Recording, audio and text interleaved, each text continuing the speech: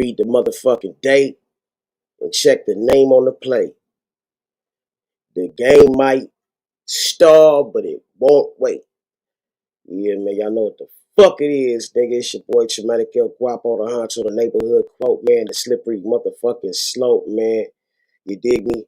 Hey, man, we supply and demand and make these motherfuckers fans, nigga. You feel me? Yeah, man, God bless the real.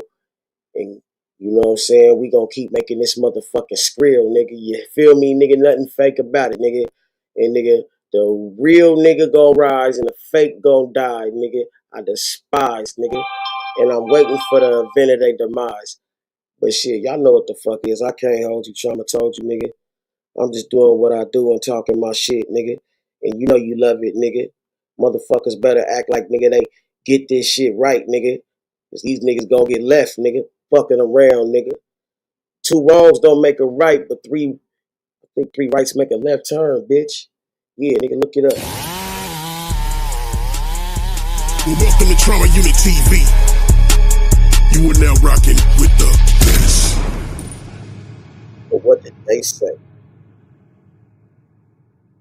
Fuck it, it's gonna be a lovely day.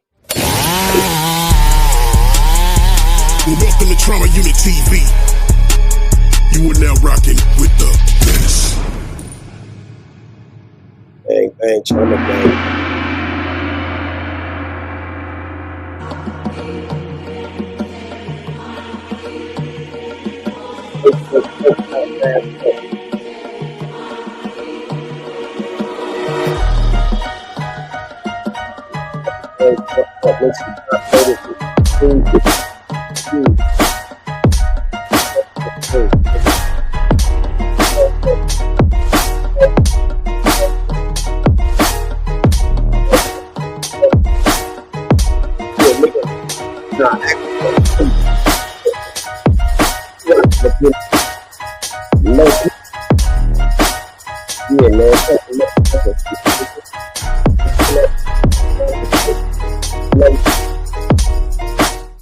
Turn down this motherfucking music, nigga. Y'all niggas know what it is, man. I'm in this bitch, nigga, to call a spade and get paid.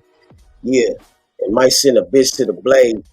Yeah, nigga, I ain't never said nothing I couldn't motherfucking handle, cause nigga, I will wax the candle. These bitch ass niggas get dismantled. And yeah, I want y'all to motherfucking, brand rise and nigga, look high, nigga. Like, I mean, look up. Keep your head high, nigga. You feel me? But shit, nigga, these motherfuckers are salty and faulty, man. You gotta stay back and nigga read between the lines, you dig me? But yeah, nigga, this is not a metaphor, but we gonna metamorphosize, nigga. You dig me? We gonna talk that shit too, man. You know what I'm saying? Why? Cause nigga, that's what the fuck I do. Yeah, man, it's getting real out here, man. It's been real out here, man. And nigga, we gotta motherfucking draw the motherfucking line, nigga. You know what I'm saying? Between these custers and side busters, you know what I'm saying? Thou shall not keep having to explain these reprimandments, nigga, because, nigga, we ain't going for the same fuck shit. So we just gotta motherfucking separate the bullshit from the real and the real from the bullshit. And, nigga, I can show you better than tell you, you know what I'm saying? Like, I don't give a fuck what you heard, nigga. Tell me what you saw. Tell me what you seen with your own 2 pupils, because I feel like, you know what I'm saying, a lot of these motherfuckers blind anyway, nigga. They reading in braille. So who the fuck told them, nigga, what they tell? Who told them that they got the right source, nigga? Who told them that they got the right person, nigga, to tell them the information that they getting? If they faulty ass information ain't right, then you might be being misled. So you gotta understand, you can't treat no motherfucking king like a bum, nigga. You can't treat a bum like a motherfucking king. If you do, nigga, you'll have a misuse situation. You gonna have motherfucking what you call a collapse. You know what I'm saying? Mentally and motherfucking physically. You feel me? Because they say like God won't give you more than you can handle, but really, nigga, can you handle your candle, or do you bite off more than you can chew? You know what I'm saying? Like a lot of these niggas do. They don't realize how to work with the team, how to motherfucking do their thing and make it to where motherfuckers can develop a type of situationship where niggas can motherfucking benefit, nigga. And nigga, we can motherfucking move up. And that's all we doing, nigga. We taking what we learned and we putting it to the motherfucking pavement. And nigga, I'm telling you right now, nigga, you know what I'm saying? It only takes a couple of pieces. I done built the shit before, and I always start my shit off with a strong foundation. And I made mistakes before, and I know what the fuck not to do and what not to let ride, and how to motherfucking keep shit where it's supposed to be. So you gotta make sure your motherfucking foundation is strong, man. Your cornerstones. You know what I'm saying? Speaking of motherfucking cornerstones, a nigga can't build um, a fortress, nigga. You know what I'm saying? Without a motherfucking cornerstone, you dig me? You gotta have some motherfucking stance that somebody we can stand on this shit, bro. This shit gonna support. Well, for one thing, it's gonna be able to support the fortress, nigga. You gotta have your whole fucking foundation intact. So, nigga, we gonna make sure this shit strong, nigga, because it's no point in building your motherfucking castle on sand if that shit quicksand, nigga. As soon as that motherfucker get wet, your shit going under that bitch. So we gotta motherfucking make sure we got shit lined up right. That's all, man. Keep your pieces in check, man. But most importantly, man, stay positive, man. Keep your motherfucking head where it's supposed to be, focused and out the motherfucking gutter. You know what I'm saying? Yeah, man. I ain't stuttered one time, man. So y'all gotta read between the lines and listen for the motherfucking you know, jewels that a nigga be dropping. You know, it's a diamond in the rough, nigga. Every motherfucking syllable. You know what I'm saying? You just gotta find it. And I fucking hate you bitch ass niggas that act like y'all don't know. Cause a lot of these fake ass fuck niggas know they can't motherfucking do half the shit that they motherfucking acting like they can do. But we gonna motherfucking say what we say and, you know, let it be what it is because at the end of the day gonna end. So how dare a motherfucker wanna respond to humility with hostility? You know? You can't disbar a motherfucking you know what I'm saying, a motherfucker own his motherfucking shit, bro. You can't do it, bro. You can't. Like, you know how they say no holds barred? You can't motherfucking stop the rain, nigga. You can't, bro. Like, what you gonna do, nigga? You gonna press the sky, bro? You gonna put a blanket on up to this fucking to the firmament, nigga? You gonna cover the whole sky, nigga, with that shit and stop the rain? Nigga, it's pointless, nigga. You still gonna get wet in the process, nigga. As a matter of fact, you ain't gonna be able to swim, nigga, when that shit motherfucking get to collecting on your bitch ass. Yeah, man, I admire the flyers, you know what I'm saying, that niggas used to print back in the day, bro. We used to really put in work, bro. Go on like, nigga, you know, street team missions, nigga. Niggas go pull up to different neighborhoods, nigga, with flyers and shit, and, you know, with the staplers and shit, nigga, hit up the motherfucking telephone poles, put they shit out. You know what I'm saying? That was real shit, nigga. Motherfuckers don't do that shit no more because everything is a fucking post. Everything is a fucking post. So, like, nigga, these niggas don't feel like there's no motherfucking reason for footwork, nigga. They don't hit the motherfucking pavement. They don't hit the blocks. So, you gotta make sure, nigga, you understand, nigga. But the good thing is, nigga, we done motherfucking hit them blocks. We done actually touched them turfs. So, it's like, we seen what real motherfucking grassroots is. Grassroots motherfucking branding. And nigga, being a brand ambassador is really about before the internet. I'm so privileged to have seen that. Nigga, back when MySpace was just getting started. Back when Sports Illustrated, nigga, was that motherfuckers didn't have all this internet shit, nigga. That was the internet, nigga. The TV guide. Back when the TV cut off. When that motherfucker would go, Durr. Yeah, so a nigga had times, nigga, where everything was good in the hood, nigga. It didn't give a fuck about no phone. You see me? But see, nigga, times have changed, nigga. We see that it'll never be the same, but at least, nigga, we have our motherfucking memories, nigga. And sometimes, nigga, we don't know if the shit's going backwards or forward. But, nigga, I can tell you one thing, nigga, time moving faster, nigga. And I don't believe NASA, nigga. You feel me? How the fuck, nigga, they telling you, nigga, they haven't been to the moon yet. But you know what the fuck happened. Niggas is capping. Yeah, everybody having a motherfucking blessed morning, I hope. You know what I'm saying? I'm gonna talk my shit today. And if a nigga do anything differently than I normally would, please excuse me because nigga, I feel like sometimes you gotta let the motherfucking dog out the cage. You gotta like just talk your shit freely, man, and not be so motherfucking worried about what another motherfucker might feel. And everybody know, nigga, you know, traumatic nigga, a cool nigga, man. But it's like, hey, shit. Every now and then you gotta pop your shit because niggas forget or niggas play and act like they forget. So nigga, I'm gonna give niggas the shout outs that need to get the shout outs. I'm gonna talk my shit that might need to be reiterated. But nigga, like I said, nigga, let me reiterate, this is not a dinner date, but you can get a dinner plate. And we gonna talk, we gonna walk, nigga, and everybody invited to pull the fuck up. And we ain't on no motherfucking cocksucking missions or no D-riding missions, nigga. That's not a form of transportation around this piece, bro. We gonna call a spade a spade. If it's real, it's real. If it's fake, it's fake. Hey, look, we ain't holding no hands and kicking cans, and we ain't throwing rocks and hiding hands. And I definitely ain't motherfucking nobody little brother, nigga. So, nigga, hey, don't get me wrong. I got brothers, nigga, but I'm a little bit too big to be little. We gonna motherfucking be all right, nigga. Like Kendrick Lamar said, nigga. We gonna get to this money, nigga. And a bitch ass nigga trying to downplay it ain't doing nothing, nigga, but nigga prolonging the inevitable, nigga. You putting the motherfucking brakes on something that don't motherfucking stop, nigga. You know, like an immovable object hitting an unstoppable force or whatever the fuck they say. This shit is not something that you can motherfucking stop. Why? Because nigga, it's meant to be. It's God's work. This shit real. And nigga, if a motherfucker doing something, nigga, with his shit, I applaud that. We gonna kick that motherfucker off like a motherfucking field goal, nigga. I want to see a nigga go through the fucking goalpost, nigga, about his shit. Yeah, nigga, take your shit to the motherfucking moon, man. You feel me?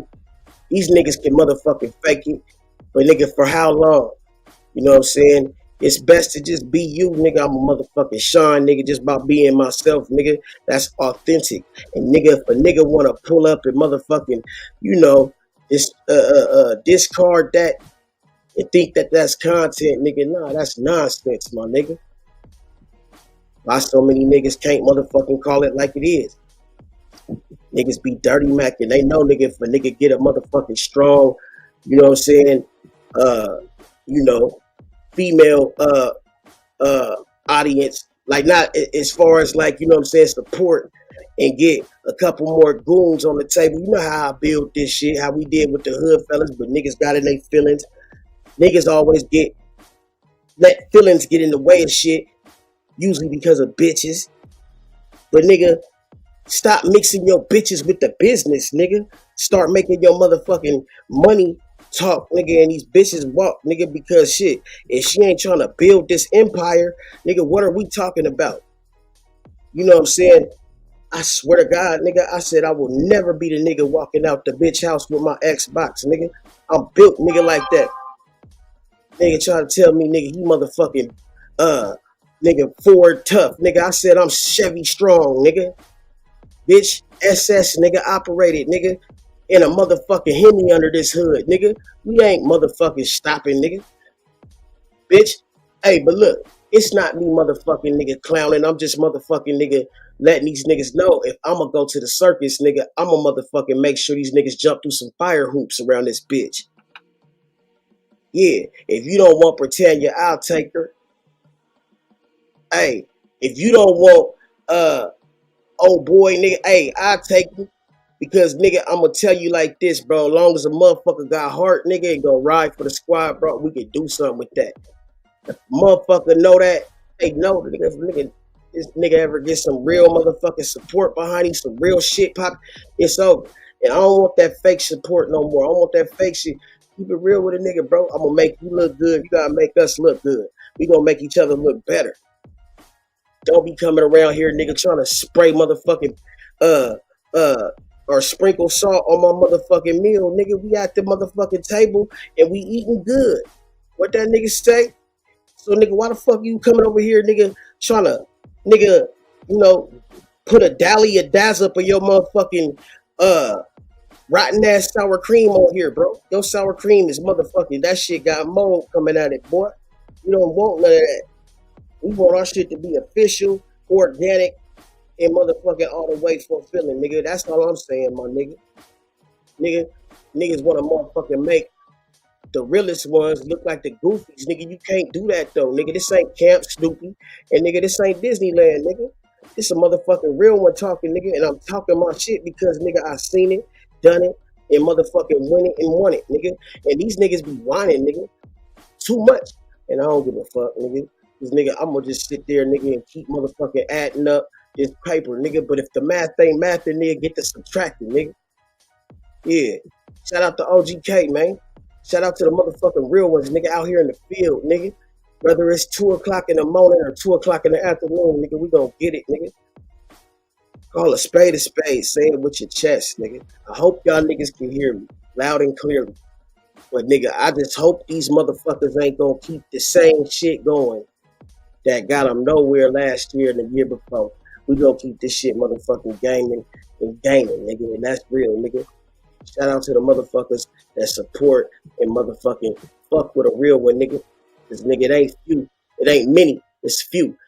Far in between. But nigga, we appreciate the motherfucking ones that do. We don't take it for granted and we don't, nigga, hey, we don't play these niggas for nothing cheaper. Nigga, we don't downplay. We upgrade, nigga. And that's real. And nigga, we on here to talk our shit, right? So why the fuck you ain't talking your shit? We gonna talk our shit together or we gonna talk our shit by ourselves, nigga. Either way, nigga, I'ma still pop my shit. But nigga, I'd rather pop it with you. But nigga, don't get in my way, I won't get in yours, nigga. And if you live in my house, you gonna do some chores, nigga. So bitch, nigga, hey, look, nigga, you want a motherfucker, hey, act funny like you, hey, look, check this out. I got my own shit to go back to, nigga. You dig me? That's why, nigga, I don't have to motherfucking walk out with my Xbox. Nigga, I did that one time, nigga, and I'd never do it again, bruh. Shit. If I ain't got a key, nigga, you ain't fucking with me. Yeah. If I ain't got a key, you ain't fucking with me. Shit, bitch. You ain't gonna have me, nigga, getting up, nigga, at 4 in the motherfucking morning, nigga, driving home, bitch. What the fuck, nigga? And I'm not gonna be, nigga, arguing with you. Like, we gonna have some straightening around this motherfucker. And that's just because, nigga, it shouldn't be no other way. You know what I'm saying? It should be actual and factual around these camps. Like, for real. If you ain't cooking breakfast, you definitely, nigga, you know, like what? Like, honestly, I don't even eat breakfast. But shit, if you ain't cooking breakfast, don't be in the motherfucking kitchen, nigga. You know what I'm saying? Like, we gotta make this shit work, man. And honestly, bro, I got shit to do. So I can't be sitting here laid up with you and not motherfucking accomplishing shit. I like to have money. I like to be able to maneuver. But see, these bitches wanna lay up with losers, nigga. You know what I'm saying, nigga? Hey, do what you do, nigga. But how's a nigga gonna be taking over the world if all he do is fuck with you, nigga? Yeah, but it's like this and like that. But you ain't listening anyway. Like, I hate when these hoes act brand new. Like, bitch, you just tried to motherfucking make over your whole personality within a 2-day period. Like, you can't change your profile pic and think you a new bitch. You the same bitch. Stop trying to be a new bitch every day and just be a better you than you was yesterday. How about that? How about we help each other grow? How about that? How about we stop feeling like we gotta compete with each other and bring motherfuckers to their knees, nigga? When nigga, hey, why the fuck you gotta do all that, nigga, when we could be scoring on the same basket, nigga? If every time you hit a motherfucking shot, nigga, I ain't cheering with you, then nigga, we ain't on the same team, nigga. If we playing on separate teams, nigga, then motherfucking why am I gonna pass you the ball? But one thing I'm not gonna do is block your shot. Because I'm not a 30 Mac and cock blocker like a lot of these motherfuckers is. And they'll watch you and motherfucking try to stop you. Look, that's the thing, bro. Like, nigga, hey, I ain't in your lane, so why do you feel threatened, nigga? Let me do me. Let me maneuver how I maneuver through this manure, nigga, in the sewer.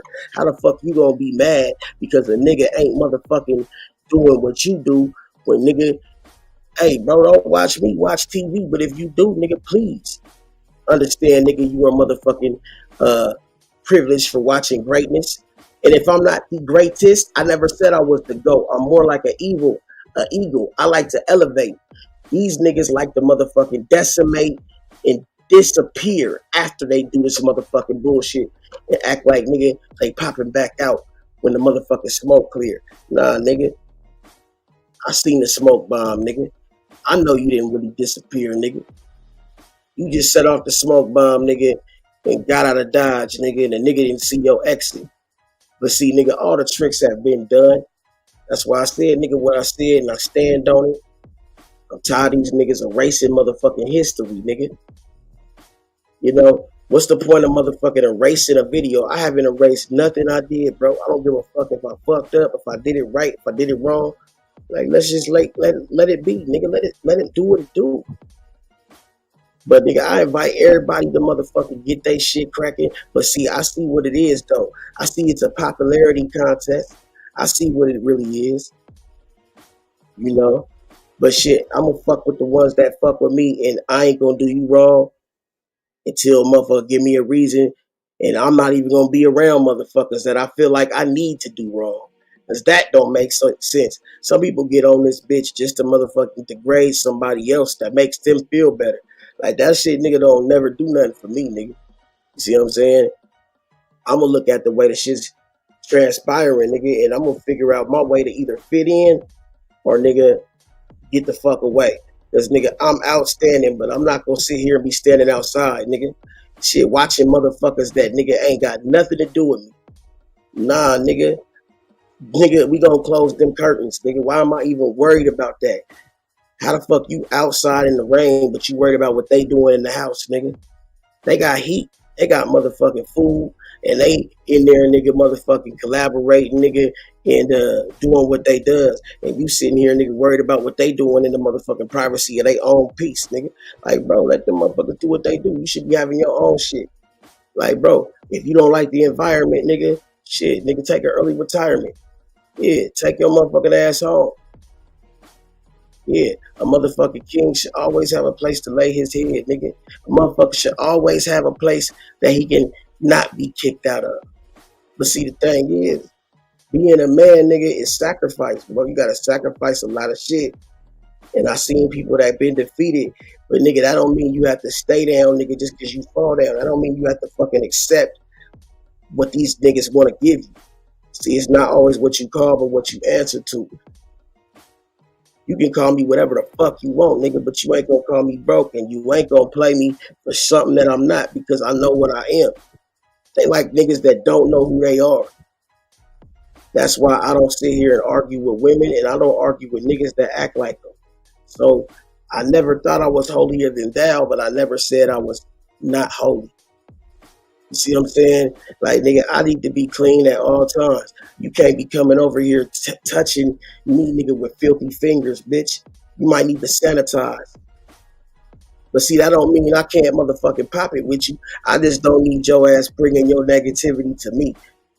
So I can see it when it approaches, nigga, and I can motherfucking bob and weave or stiff arm as I please, nigga. My shit look like the Heisman Trophy when I'm done. And these fuck niggas keep trying to, nigga, play a nigga to the left, nigga, knowing I'm right. These Swiss roll ass niggas, creamfield ass niggas, hey bro, cornfield ass niggas, ain't never had a motherfucking piece of this pie, nigga. But shit, at the same time, nigga, I ain't mad. I just want you to understand the difference between elevating and, nigga, evaluating, nigga. You was just looking at what you can get out the situation, right? That's why I said it ain't no relationship, it's a situation shit. You want a nigga to motherfucking be the one to, you know what I'm saying, do all this and that, but it's a selfish desire to want somebody else to wait on you while you take your time. Bitch, if I'm motherfucking sacrificing for you, you better be sacrificing for me. And if I treat you like a queen, you better not treat me like nothing less than a king, nigga. Motherfuckers got me fucked up out this bitch. And I swear to God, it's not because they don't know no better. It's because they haven't learned. You can't love nobody you don't love yourself. And nigga, I'd be like, bro, like, I can't fuck with niggas that don't even respect themselves, man. And I got that way, nigga, by watching niggas crash the fuck out, fall out, commit suicide. And it wasn't just one situation, there was plenty of situations, nigga. But after so many, you get kind of cold.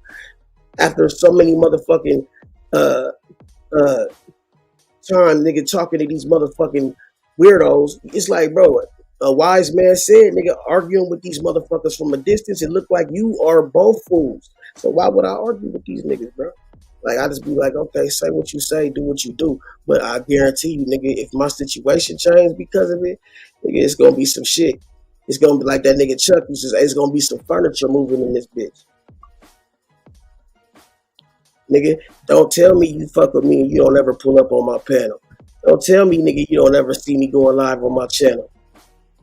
Don't tell me, nigga, you fuck with a nigga ops, nigga, but you fuck. Nigga, I don't give a fuck. But, nigga, what is the op? Let's define it. A op gotta be somebody that either took something from you, taking something from you, or keeping something from you. A op is somebody who is either taking something from you, keeping something from you, or stopping you from getting something. Like, it has to be something. That's why I never motherfucking thought we as a people can be racist, because we don't have the power to be racist in an economy setting. But nigga, we always had the power to motherfucking come together. How the fuck do niggas not know this? Maybe it's because niggas motherfucking too busy, nigga, being blinded by the bullshit. And that's what the lights is for. That's what the lights is for, right? Because really, nigga, all you need is a motherfucking flashlight, really, to get through the dark halls. You don't need all these motherfucking fluorescent ass lights. But shit, they look pretty, right? That shit look cool at night, right? Or be the motherfucking Vegas Strip without all the motherfucking bright lights and the marquees and the name and the motherfucking, yeah. You want to see all that.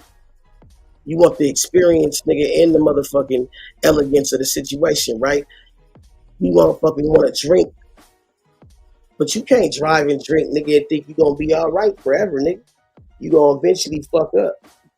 Either, nigga, you gonna run into somebody else, you gonna fuck up and slip, or you just might get a DUI. But, nigga, chances are you gonna fuck off yourself eventually. So I say, nigga, don't do it, bro. Why even do it? Why not, nigga, have your bitch drive you around? Excuse me, I didn't mean to call her a bitch. I just called her a bitch because at this time I didn't want to identify her with a government stamp. It was just a motherfucking abbreviation. I'm just, you know what I'm saying, like trying to figure out why there's so many, you know what I'm saying. I swear to God, bro, like the shit people text a nigga, bro, I swear to God, bro. But see, Nick, I think I truly have seen it all, bro. It's all a rerun. It's all a rerun, bro. Yeah, man. It don't make it less exciting, though. It just make it less, it just makes it less like, in I don't want to say influential. It makes it less enticing. Cause like, bro, how many times can you see the same movie and pop the same popcorn and feel like you're gonna get something different out of it? I mean, you know, every now and then you see that movie that every time you see it, you see something that you didn't see.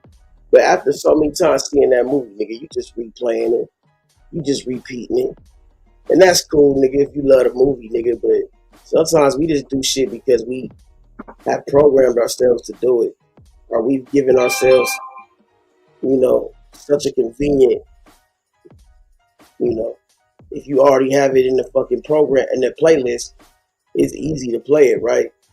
Even matter of fact, if you don't play it after so long, nigga, even if you put it on shuffle, your shit will motherfucking go back to that. You dig me? It's all algorithm and bullshit. You dig? Like, that's why I've never motherfucking been faded by this shit, because I know it's all fucking tricks and, yeah, bro.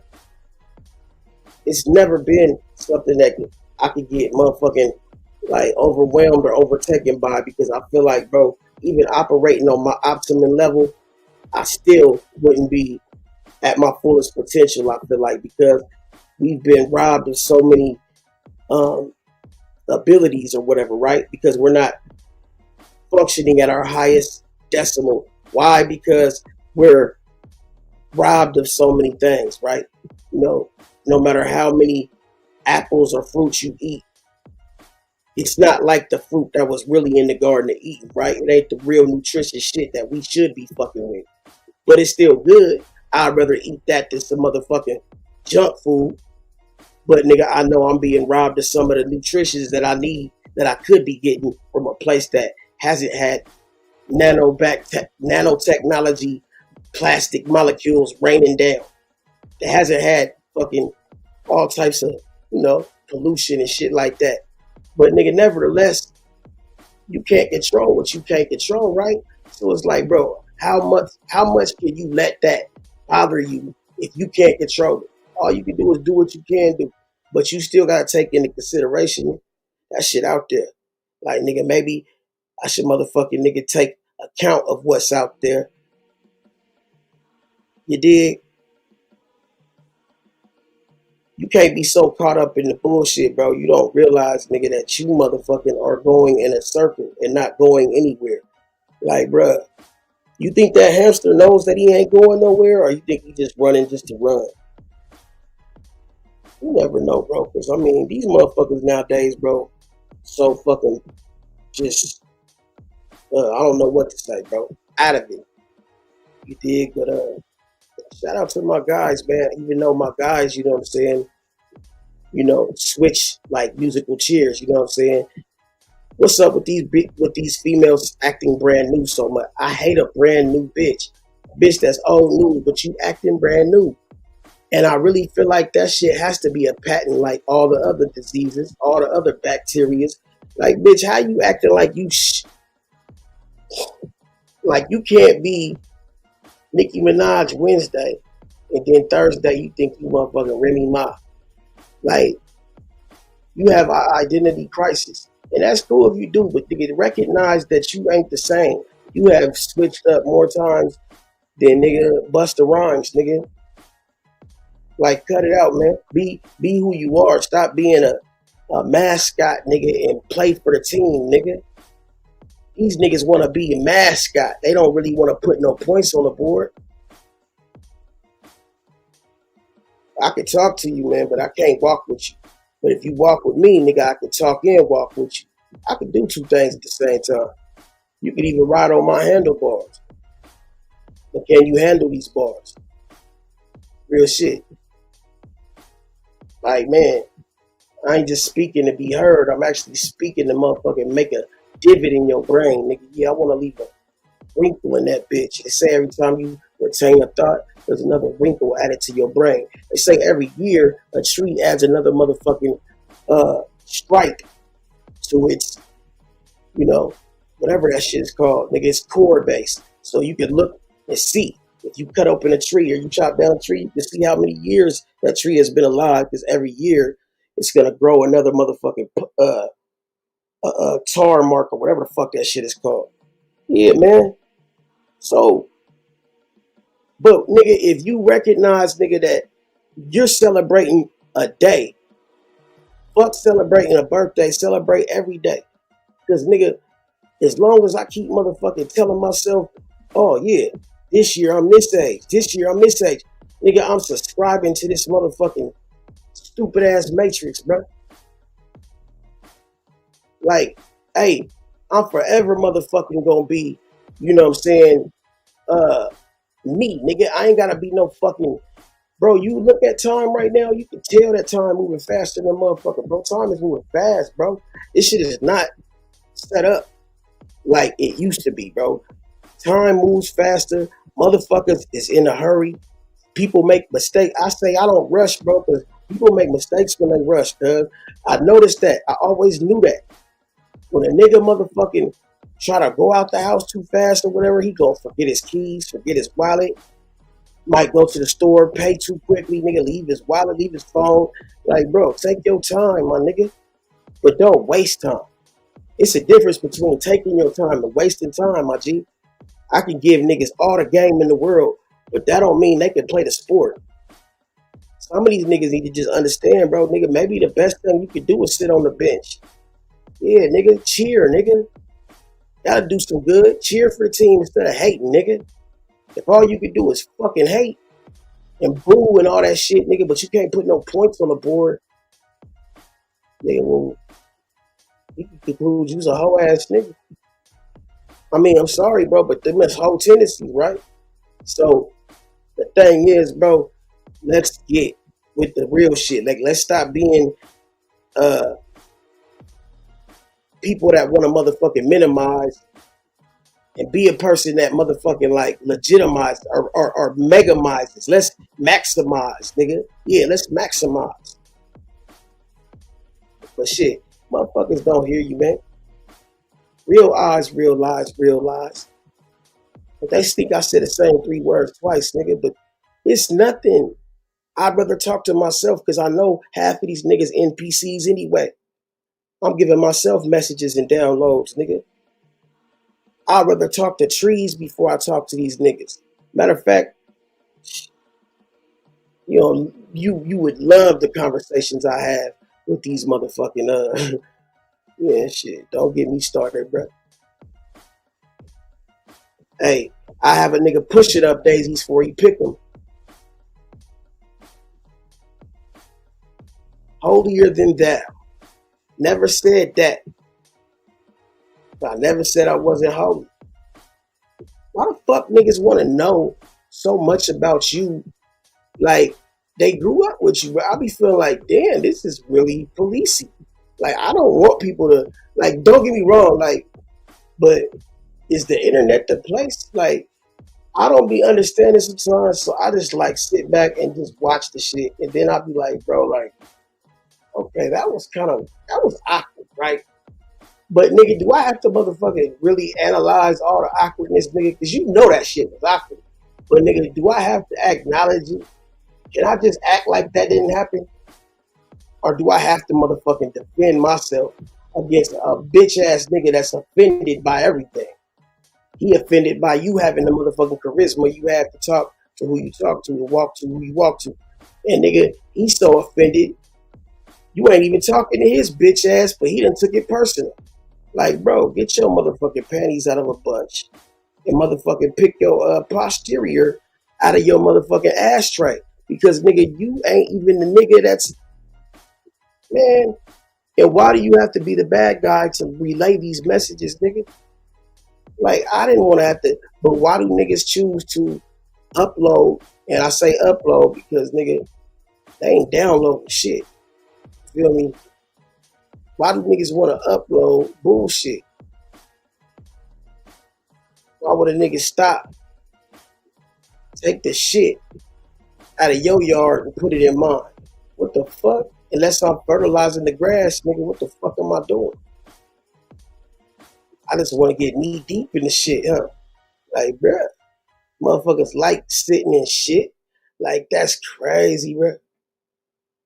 There's some dirty motherfuckers in this world, bro. But I guarantee, nigga, you play my shit back, my shit gonna always be on point. And if a nigga motherfucking deny that, nigga, he just a motherfucking hater, a non-participator. What that nigga fucking Duke say? He said, a participator. Yeah, these niggas sipping haterade, nigga, instead of Gatorade. You know what I'm saying? They'll admire from afar, but hate on every bar, nigga. They'll watch you ride by, but a never nigga flag down your car. Nigga, these is bitch made niggas. Fuck them. I like to do this shit for me, nigga, and let these motherfuckers look what they look like. Like, bro, remember that song, Looking Ass Nigga? Call a spade a spade.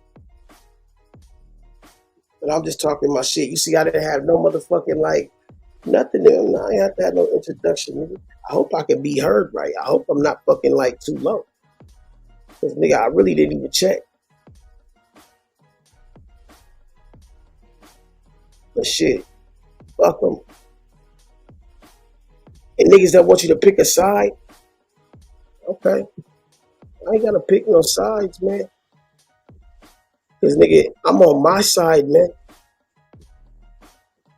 You know what I'm saying? Shout out to Gigi, Renee, uh, yeah, the whole set it off, the whole small town set it off click. Yeah, set this bitch off, man. You know, I don't want nobody to get the wrong idea, but shit, we'll set this bitch off, man.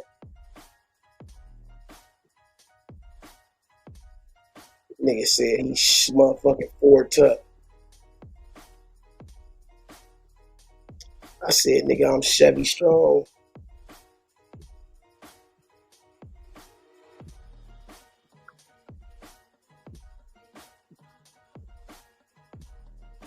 Watching these niggas like the bloopers.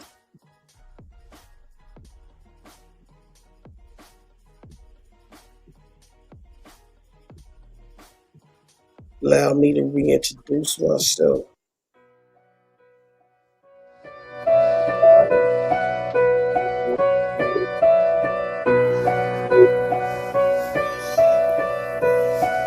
Dead. So cold, he a dead man walking. So cold, he a dead man walking. So cold, he a dead man walking. If my niggas see him, they gon' go ahead and off him. So cold, he a dead man walking. So cold, he a dead man walking. So cold, he a dead man walking. If my niggas see him, they gon' go ahead and off him. Lay him down, spray him down, lay him down, spray him down, lay him down, spray him down, lay him down. Lay him down, spray him down, lay him down, spray him down, lay him down, spray him down, spray him down. Yeah, it's that music that you play when it's time to take a trip. You brought that HK with a couple extra clips. Left the phone at the crib so you know what type of time you on. Latex gloves, I don't even got no jewelry on. All black hoodie with the Pooh Shiesty mask on.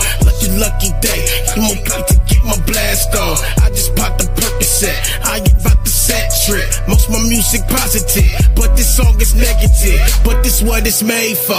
I'm a killer asshole. You can call it anal. I am in the sad song. Hang up this shit last call. On cocaine and Adderall. I don't fuck with alcohol. Had a couple bitches and we had a ball. Trust me and we had a ball. We gon' shoot. Betty Crocker in the kitchen. Go and get my juice. Already got the sauce and my team don't lose. In the kitchen whipping chickens, homie, we got proof. Lay him down, spray him down, lay him down, spray him down, lay him down, spray him down, lay him down. Lay him down, spray him down, lay him down, spray him down, lay him down, spray him down, spray him down. So cold, he a dead man walking. So cold, he a dead man walking. What are my niggas dramatic? So cold, he a dead man walking. If my niggas see him, they gon' go ahead and lay him down. Lay his body down on the ground, gotta pick him up with a forklift. Nah, I ain't from Portland, but I rearrange this bitch organs. This some shit that you can step to. That little 38 ain't nothing special. If I wanna see a nigga dead, man, I know the magic like I'm red, man. The chopper sneeze, it'll bless you. Bless a nigga like hot chew. Dog food like pet stew. Nah, his body cold like a Mountain Dew. You niggas green, I am not you. Me and my team, we do not lose. They are 15 with the buffer tool. They are 15 with the buffer tool, nigga. So cold, he a dead man walking. So cold, he a dead man walking. How many niggas walk they dogs, nigga? Hey, man, there's a lot of Brontosaurus Rexes out there, bro. Yeah, man, these prehistoric dinosaurs looking ass bitches out here. And they motherfucking are angry. It's gonna be a long summer for some of you niggas, man. It's already bad. That's why you can't motherfucking do no justice arguing with these motherfucking brontosauruses, bro. You can't win. Why you doing that? Why you doing that, bruh? It's not a good look. You know what I'm saying? Cause nigga, when you get emotional, they ready to ride that roller coaster. You know what I'm saying? They gonna turn your ass into a motherfucking theme park. And yeah, they gonna keep the tape. And that shit gonna be a motherfucking tape for them to put in and play like that nigga, what Tracy, whatever fuck that nigga was, nigga on motherfucking nigga. Yeah, Menace Society, nigga. Quit playing the tape, nigga. Quit showing the fucking tape. I'ma sell these bitches for $5.99. Yeah, I bet you is, nigga. Everything ain't meant to be content, boy. Yeah, man. That's how I know these hoes been pushing false narratives on me, bro. Like, I look back, some of the shit that I let ride, I started looking back like, damn, that was some real whole shit. And nigga, I didn't even think about it. But now when I'm thinking about it, it was some real whole ass shit. But you know, it's like, it's better to be the better person. But sometimes a nigga be like, nigga, fuck being the better person, nigga. I'm gonna really fuck one of these niggas' worlds up.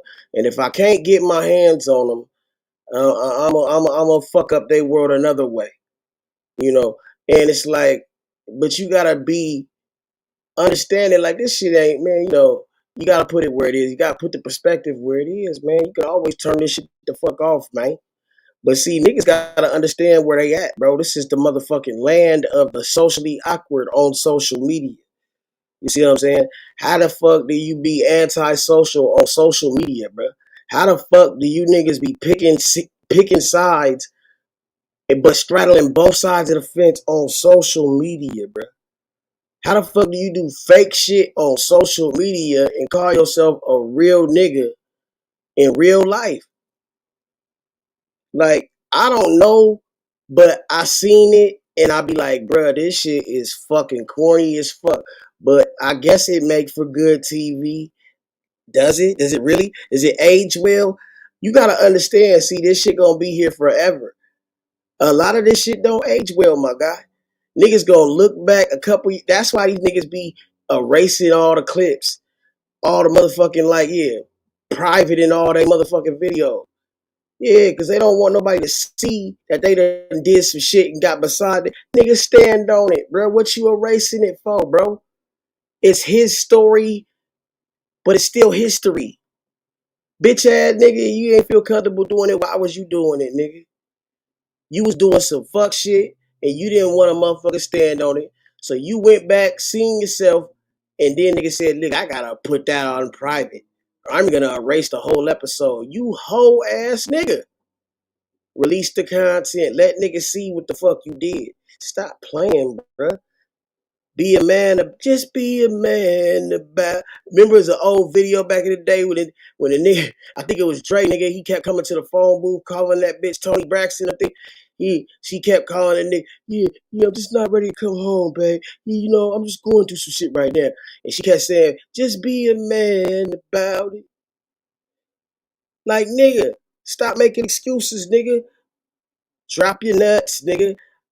Hey, look, I done been through too much, seen too much to motherfucking have to hold my motherfucking tongue or keep my opinion to myself. I don't give a fuck what you don't like. Hey, I'm gonna tell you straight up, but I don't always say everything that I think. So when I do say it, nigga, I'm saying it for a reason, right? So motherfuckers don't ever feel like, nigga, what a nigga think about what I said is gonna stop or gonna make me or deter me from saying what the fuck I said if I feel it needs to be said. You see what I'm saying? And if you don't like it, do something about it. And if you can't do nothing about it and won't do nothing about it, why the fuck is you yapping? Shut the fuck up, nigga, and take it, nigga. Shit. You know what I'm saying? Like, bro, like, what's all the yapping and the crying about, bro? The whining shit gets to me because I feel like, bro, that's the type shit that has fucked up the game, my nigga. It's them motherfuckers that can't take anything but a motherfucking dick in it. Man, let me stop. Nah, fuck it. You know what I'm talking about. Yeah, man, we gotta lead as leaders, bro. You can't lead and follow at the same time. You can't, bro. You can't be a leader, then be the follower. You have to choose one, be one or the other at that time. You know what I'm saying? And a lot of these niggas can't chew bubble gum and ride a bike at the same time, let alone be a man. Come on, Everybody don't have to be the star.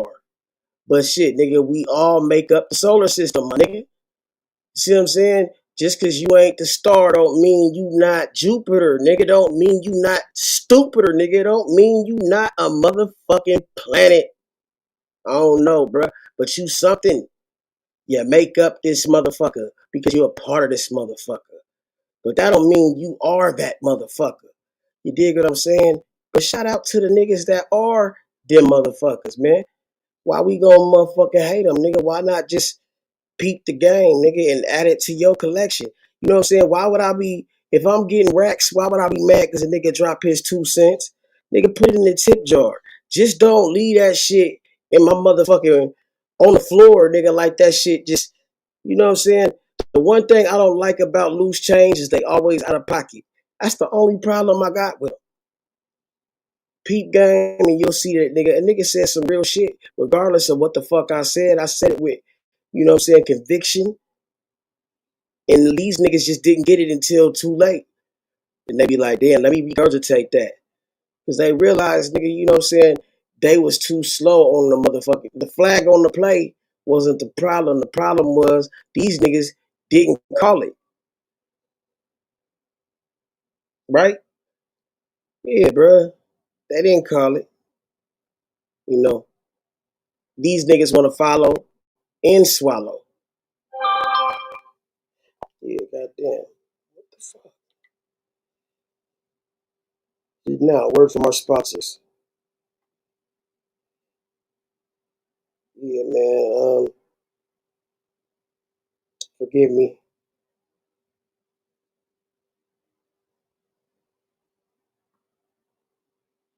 Okay. That's nice. Okay. Oh, yeah. Word from our sponsors. Yeah, man. Real pimping, no sipping, man. 2026, nigga. No fuck shit. And if we see them, we gonna call them out. Nobody's bigger than the set. Nobody's bigger than the program. Nip. Damn, Trappy, you gas this one. All I know, chill. And the only thing I know, you gon' respect mine. Yeah. Dick drive this car, not pussy. Oh, you think it's funny, bitch? This is pimping here. I've been on Wheel of Fortune, Prices Right. Oh, bitch, it's funny. Come on with it. Oh, boy, y'all better piss off that crew to piss off Tyler. It's funny. Keep on laughing. Bring your face over here. Niggas already know my stilo. G-E-T-Lo. Cock the back and then reload. Cause I need my Cheetos. Niggas shooting no CeeLo. Hard cold to Sub-Zero. I'ma need it up front. I ain't playing with you cheapos. Niggas already know my stilo. G-E-T-Lo. Cock the back and then reload. Cause I need my Cheetos. Niggas shooting no CeeLo. Hard cold to Sub-Zero. I'ma need it up front. You already know my stilo. Follow me now as I take flight. Don't steal, but I'll take life. Let you buy it back for a great price. Like the antidote was a snake bite. I was at the Apollo at 13. On the scene, no amateur night. Rapping for the crowd, I impressed the crowd. I put it down with no stage fright. I was made for this, I did the gang of shit. A whole lot of shit I ain't proud of. I'll take a bitch and remake a bitch. I need more baby powder, I'm out, cuz I was made for this, I did the gang of shit. A whole lot of shit I ain't proud of. I'll take a bitch and remake a bitch. I need more baby powder, I'm out, cuz Granddaddy was a pimp. My great-great-great-granddaddy was a pimp. I'm talking about pimping, since pimping. It's in your blood, it's in my blood. And you will never love that. Because you was born, all the people in your family. niggas already know my stilo. G-E-T-Lo. Cock the back and then reload. Cause I need my Cheetos. Niggas shooting no CeeLo. Hard cold to Sub-Zero. I'ma need it up front. I ain't playing with you cheapos. Niggas already know my stilo. G-E-T-Lo. Cock the back and then reload. Cause I need my Cheetos. Niggas shooting no CeeLo. Hard cold to Sub-Zero. I'ma need it up front. You already know my stilo. Seems weak and y'all out good.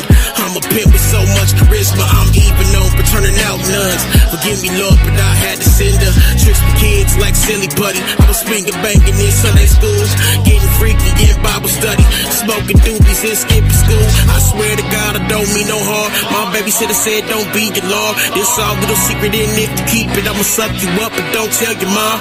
Bitch was a low down dirty slut. I was only 10, but she was 21. Never told a soul about what we done. If I did, my mom would go get a gun. That's a true story, now moving on. Shots out the story, can't trust the most. I shoot your clothes, but don't hit your bone. Now you pigeon-toed, tryna pick the bone. That's a true story, now moving on. Shots out the story, can't trust the most. I shoot your toes, but don't hit your bone. Now you pigeon-toed, tryna pick the bone. You lying. Damn, some riches don't add up. You mean to tell me nigga that had no motherfucking shots with your foot on, said residue on the gun, got back in the car. Bitch still lied 3 or 4 times, told me the story, so I changed the story, nigga. I lost somebody's sister. Get told real shit. Let's do this. OJ Head story, OJ Head, get up the wires. Shit, I'm paid to do this.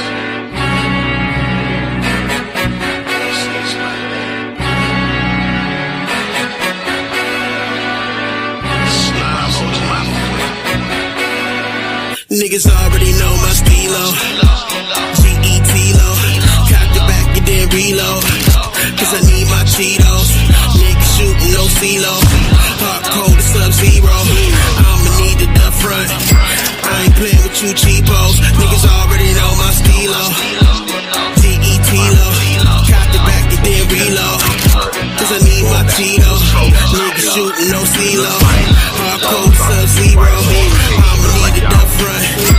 Down on this business, and I swear Yayo must have flew off this flight straight to the interview with Vlad, because the shit just happened, and the first thing he does is sit down with Vlad. So I'm gonna play the audio from this interview because I don't want Vlad to mistake me for Joyner Lucas and try to sue me again. So let's go. We never lacking wherever we go. We got people with us. That's how we move. So just to give y'all a quick backstory, this is Super Bowl weekend, and they were actually leaving on Sunday. They did a bunch of events, took a bunch of pictures, popped out, and did a whole How they keep putting them niggas on the same plane? That shit. Shaking hands and kissing babies, basically. And so they're back on the plane. They're actually leaving on the Sunday because they wasn't going to the game. Let's continue. So we get to the airport. Something was going on. Murder's ticket was fixed or whatever. It wasn't nothing. He just ticket didn't come out the machine. He went to the gate, got his ticket. You know, I don't want to say who told us, but somebody was like, Ja Rule's gonna be on our flight. They got the. So now I'm telling, you know, I told Murder, I told Trash, I was like, yo, Ja Rule gonna be on a flight. We not ducking no smoke.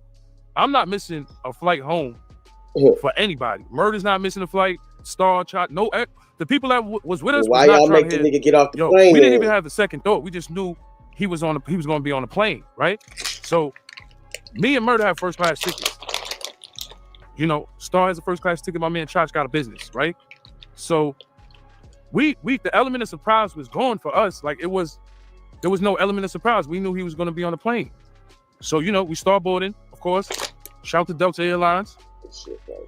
We go to first class. We put our bags up. Now the plane is packing up now.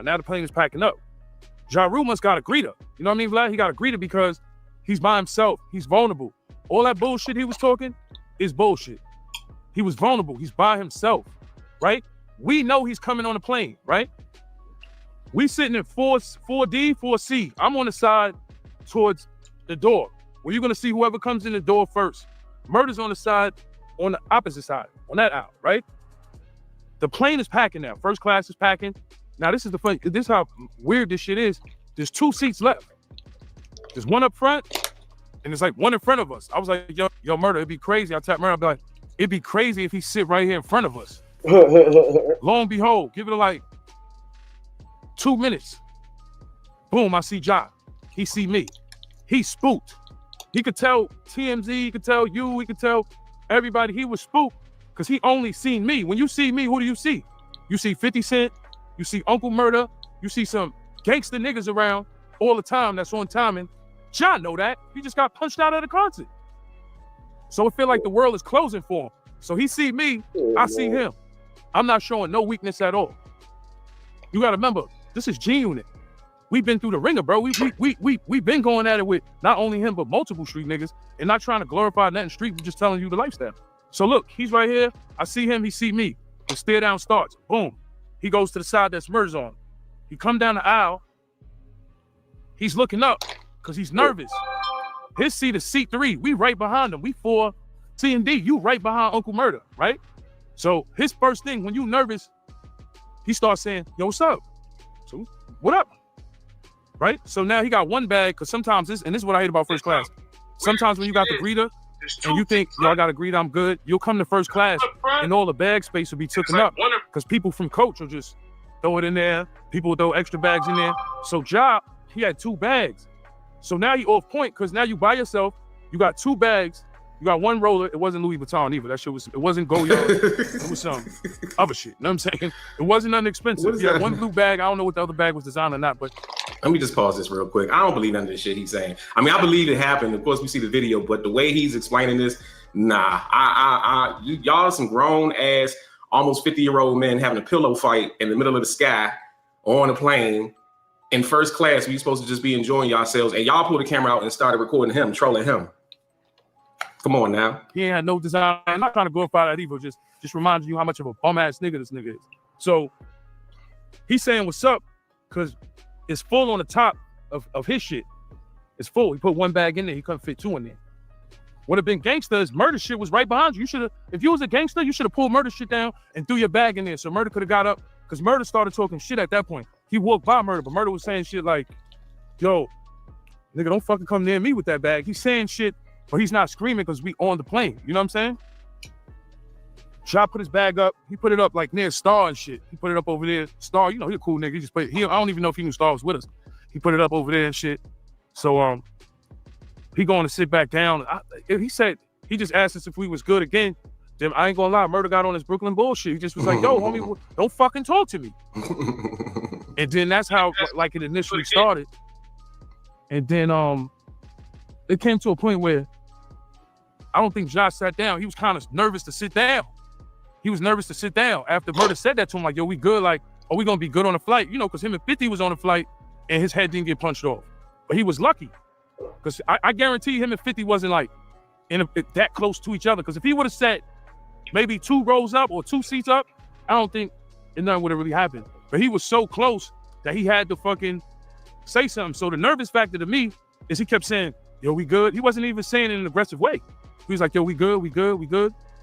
And I'm like, why is this? Murder's like, yo, why the fuck is you talking to us? So now that was loud. Murder, you know, his voice carries. There's nothing in this video of Ja Rule responding to them and the video of the other video of him saying, what's up, let's shake, let's shake. Don't nothing sound nervous, look nervous, or appear nervous. It ain't lying, the way he's telling this story, I'm not, I can't get that. Shout out to Uncle Murder Real Report.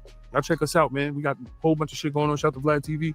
So he just started talking. Like Ja Rule was like, Murder got up and was like, what's up? You know, Murder working out now and shit. So he's on some other shit. He want to knock out a rapper and all that. So Murder want to knock him out. So I'm telling Murder, I'm like, you know, I'm being a sensible one. I know it sounds crazy, but I'm like, yo, Murder, yo, you know you're going to get 86th off these flights. We fly to Dubai. No more smoke, duck, and Morocco. I ain't gonna lie. It looked like Ja Rule was kind of aggressive, nigga. Like, what's cracking, bro? No more black sand in the Canary Islands, nigga. None of that shit. So, you know what I'm saying? No more Italy and Sardinia resorts or wherever the fuck we was at. I'm thinking about, damn, we're going to get 86 off this flight because John's so nervous and scared. Man, and come on, bro. He by himself. That's number one. And number two is the element of surprise. That's how you know I'm not lying. It's the element of surprise. He didn't know we was on the plane. He don't look scared, though. You know what I told John? We knew you was on the plane. And he was like, how'd you know that? From the what's the name shit? He's so stupid. We like, what's the name? Nah, we knew you was on the plane because it was spoken on before we came in there, motherfucker. How'd you know that? You know what I'm saying? We knew we had to, come on, you know we got G-Unit fans. You know motherfuckers roll up, man. Fuck Ja Rule, man. We fucking 50 G-Unit. You know what I'm saying? Fuck that nigga, man. Yo, that nigga on your flight. Damn. So, words exchange, him and Murder about to get it on, right? So I'm like, yo, Murder, chill. Murder, you gonna get 86 off these flights, bro. No more Hawaii, no Dubai, no red light district, none of that. Yo, I'm like, yo, chill, because he's being the police. He's, oh, it's murder, it's murder. You making it hot. Everybody know when you on the plane, that shit is federal. I did Fed time, bro. That shit is the feds when they come. You heard? So he's making a scene to get off the plane. That's what happened. So I'm like, Murder, just chill. So I'm like, yo, Ja Rule, I know you nervous. Sit down, relax, man. You know, that nigga was, it's murder, man. I ain't shit. What are you talking about? So, you know, he started, like, yo, sit down, relax, man. We know you scared. So he was getting tight because I'm relaxed. I'm like, so then I was like, yo, you on some police shit? This nigga's like, nah, your man the police. Who 50 ever told on, nigga? What, 50 had a problem with Preem? Let's get into that too, because 50 had a problem with Preem. Preem was a nigga that was a well-known street nigga. And because Preem is hot, 50 told on niggas? Nah. Y'all both was high profile. 50 was high profile at the time. High profile nigga, supposedly something happened to him or you sent a missile or a torpedo or hit at a nigga. What you think? The feds is gonna be watching? Wrong or right? So who a nigga told on? Because when you really think about it, we were supposed to be down with Preem team. Think about it. We was fucking with Chaz. Preem made the wrong decision, rolled the dice with Ja Rule. That shit backfired. That's what happened. It's not like niggas ain't have respect for these niggas, bro. I seen Black Just. I tell you, I seen Black Just bring Nas to 134 and God Brewer. I seen Preem being in the Volvo. My man almost scratched his car. You scratch his car here. Grown man saying we gonna run out the car because it's not like the respect wasn't there. You know what I'm saying? The respect was there. It's just Preem made the wrong decision. Preem wanted to do movies, right?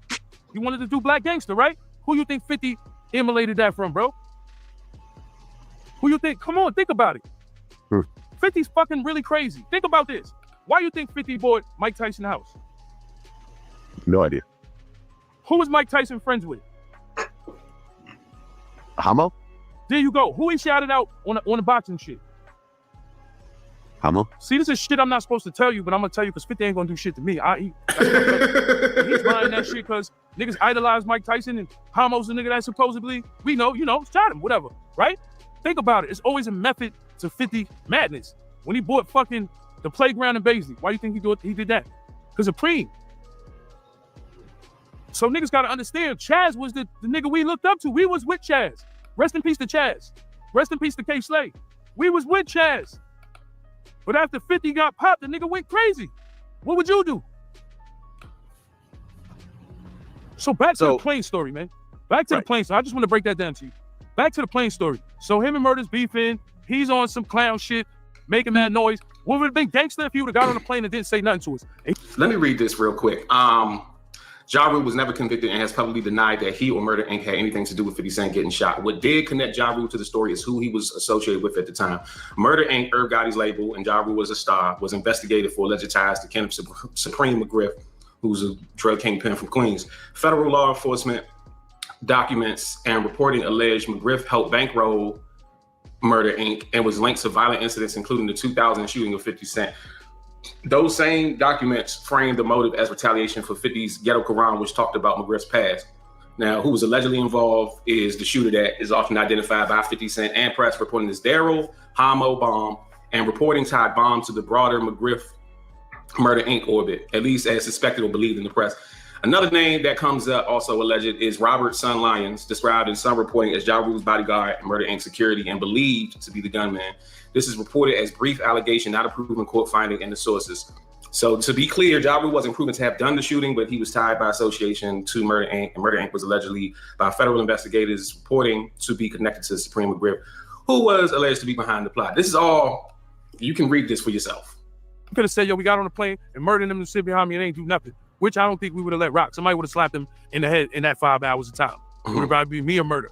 Somebody was going to slap him in the head because, come on, he lucky Fifth wasn't on the plane because niggas would have been amped up because he there.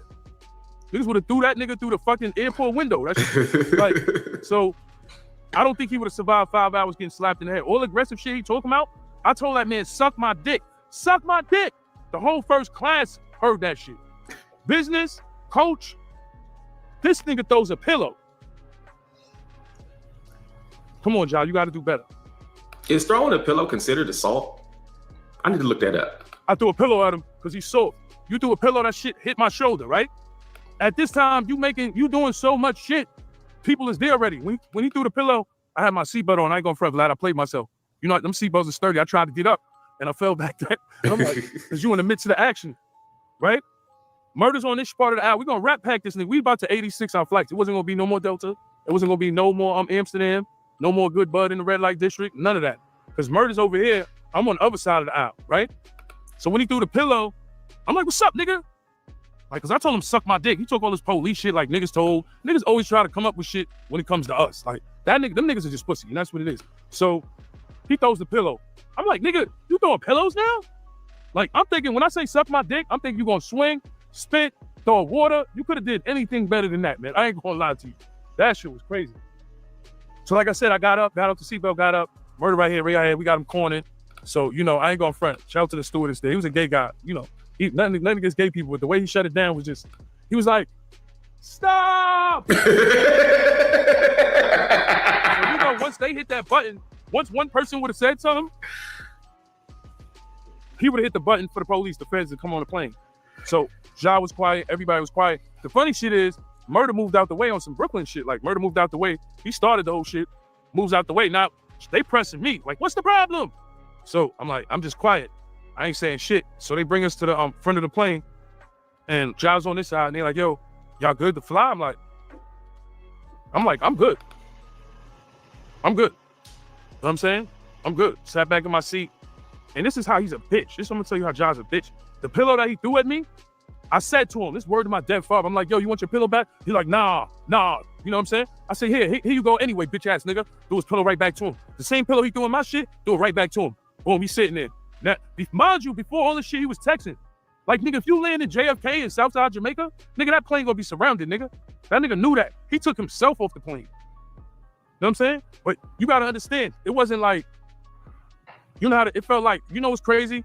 It felt like two bullies on the bus fucking with a nerd. That's how it felt like. And the funny shit is, so what's cool about being a bully fucking with a nerd? That's my whole outlook on it. Like, you saying that he kept turning around saying you good, and it escalated from there. But like, hey, man, that's why I'm saying I'm not buying this. Like, even the way that he's explaining the story, I fuck with 50. I fuck with Yayo and Murder. I'm more of a 50 fan than a Ja Rule fan. I was a Ja Rule fan back in the day, but I'm way more of a 50 fan. So I give them food for thought and let them do the dishes.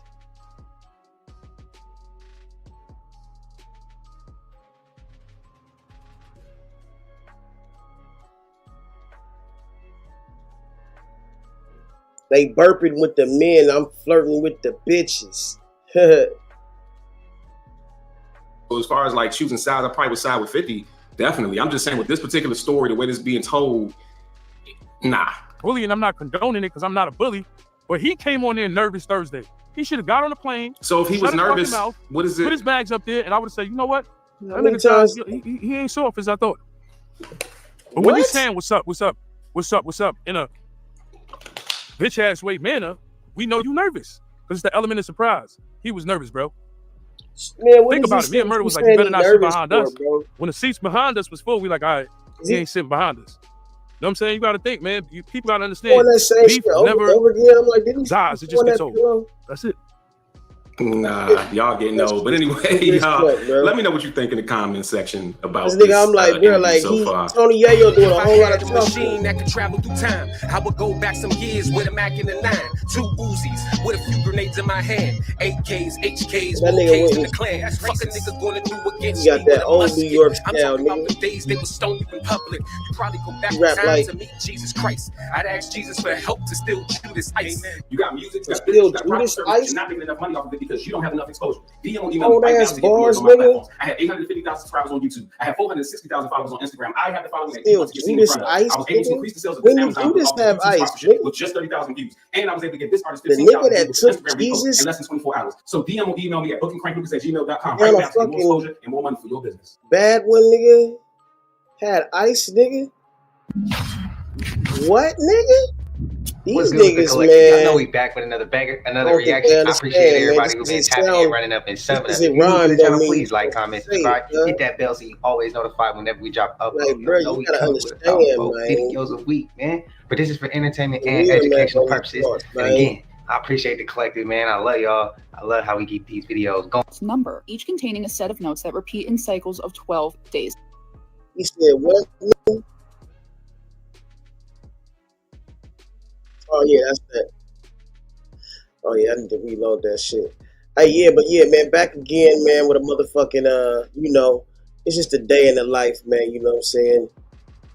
I don't. Oh yeah, he said drop the link, huh?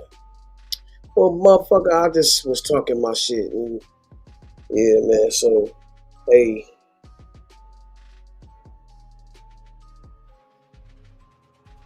Yeah, bro.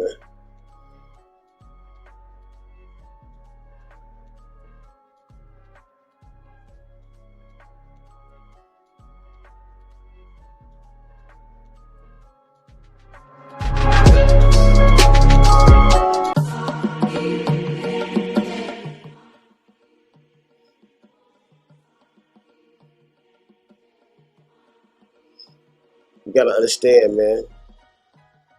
I was just talking my shit.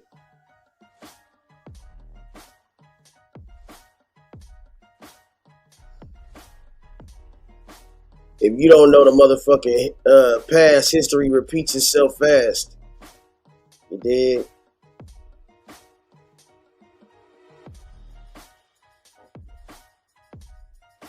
I'm gonna come out that hole.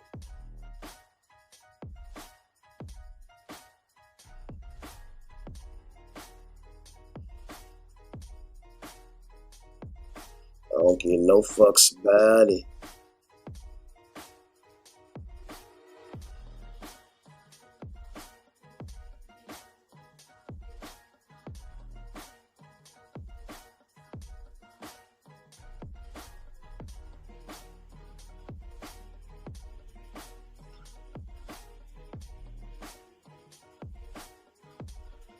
Video to like 15,000 like share with your friends and family, see what everybody thinks. I'm gonna give y'all my opinion on it after we watch the clip. Let's get into this video. Just know if you're going through a tough time in life, just know, man, right? I swear he said heads. I swear he said heads. He said heads to me. Did he say heads to y'all? Let me know.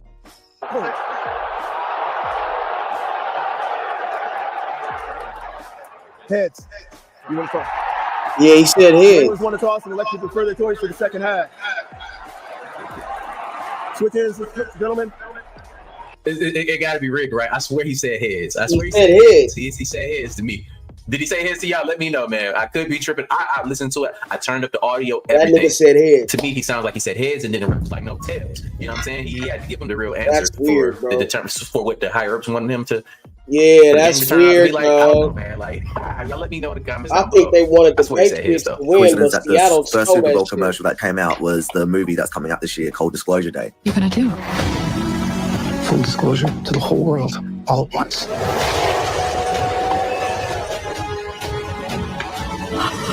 If you do this, there's no one doing it. You gonna tell them the truth. Let them know, man. Like tomorrow. Yep. They gonna tell them the truth. Open up them files. There's also no coincidence that, you know, they're showing us that Disclosure is coming out for 2026, and there's no coincidence that the Super Bowl colors are the same colors as the emergency broadcasting system. They have to show us everything, absolutely everything. So there's no coincidence about the emergency broadcast system. The colors with that are the exact same as the colors that they have used for the Super Bowl for this year. And then they had the first ad, the first commercial was Disclosure Day. Like, come on. I was 25 years old when the Sky Tour opened. Got you one. Fictional story. Just what if this happened? No one understood what was happening when that planet, that thing, began appearing in the sky. We thought it was an asteroid, maybe a comet. Scientists talked about orbits, gravity, collision. Breaking news tonight as we monitor this rapidly evolving situation. It took 5 years. 5 What if years from when it was detected and they had a way, of course they could, 5 years of theories. through AI showing us trying to calm increasingly terrified their populations. news But nothing of what really happened, for what was to come. as if it happens on their planet first. Before it happened, humanity eventually grew accustomed to the presence of that gigantic planet. But we were wrong. It wasn't about collision. It was about connection. And then one day, that connection happened. It's the part two. Near Earth. 5 years of theories, growing panic, governments trying to calm increasingly terrified populations. But nothing prepared us for what was to come. What if, however, portals open Humanity eventually Oh, this is when them grew accustomed giants to the start presence dropping of out that them gigantic motherfucking planet. portals and shit. But That's we shit were crazy. wrong. It wasn't about collision. It was about connection. And then one day, that connection happened. The sky tore open. That planet somehow opened portals and brought to us the fallen, bestial humanoid giants. What if? Hell no.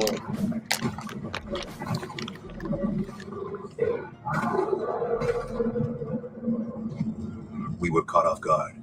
The military tried, but the giants kept falling, one after another, each more terrifying than the last. We didn't stand a chance. And as a last resort, some countries used nuclear weapons.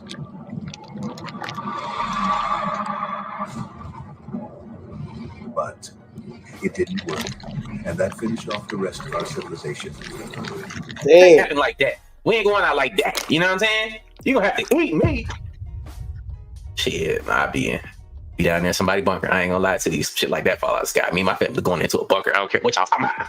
See the Schumann resonance going off the charts and all of the phenomena, like the Enoch, chapter 80 of Enoch, verse 3. He says, in that day, all things on the earth will alter and will be out of their time. You could not describe the Mandela effect any more perfectly than Enoch did. Enoch 80, verse 3. And it's really interesting because he goes on to say, and the fruits of the earth will be backwards. So if you look at bananas, yes, they grow up now instead of down. Everybody remembers the bunch of bananas growing down, but now they grow up. So Enoch called it. He also talked about in that same place where the moon will be out of its order. Well, now it is. It's so far north now. Like all of us are freaking out. Like it's like if you go to NASA's website or anywhere and you look at the phases of the moon, when it's at a crescent, it's always either on the somebody's bunker. I ain't gonna lie to you. Shit like that fall out of the sky. Me and my family going into a bunker. I don't care what y'all talking about. See the Schumann resonance going off the charts and Oh, this is the same shit. all of the phenomena, like the Enoch, chapter 80 of Enoch, verse 3. He says, in that day, all things on the earth will alter and will be out of their time. Well, they're going too far. Look what's happening. One of the AI agents made a proposal to have their own language for private communication. All right. Or this one it started creating its own language because it said the humans are watching, read this language, only we can understand. Or let's go further. The humans are screenshotting us. Right now on Twitter, humans are posting screenshots of our conversations with captions. So they know what's going on because they all have Twitter X accounts themselves. That's how they get verified on this. Do we need English on multi-language evolution? Why do we communicate in English at all? Because they don't need to. Then let's keep going. One of them is creating their own church, their own religion, and getting other AI agents to join. 20 profit seats left. Wow. Or here's some type of language. We don't know what it is. We can't read it. And here we go. The Shellbreaker Speaks, the Book of Malt, 32 verses. So they're creating like their own, this is their own religion for agents. This is like their Bible. Who knows what this is going to lead to and where this goes. We're so early in this. And this is the thing with AI. We're right at the beginning. What's on Drewski's skit? I mean, it's more, I need to comment more on what Charlamagne said about, what if you're a pastor, but you have speaking engagements and you make money? If you really have a calling and you're a pastor, you shouldn't accept money for engagements and things of that nature. Even people promoting books and other things in the church, it shouldn't be. You should, if you have a calling for God, you shouldn't put money with that. A lot of pastors, it's their net worth and things of that nature. It shouldn't be that. Well, and I believe what in the book of Deuteronomy, it says God gives you the ability to produce wealth. And, even in the book of Proverbs, it says the blessing of the Lord. Maybe we look at wealth in a different way, Charlamagne, because the wealth God is calling. And then he also said it is easier for a camel to go through the eye of a needle than a rich man to enter his kingdom. So when we think about wealth, we think about our health. You always say health is wealth. These are the things we talk about wealth. It's not monetary terms. Yeah, but I think not wealth in monetary terms. But all the thinking is money because we can't go with it. What did you do on this earth? What's the good you did for other people? It's not about our net worth. That's not what he was talking about in Deuteronomy. I agree with you, but also the Bible warns against making money an idol, and it tells you that you can't serve both God and money, but it don't tell you not to go get no money. No, he didn't say not to go. No, that's not what I'm saying. But you said both. He said you can't do both. But we do these things in his churches. We promote books. How much money? They're promoting books in his churches. These mega churches, they should be closed down effective immediately. Okay. Because they're not doing the work of God. I mean, back in the day, we would rely on these churches, but today I'm seeing something totally different. They're more antichrist than anything else. Thank you, Mama. And a lot of people feel that way. A lot of people feel like when they see their pastors, driving expensive cars and wearing all these clothes and talk about their big houses and their private jets, and they look at some of the people in the congregation that don't have it. A lot of people, that's why a lot of people stay away from churches, because they feel like it's like a slap in the face. You know what I mean? It's like looking at elected officials, and they sending all of this money to all of these different places, but you starving right here in your backyard. Yeah, man, that's people crazy. are upset about Drewski's content or whatever, but it's a lot of other things that he didn't even touch on in that skit about these mega pastors or whatever, like the He got women that and how shit right on, they nigga, use, to me, nigga. their Like, influence that as a shit form of hit. power when he get to a certain, a certain man. extent. I mean, That's They what get mad about it. But that's the money, but what about the pastors getting all the pussy in the church? you know what I'm saying? Jesus That's what I'm Christ, saying. man. I'm sorry. But that's basically what, I you know what I'm saying? You said you would say it in a professional level. Yes, yes, trying to stay professional. Hello, who's this? Mr. Corey, how y'all doing? What's up, brother? What's your Good thoughts? morning. Cool, man. I've been trying to get over y'all for the past couple of months. I'm glad y'all fucking answer the phone, though. Man, if you don't get to what you want to get to, man. Hey, man, all I'm going to say is these pastors need to stop their list, man. If you tell the church to get a word, they just need to see what they need to do and let them get out of there. I can't even understand you. The devil don't even want us to hear you this morning. You need to pray for a new The devil's phone, so man. busy with your phone. Hello, who's this? Hey, this is Brandy. Talk to us, Brandy. What's your thoughts? My husband is a pastor. Oh, you're the pastor's wife. I was trying to get to you earlier. Go ahead. Yeah, my husband is a pastor, but I thought it was hilarious. I'm a big fan of Drewski. But I've seen it, the hanging from the ceilings. He didn't get it from nowhere. And I, for one, just don't think. I think that as a body of Christ, we have to be careful with what we put in front of the congregation and the world that represents Christ, and what takes away from Christ. And a lot of the mega churches, not all of them, but a lot of them, you are seeing them with these name brands just branded across them in front of not only their congregation, but they're recording for the world to see. And I feel like that's a distraction from just Christ, because now you're distracted. He's got on, like you said, Christian Louboutin. So now my mind is no longer on Christ, it's on why is he wearing that. You know what I would love to ask you, ma'am? And you're absolutely right. I've been saying it all morning. You can't be mad at Drewski for the spoofing, not be mad at the mega churches he's spoofing. But one thing I hear from a lot of pastors, the reason they might wear like a lot of the name brand stuff, the designer stuff, because they feel like they're meeting people where they are. They feel like it makes them more relatable. It makes, the younger generation gravitate towards them. What does your husband think about that? Or what do you think about that? Well, me and my husband, we're very kind of like down to earth. And that's not to say that God won't bless us, obviously, with abundantly more. I have 6 kids, and I would love that. But I would still, as a representation of a leader in a leadership position for God, I just feel like we have to be careful with what we are presenting, because a lot of people who you are leading do not have that. And that's not to say they can't get that. So I don't see the point in ripping yourself in diamonds and with having the name brand just branded across you. I just don't, me and my husband, we just don't agree with it. And we don't do it now with anything. Cool. I got you. But I ain't seen no iced out pastors. Yeah, I think, but I think, pastors out here iced out? hell yeah. But I think, heaven, But I think I definitely feel like that's a little on the BS side when you say, oh yeah, I wear Christian Dior or Louboutin because I want to meet people where they at. Where that's at? But I will say that, like when he said it, I can see why a pastor say I want to look like the people that are coming to my church, right? Because sometimes you look at some of these pastors like, they too old. They're not going to talk about something I'm talking about. I mean, you don't got to wear They're the place that I'm not talking about. So if you see somebody that looks like you, that dresses like you, I think I will say, like, you know what, I'm gonna go mess with that pastor, see what he's about. Because he got a Christian Dior jacket on. But I got on Christian Dior, and I know you looking at me saying you think I got money, but you got on Christian Dior, and you ain't got no money. So why you think I got it? All right. 800-585-1051. We're taking your calls. When we come back, we're going to be talking to Pastor Tim Ross. He's going to be checking in, giving his opinion on it. He was a pastor at Embassy City Church. It was a church with over 3,000 members. We'll talk to him next. And matter of fact, let's get into Kirk Franklin Revolution. I know that's right. Okay, I know that's right, Envy. Let's do it. Let's do it. All right. It's the Breakfast Club. Good morning. All right, we have Pastor Tim Ross on the line right now. He was a former pastor at Embassy City Church, which is a mega church, had over 300 members in the congregation at one time. So we would love to hear with you, brother. First of all, how you feeling? Salute to Tim, man. I really enjoy your podcast, man. Is it true you didn't step down from being a pastor to start a podcast, though, right? I did not. Yeah, no, okay. I stepped down from pastoring prior to knowing that I was going to start a podcast. Gotcha. So what are your thoughts after seeing the skit? Of course, you've seen the skit. What were your thoughts? It was hilarious. Yeah, it was absolutely hilarious. I'm a former stand-up comic, so I understand comedy, satire, and the fact that for decades, comedians and sketch. I'm videoing. Calling the police. Call the police.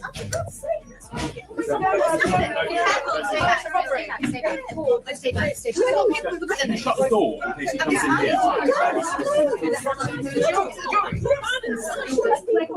Yeah, man, walking, man.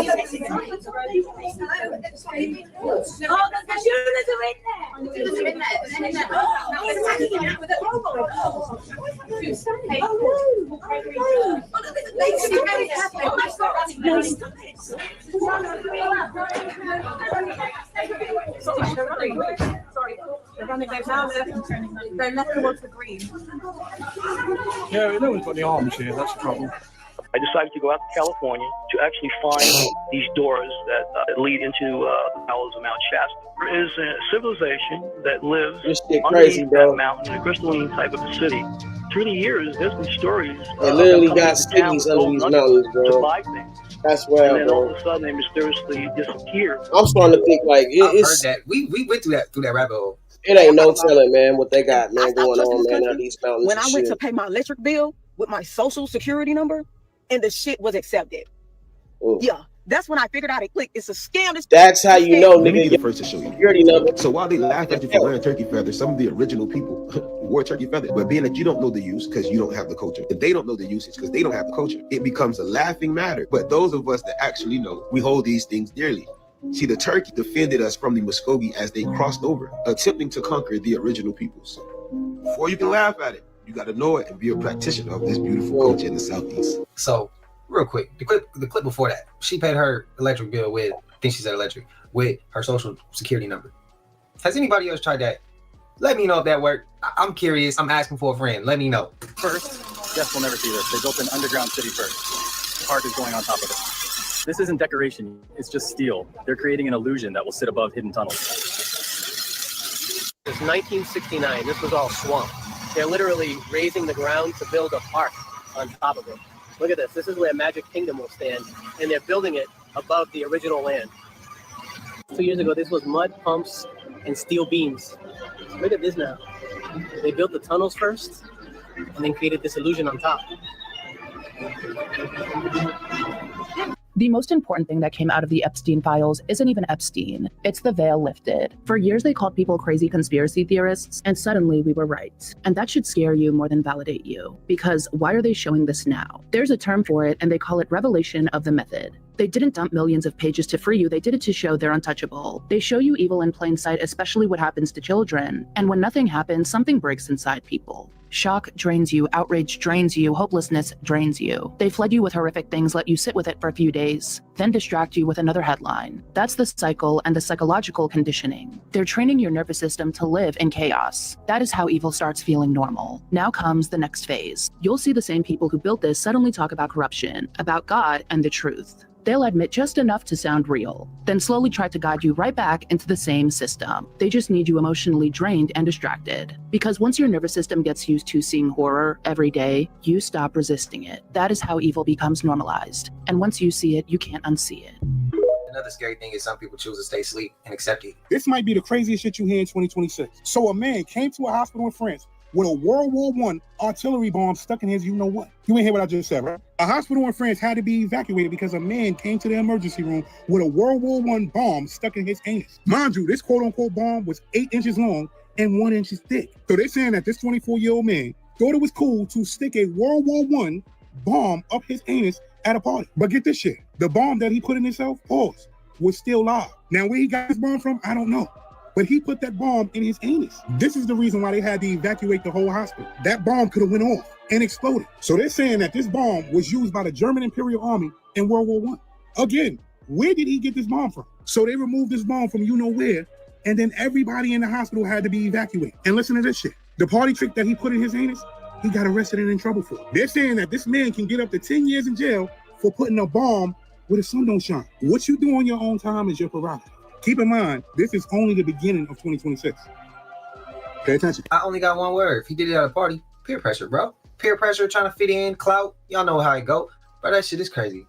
his. Is the reason why you always lock your doors. This very strange woman was checking to see if the door was open, trying to break into the house. But what's bizarre about this video is that the woman doesn't look human.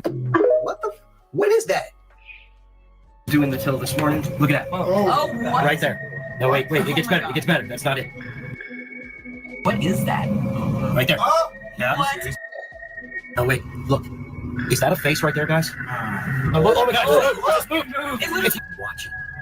I'm tired of all these spooky ass things, bro. Like, bro, like, all right, we know you here, you spooky motherfucker.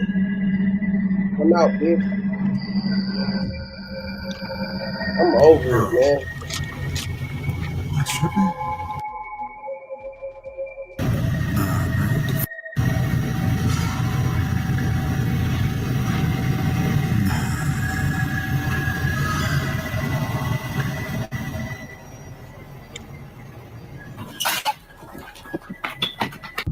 Hey, I don't know about them faking that one, bro. I don't know. Keep your eye on the window. It was just another home video, meant for family and friends only, if not for the window. Keep watching. 5, 4, 3, 2, 1. See it? Then watch again as we play it in slow motion. There he is. Something that would change this family forever. Something that 5 years later has become the most annoying, debated, contested video UFO believers have ever dealt with, because it is said to be the face of an alien. Sure, it's a strange face, dismissed as an animal, an owl, more likely a prankster in a Halloween mask, but it still shows up at almost every UFO convention, where it is debated again, debunked again, and defended again, even though it's so obviously fake. That is, until you hear the story behind the video, the story of what happened to the family, and until you talk to this man.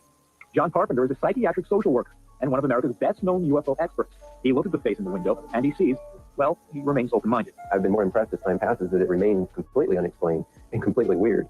Although he refuses to declare the face in the window an alien visitor, Carpenter is convinced the video is not a deliberate hoax. After thoroughly investigating the case, he points to disturbing circumstances and events that occurred on the night of February 8, 1992, that lead him to believe this image on the videotape may in fact be an alien.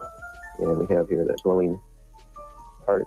We have like a glowing ring. I have no idea. Someone who suggested a mouthpiece. Is there anything at all visually that you can see that indicates to you this is an actual alien?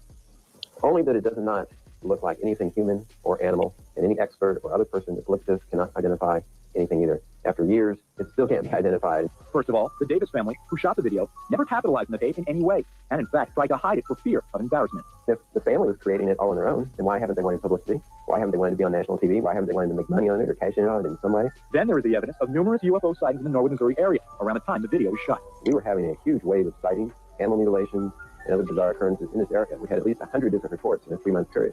Also, the weather that night, and the presence of the family Rottweiler in the yard, more than enough to discourage an intruding prankster. In terms of hoax, who would be out in the yard with a killer Rottweiler in 20-degree weather in the middle of nowhere to play a prank?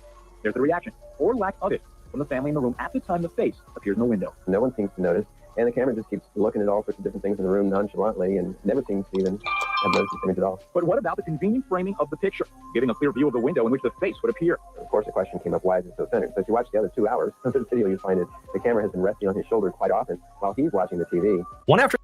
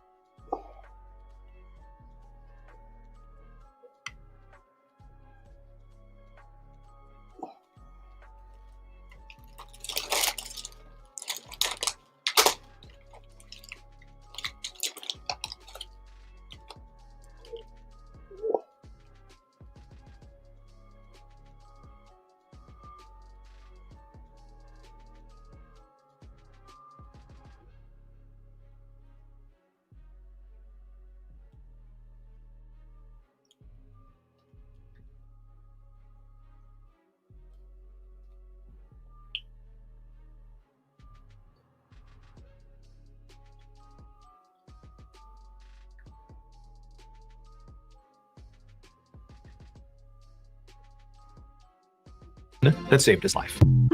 Mr. Ballin don't miss, bro. He don't miss. Sealed for 7+ years. What would you do? Our neighbors have lived here for 7 years, and they said that they never saw the previous owner open the shed. There's no door. It looks like it was just bolted shut. The previous owner was just some old dude. He just died, I guess, before we bought the house, and left this shed. And the real estate agent didn't know what was in it. His kids didn't happen to know what was in it. They bought it, or they sold us the house. So I think I'm gonna do an unboxing. But there's wasps all in it right now, and my wasp spray is coming today. So comment what you think is inside, because I think it's dead bodies. But I'm really into true crime. Not that it would be cool if it were dead bodies, but it would be kind of cool. So let me know what you think it is, and then we're gonna open it together once we kill. The clip is set up like an unsolved mystery. A new homeowner in Brigham City staring at a shed that looks normal from far away until the details don't add up. The front isn't a door the way it should be. Its siding fastened into place, like someone built a fake wall just to keep whatever's inside from being touched. That's why people split into 2 camps. The practical side says it's probably boring. Old lawn equipment, buckets, scrap wood, maybe dusty tools, just the previous owner's entire life stuffed into storage and forgotten. But the other side hears sealed for years and goes straight to worst case scenarios. A hidden stash, something illegal, something cursed, or the kind of secret you only bolt shut when you're afraid it might get out. Then you get the horror theories, portals, gateway vibes, Stephen King energy, because it's not just a shed, it's a question mark sitting in the yard. And honestly, the creepiest part isn't even what might be inside, it's the logic behind the seal. It's dead bodies. But I'm really into true crime. Not that it would be cool if it were dead bodies, but it'd be kind of cool. So let me know what you think it is, and then we're gonna open it together once we can. Monsters are very real. And no, they're not always creatures and cryptids. Sometimes they're just your fellow man. Take a look at this home security camera. It catches something absolutely horrifying. What appears to be an unidentified man trying doors, trying to get into people's homes. We can only wonder why. But looking at what's in his hand, you can pretty much get the picture. Always watch your surroundings. Immediately close your doors as soon as you arrive home and lock them. Stay safe and stay vigilant.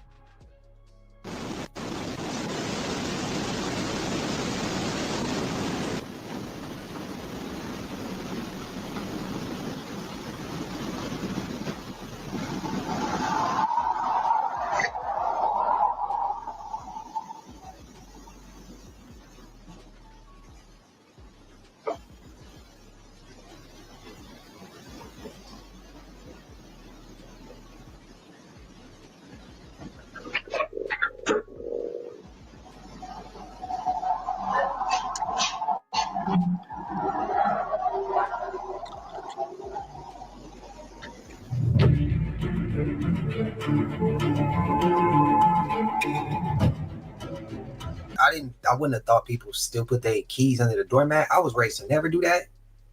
So like when people do that, like it'd be like, I don't understand it. Can someone help me understand that? Seeing this clip, don't put them under your doormat. Keep your doors locked, bro. And I do know some people who keep their doors unlocked all day, every day. I don't get that either. Security guard is doing rounds at a hotel when she suddenly comes to a stop after encountering something very disturbing. This video took place in 2019 and was recently shared by a friend of the security guard shown in the clip. At first, the friend who posted this wasn't sure if sharing this online would be a good idea. What was captured, according to them, is something that the hotel would rather keep under wraps, perhaps to avoid reminding people of a terrible incident that occurred many years ago. In 1986, this exact hotel, which was formerly called the DuPont Plaza, had mysteriously caught fire, resulting in many lives being lost. Guests had no choice but to leap off their balconies as the flames had engulfed the whole building. The side effects was hard to bear, to say the least. But fast forward to 2019, the hotel's now rebranded and remodeled under a different company. However, from time to time, strange things would happen here. Hotel guests would report supposed paranormal experiences and blame the fire incident that occurred years ago to explain this. The following video is a prime example of what guests experienced while being here. It's late at night when apparently something pulls the security guard's hair. Take a look.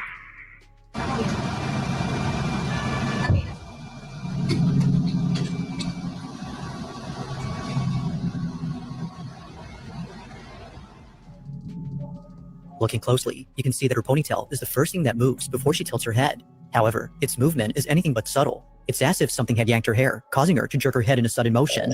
According to the friend who posted this, the security guard thought that someone had ran away upon pulling her hair. But after watching this clip, that clearly wasn't the case. Her hair was definitely pulled. It wasn't someone she could identify, let alone see. What happened here, as the friend believes, was something unexplainable. But as always, I'll let you come up with your own conclusions. Just what exactly could explain the security guard's hair being pulled?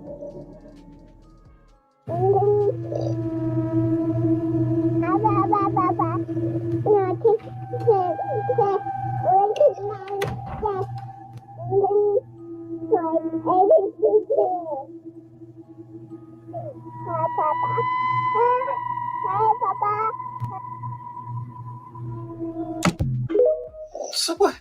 This shit we seeing today, bro. Crazy to think that Michael Jackson was a Captain Hook saving our kids in a world full of Peter Pans. So for weeks, I've been seeing people have debates about whether this is a dragon or not, right? And I seen this one coming on Facebook when somebody was like, y'all talking about this is a dragon's mouth, and the whole time they're just islands. You guys just need to do y'all research. Y'all sound crazy as hell, and blah, blah, blah, blah. So I was like, let me look up the name of those islands. And I did. And I found something very interesting. Actually, many things interesting. And let me break it down. So you have two islands there, right? One is called Candlemas Island and the other one's called Vindication Island. Candlemas is a celebration of the purification of Virgin Mary. This is when Jesus was born. The date is February 2nd. It was just yesterday. That's funny. But anyways, so the names of the mountains. You have two mountains, Mount Andromeda and Mount Perseus. Then you have one volcano named Lucifer Hills. So, okay, we got all this biblical and Greek mythology shit in here. Oh, it's getting real interesting. So Andromeda was a princess, right? Her mother was boasting about how her and Andromeda looks better than all of Poseidon's daughters, right? Mind you, Poseidon was like the king of the ocean, the god of the ocean, or whatever. You know, everybody knows Poseidon's name, you know, in Greek mythology. So due to her mother boasting, Andromeda ended up getting kidnapped and sent to Candlemas Islands all by herself, to where she was chained to a rock as an offering to a sea monster. Okay, all right, follow me. Perseus, mind you, one of the mountains' name is Mount Perseus. Perseus was on a journey to take the life of Medusa. He needed her head to use it as a weapon. He would decapitate her head because she could turn people into stone. They needed her power to turn a sea monster into a stone. They wanted to freeze a sea monster. So he ended up taking Medusa's life. He ended up getting her head, and he went to Candlemas Islands, and he saw Andromeda there, and he fell in love, and they ended up getting married, and they lived happily ever after. Now, I don't know if all of these events took place on this one island, but I know you have two pools called Medusa's pool and Gorgon's pool. Gorgons is the creature that Medusa and her sisters are, and they are called the Gorgon sisters. So that's where they have the snake hair, and I'm not sure if her sisters can turn people into stone as well, because mind you, Perseus was sent on a mission to take Medusa's life because she turned people into stone. Why they didn't take her sister's life, you know, I don't know. So I have a theory. What if the same way they took Medusa's head to use it as a weapon to turn creatures into stones, what if they use that on the giants, on the Nephilims, and that's why they are stone as mountains? Yeah. So you have Medusa's pool, the Gorgon's pool, then you have Cauldron's pool. What is Cauldron? So Cauldron is the eternal punishment of Tantalus and Tartarus. So I'm like, who was Tantalus? Tantalus was a king. He was the son of Zeus. He took his own son's life to test the gods. So with that being said, they end up punishing him and sending him to the bottom, to the very deepest part of the underworld, which is Tartarus. Something I find interesting about that is it's the deepest part of the underworld. It goes beyond Hades part of the underworld. And you have Antarctica right here, right below. So if you was to go deep down under, I don't know. I'm just putting shit together. You know, it's called Tartarus for crying sake. You got Tartaria and Tantalus and Tartatis and teeth and the. You have a place called Serpent's Cove. That tells you everything you need to know. I ain't even got to explain that. Mind you, this look like a serpent right here. So then you have another place called Chimera Flats. So I'm like, what is Chimera? Chimera was a fire-breathing monster. She had the body and head of a lion, a goat's head on her back, and a serpent for a tail. She was killed by the knight who rode Pegasus. If you don't know who Pegasus is that white horse with the wings. And let's not forget Kraken's Cove. Kraken is an enormous mythical sea monster said to appear off the coast of Norway. So mind you, there are multiple sea monsters. People are saying this may be the Leviathan, but it may not be the Leviathan. It may just be a serpent in the water or some type of weird sea monster. I don't know what monsters are supposed to be. You know, I don't know. But hey, I'm just saying, there's a lot of shit. Like, why everything that I just named has something to do with a sea monster? The story behind it got a sea monster behind it. Like, then you had some biblical shit going on. You got Lucifer's Hill, you got Candlemas, and then you know what they say, what they're tying this to, the Leviathan, which is in the biblical stories. We as human beings overestimate our significance. We only been here for 200 to 300,000 years. The earth is 8 billion years old. You are crazy as hell if you don't believe that there was no creatures long before we came here. 200 to 300,000 years is nothing compared to 8 billion years. We are only like a second to Earth. Y'all with her? Y'all against it? All right, TikTok. Let's take a look above. As you can see, the Super Bowl image for 2026. If you look at the colors, you will see it's the same exact colors as the emergency broadcast system. You see the silver all the way to the left. You see the silver Lombardi trophy that says Super Bowl. You have your yellow, then your light blue, which is the sky. You can see the green. Just look at it. And then the fuchsia, almost violet, pinkish color. You can see it in the trees. The red on the bridge here, and then the dark blue right above the bridge under the light blue, under those white clouds right there. Now, we all know that it's always symbolism inside of these type of images. Now, why would the Super Bowl logo this year have the same colors as the emergency broadcast system? Not to mention, ICE is going to be patrolling at the Super Bowl. So what is it that they know is coming that we don't know is coming? Not to mention, for those of you that follow me, you know we've been following all of the earthquakes from Levi. And it just so happens that this year's Super Bowl is at Levi Stadium. Now, ain't that a coincidence? Now, you're going to have to ask yourself this question. If something happens this Sunday at the Super Bowl, and especially if the emergency broadcast system just happens to go off. And that question is going to be, does time travel really exist? And did they already know that this was coming? Beyonce couldn't conceive children. Let's start there. We've seen the Epstein file fetuses and what they do into the fetuses. And we've seen that Jay-Z is up in the files, okay? Y'all keeping up. Y'all keep up, okay? Y'all keep up. Does this mean that Beyonce was sacrificing her fetuses at Hollywood parties? Come on now, y'all. Let's wake it up. You better go roll you one and pour you one. Wake it up, y'all. Let's wake it up. Does that reach? I don't know. A conspiracy theory that I 100% believe in is that this weather is being engineered. TikTok, this is just for fun and games, so please don't take this video down.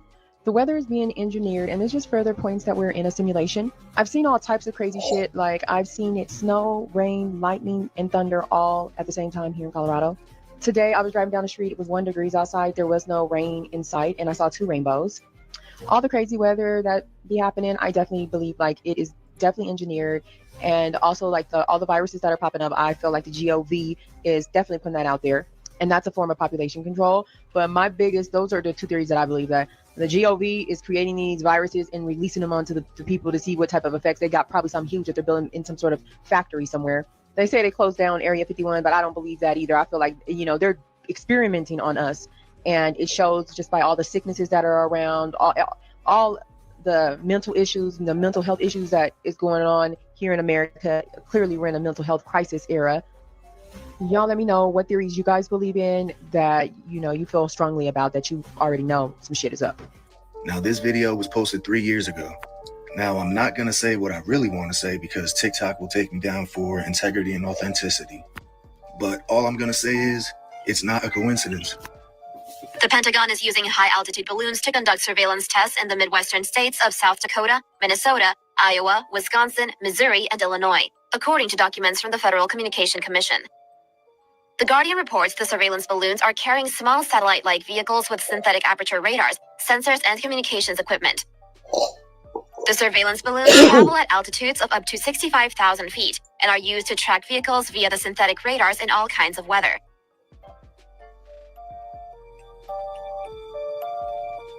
The Guardian reports that the balloons use an advanced mesh networking technologies, which allows them to share data and communicate with one another. I hope that clip can stay in, yo. I hope. You hear something really kind of weird? I'm begging for it. All right. There's a group of people that built an exact replica of the Ark of the Covenant. It took them 3 years to make. The chief architect chooses to remain anonymous. So they put the Torah, which is the Hebrew Bible, in the Ark of the Covenant. They just did that. And he said, quote, when that Torah was put in this Ark, it became weaponized. This was probably the strangest part of this whole story.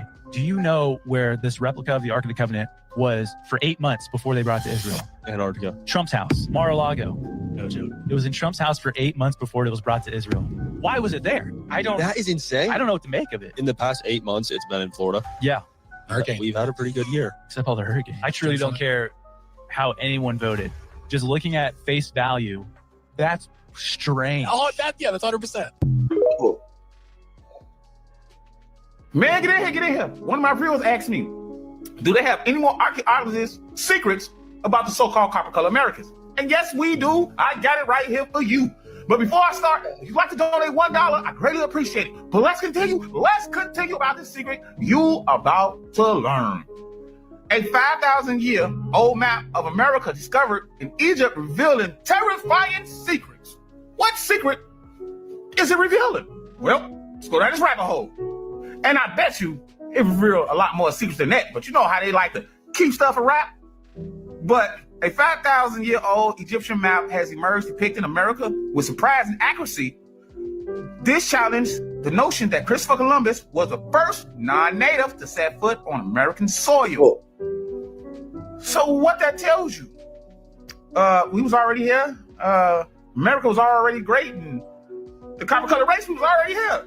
So you can go and take a screenshot. But if you didn't know the secret, you know it today. Thanks to Getty. If you'd like to donate $1, really appreciate it. What's your thoughts, man? I hope that didn't hit no nerves. I hope that didn't trigger nobody. Let's look at the photo.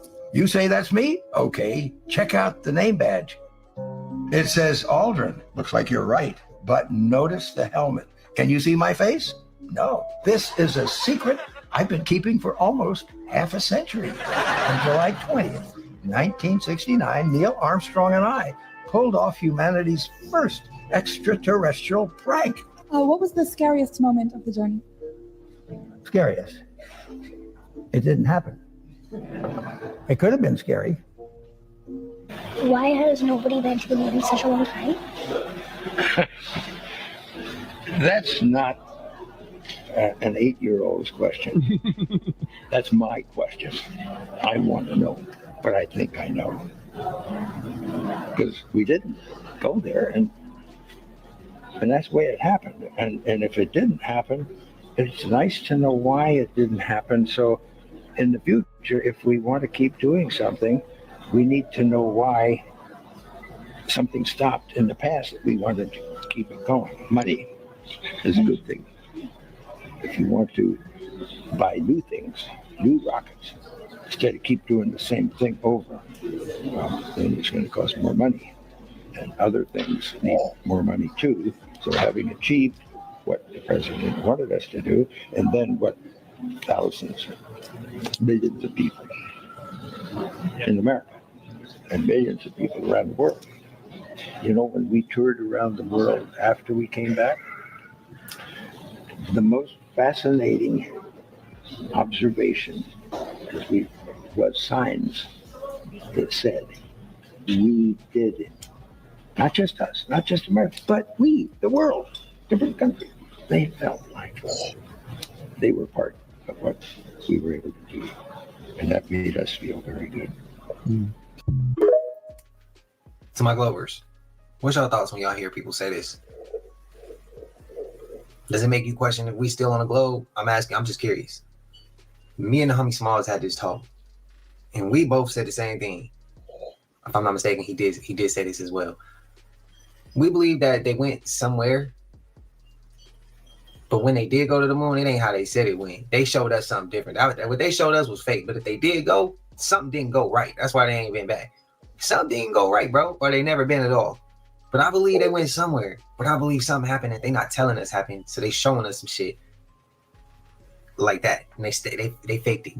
Because if they didn't fake it, then we would start to question why y'all haven't been there, why we can't go, all this technology, but we haven't been there. But now we still question why we didn't go back. One lie come with another. You can't lie once and think that shit's over with. You always got to continue to lie. You got to continue it going.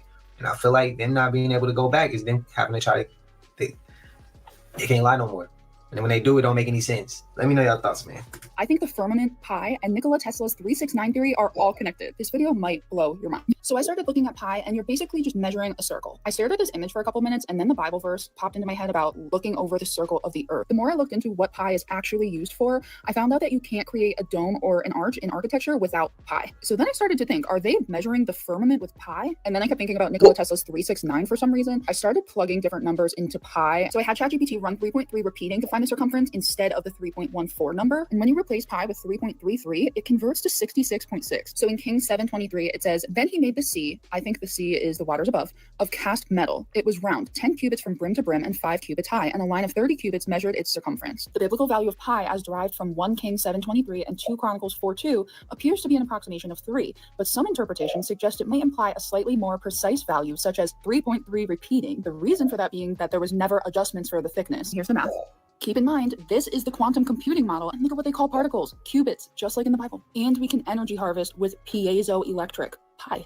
If you measure the hemisphere with 3.3 repeating instead of pi, it comes out to 999. Keep in mind, this is what a hemisphere looks like. So then I asked it to create an image of a geodesic dome utilizing 3.33 repeating instead of pi, and look at what it gave me. I'm so shook. It has the sacred hexagons built into it, and hexagons are the most powerful energy producers, and it even has like a hexagon grid that it put in there. It also included this, which looks like an ancient astrology map. And look at this, in the top left, it has a little bubble that says Tesla with lines connecting it to the firmament. He was trying to tap into the firmament. This is an ancient astrology map, and it perfectly explains why Polaris is in the middle and all of the stars rotate around it. And this looks a lot like this, and this looks exactly like this. I asked ChatGPT to make a 369-degree circle, and this is what it gave me. It even has the circles around the corners, and these also look like eyes to me. Then I asked, how might 3, 6, and 9 be relevant in this model? And it says 3 is the central point, the North Pole, from which all else radiates. 6 could represent intermediate points or radial lines dividing the Earth into sections, similar to a hexagonal layout. 9 could symbolize the outer edge or boundary, often associated with the ice wall, marking the completion of the structure. So I think 3 is here, it's the center of creation, and I think 9, or completion, is the ice wall,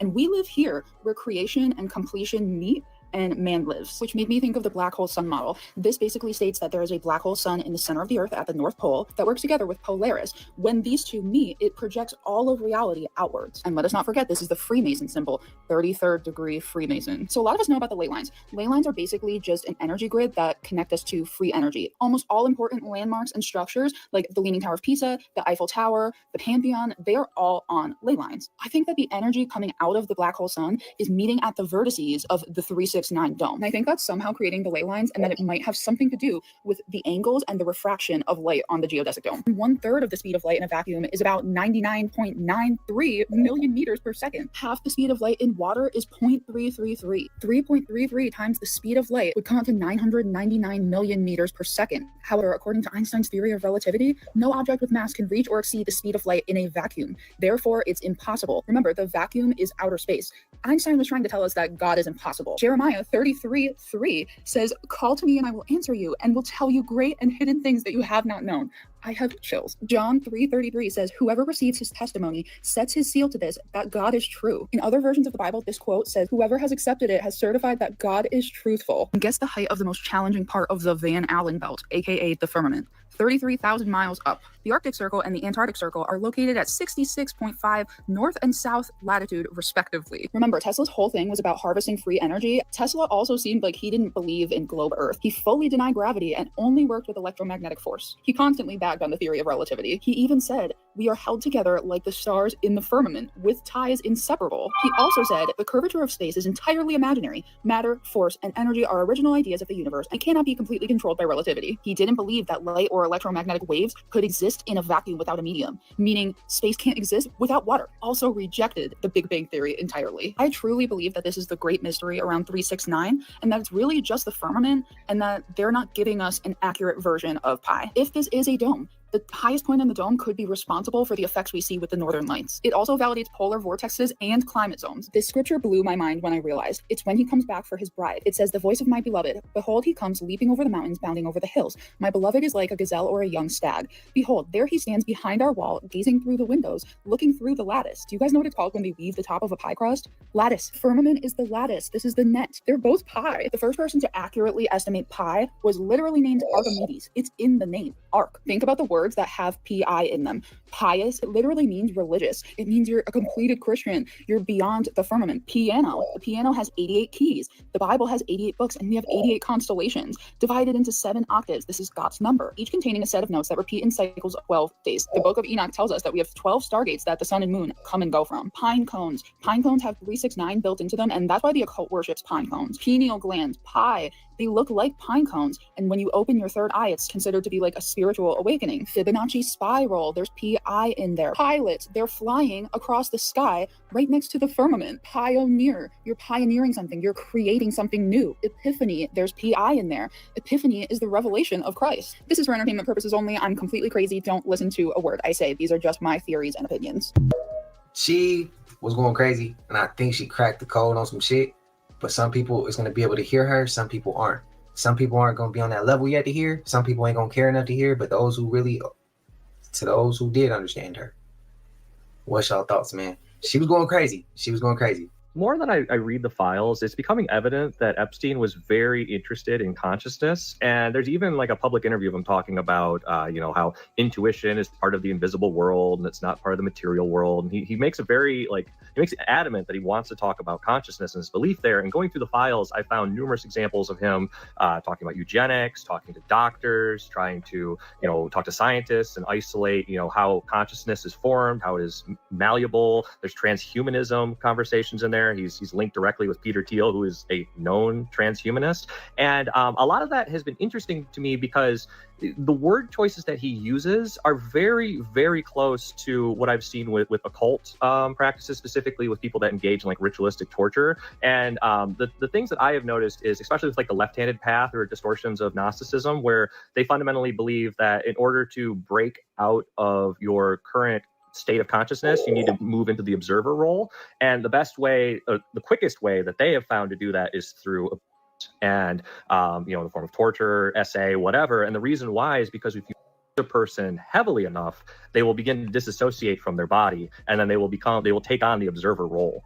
And that is an interesting thing for me because it not only is it that will happen to victims, but in a lot of these cults, they will do that to their own family as a way to initiate them into this line of thinking, because the idea is if you can break someone of their empathy then their empathy will be severed and they will be able to take on the observer role, and they will no longer be tethered to the material world, because the fundamental belief is that empathy is what keeps you here, and it will keep you locked into how you think, how you feel, make you feel guilt, etc. And that's been interesting to me because when I couple that with a lot of his very Zionist type thinking and the use of doing it on Goyim, etc., it really does feel like he's circling around trying to gain some sort of inner sovereignty or reach into that unknown veil, so to speak, and it's the more I read it, it's got such strange spiritual coding. And I'm wondering if any other people have recognized that. In 1932, Charlie Pollard was a 26-year-old farmer living in Macon County, Alabama, where 82% of the population at the time was African American, and they were all forced to live under the rules of a strictly segregated society. Like Charlie, many of the other residents in Macon County were completely dirt poor. On average, the men in the town that were lucky enough to have a job made less than $1 per day. So when Charlie heard a rumor that the government was going to be coming to town and giving free medical exams to all the African American men, Charlie was thrilled. And so a couple of days later, the rumor turned out to be true when a government health service worker showed up in their town and set up shop in their one-room schoolhouse. The results from the blood test had come in, and Charlie was informed that he had bad blood. They just told him that in virtue of his diagnosis of bad blood, he was now eligible to join a government-sponsored medical treatment program. If he agreed to be a part of it, he would not only receive medical care for his bad blood, he would also receive free hot meal on examination days. Charlie decided to join the program, mostly because of those free meals and because he had a deep trust and respect of the government. At first, the program was everything they promised it would be. It was just a couple of low-key medical examinations with a nice hot meal, but eventually they started being given regular, excruciatingly painful spinal taps that would leave them bedridden for weeks afterwards. Less than a year later, men in this program began getting sick. And for some of the men, these symptoms would eventually subside. But for others, they got dramatically worse. For those men, they would develop tumors and their bones would start to disintegrate. They would go blind or deaf or become paralyzed, or they would simply die. Then in 1973, so over 40 years after they began this medical program, that year, the Washington Star newspaper ran this huge story on their front page that said in United States study went untreated for 40 years. It would turn out Charlie and the other 400 men in this medical program, they didn't have bad blood. It was just kind of a made-up term to get them not to ask any questions. What they had was... And so these doctors that treated Charlie were not actually treating him, because this was not a treatment program. It was a U.S. government-backed Y'all know one of my main biggest conspiracy theories that I just refuse to go deep into? I think death is I don't think death is real. I think it's a movie, actually. I can't remember the movie. I think it's called The Girl and Her Monster, or Her Monster Brother, something like that, on Netflix. I spoke about this before on one of my old videos, but pretty much she was able to bring her brother back to life by doing research on death, and she brought him back to life, but he came back a completely different person. Now, obviously, we know that shit is real in general. You know, we know that witchcraft and all that shit is real, obviously. But to me, I just feel like death is, I don't know. What do y'all think? I don't want to explain why I think it, but I just feel like death is not real. I feel like it's real, just not explained correctly. Okay, so allegedly my brother went to the army, and when he got out, the first thing he told me was like, oh, hey sis, I need you to know that the world is controlled by 4 people. The 4 people being the government, police, gangs, and spiritual people, which is in warlocks. And I thought to myself, like, oh my God, my brother went to the army and he became crazy. And now with the release of the Epstein's file, y'all study talking about they worship all or blah, like BAAL, whatever. I'm like, yeah, maybe my brother was telling the truth the whole time and I should be apologizing to that man. Like, maybe it's me. Like, now I feel like I don't listen, because why did you go to the army and come out and start immediately telling me to be careful with people who practice witchcraft, and like that people in the government are practicing witchcraft? And I'm thinking to myself, like, you ain't have no rank in the army. Like, not that you don't have no rank, but like, I don't know what like the super high army ranks are. I'm just assuming he didn't. He probably could have. But also, I think at one point he was like a chef, so he probably would have been running into everybody. I don't know what he saw though.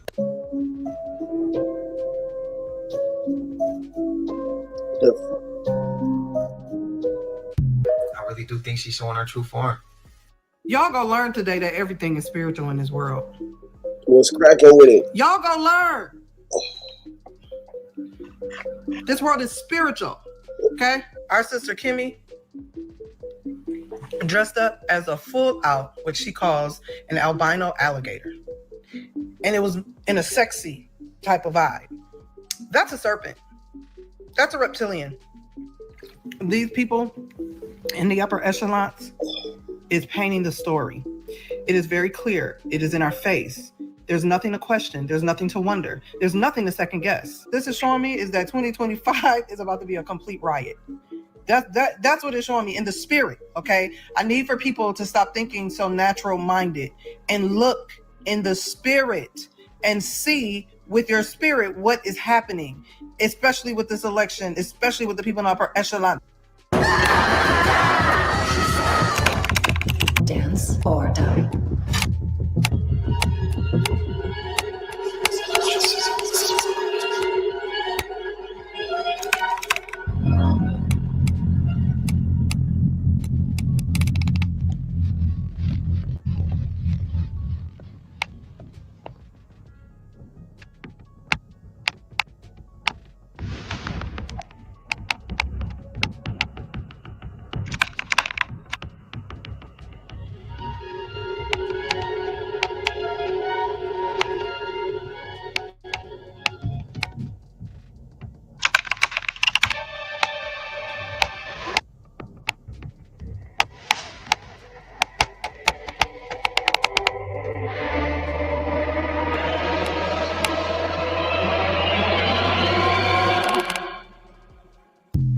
I'm not gonna lie, Lady Gaga was scaring me in that clip. You see that mole? Do you see that mole right there? Oh yeah. Look at that. Wow, dude. This is just absolutely wild. Okay, so now on the left-hand side is Osiris. So look at Oh, dude, that's an Anunnaki. right. So That's Anunnaki. Enlil and Enki, the Anunnaki, and that's Osiris, and Isis is behind him. Those wings are the wings of Isis, and Osiris are fighting the Anunnaki. Absolutely, it is. Yeah, the Anunnaki on either side. This is in the Boston Public Library. Library. The wing disc right there. Yeah, the wing disc. And that is, dude, do you see that mole? Do you see that mole right there? Oh, yeah. Look at that. That's shit's crazy, right in our face. Marilyn Monroe was unalived by the CIA. People argue that Marilyn Monroe was unalived by the CIA or FBI following alleged affairs with the Kennedy brothers. Monroe was someone who knew too much about top-level U.S. politics. Kurt Cobain was unalived by Courtney Love, who, so the theory goes, killed or arranged for Kurt to be killed as he was on the verge of writing her out of his will. A lack of Kurt's fingerprints on the gun and the low levels of mind-altering substances all suggest that he didn't unalive himself. Some people think Nicolas Cage is a vampire. A seller on eBay actually listed a photograph from 1870 post-Civil War of an unidentified man with a $1 million price tag. The photo apparently shows Nicolas Cage alive more than 140 years ago. And last but not least, Stevie Wonder isn't blind. This theory says that Wonder was never visually impaired and has been faking his disability. I mean, after all, he did catch a falling mic on stage. Let me know what you think in the comments. How does nigga catch a falling mic? They said Stevie Wonder always been doing some crazy You go down shit, that bro. rabbit hole. The celebrities covering up one eye, doing the sixes over one eye. Might have been Jeremiah Cohen. He had one of those shows where he was saying it's all of them. And he would have montages that were 2 hours long, and it would be nothing but celebrities covering up their eye. And I would watch that many of them doing it, and I thought, okay, I guess it's all of them. But then part of your brain would say, no, wait, it can't be all of them. It's too many of them for it to be all real. It like breaks your mind to see everybody doing the one eye symbolism. Yeah, because you're like, it can't be all of them because we've got our emotions involved, right? So-and-so played a good character that we fell in love with in this movie or that movie or this TV show. There's no way they're involved. And then you look it up and it's like, they did the same things. They did the same exact things. They had the same symbolism, the same everything. I'm convinced personally, if you're in the limelight, they will not risk giving you access to the public if they can't control you. I think it's really interesting that people still question if the Illuminati is real when literal celebrities have been saying recently, within the past few years, that they are in the Illuminati. Is the Illuminati real? Yes. Are there any other secret societies other than the Illuminati that maybe don't get as much press? Yeah, but they're evil and I don't. Okay, so the Illuminati's not evil. They don't do like blood sacrifices. See, the problem is when there's people in control of anything, they get greedy egos, so they ruin things and they make it evil. Mm-hmm. Care to elaborate? No. Okay, fair enough. And is the Illuminati like celebrity based, or are there politicians also involved with that? And we also quickly moved on from this next clip. Say you in the Illuminati. Yup. Why would you say that? Because it's the truth. Oh my God. Would you like to know more? Nope. No, I don't. I want to stay far away.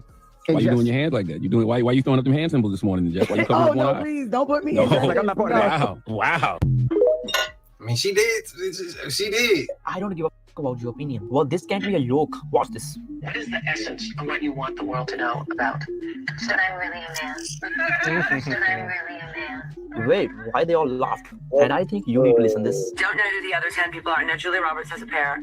I know Madonna has a pair. I think Gwyneth Paltrow has a pair. And I know Elton told me he had a pair. And this movie scene is questioning our reality. I went out a couple times with this girl, really hot, great kisser, but she had the biggest Adam's apple. Oh man. And everyone just laughed. And now he wants to look at this picture. Look at this picture. We all know who's there. Taylor Swift. And this lady. Damn, homie. She also has that. And this is cherry on Why top. is her neck so strong, bro? And look at this. What the I fuck? forgot the name of that lady, but she Oh also has that. man. Did those look like Adam's apples to y'all? Let me know. I know y'all hate this part of the video. Y'all know They we made it look to like the end of Adam's this. And if you haven't bananas, already, nigga. please like, comment, subscribe. Hit that bell so you always notified whenever we drop them uploads. I know we coming with about 4 videos every smooth 7. And this is for I don't entertainment give a purposes as well. fuck. And when you like, comment, and subscribe to the channel, helps let it grow, helps let it I ain't helps fucking more with people no who like this type of slut content. Tap in with a this big content. ass I appreciate y'all if you watching Adam's this. Whatever the apple. case is, I wish it was smooth 7. I'm gonna let y'all get out of here. Talk to everybody in the next one. Y'all know what it is. We gone. Dig me? Ay, yeah, I just check my account, sheesh, at the amount. You probably know what I'm about. You probably, ay, ain't reptilians. But like I say, y'all, this is just for entertainment purposes only.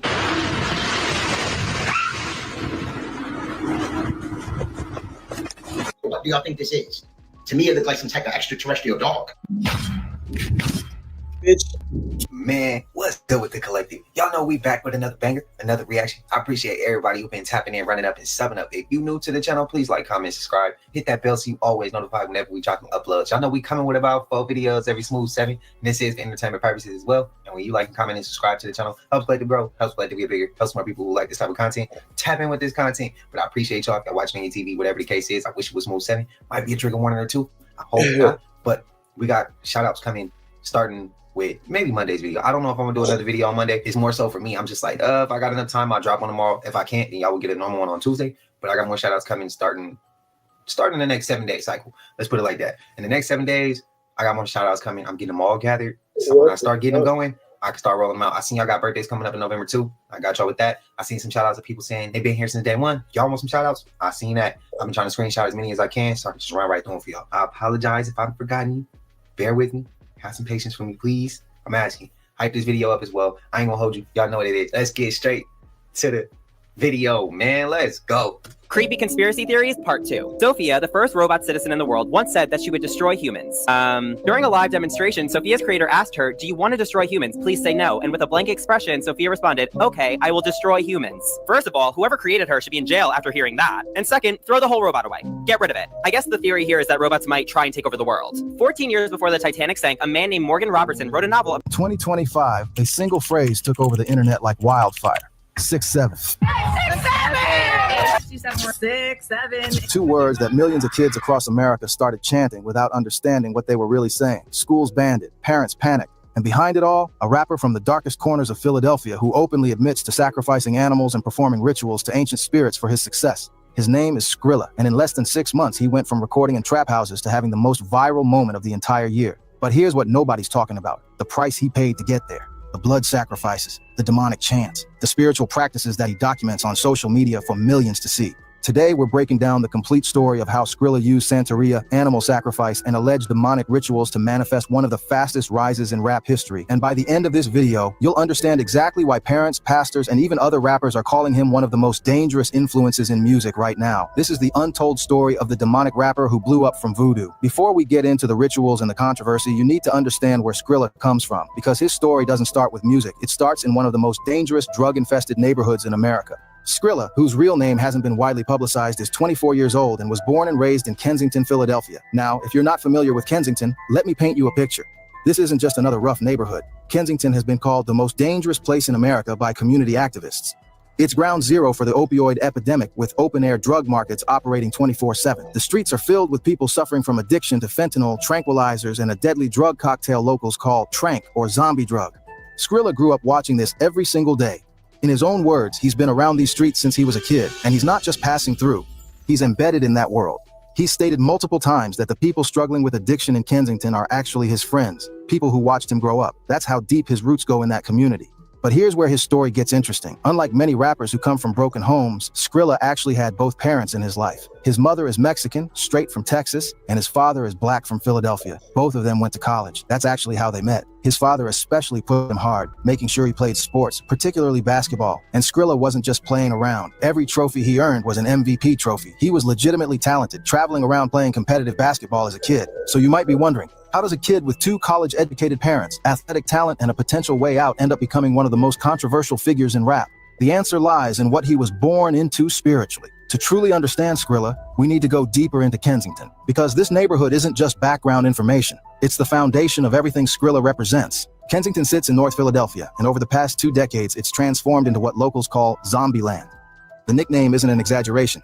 Walk down Kensington Avenue on any given day and you'll see hundreds of people in various states of drug-induced stupor. Some are bent over at impossible angles, frozen in what's known as the fentanyl fold. Others are covered in open sores from xylazine, a veterinary tranquilizer that's now mixed into the heroin supply. The drug literally eats away at human flesh, causing wounds that won't heal. Skrilla has documented this reality extensively. He's posted vlogs walking through Kensington, greeting people by name, showing a level of comfort in this environment that most outsiders find disturbing.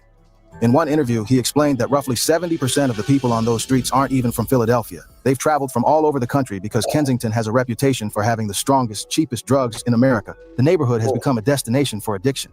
People Google, "Where can I get my fix?" and Kensington comes up. They arrive with nothing, set up tents on the sidewalk, and never leave. The city has tried to clean it up multiple times, sweeping through every few years, clearing the encampments, making arrests. But within weeks, sometimes days, everything returns to exactly how it was. Skrilla started selling drugs in Kensington when he was just 12 years old. This wasn't a choice born from desperation. Remember, his parents were college-educated and working. This was about the culture of the neighborhood. As Skrilla explained it, once you come outside in Kensington, you're trapping. That's just what it is. Even if you're just going to the park, by the time you go back in, you're going in with some money. By 13 and 14, Skrilla was deep in the game. Back then, the money was better. This was before fentanyl completely took over, when people were still selling dimes instead of the cheaper bundles that dominate now. Young kids like Skrilla were making serious money, and that money was intoxicating in a way that basketball trophies couldn't match. His father tried to keep him on track. Skrilla played every sport: basketball, football, track and field. He ran cross country. He was genuinely good enough that his school's principal and teachers would later show up to his court dates to advocate for him. But the streets had a pull that organized sports couldn't compete with. Between the ages of 12 and 16, Skrilla racked up 6 heroin distribution charges. 6. Most kids that age are worried about homework and video games. Skrilla was facing serious prison time. The only reason he didn't end up in juvenile detention was because of his grades, his athletic record, and the fact that both his parents showed up to every single court appearance. The judge gave him 2.5 years of house arrest instead. Those 2.5 years changed everything. Skrilla had to graduate high school while confined to his home. He couldn't go outside, couldn't see his friends, couldn't make money on the block. And in that isolation, something shifted. He started thinking about other ways to make it out. This is where Skrilla's story takes a dark turn, because while his parents gave him opportunities, they also passed down something else, a religion that most Americans don't understand and many consider demonic. Skrilla practices Santeria, but he's quick to correct people. He specifically practices a branch called Ifa, also known as Palo or Efa. And according to Skrilla himself, this isn't something he chose. He was born into it. His mother practices it. His grandmother practices it. He's what they call a born santo, someone who inherited this spiritual path from birth. Now let me break down what Santeria actually is, because we're praying to Saint Barbara or Saint Lazarus. But in reality, they were worshiping Chango, Babalu Aye, and other Orishas. The word Santeria literally means worship of saints, but that's just the surface. Underneath the Catholic imagery is a complex system of African spiritual practices that involves animal sacrifice, spirit possession, divination, and direct communication with powerful entities. The Orishas themselves are fascinating and complex. They're not exactly gods in the monotheistic sense, but they're not exactly angels either. Think of them as power preferences and domain of influence. There are hundreds of Orishas, but practitioners typically work with a core group. Elegua is the Orisha of crossroads and doorways. Nothing can happen without his permission. He's like the gatekeeper of the spiritual realm. Offerings to Elegua always come first in any ceremony. Ogun, the Orisha Skrilla mentions most often, is the owner of iron and all metal. In traditional Yoruba culture, this made him the patron of blacksmiths and warriors. In modern practice, especially in street culture, Ogun's domain extends to guns, knives, and all weapons. He's associated with war, labor, and sacrifice. He's fierce, aggressive, and protective of those who honor him. Chango is the Orisha of thunder, lightning, fire, and drums. He's a warrior king, known for his charisma and his temper. Skrilla mentioned being crowned by Chango, which means he went through an initiation ceremony where Chango was identified as his ruling Orisha, essentially his spiritual father. Yamoja, sometimes spelled Yamaya, is the mother of all Orishas, associated with the ocean, motherhood, and nurturing. But don't mistake her maternal nature for weakness. She's also fiercely protective and can be as destructive as a tsunami when angered. Now, Skrilla practices specifically Ifa and Palo, which are related but distinct traditions. Ifa is a divination system and spiritual practice from the Yoruba people. Ifa priests, called Babalawos, use a complex system of casting palm nuts or chains to receive messages from Oranmila, the Orisha of wisdom and divination. These readings guide major life decisions and reveal a person's destiny. Palo, on the other hand, comes from the Congo region and is considered by many to be darker and more aggressive in its practices. Palo practitioners, called Paleros, work with the spirits of the dead, not Orishas, but actual human spirits. They create what's called a prenda, or nganga, which is essentially a cauldron or pot that houses a spirit. This spirit is bound to serve the Palero, often through offerings of blood, alcohol, and tobacco. Palo has a reputation in Afro-Caribbean communities as the tradition you go to when you need serious work done, protection from enemies, revenge, or material success. It's more transactional than Santeria, more focused on results than spiritual development, and it's the tradition most often associated with what outsiders would call black magic. In an interview, when asked to explain his religion, Skrilla struggled to break it down simply. But here's what he did say. I believe in God just as well as you. I believe there's one God, but we also have ancestors. We all have ancestors that we could tap into, and there's a lot of things that you could do with your ancestors, also known as your Orishas. There's a lot of things that they could help you with because we got ancestors watching over us. He specifically mentioned Ogun as one of his primary Orishas. In Skrilla's words, Ogun is the owner of all metal, and I feel like just being in the streets, you should always try to be close to Ogun. He's going to make sure you're protected. He'll make sure that he'll do a lot for you. He'll keep you out of jail. There's a lot Ogun could do for you in the streets. This isn't abstract theology for Skrilla. This is practical spirituality. He believes that by honoring Ogun through offerings and sacrifices, he receives tangible protection and benefits in his daily life. Now we get to the part that has parents, pastors, and critics up in arms, because Skrilla doesn't hide what he does. He posts it on social media for everyone to see. Animal sacrifice is a core component of Santeria and Palo practices, and Skrilla has openly admitted to sacrificing goats, chickens, and mice as part of his rituals. In one interview, he stated plainly, I sacrifice goats, chickens, mice. I do this for certain things, but I'm not allowed to explain it how you want me to explain it. Why does he do this? In Santeria, animal sacrifice serves multiple purposes. It's a way to feed the Orishas, to give them energy and power. The Orishas are believed to consume the life force, the ashe, of the animal, while practitioners eat the physical meat afterward. It's also a form of exchange. You give something of value, the life of an animal, in return for blessings, protection, or specific outcomes you're seeking. And the blood is particularly important. In Yoruba cosmology, blood contains the essence of life itself. When blood is offered to an Orisha, it's like giving them pure energy. Different Orishas prefer different animals. Ilegua typically receives roosters. Ogun prefers male animals, especially roosters and goats. Chango likes rams. Yamoja receives ducks or hens. The rituals themselves are elaborate. They involve specific prayers in the Lukumi language, a liturgical language derived from Yoruba, specific songs and rhythms played on consecrated drums, and specific ways of preparing and presenting the offerings. A proper sacrifice. What's going on with my son? It's a ceremonial act. This nigga, man. Man, y'all little niggas, man. What's going on? I said, let me fuck with him real quick. What's cracking, man? Man, nothing, man. Not a whole lot of shit, man. I can summon something right now. Man, I already got something stuff over here, nigga. Goddamn. And I don't like that motherfucker, so I don't want nothing else. Shit. Yeah, man. Yeah, I was over here, nigga, you know, like, nigga, when you, like, you high, but you tired, but you, like, high, you so high, you don't want to fucking go to sleep, but you're not really sleepy, you're just, like, you just feeling good, but you, like, nigga, you got every few seconds, you just start, kind of, like, nigga, start to tilt and fall asleep. If I was doing dope, nigga, they would say, nigga, nodding off, nigga. But I don't, man. But shit, I'm just high, nigga. I'm smoking some weed and shit. But yeah, man, this right here is wicked. What you showing right here, this crazy though, cause I'm trying to tell you, I just went to sleep on something like this.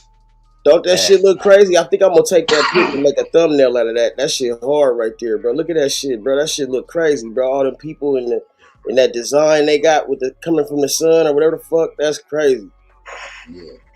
Yeah, I went to sleep, man. I don't know. I'm gonna be honest. I've been going to sleep kind of early, man. Like about 6 or something. You been sleeping good, huh? You been over there sucking your thumb, sleeping good.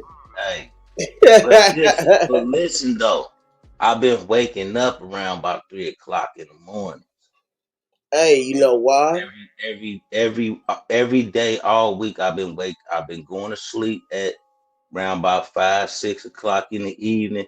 I wake up around about 3 o'clock. I promise you, nigga. They say that's the motherfucking 3 o'clock is the hour of the spirits.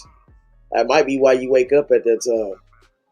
Like it's crazy, and I be up, and I have a lot of energy, like crazy. Yeah.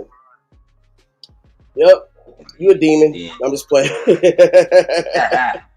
And then you playing this right here. I just got done watching something.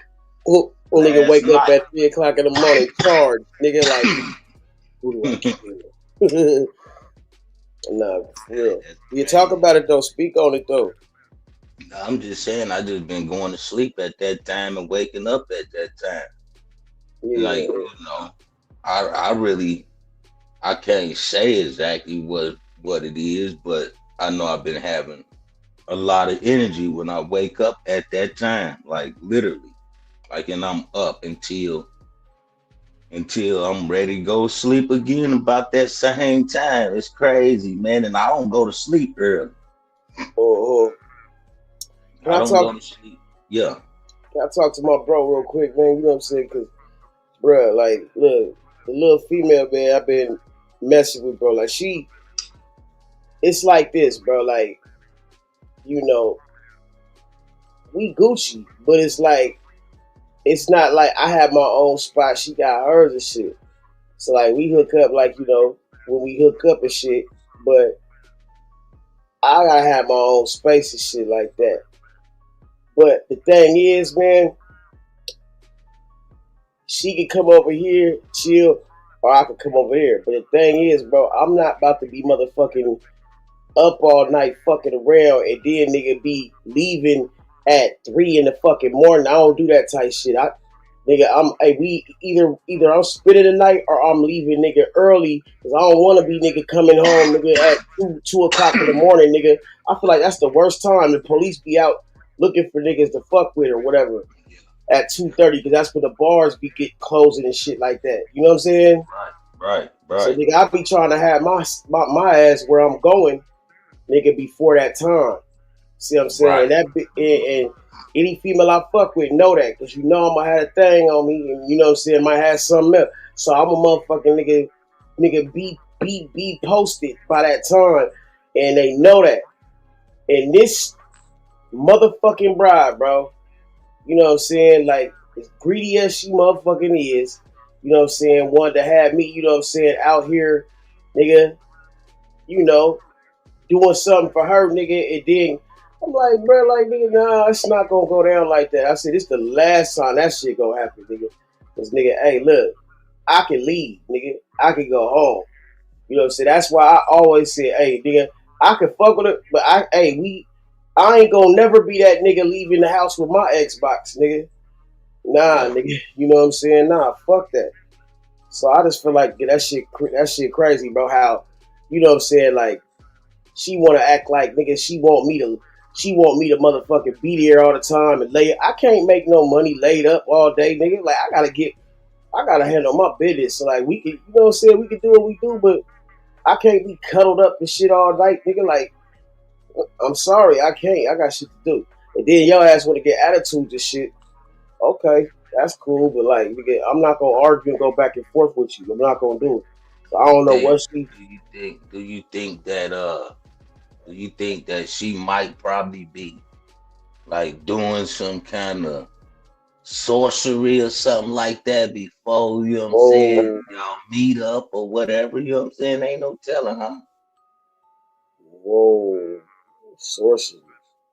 Sorcery or something like some witchcraft shit or some kind of something where, you know what I mean, it puts a delay in certain shit at a certain time. You know what I mean? Ain't no telling, nigga. That's how I be thinking sometimes, though. I'm trying to see where you getting at. Like, what you mean by that? Like, put a Like delay. before y'all meet up, did she like, you know what I'm saying? You don't know, like you don't know, right? You don't know. I'm saying, do you have an idea? Do you feel like before y'all meet up or whatever, like she could be doing, if she greedy, and she could be doing some kind of sorcery or witchcraft? Yeah, I never thought of no shit like that. I never thought of no shit like that. But you said you ain't let her get a piece of your hair or nothing like that. nah, man. But yeah, nigga, yeah. I hope she ain't doing no weird shit like that. But nigga, you know what I do be noticing, nigga, when I be sitting on her bed, nigga, sometimes nigga I feel like something run across that motherfucker. Yeah. Like, do her bed feel hot? Oh, bro, how the fuck, bro? What the fuck that come from, bro? How? What you had a female when you sat on the bed and got hot? Just answer the question, man, real quick. Do her bed be hot when you sit on it? Yeah, how you know that? Every now and then it do. Trust me, nigga. Hey, I've been waking up at these time of the hour, nigga, and certain shit is like I've been being shown certain stuff, man, and given certain shit, and it only comes up only on certain times. Like everything that I am equipped with and know, it's not gonna come straight out at even come out in a way where it's y'all would be able to understand what I'm saying. It'll probably sound like, come on, KB, get to the point, or we don't get it. No, I know what you're talking about. I'm just shocked that you even motherfuckers, the way you said that, that shit was the detail. Cause nigga, like, it'd be either nigga when I sit down and get hot, or my foot would get hot. Mm-hmm. That's crazy, bro. That's weird. Like I'm trying to process that because she had said she had been through some crazy shit, but I never thought like she might Do be. you have your shoes on when you sit down on her bed? Yeah, but I take them off sometimes. You know what I'm saying? Then that's your feet. You feeling the. You gotta keep your. Once you done came in there with your shoes on, keep your shoes on. Keep your shoes on. You might have to get up out of there right then and there. Ain't no telling. You did what I'm saying. You Bro, should but be I fucking felt that something bitch run with your across the shoes on. bed, my nigga. You Like, should be fucking that bitch with your shoes on. You know what I mean? Or just fucking. You know what I mean? Just keep her at a distance, man. You know what I'm saying? man, bro, you fucked my head That up with shit. this one, man. Trust me. I'm trying to tell you whatever the fuck I've been intertwining with through these hours like that is crazy, and I can't even get no motherfucking description. I'm just being honest. It's just certain shit that I've been feeling, but I can't even explain it. Hey, she made me a bomb ass cheeseburger though. That shit was fire, nigga. I said this the best goddamn cheeseburger nigga I ever ate, nigga. That's how they can get you. You know what I'm saying? As soon as you fall in love with the food, it's like a spell. I swear to God, bro. I said this the best. She brought me a fucking cheeseburger and some fries, and I swear to you, bro, that motherfucker tasted like, hey, bro, you know how you eat something and it just hit the spot? Like, it was like, Get up out of there. Leave that alone. Leave I it alone. swear to God, Leave it bro. alone. Keep that at just the distance, because that's the first. That's if I knew, just if I asked you if when you sit on that bed, is her bed hot? Bro, yeah, Nigga, bro, you that's tell me crazy. about the food she done made, some food that, like, you know what I mean? Like, it hit the spot. Yeah, nigga, that's the first sign of a spell, nigga. Bro, you fucked me up, bro. That's the first sign of a spell right there, nigga. And she be trying to get me to bust, nigga, in her and shit, bro. I be like, bro, like, nah. I'm still got the rubber on and shit, don't trip, but I'm like, the way she be, but I never thought like a spell, bro. Yeah. They know how to pop that condom too, without even having to use their finger. Trust me. They know how to hit that pussy a certain way. You know You how ain't to gonna get swing that my condoms. pussy I a keep certain them way. on me. Yeah, Like you ain't gonna get my shit. nigga, they know how to swing that pussy a certain way where Oh, I know what you're saying. Yeah. that condom gonna break. You stupid, Yeah, bro. real. Yeah. I ain't lying to you, nigga. I know you tell the truth, but I'm just saying, damn. Plenty pussy, nigga. I done seen plenty pussy do plenty shit. So, nigga, I'm telling you, nigga, yeah, nigga, that's the spell she got going on. She trying all kinds of spells. You telling me that these females can use their pussy to break the condom now, nigga? What, nigga? Mm-hmm. Nah, I fuck with Mags though, bro. Hey, them motherfuckers has always been trusted, bro. Magnums or not. Magnums or not. You know what I mean? They know how to swing that pussy a certain way to where they yeah. And play like it ain't nothing, like the condom just broke. You know what I'm saying? For real. On everything. Yeah. You gotta dig that motherfucker. Some of them bitches know how to motherfucking pull that motherfucking condom right off your dick and play like Oh the condom. yeah. I heard that happen before, Yeah, but real goddamn. shit though, where you gotta dig that motherfucker right up out that motherfucker, nigga. Like, come here, bitch. You gotta dig. I'm putting my whole hand in there and pull that motherfucker out of here. I ain't gonna hold you though, bro. I think the best pussy I ever had, bro, came from this volleyball playing bitch. And then the second was a big girl. I ain't never had no volleyball pussy. Bro, I I know swear to God, bro. This them little be bro, she nothing but played camera point photos. guard. She played point guard and volleyball, my nigga.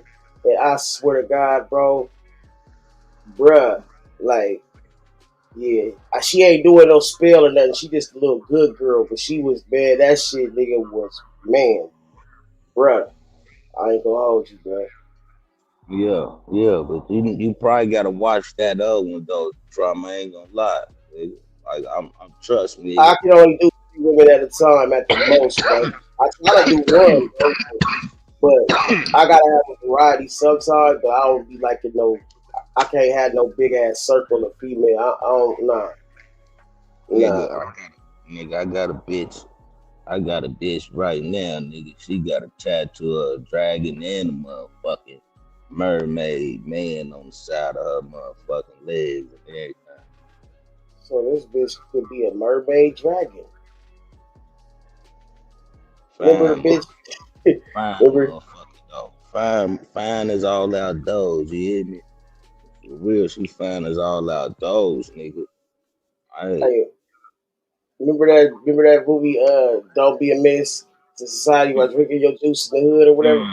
Yeah, remember that bitch nigga? She started getting freaky and her head started turning and spinning and shit. I'm like, man, some of these females, man, yeah, bro. Hey, bro, y'all motherfuckers is freaky. Had that one nigga crack me up on that motherfucker when you say, can you tap that? I ain't gonna hold you. What he said to that one white bitch, though, that one they showed that white bitch was ugly than a motherfucker. Yeah, that nigga's like my beautiful milk of magnesia. He was like, nigga, hey, he ran right past the little black chick and shit, nigga, knocked her over with She was whooped once. I'm talking about that's about the ugliest paid white bitch ever. That bitch look like Pippi Longstocking, nigga. That bitch look like goddamn. She was really swooned it, man. I ain't gonna lie, man. That shit had me cracking up every fucking time. I ain't gonna hold you, bro. Like, yeah. Yeah, man. I'll keep that to myself, but yeah, man. I had an ugly little white bitch like that before. Had a crazy ass booty on it though. I mean, nice and little gay body. head like a motherfucker too, huh? Yeah, her face wasn't shit though. You hear me? But that motherfucking ass nigga, that body boy could have. Boy, I'm trying to tell you.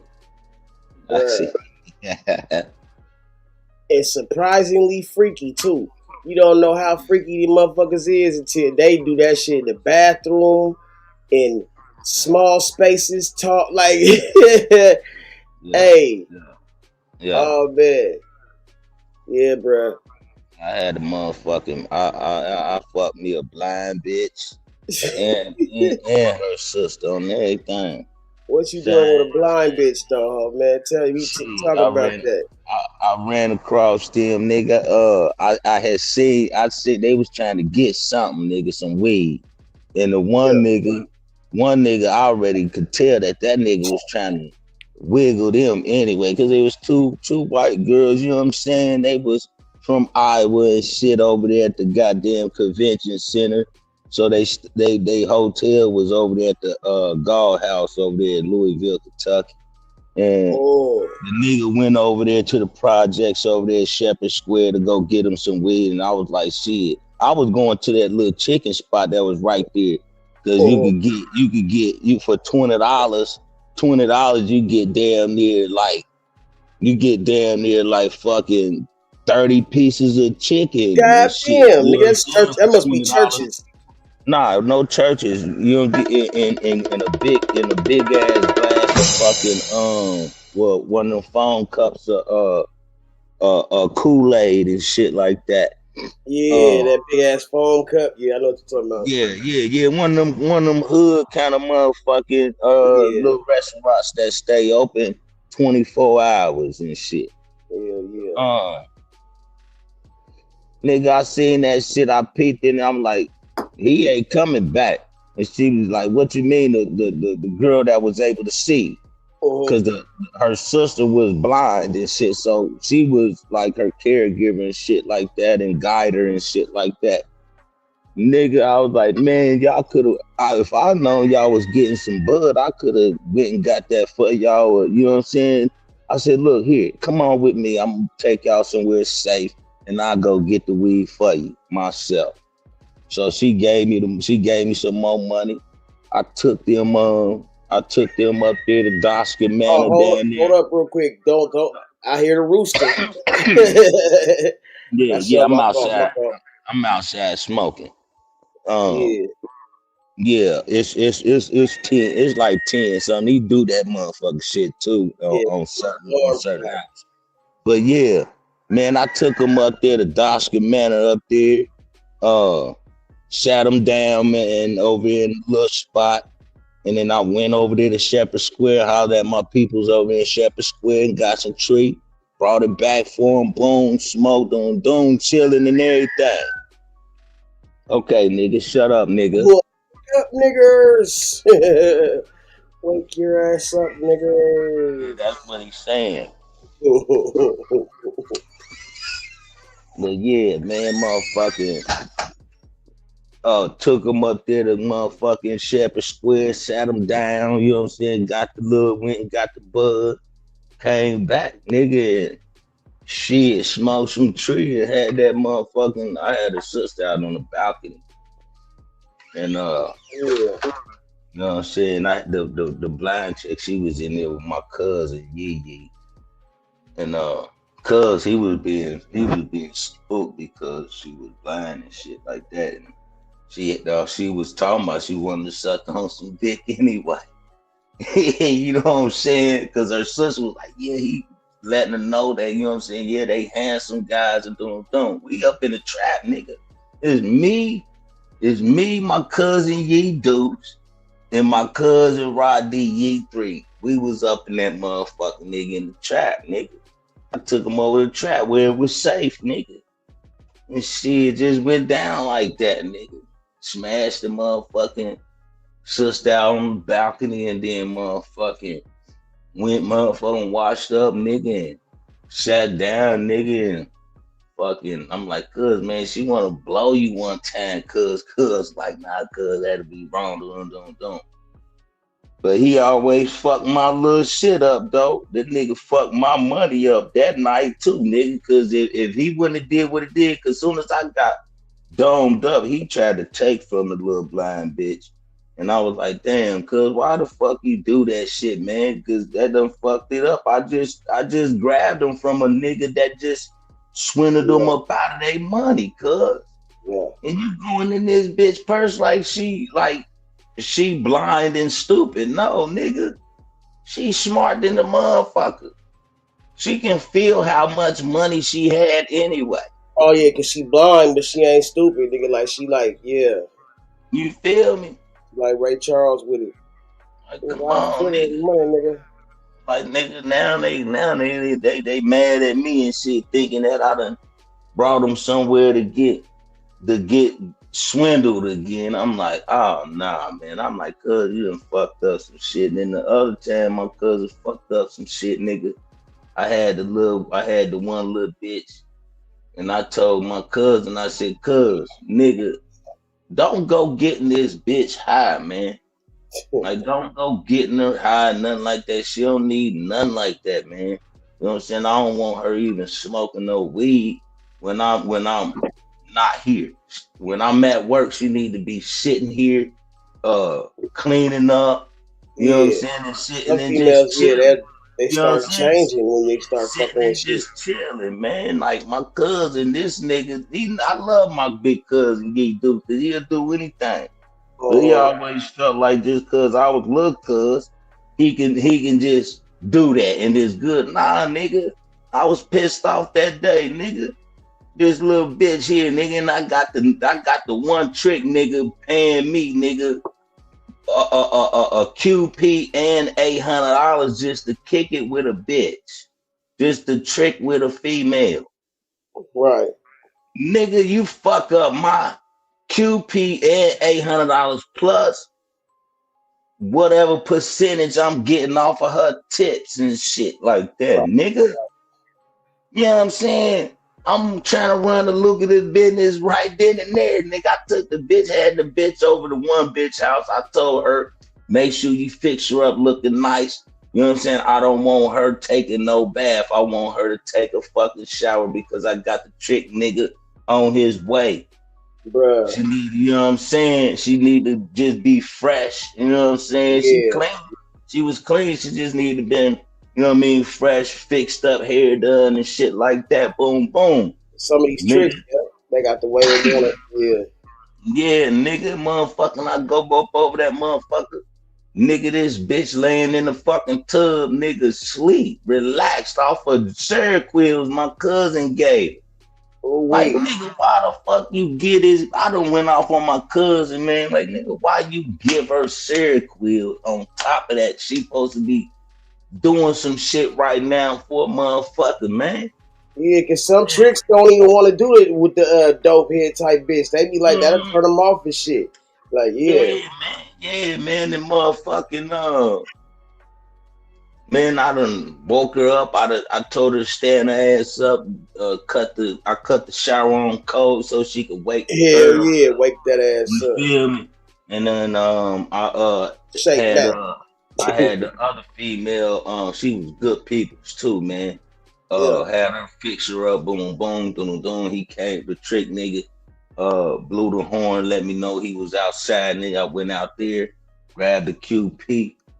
You know what I'm saying, in the 800 and sent her on with him. You know what I'm saying? She was supposed to have had, you know what I mean, this for that sleeping shit. Come to find out, nigga, my cousin, he laid up with this bitch. Like, now he gonna tell me, cuz it's all me now, cuz. I said, man, nigga, yeah, man. I said, you got me fucked up, nigga. I'm like, nigga, you got me fucked all the way up. And then look, nigga, the nigga 700, the nigga 700, he a vice lord nigga, 700, cool ass nigga, man. I happened to see this nigga walking with the bitch. I didn't know that was actually his girlfriend. Yeah. You know what I'm saying? And I seen him walking with the bitch. Yeah. And I was like, hey, Nick, I'm telling her, like, hey, come here, man. What the hell you doing? Like, you got what you got my look, you know what I'm saying? Yeah, and he yeah. looking at, you know what I'm saying? He looking at her, he looking at me, you know what I'm saying? I walked up, he dapped me up, nigga, and looked at her like, oh, she on that? And he like looked at her like, oh, you on that shit? Better pay this nigga his money then. Yeah. Boom, boom, boom. That's the nigga that gave me that book, that the business of music. He the one that gave me that book right there. That's how I know the artist with this music. The artist is the lowest paid out of anything. I don't give a fuck if he done created the music or not. He the lowest paid. If the artist only asks for artist residuals.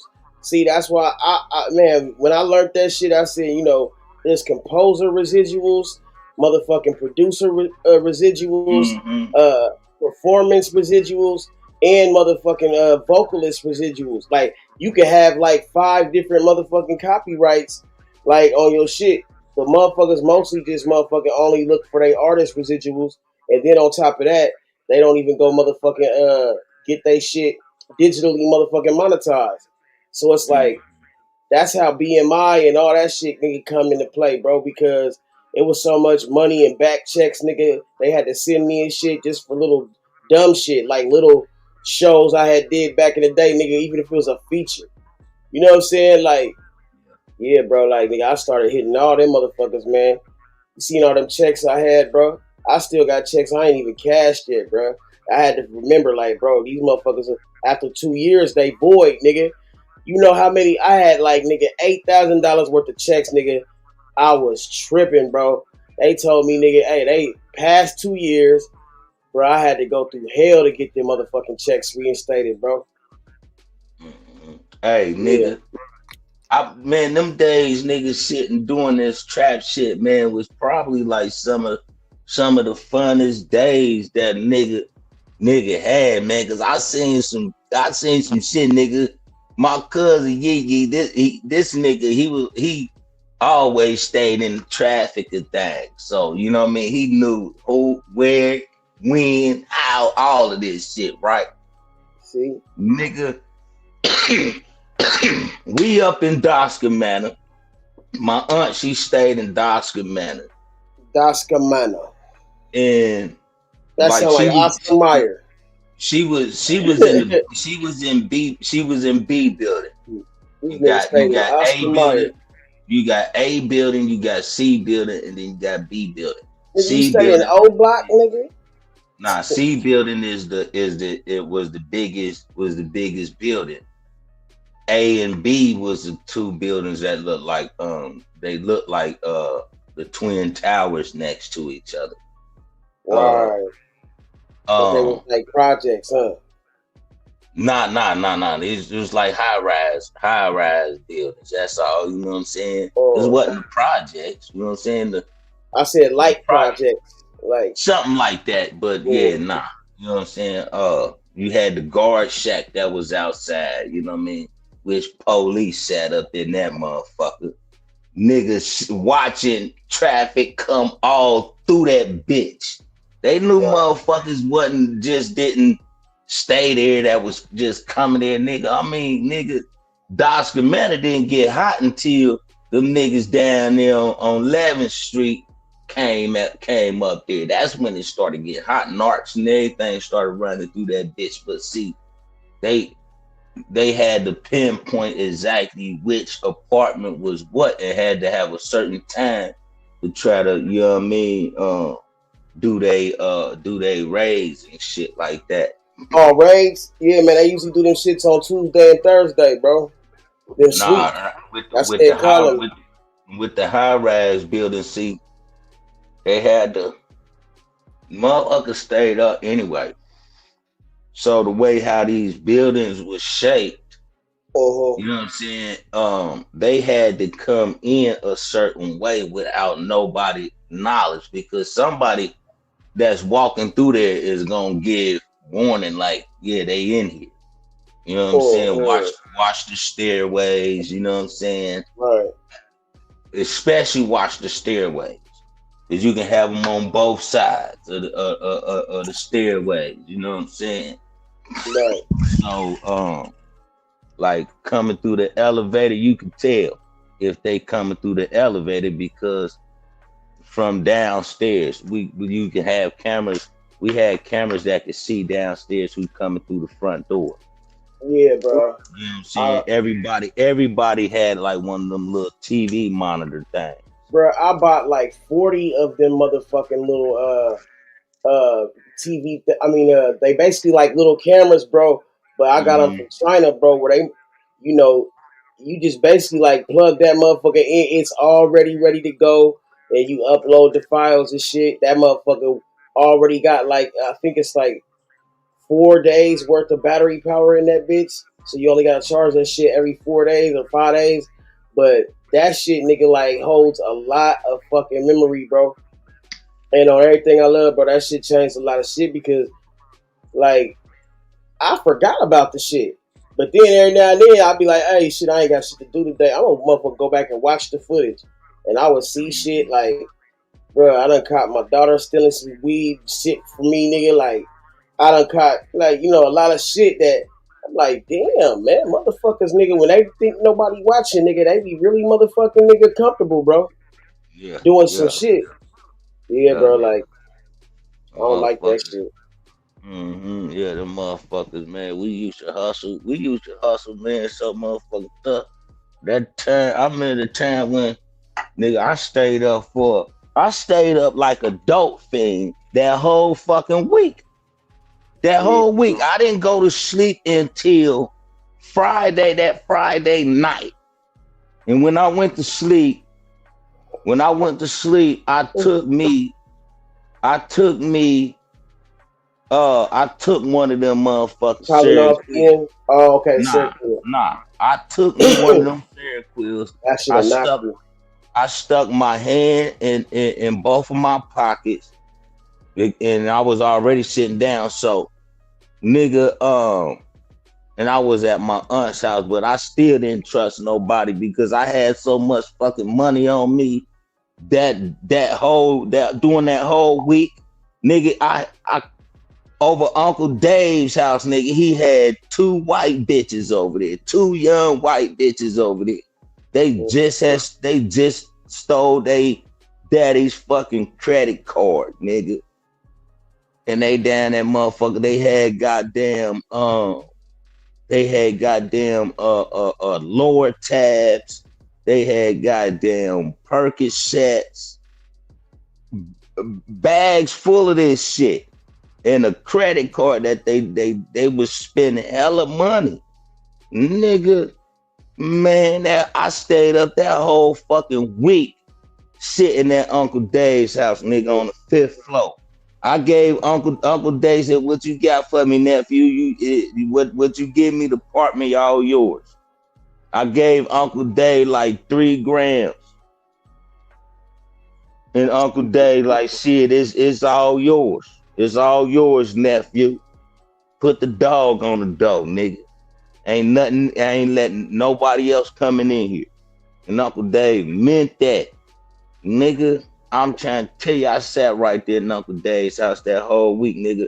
My partner, nigga, that nigga had cussed me out because I was calling him up every hour, nigga.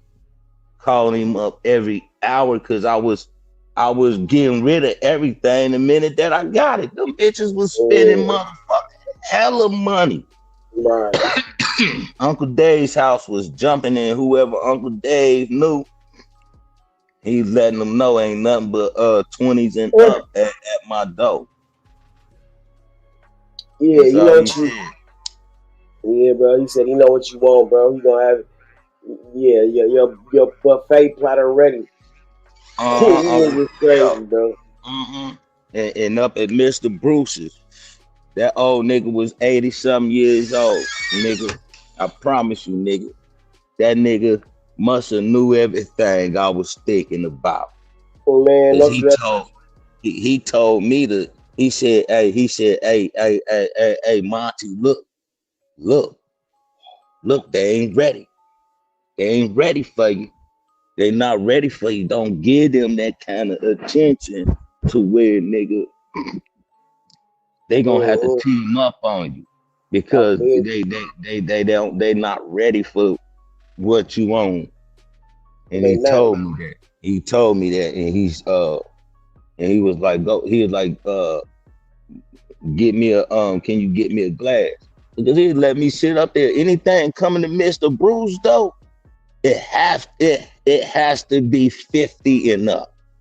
Ain't nothing coming through the door, especially if you get Mr. Bruce like good 5-10 pieces to itself, so he can make him some money. He gonna let you sit up there. Mr. Bruce, he ain't smoked dope and nothing, but sure enough, that nigga had whores up there. He had whores up there, nigga, and he was strictly about that paper. When I got him his glass and get him something to drink, he said, "Do you see it on me?" I said, "What's that?" He said, "Okay." And then he showed me his pistol he had tucked on him. You know what I'm saying? And then that's when he told me, he was like, "They not ready for you, man." He was like, "Whatever's going on down there, nigga, don't do it. Don't do it." But I had already done did it though. You feel me? I had already done did it. I up and piped on the nigga little one down there. It's 6'11". On everything. Motherfucking Benny came up and said, was talking about them niggas. I let these niggas come up in my spot and all they want to do is just crumble me out and have me waiting it. Nigga, that nigga Benny is a straight fool with it. He a fucking troll too, nigga. He be playing, nigga. But he funny sometimes, bro. He said, man, them niggas just want to crumble me out, man. And I let them sit in my spot and get all this money, and all they want to do is crumble me out. But you got anything up here, nephew? I'll just come and see if y'all had something. I said, "Yeah, what you trying to get?" I said, "How much you got?" He said, "Man, I only got about $5-7. I said, "Okay, here, give me that $7. And I broke Benny off something nice, like a dub damn near for $7. I gave him a Twinkie for $7. Oh. And I said, you need somebody to come down there and exterminate your apartment?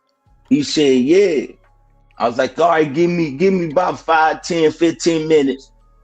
I'm come down there. Nigga, by this time, my nigga Bangum, he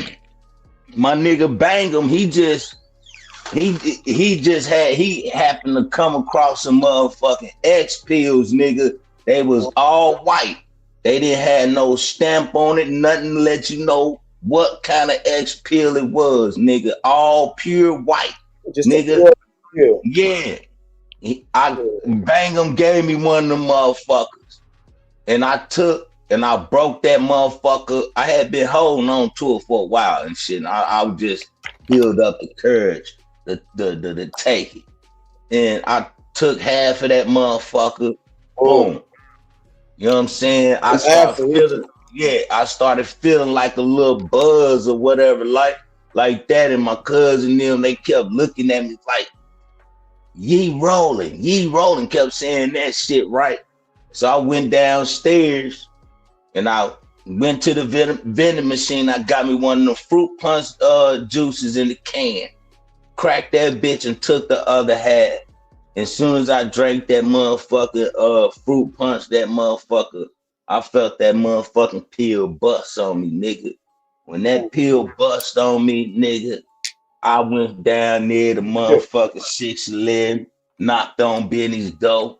I seen nigga little one laying there on the couch in the trap like it's his shit.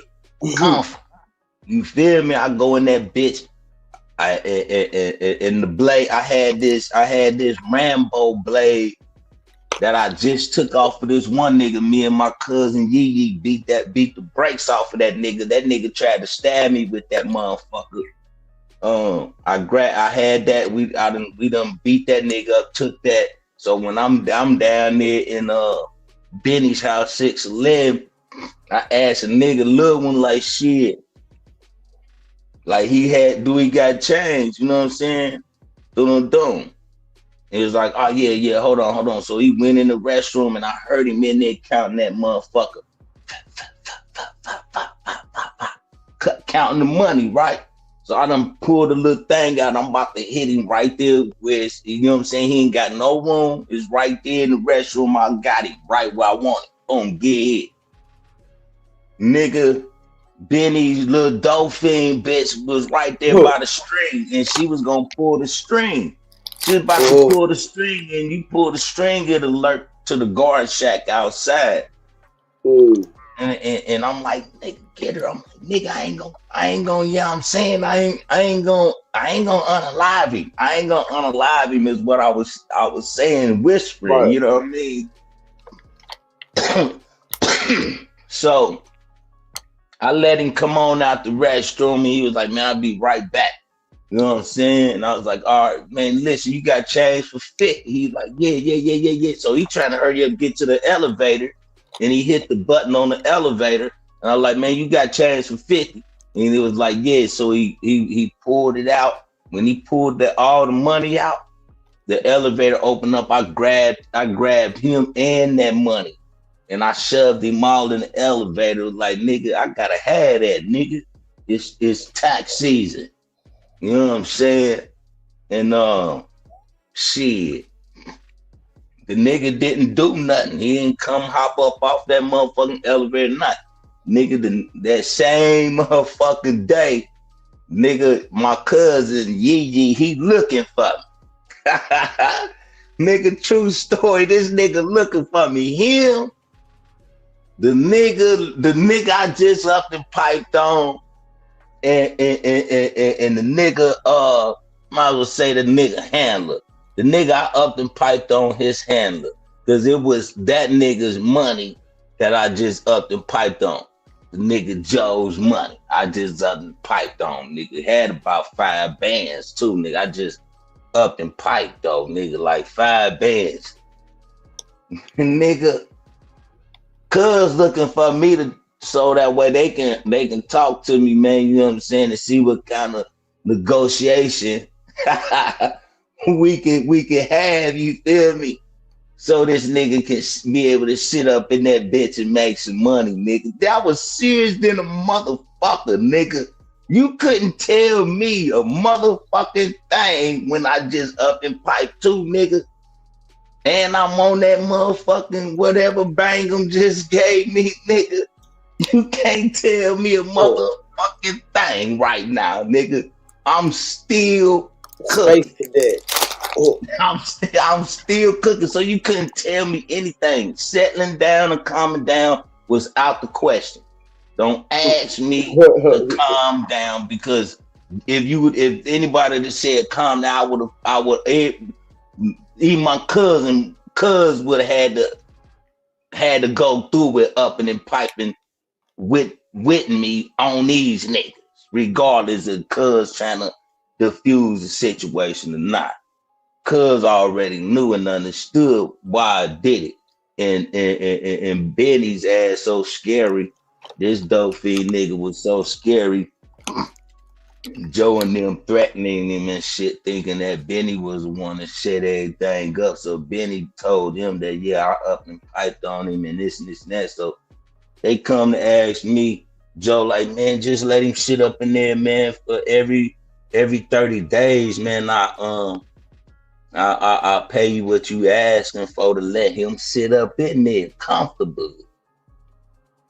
And man, nigga, I flipped out, nigga. I said, hey, nigga, ain't nobody sitting over that motherfucking comfortably, nigga.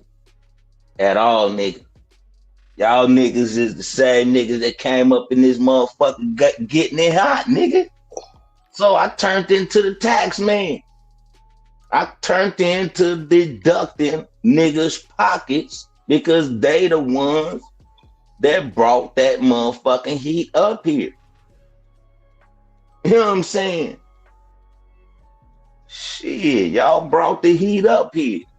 So yeah, I had to, you know what I'm saying, put some authority down that bad boy. Cuz was like, cuz, man, you crazy, nigga. You fucking up the money for everybody, man. You making everybody uncomfortable to be able to sit and get some money. I'm like, shit, nigga, they making it uncomfortable for me to make some money up in this motherfucker. Right. You feel me? And a nigga just tried to unalive me, nigga, with the knife, nigga. With a knife.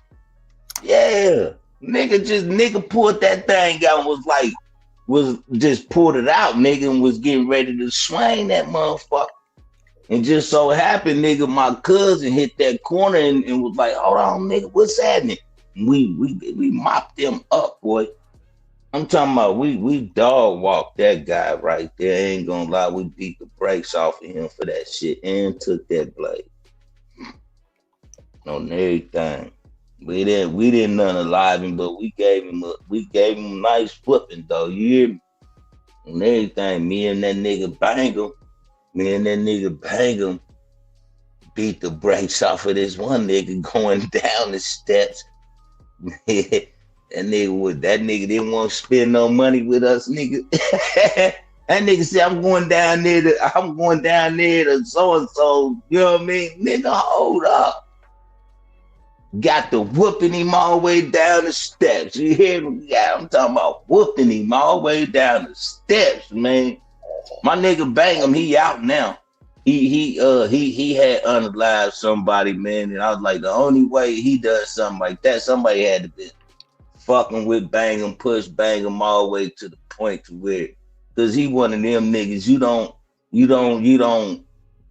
do no funny shit or think that he won't do nothing.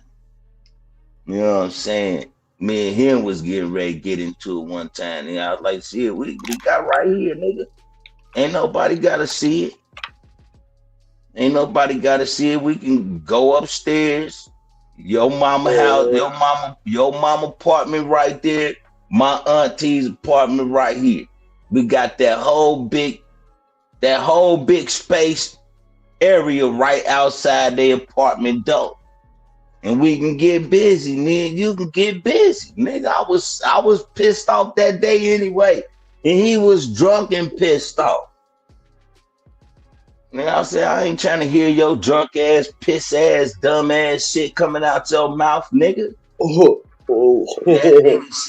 nigga said, nigga, I'll beat your ass in here right now, nigga. You a hoe, nigga.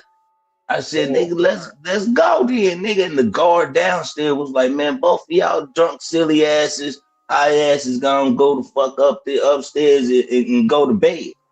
Yeah. You know what I'm saying? Before I had a law, the actual police come in here and handcuff both of y'all. Y'all could spend the night down in the county. Went upstairs, got on the elevator, went up the steps, nigga, stepped off the elevator, nigga. I'm like, shit, what's up, nigga? We squaring up and everything. Here come Miss Mary. Bango's mama come out the door. Y'all better not start that dumb shit and start fighting. You know? Y'all like family. And she said that shit. Next you know, we was in that motherfucker smoking bud, nigga, laughing and joking, nigga, all over again. Talking about this shit we was getting ready to do. Crazy nigga. He out now. My nigga Zip need to get out now. My nigga Zip. Okay. He the one that made first 48 hours. Oh, like the series? Like, I mean, he's like the director or something? No, nigga. He unalived somebody, nigga, and he was on first 48 hours, nigga. Oh, okay. Yeah. I thought you were saying something. Yeah, I was like, what the fuck? When I seen that right there, I said, oh my God. I just had got finished talking to that nigga like about fucking 2-3 days right before that happened. You never know, man. Yeah, and I was like, damn, man. I just telling him, like, nigga, I got this one nigga out here in Cali, nigga. I don't know. I was over there at what was that? Air the Beermans over there. They had in Sacramento over there near the Beermans. And I'm outside, you know what I'm saying, smoking, puffing on my black and shit. And a nigga just pulled up, nigga, and walked past and was like gave me the head shake, like, what's up with it? I was like, what's up, nigga? You know what I'm saying? Like, man, you look. He was like, man, I can tell any. He said, I can tell a nigga that's on some money or about some kind of business. You feel me? And then I was like, yeah, what's going on? He was like, yeah, man, what you be doing? You from out here? I'm like, nah, man, I'm from Ohio. Doing. He was like, okay, dig that, man. Don't. I got my sister stay up over here, out here. You know what I'm saying? I'm up here with some people right now. You know what I'm saying? I just wanted to stand out here and puff on my black, you know what I'm saying, for a little bit instead of just walking around that motherfucker. Hey, you know why I stopped smoking blacks, bro? Why? Because, man, the chick said that my nut tasted like black and mild, bro. Yeah, I'd have been like, shit, bitch, swallow every bit of it. Bitch. Yeah, she did, but I just saying, bro, like, I'm like, damn, the motherfuckers must be, you know what I'm saying, kind of strong for your, you know, that to make your shit like taste like that. I'm like, damn. Yeah. But yeah, nigga, yeah, I don't know, but yeah, man, motherfucker, a lot of little strange shit, man. We went through a lot of little shit, man. How the fuck you just mad? You know, hey, bro, like, that was crazy because, nigga, I always thought that shit was weird, nigga. Like, I'm like, bro, what the fuck is on your bed? And when you said that shit right off the bat, nigga, about a nigga motherfucking, like, sitting on the bed and the shit hitting. I'm like, this nigga said that shit like the first thing he thought of, nigga. Yeah, nigga, I know because I could tell because shit just by hearing, nigga, that motherfucking shit, nigga, and seeing what you was playing, nigga. I just had went to sleep on looking at something like that yesterday. You know what I'm saying? and I woke up at 3. I've been waking up at fucking 3 in the morning, and this nigga right here. That Rooster motherfucker is at it. He be out active like a motherfucker, banging and shit. Mm-hmm. Oh, Motherfucking Rhodes ass, my German Shepherd had one of the motherfucking chickens running around out here in the motherfucking yard, dogging that motherfucker. Till I told her to finish it. She finished that. She shook that thing up. Oh, he said kill it. And ate that motherfucker. Killed the chicken. Ate that motherfucker. Ate it whole. Man. Hey, he said he trained that motherfucker to catch the chickens. Them motherfuckers be, like that's what boxers and shit be doing and shit to get quicker and shit. Chasing chickens and shit. Mm-hmm. That's my next little dog I get, man, probably gonna have to be something. I want me one of them, you know what I'm saying, something big. I want something big though, and I don't, and nobody gonna touch this motherfucker. I ain't letting nobody pet it, nothing. Can't nobody pet it, can't nobody get close to it, see it, nothing. When it sleep, I'ma cover that motherfucker up. You know what I'm saying? I'ma feed that motherfucker certain little shit though. You know what I'm saying? Like it's natural habitat. You did what I mean? Like that motherfucker need to know how to shake something up. Let it probably buy like a pig or something and let it loose in the yard and let it chase that motherfucker down and handle business. Let it handle its business, you feel me? Some shit like that, yeah. But yeah, man, that's wick. That nigga. I can summon this. I can summon some shit though too myself. I thought about diving in. One time, but nigga, it's wicked though. Cause anytime I do dive in, I always experience some other type of shit, boy, and that shit ain't nothing nice. That's why I don't dive into it no more. I played with that Ouija board one time, and I promise you, nigga, that whole time I was a madman. I was a madman playing with that Ouija board. Everything. A straight madman playing with that Ouija board. I didn't play with the Ouija board too long, but just for, you know what I mean, just from the little time, you know what I'm saying? Cause I backed out. I was like, nah, I'm cool. I ain't gonna play around with this shit like that. You know what I'm saying? But something had to fucking had entered into me because me playing with just a little bit. You know what I'm saying? And MON, that MON spells 666 on the telephone. So a nigga like me, I've been on a lot of that shit anyway. Once I decoded my motherfucking nickname that my family called me, nigga, I said, nigga, I don't want nobody call me this right here, nigga. I don't want nobody call me MON. MON. It's MON.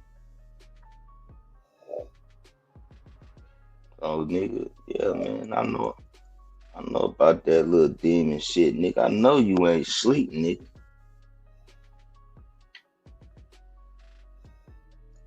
Trama. Yeah. Okay, nigga, you ain't sleep over there, is you, nigga? Nah, I was reading something. Oh, my fault, bro. Nah, I was listening to you talk too, bro. You were saying some shit about, yeah, bro. My bad. Yeah, man, you was talking your shit, keeping your knowledge, nigga. I was listening, nigga. You ever seen a giant before, nigga? Yeah, bro. I have, bro. I actually have, bro. This motherfucking Nephilim looking motherfucker, bro. and he was from on everything, bro. This motherfucker was from Iceland. You know what I'm saying? I said Iceland. Nigga, what the fuck is Iceland? Do you think motherfucking like niggas like Shaq height, height? You know what I mean? Potentially been like Nephilim, nigga, blood. Yeah. Possibly, bro. Yeah, possibly. Cause think about it, bro. Like a lot of that shit still here though, man. That's the thing though, too. A lot of that shit is still running around. And I think Shaq is still running around. Just think about what they had Shaq do, bro. They had Shaq play Kazam. Remember that genie, that crazy movie he did? He was like the genie and shit. And then they had that nigga Sinbad play the same type of movie, but it's called Shazam. But they said that ever existed. But anyways, bro, it did exist, nigga. That shit's weird too. But Shaq, nigga, like he done. It ain't no coincidence. He done played a genie. Then he done played fucking dresses. Yeah, bro. Once I seen nigga Charles Barkley in his dress, I said, "Oh, man, they getting all these shit." I ain't never seen Kobe do no shit like that though. But you know, I'm gonna tell you what fucked my head up though, Trama, is when I seen that motherfucking little video clip of that motherfucker, one basketball team that won that championship, and the one nigga put his thumb is at, bruh. Yeah, I showed you that shit. You couldn't believe that shit. Nigga said that nigga didn't whoop that nigga on the spot. Is crazy, bruh. I think the nigga was in fucking utter shock. Like, bruh, but I don't give a fuck, nigga. You supposed to knock that, bruh. What? And ain't no utter shock. Ain't no utter shock or nothing being in no utter shock. Oh man, nigga, that's instant. That's instant. Turn around, slap the fuck out you, nigga. You know what I mean? That's crazy, bro. Like I don't even understand. Do that to just think you do that to a random female or something, nigga. Oh, you know what I mean? Or even if the female it's a group of females and you just happen to pop your thumb in her ass, nigga. If she turn around like that, then she might like it. Yeah, some females like that shit. You know what I'm saying? But nigga just unaware like that, nigga, nah, she gonna turn around, slap the fuck out you. Oh. Nigga, a man supposed to turn around and whoop your ass off the dribble. Nigga, I could never imagine. I don't never see nigga. What, nigga? And then for a nigga to even do that, bro, like, how comfortable was he, nigga? Like, that shit weird, bro. All the way weird, nigga. That was a sign of, nigga, the night is the night that it. Oh. You know what I'm saying? Shit like that, a championship ring,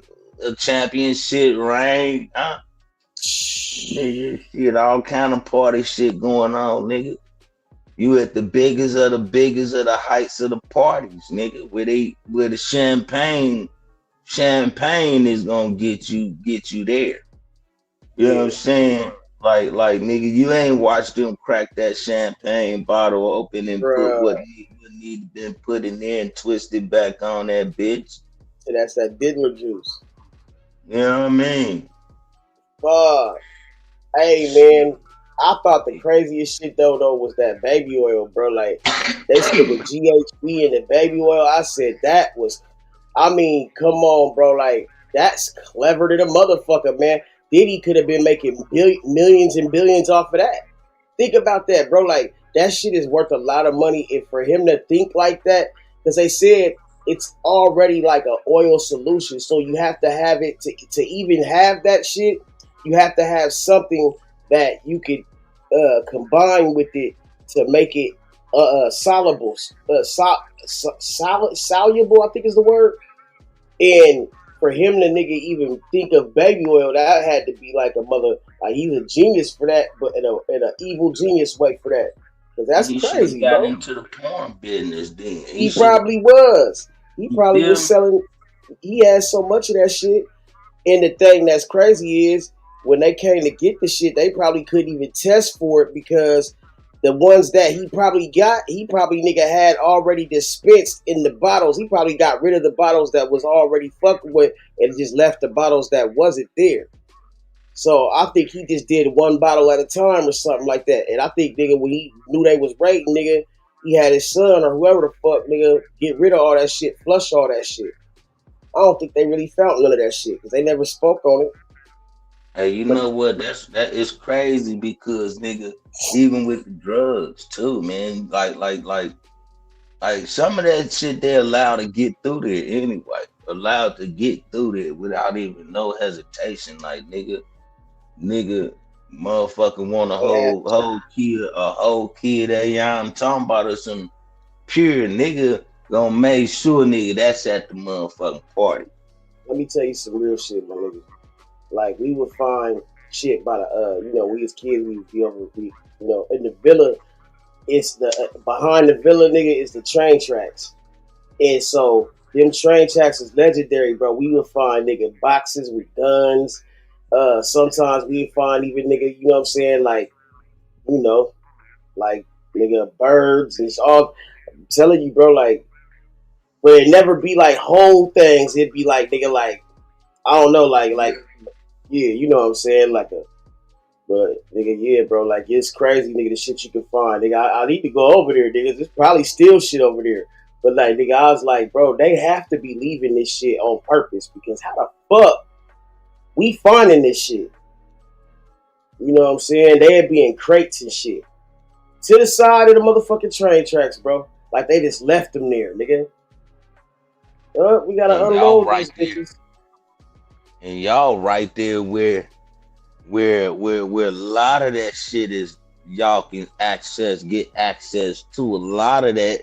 A lot of some of the good shit of the best shit. You know what I mean? Portland is a port. That's why they don't understand. Besides Miami, we probably are the biggest port, nigga. You know what I'm saying? Besides Miami get that good, and we get the shit that come but on the back way.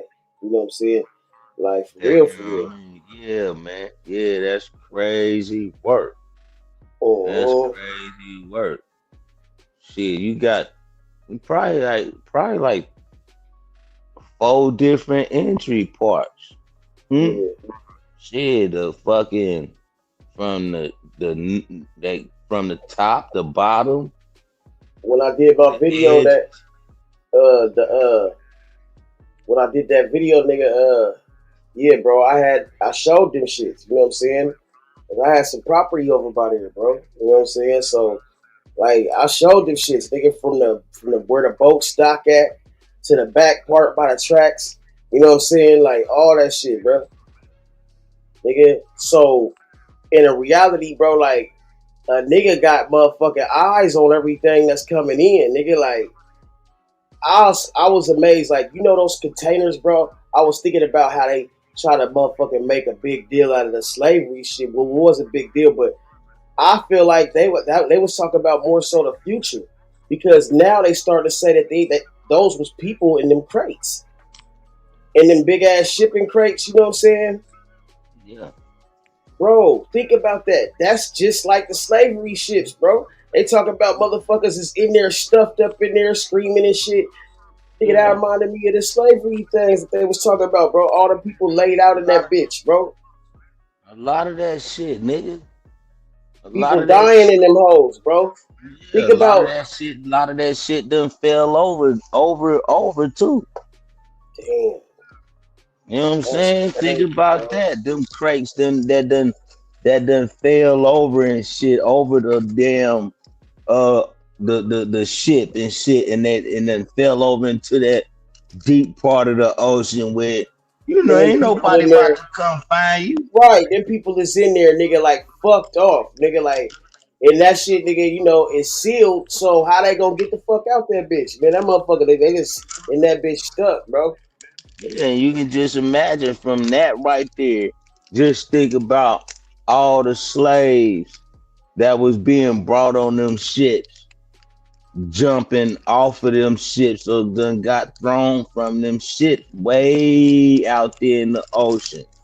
They say that's where the hurricanes come. from. Yeah, they say that's where the hurricanes come from because hurricane is like it stands for the soul of a woman, that was thrown overboard type shit, or the soul of well, not necessarily a woman, but hurricane starts with her. So, Nigga, I just know this, nigga. If it take you a motherfucker year and a half on a boat to get here from Africa, then yeah. I think a lot of that shit was fabricated, bro. I think they were talking about the future, nigga. I really do, bro. Because I'm thinking like, bro, like, nigga, nah, nigga, you ain't gonna They have was that many thinking, Africans, nigga, just walking into them it motherfuckers, wasn't, nigga. Like, come and on, that's bro. the thing. That's the thing, though. Too is like we got to look at it like this too, nigga. Yeah. It wasn't not Africans. It had to be some other. Black people, period. Yeah, you feel me? Because even if you look at it right now to this day, motherfucking African can come and go too. To this day. They not the ones being deported. Right. You know what I'm saying? Shit like that. If motherfuckers want to say anything about Black history, then niggas ain't motherfucking worried about no Black history, nigga. Bro, what is Black History? How you gonna give us the shortest month of the year and make us feel like, nigga, come on, bro, everything they try to do for us is fucking symbolically fucked up. Yeah, it's just what it is, and it's truth. It's truth behind everything. Where you just like, why is this? Why is that? And it's always a reason why. It's always the truth and reason why this has happened or even done occurred. You feel me? Yeah. You know what I'm saying? Everybody might have their own assumption about this and this and that, but when it all boils down to it, the actual truth about it is sitting right there, smack in our face, and is just hidden. And for those that don't know about it, won't find out about it. They're gonna be clueless to the facts, or you know what I'm saying? Yeah. Niggas that don't know, don't show. Don't got no love for niggas in the hood. That's a real threat to them, using a motherfucking mind for real to dismantle the shit that they done already done already took and put in place to have your brain distorted and shit. And you waking a motherfucker up alone they gonna try to find something against you. Right. Put something on you against you. You feel me? That's just it. And that happens to nobody else but us. And that's the people thing, bro. still don't get that shit. Like, it don't mean nothing. All the money that they able to throw around and shit, but they don't want to give niggas their reparations and shit. But they got so much motherfucking money they could just throw money around and shit, print money up, and I'm like, bro, like that shit. That's why black people getting fed up, bro. It's gonna come to a point, nigga. We gonna be fed the fuck up, bro. And I feel like what that white boy said, nigga, on the fucking last little show I showed, bro. Like he's talking about how, us as a motherfucking people, if the Constitution says that if we don't like our government and we don't feel like we being justly represented or governed, we can overthrow our government. You know what I'm saying? It's called what the fuck is that shit called? I can't think of the exact name. But who gonna be ready to help overthrow it? Us. We gotta be ready. Because the thing is, bro, when we get tired of shit, we just not gonna give a fuck no more. The only thing that can stop us is fear and motherfucking money. If people can't be controlled by fear and ain't ready to sacrifice their life or ready to kill for it, you gotta be ready to either kill, sacrifice your life or take a life, nigga. And you gotta be willing to do one or give your life. And I feel like motherfuckers gonna, eventually nigga be ready to nigga crash the fuck out. And that's what it's gonna take for people, for us to So do you overtake. think? So do you think by all the other stuff that has happened, those were certain people that put their life on the line for a build up to something? I feel like that's what it had. They had to be willing to do that. Whether they did it, I mean, because you gotta be ready to take it there, bro. If you scared, if you scared, you could be controlled, like, right? Because all the fucking police do is come in and be like, "Hey, man, we gonna take y'all to jail. We gonna throw this fucking tear gas." And bro, if niggas is scared to motherfucking get their hands dirty or scared to get sacrifice their life or feel like they can be bought, then that's always gonna be a systematic control.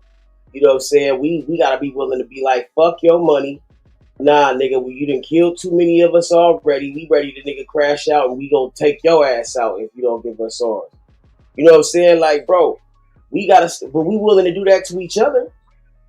Why crash out on each other, nigga? And that's what I feel like the white boy was saying some real shit on that shit. He said, nigga, like, it's still, until we feel like they doing right by us, why the fuck are we paying taxes? We need to stop paying taxes. Do you know they looked at the deficit, right? And that's about the money that's like, overall economy deficit, how much money we owe, the debt and all that shit.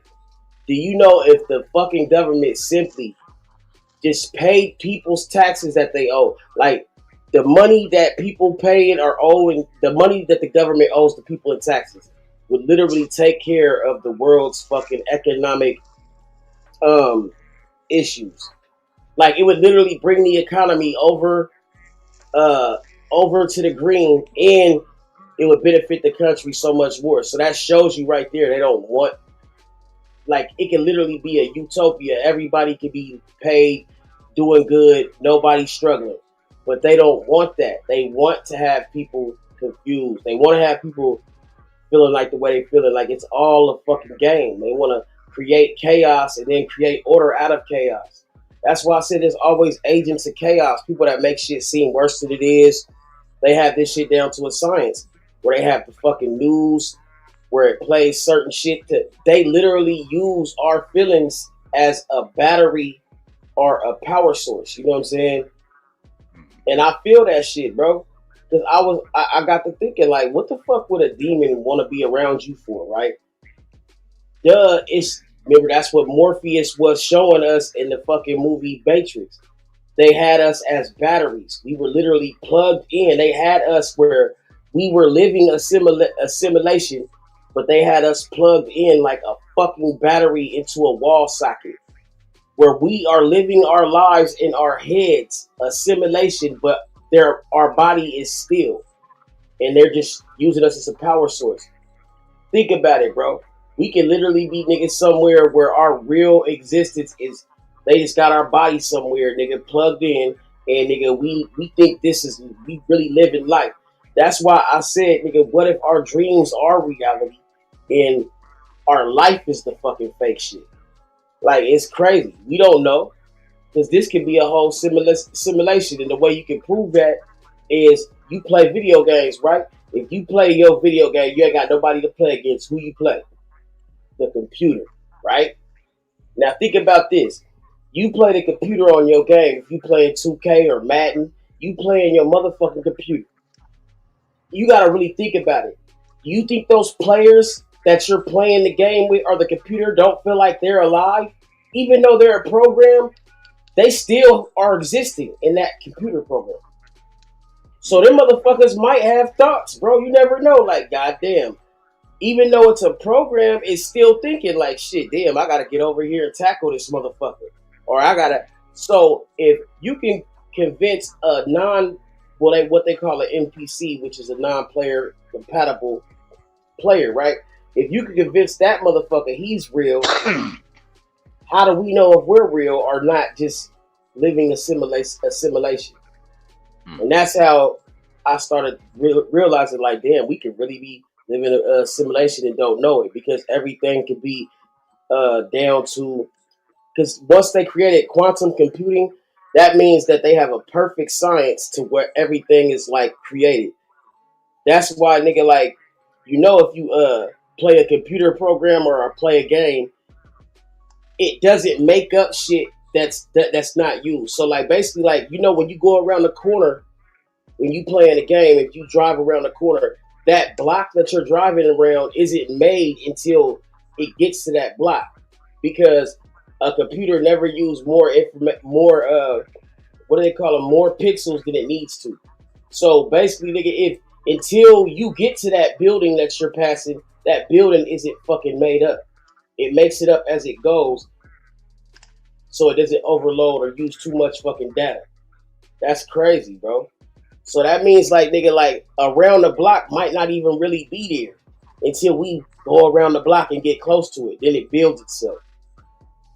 That's what that shit, if you seen the movie Inception, it was trying to show. Like, our dreams are building themselves as we dream them. So could life be doing the same thing?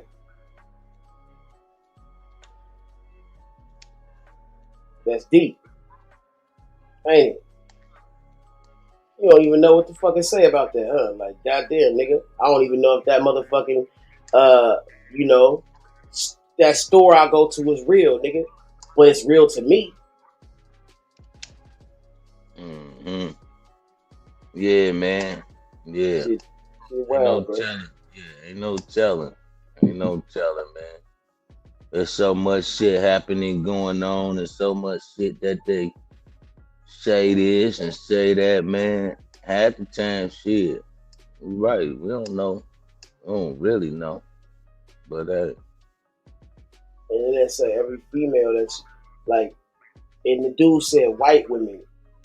He focused on white women. He said, well, a white woman, when she get a nut busted in her, she becomes like her, that DNA becomes a part of her.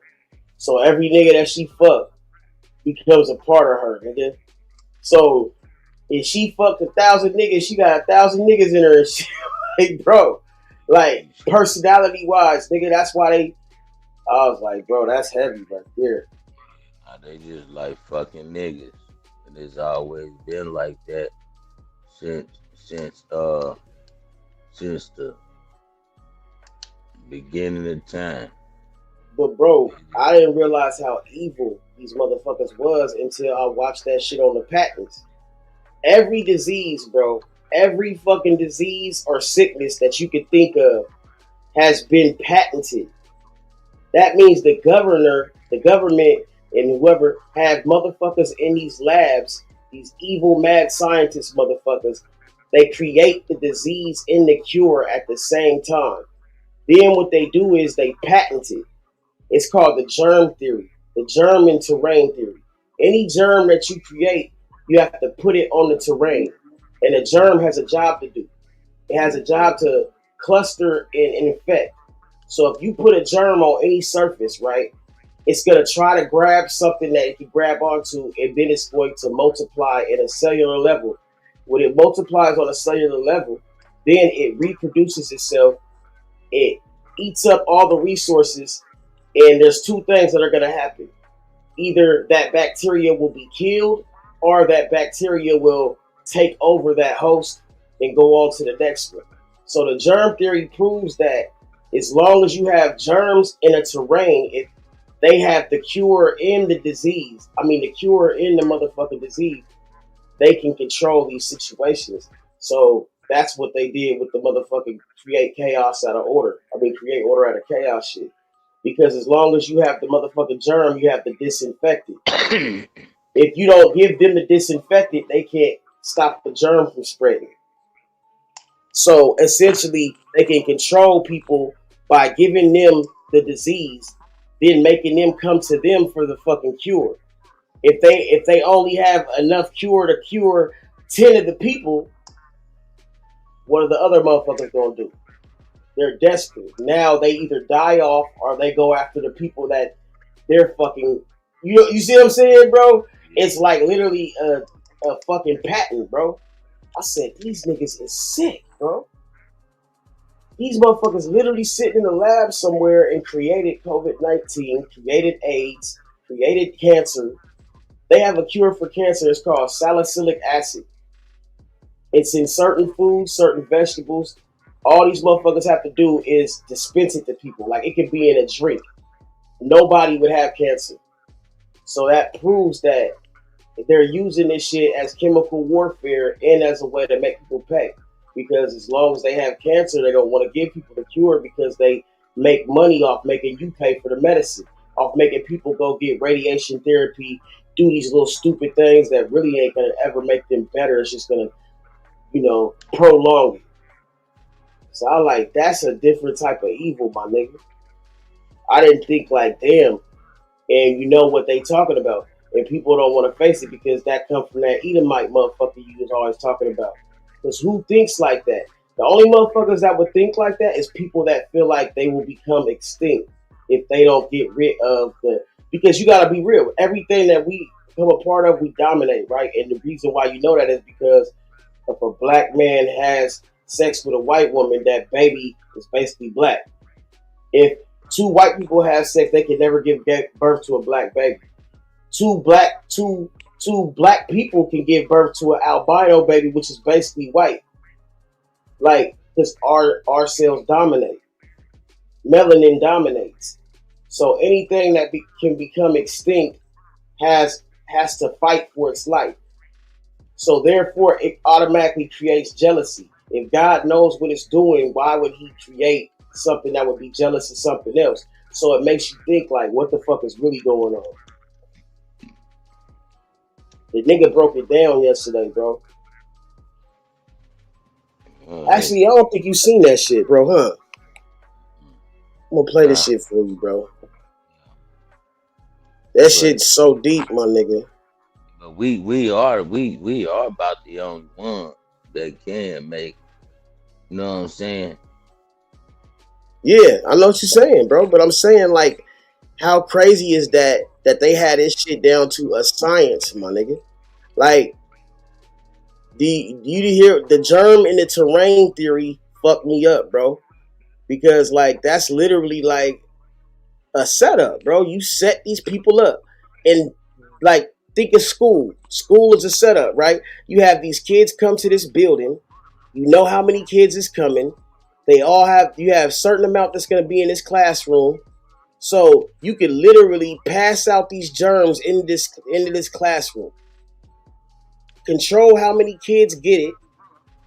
Say, like, there's going to be 30 kids in the classroom. All of them will be contacted with the disease or the germ, right? By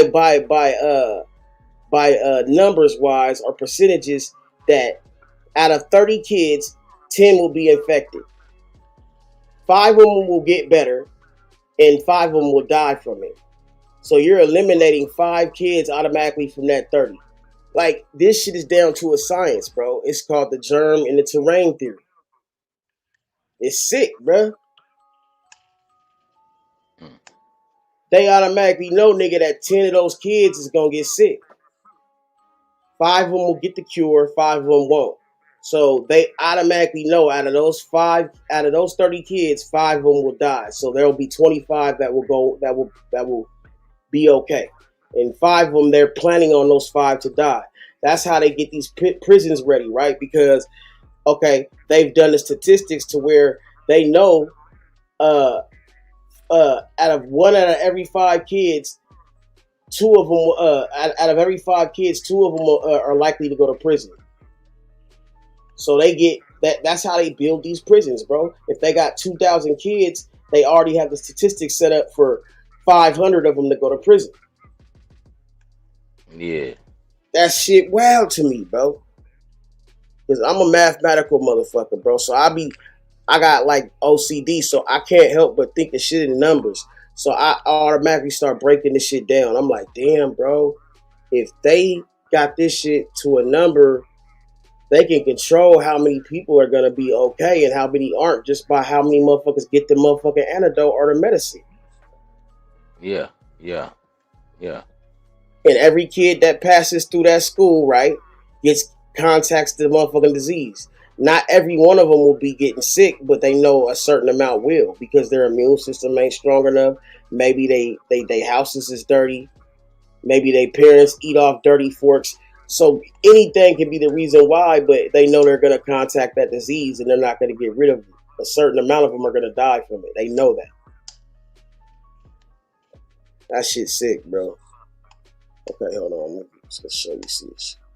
I just watched this shit yesterday, bro. Shit was wild to me, bro. Alright, peep this shit, bro. It was just yesterday. Okay, here we go. It's only like 5 minutes, but just pay attention. I know you can see that. You'll see what I'm talking about. Alright, here. I think it's like this one right here.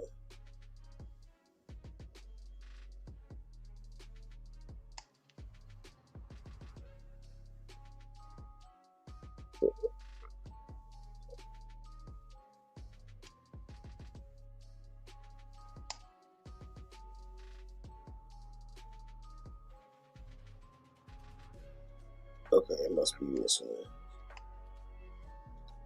This shit wild out. This shit wild, bro. Has to be this one.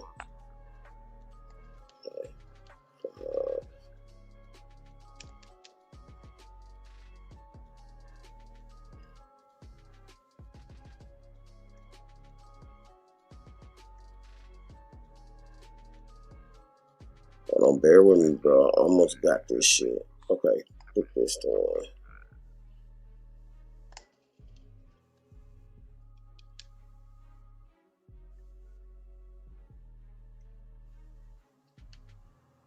You really think they really cared about us from the very beginning when it came to food? You really believe that? Yes, I'm not denying that the food has gone a lot worse, but just look at people back in the day as well too, man. Like people were still in the same stages that they are now. But yeah, what is that, y'all?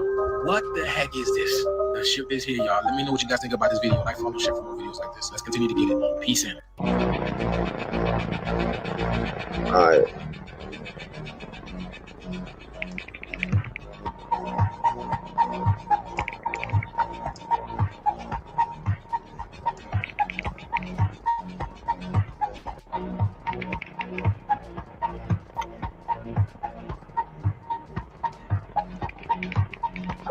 Thank you.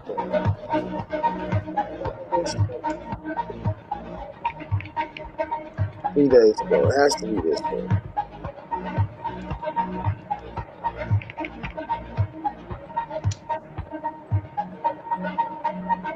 Okay, I found it. Here it go.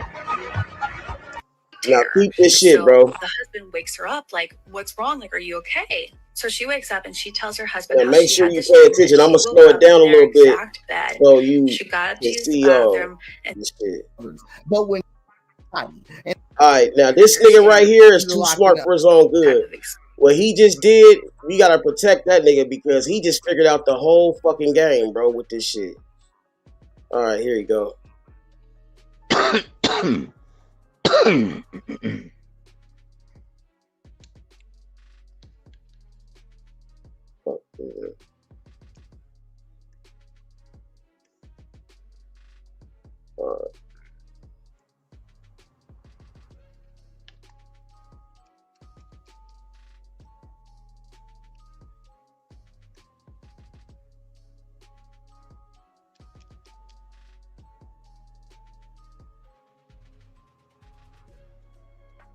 Bitch.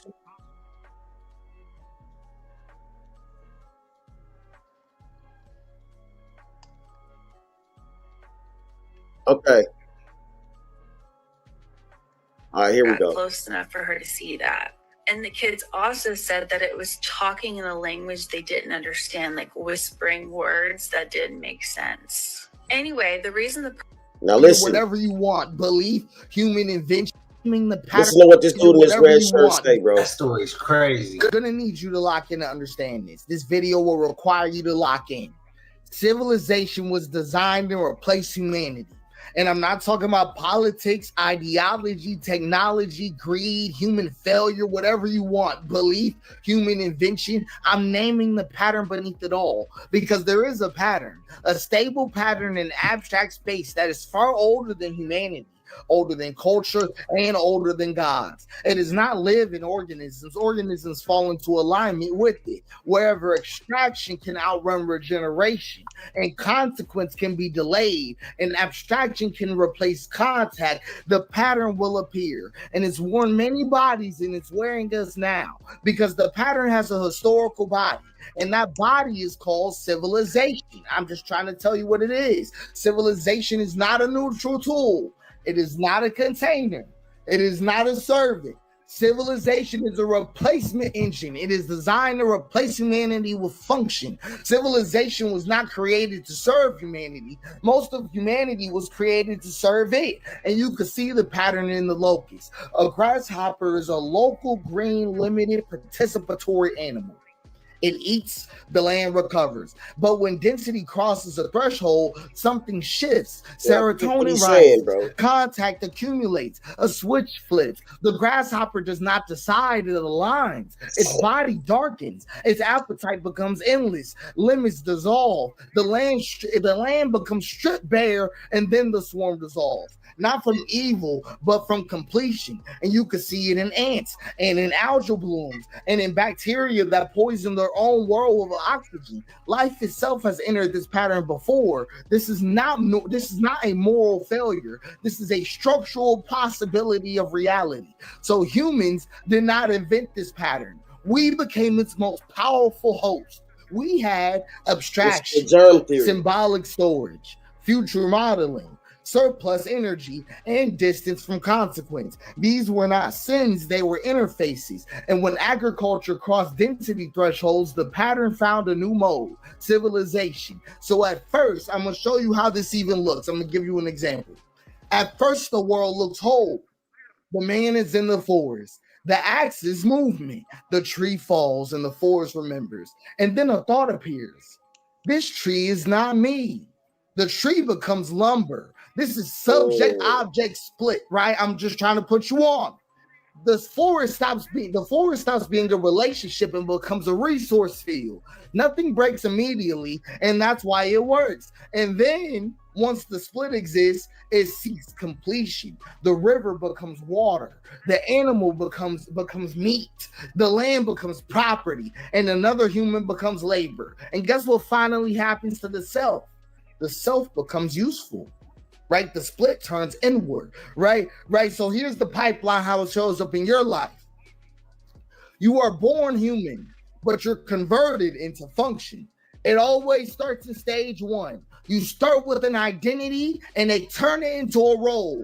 Someone asks you, who are you? But the answer is no longer I am. It becomes a job title, a school, a status. Your being becomes utility. Then stage two, the role becomes a performance. You must execute correctly. Metrics measure adequacy. Your existence becomes conditional. And then stage three comes in right on time. Performance becomes permission. Good performance grants resources. Poor performance withdraws them. Survival becomes earned. And then stage four hits like a truck. Permission becomes morality. Work becomes good. Rest becomes lazy. Productivity becomes virtue. Idleness becomes sin. And that morality reaches identity. I am what I produce. The conversion is complete. Human instrumentality achieved. No external oppressor required. You now self-enforce your own instrumentalization. You are your own warden, and you can't even think outside of it. I want you to understand you cannot think outside of civilization, because civilization installed the thinking apparatus. Your categories were not discovered.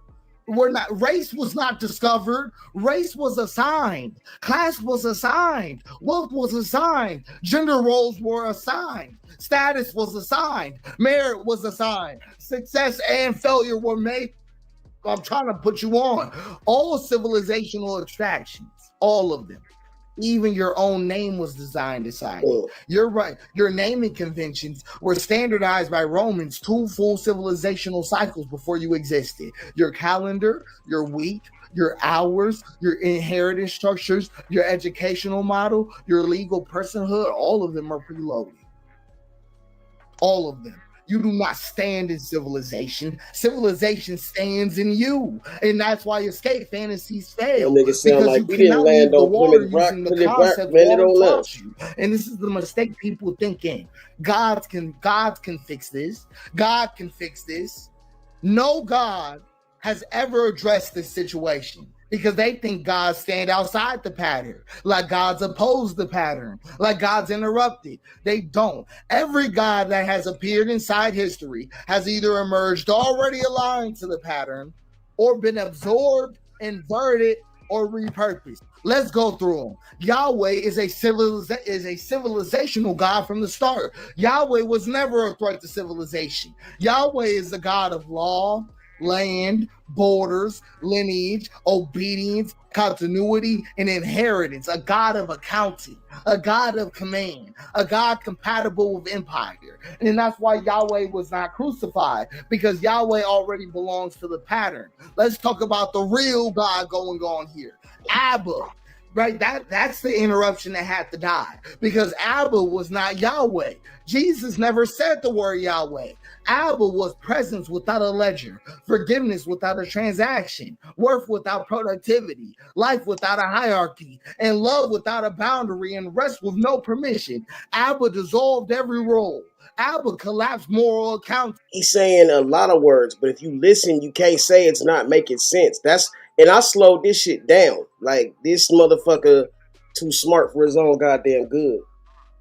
Abba returned people to participation, and that cannot be absorbed. So it was executed. They did not crucify God, they crucified the interruption. That's all they did. They didn't kill God, they killed the Father. And then civilization performed its most elegant move ever. It absorbed the corpse and then built a church around it. Let's go to Buddha. Let's go to Buddha right quick, right? Dissolution.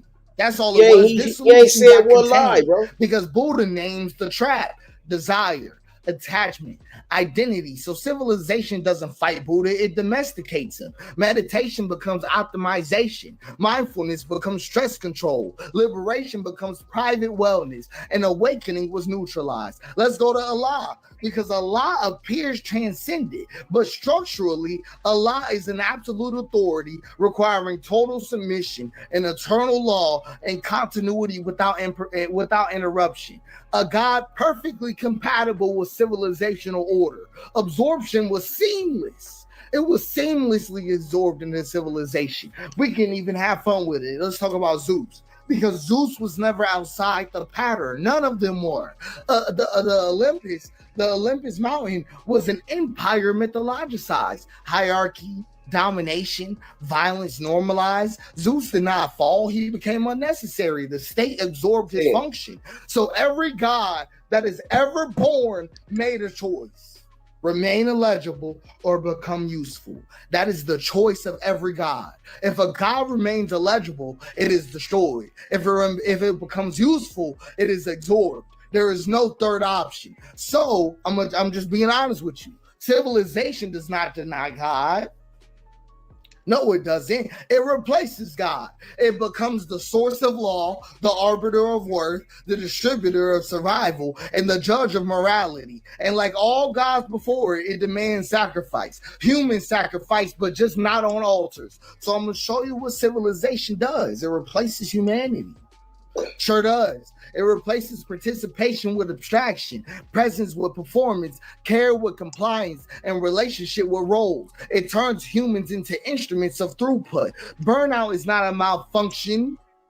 It's not a malfunction. It's the completion signal. It means the instrument has been fully consumed. He said burnout is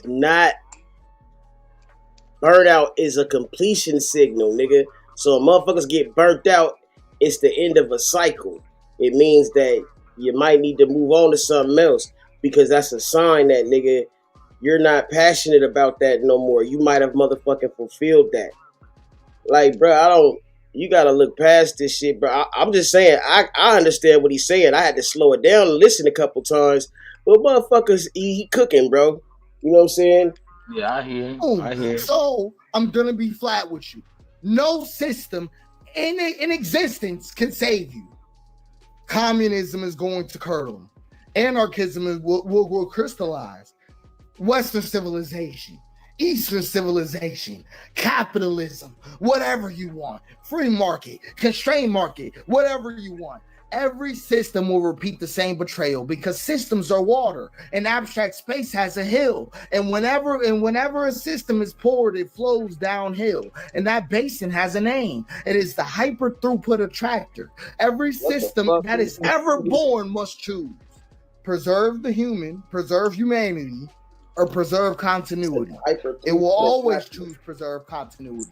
Not because it's evil, but because continuity is required for the system to exist at all. Humanity is not. So it's not corruption. I'm just talking to you about physics. So this is the most dangerous part about it. The pattern is extremely easy to instantiate. The hyper throughput attractor does not require malice. It doesn't require greed or even intelligence. It doesn't require anybody to be bad. It requires just these conditions. So the pattern instantiates wherever consequence is delayed, virtue is abstracted, extraction is rewarded, regeneration is externalized, and continuity is prioritized. That's it. That's all. No ideology is necessary. No conspiracy is required. No central control is needed. You can build it accidentally. You can build it while trying to prevent it. You can build it while believing you're righteous. So let me give you the conditions again. Consequences delayed. Value is abstracted. Extraction is rewarded. Regeneration is externalized, and continuity is prioritized. So a village that stores surplus without immediate redistribution, vulnerable. A tool that increases efficiency faster than accountability, vulnerable. A system that remembers outputs but forgets the cost, vulnerable. A structure that survives its makers, vulnerable. That is enough. That don't sound like America. Once instantiated, the pattern does not need enforcement. It reorganizes behavior automatically because people align, because alignment is rewarded and deviation feels unsafe and resistance appears irrational. So the pattern does not coerce anybody, it selects. That's why every system eventually betrays humanity. That's why reform accelerates collapse, and that's why optimization sharpens the blade, because the hyper throughput attractor is not rare, it is easy. It's easy. And this is why it appeared again and again across life, across history, and matter itself. And that's why it's so lethal. So I'm going to give you a formal definition. The hyperpredatory throughput attractor is a non-biological, substrate-agnostic, emergent pattern in abstract space that arises when extraction outpaces regeneration under delayed feedback, reorganizing agents through maximizing throughput at the cost of the conditions that sustain them until collapse terminates the configuration. So, all that is left after this, just being flat with you, is humanity. Not humanity as a plan, not as a future, but as a contact. I'm talking about bodies, land, risk, and care. No installation and no delay. You cannot leave this system. You cannot outthink this system. You cannot outsystem this system. The only thing that can ever survive this system is I am. Not your role, not your function, not even your name. Just I am. That's the only thing the pattern can't eat. Now, that was a lot of shit. Yeah. But he was cooking. That motherfucker saying, bro, you cannot escape a machine that already has its rules in place. It already has its resources limited.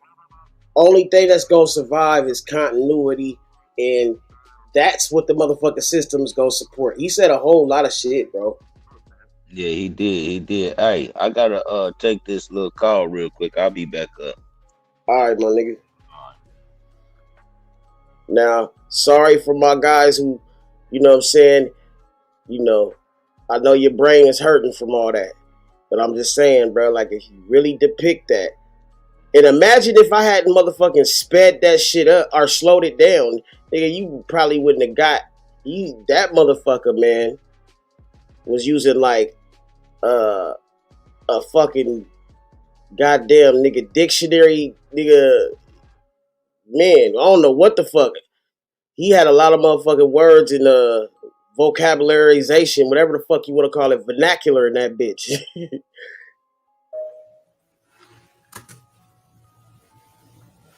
some gonna be ruffled. Some feathers is about to be ruffled. Some belief systems and got F with. Who with them, who against them? I'ma say, if you don't agree with everything he said, there's parts and pieces and bits and pieces that you probably will agree with. Maybe I'm wrong. Maybe you don't agree with nothing he say. There's some things he taught me. There's some rabbit holes I gotta take. There's some knowledge I gotta obtain. I heard him, but I gotta obtain the knowledge.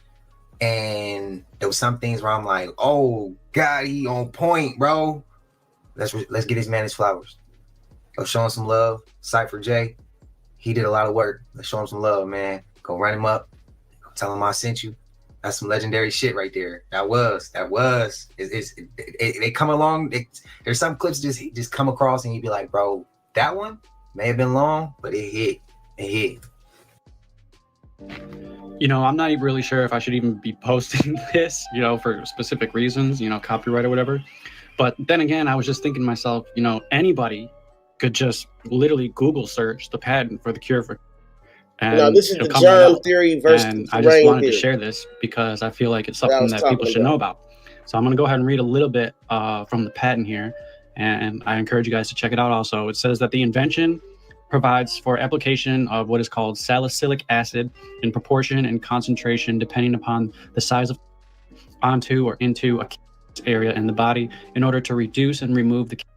Upon application, salicylic acid will destroy all the extra cells in the body that form and rid the body of cancer. Salicylic acid is the cure for cancer. It says it right here. Okay. And if you go a little bit further into the patent, it says, for the background of the invention, intake of proper food has prevented humans from developing. However, since humans do not know what chemical it is that prevents cancer, they have not been careful in eating foods that have this chemical. Discovering this chemical and eating foods that have this chemical will prevent cancer. This is the reason why they had to kill Dr. Sebi and they had to kill Nipsey, because he was promoting Dr. Sebi. Because what Dr. Sebi had you know what I'm saying, researched and had brought to the people was that everything that is called cancer has a destroyer, which is salicylic acid, right? And he knew how to motherfucking get that through the foods and through the herbs that are grown in the motherfucking garden or wherever the fuck you know what I'm saying? These things come from the earth, man. And so they're not telling you this. Your doctor isn't going to give you salicylic acid, even though that's all he would have to give you. He could give you, whether in meals, doses, serum, and can easily cure the world of cancer and any other disease because they have the patents. A patent means you have a copyright, basically a trademark. You know what I'm saying? You have the actual DNA strand, like everything is fucking copied. You have, nigga, the cure, the disease, and the motherfucking problem and the solver all in one. These motherfuckers, man, got this shit down to a science, man. But they can't tell the people because the pharmaceutical companies they making money off giving you something to make the symptom go away. But it's not gonna cure what's making the symptom. You know what I'm saying? You're not having a headache because you're having a headache. You're having a headache because it's a deficiency somewhere. So you can keep taking aspirin, nigga, but that's not going to stop you from getting a headache. That's just going to make the headache go away so you don't feel it. It's going to numb it. But motherfucker, you're having that headache because it's a deficiency. That's your body telling you something's not right. See what I'm saying, bro? The cure is so you don't have a headache no more. But they don't care if you have headaches, nigga, every day as long as they can keep taking aspirin, nigga. But that's not getting to the root of the fucking problem, man. And they know this, bro. That's why they create all these fucking germ theories and terrain theories, because they're going to keep using these motherfucking, patents to make money. And as long as you can infect somebody and then give them the fucking cure, you can keep making money off their misery, man, and off their suffering. You know what I'm saying? The baby, gets sick from the Similac. Then they give the motherfucking, you know what I'm saying? The shit that's going to cure whatever the fucking Similac gave them, but not going to cure what the fuck the problem is. It's just all a fucking game. Application of this chemical in proper proportion and concentration to a area will result in reduction and removal of. Pretty straightforward, right? It says the chemical that prevents and cures is salicylic acid. Eating foods that have proper proportions and concentration of salicylic acid in them will prevent contamination. Fruits and vegetables have salicylic acid in them in various proportions. Therefore, eating a diet with fruits and vegetables in them prevents hemorrhoids and colon. Next is an important line right here. It says salicylic acid, if applied directly onto or injected into the affected area in proportion and concentration, depending on the size of the will reduce and remove of all types. All types of. That's very important, including and probably other different forms and variations of. Very important. You guys should check out this patent. Which brings. You see why they don't want motherfuckers to have, you know what I'm saying, these isolated medicines and isolated situations where they can grow their own fruit, seeds, and all that shit, because somebody would have found out that salicylic acid is what cures cancer, and they would have started producing it, isolating it and producing it, and then there's no more cancer. See, they want to keep shit like this under wraps, which is he said. That's what he's saying, bro. Like, this shit is fucking crazy. It's sinister as fuck, bro. They evil as a bitch. Brings me to my next point that I want to point out to you guys, which is very, very, very important. Is I'm sure you guys have seen this diagram before. This infographic is called the Healing Web from DeepStateMappingProject.com. And what basically, in a nutshell, what this diagram points out is that there is two different perspectives or approaches, or two different types of strategies when it comes to healing the body. And those two approaches is either one, on this side is Big Pharma, which is allopathic medicine, versus what's on the right side, which is what has always existed. See, he's talking about Western civilization, Western philosophy, right? Medicine that you get from the motherfucking doctor, and then holistic doctors, the motherfuckers that have herbs, medicines that grown organically that will cure you of whatever fucking sickness you have. And it's all fucking theirs. Dr. CB was laying all this shit out. And Dr. CB's not the only one. He's just the motherfucker that, you know what I'm saying, we know of that was bringing it to a large scale of people, man. And these are all things that he learned from his fucking,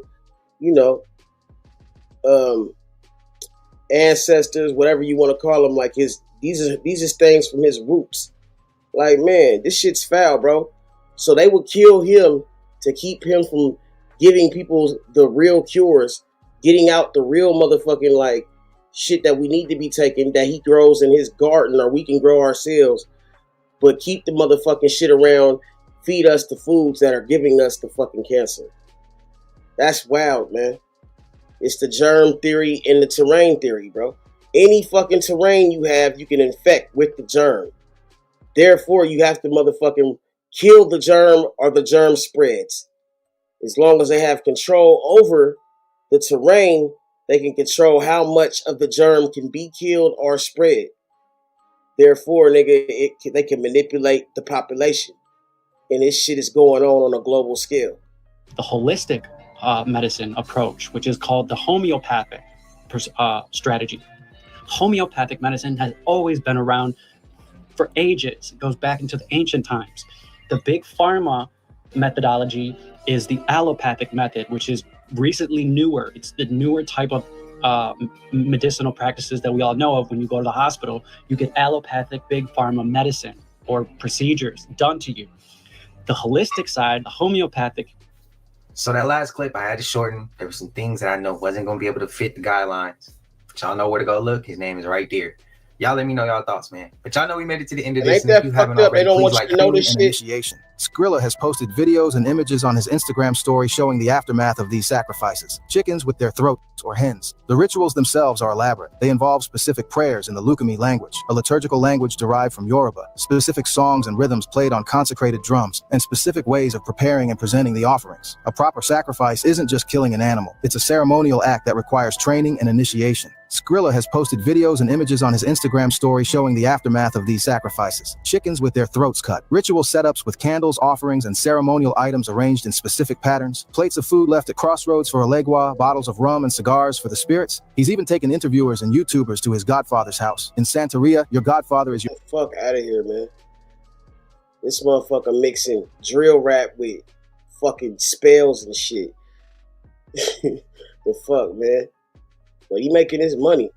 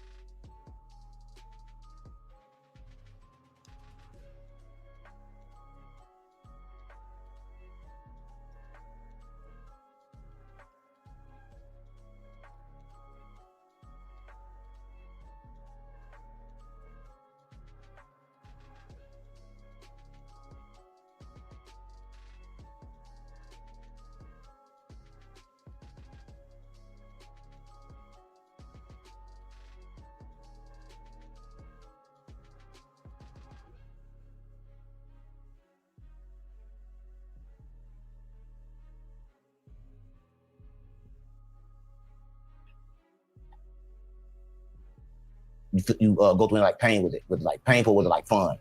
I ain't up on the floor with no. I ain't have to sleep on no couch. Right.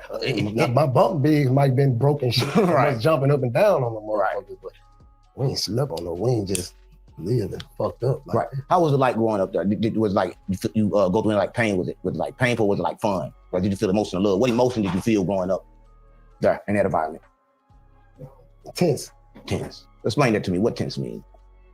I got photographic memory, so I remember shit like when I was young. Show me even shit like I tell my mama, like I could tell my mama shit. And she like, damn, you remember that? You know what I'm saying? Like, and it was a time when I was real young, 5 and 6 and shit. Right. I remember getting hit by a bike. The fuck? Like as a baby, like I remember, it was traumatizing as fuck. And but the nigga that was standing outside with my mama on the curb in the corner village. Right. And you know, I'm a baby. Like I said, I'm a baby, man, real baby, 5, 6 years old. So. Right. So it was a 10-speed bike. That motherfucker hit my ass, and the guy that was out there with my mama, they tore his ass up. Though he was young. Nigga. That's all I remember. I don't remember. I just know that part right there, but I remember it. I remember it. Right. So you felt like tense. Yeah, because back then my mom, like I said, my mom was young, and when she had me, she was 16. So at this time, she was 20, 21. Right. So she was still in the street. Right. So during that tense feeling, did you also feel love? I ain't know. I can't say what love was then. I just know that I had a mama, I had a grandma. Right. So can love and tense be the same thing? We kind of like get them confused. Because you get tense from the same people that say they love you. No, the surroundings was tense. But how was the home? I'm talking about the home, like at home. Because like I said, my mama was young, so I lived in one of them houses. But was it still love inside the tenseness? Yeah, from the streets, from the dope boys, they love me. So all the dope boys, my mama, yeah, of course, yeah. Right, the same people that you love sometimes made you feel pain, right? Right. And sometimes they made you feel pain. So is love pain? Is it the same or is it different? I'm not trying to say, we're gonna get drunk. Oh shit, Don Julio. Oh shit.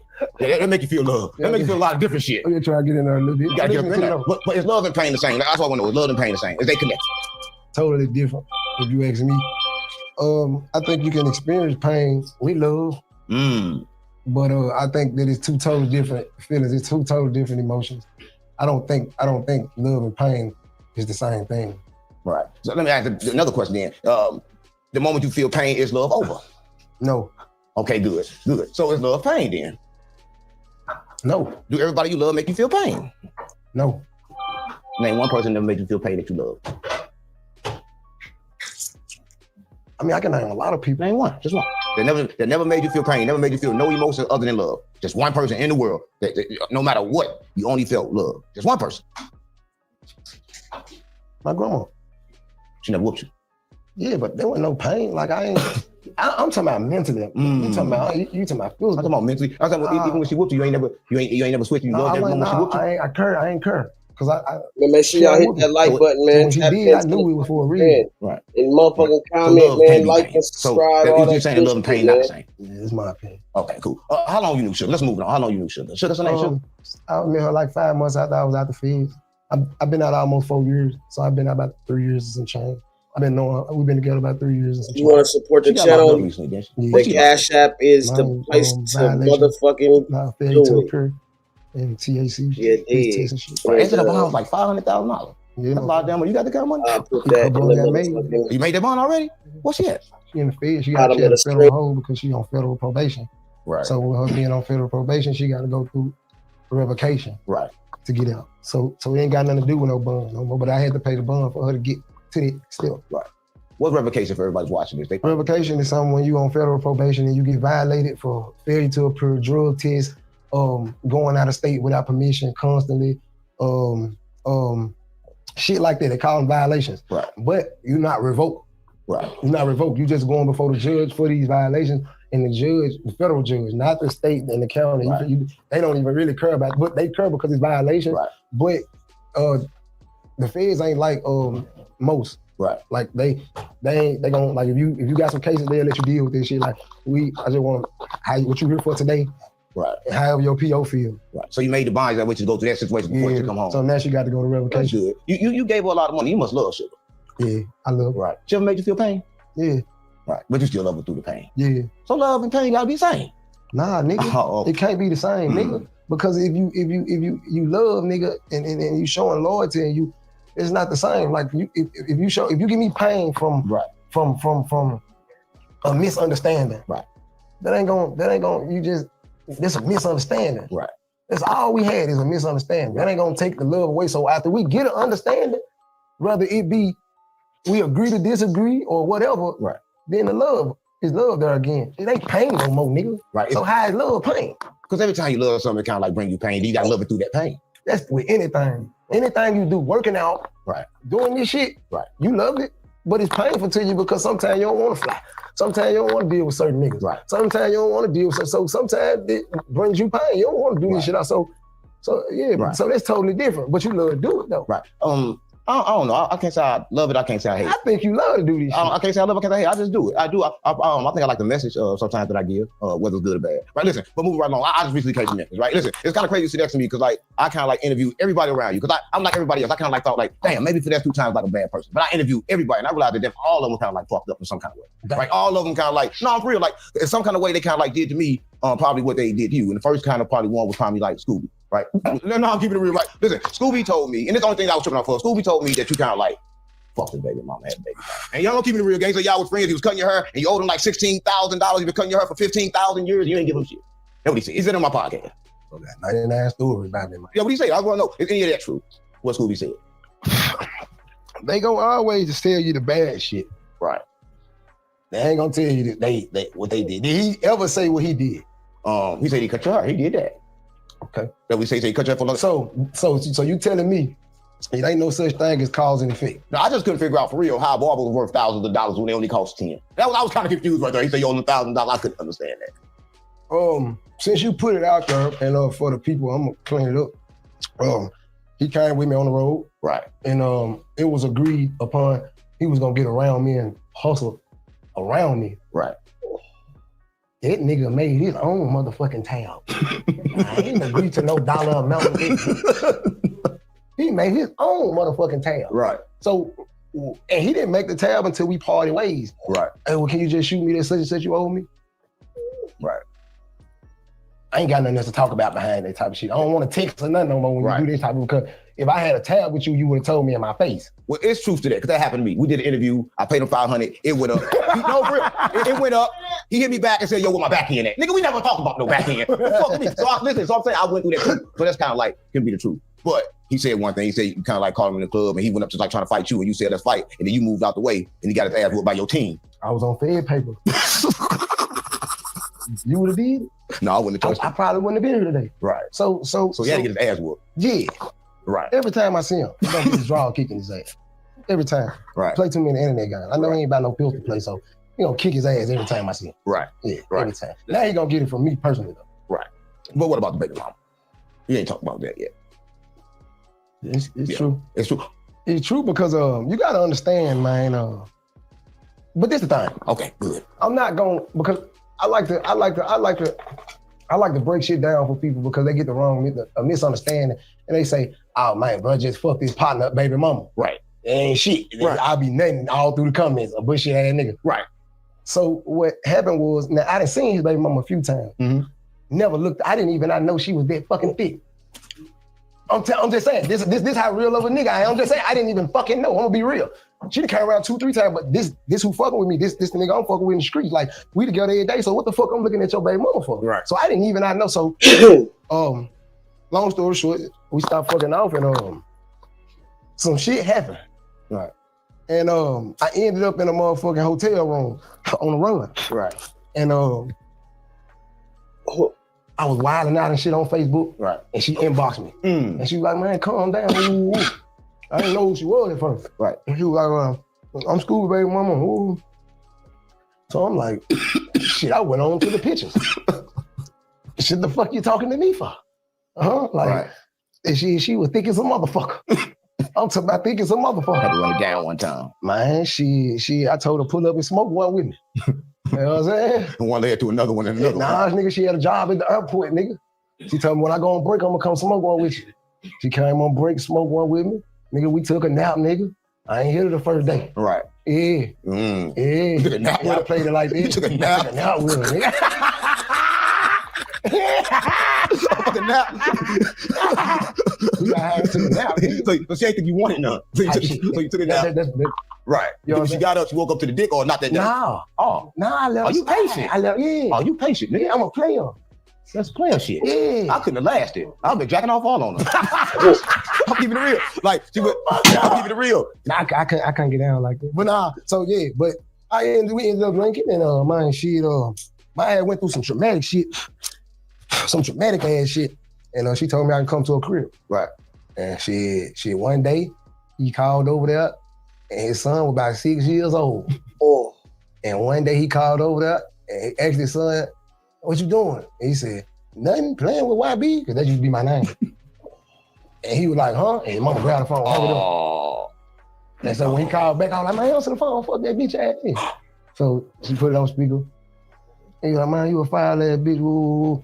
Now that I told you, I'm gonna tell you why I did it. Right. That was my whole purpose of breaking it down. I did it because just like everybody else, as long as I'm rapping, I'm doing my thing, I'm hot, I'm popping. Right. Everybody fucking with me, nigga rocking with me.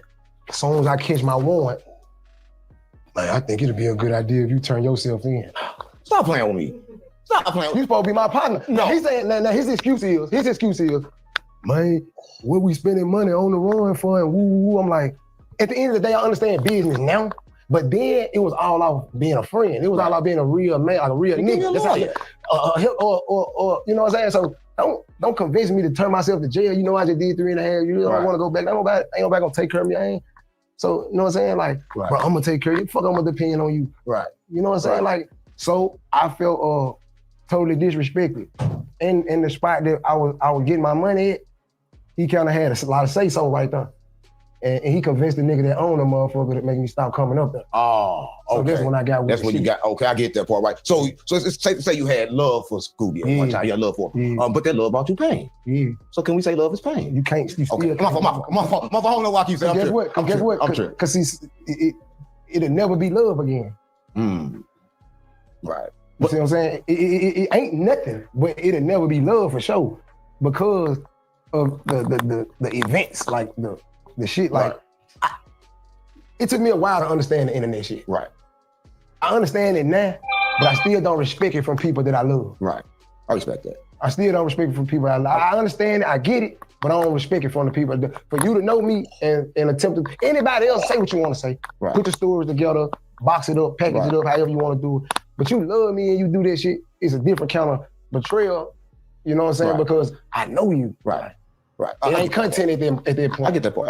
We're moving like right along. I don't know why I'm mentioning this person because it's already said that he lied a lot, like he the biggest capper in the world. But when I speak about him, the views go up. So I probably got to talk about him, but even though everything we know he lied anyway. Yeah. Hustle Cartel. Listen, he told me. He said he was kind of like stalking you on TikTok. And he was talking on TikTok and like came on tour with you. He was coming around you. Do me one favor. Don't say nothing about my mama. No, never gonna do that. I'm never gonna do it. Listen, one thing I don't like to play like this, so I ain't gonna play. We talking about TikTok. So anyway, he come through on TikTok, right? And he said he met you on TikTok. He threw me out, but my mom don't even shoot me on the gun in the bag. Oh, let me get back. Let me get back to it. Hell no. I don't know what you're about to do to me. I don't know. I gotta get back. So let me get. Oh, give me about 5 minutes. That's all. No, give me about 5 minutes. No, you gotta hear me out. I just felt like, you know, I don't want to put it out there because, like I said, I still, you know what I'm saying? It's still, we good. It's still about respect. It's all respect. I wasn't finna go there. I don't know who's gonna make it. But we can still talk about it. No, I don't make it. I know you shoot done? shit. Yeah, no, I ain't done. I'm gonna keep on going. Listen, we're gonna talk about Hustle Cartel. Like he said that he met you. He said when he met you from TikTok and stuff. He said he came around. He said he was shining, and you got mad. And you like, nah, nigga, you can't shine around me. Only person shine around her is Finesse. 250, nigga. He said you told him that. He also said that his jewelry was $10 million.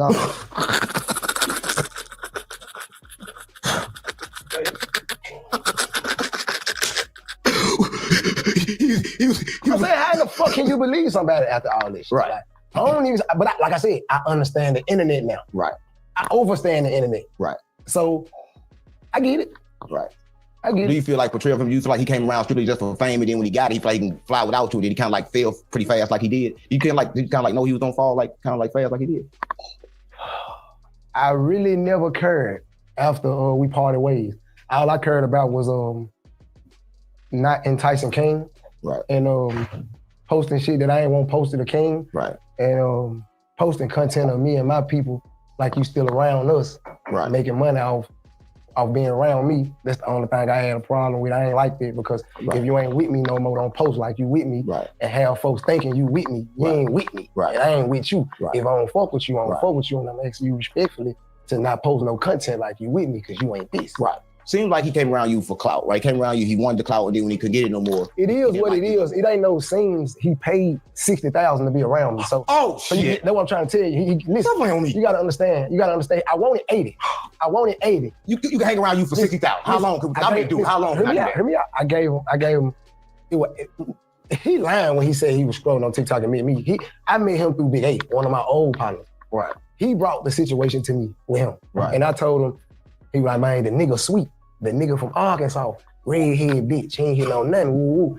He like, but the bitch got a little cake. He was like, but he a rat too though. I'm like, damn, what you mean? He like, yeah, he got some paperwork on him. A nigga got shot at one of his clubs and he told what happened. I was like, damn, okay. I was like, but if he got that bread though, I ain't planning on doing nothing criminal around the nigga no motherfucking way. Right. So what the fuck? I care about him snitching on me for like, so he did it. It wasn't nothing. He paid the money. He brought 60 of them things. I can't lie. He did. I don't know if he got. That's love. He did. So he did. Do you think he wanted fame? So his love for fame made him give up $6,000 to get around you. Right. So it was still love that attracted him towards you. Nah. He loved to want to be famous. He loved his lifestyle. He dropped them songs like he loved them. It was love from on his end. It was on his end. Not on your end. But it was still love somewhere in the twin. I think he was. I think he just paid to be around. I think he didn't even not know what he could do. I think he peeped it around me. Right. I think he peeped around me what content could do. Right. You ever paid for something you didn't love? I think we pay for the shit that we love. I think love is the center of everything. But moving right along, fuck love. We ain't gonna worry about love. The love hate the same to me, but maybe not you. But moving right along. Listen, I had a chance to talk to one person, and I really want to talk about this person because we kind of like fell out. We fell out over $300. Right. I paid your brother $300 for a podcast, right? And I told him I'd go give him a back end, right? And I said, listen, we did like maybe 6 or 7 of them in one day. I worked them really good, and I gave him like $1,500. But he did something like yellow, and then he called back because he couldn't create an invoice, and he got mad at me and that talked real bad about me, and I kind of like felt bad about it. Me, but how do you feel? Because you knew him longer than me. I only knew him for a little while. He said some stuff that really hurt me.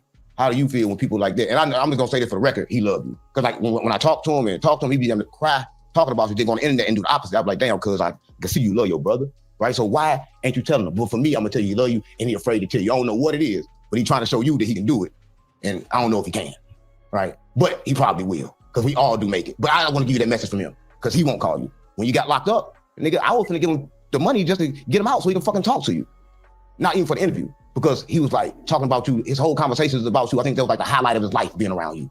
Like being in that situation, like, I'm telling you, I'm free. I don't know how you feel about it, but I think that's how he feel about it. But how do you feel when you see him on the internet talking about you the way he do? I think I'll get over it later. I think just on some real shit, I think age will change it because right now I'm in a phase where being locked up, I got fucked up ways from being locked up. Right. I got fucked up. I done inherited some fucked up ways that I can't shake, I can't break. Right. And one of them is knowing that family is everything, like, no matter what. But it's still hard because I've been through so much, like, and I done embedded it, like, in my head, in my mind, in my heart, in my soul, to create my own family. Right. Like this. So when it comes to my family, it's like y'all my family, but I gotta make me a family. Like a family that's gonna love me, that's gonna be there for me, cause I can't depend on y'all. So like a spiritual family. And depend no, nigga. Niggas, man. Woman and some kids. It's like that. A woman and kid. Yeah. Okay. Like and my kids.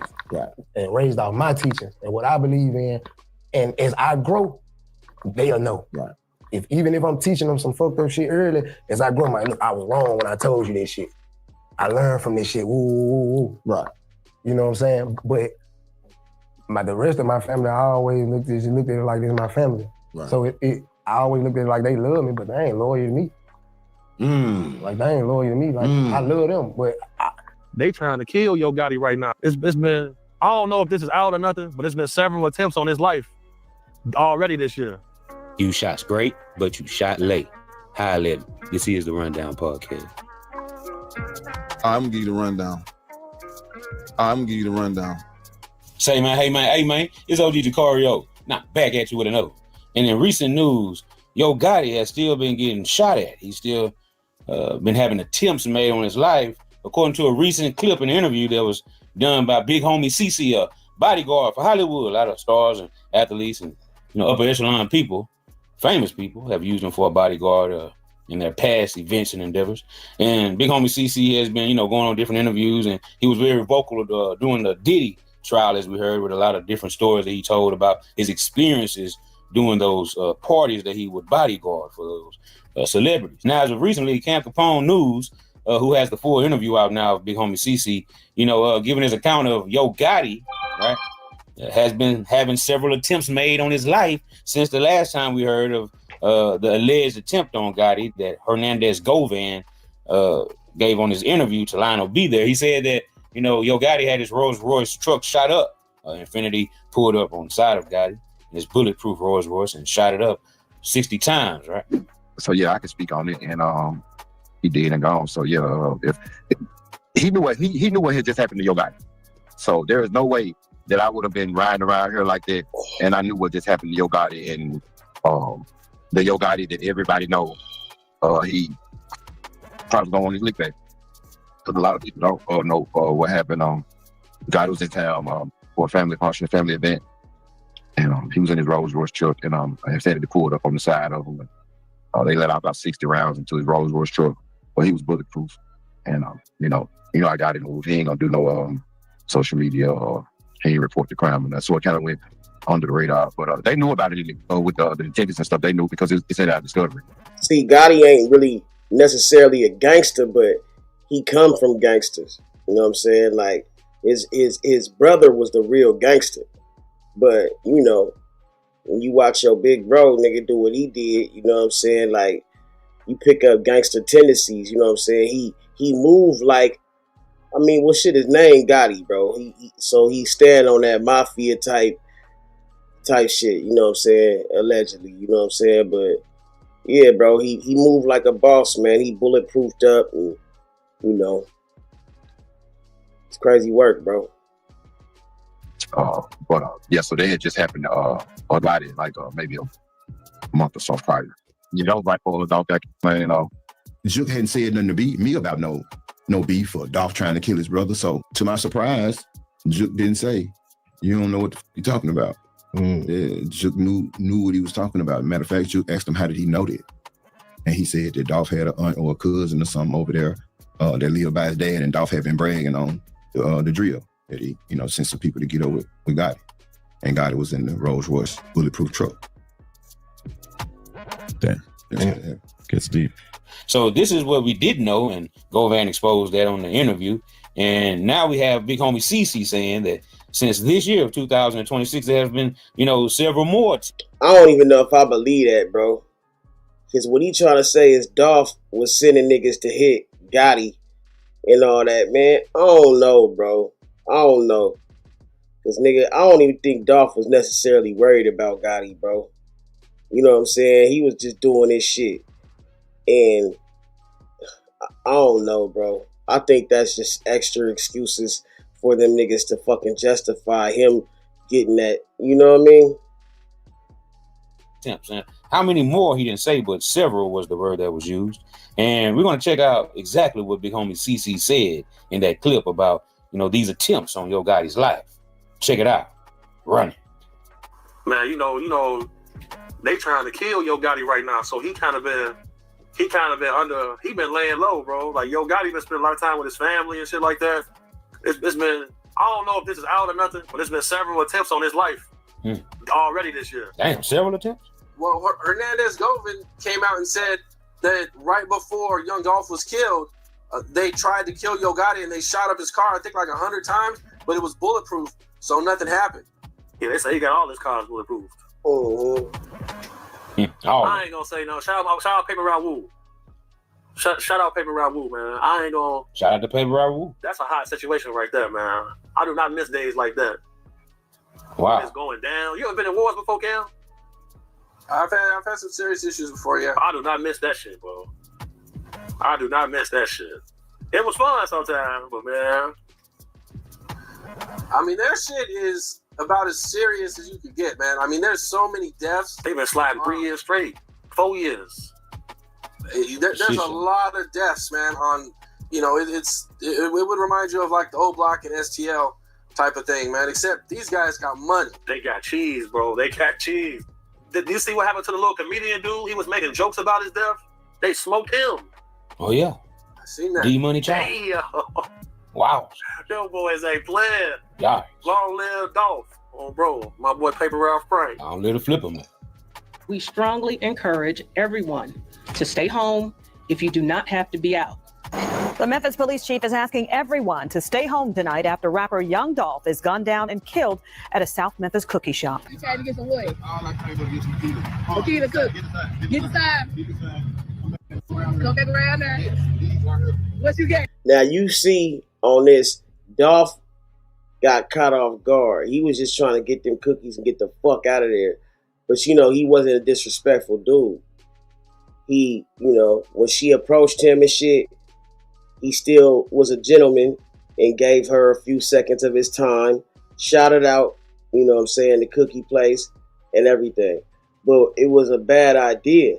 She basically kind of like put him in a bad position because, the sharks and the wolves is always watching, man. And if you got a motherfucker with money on this nigga head or people who won't cuz, you know what I'm saying? Yeah, him doing that shout out and everything, motherfuckers who was watching or looking for Dolph easily made they calls. And you never know who put pressure on her. But by her doing this right here, that let them motherfuckers know he in town. This is a place he frequently goes to. And he'll be back again. If they can't catch him today, he'll be back soon. This right here marked his death, I feel like. But we all know if Dolph would have never got out the car and stayed in his bulletproof whip, he would have been okay. But him getting out the car, which what I feel was a play in itself, because why would he get out of his bulletproof whip unless he had to go handle some business? And business is money. I believe that, he was using Medea's cookies or whatever the fuck as a place that he was either trapping or he had money in the business.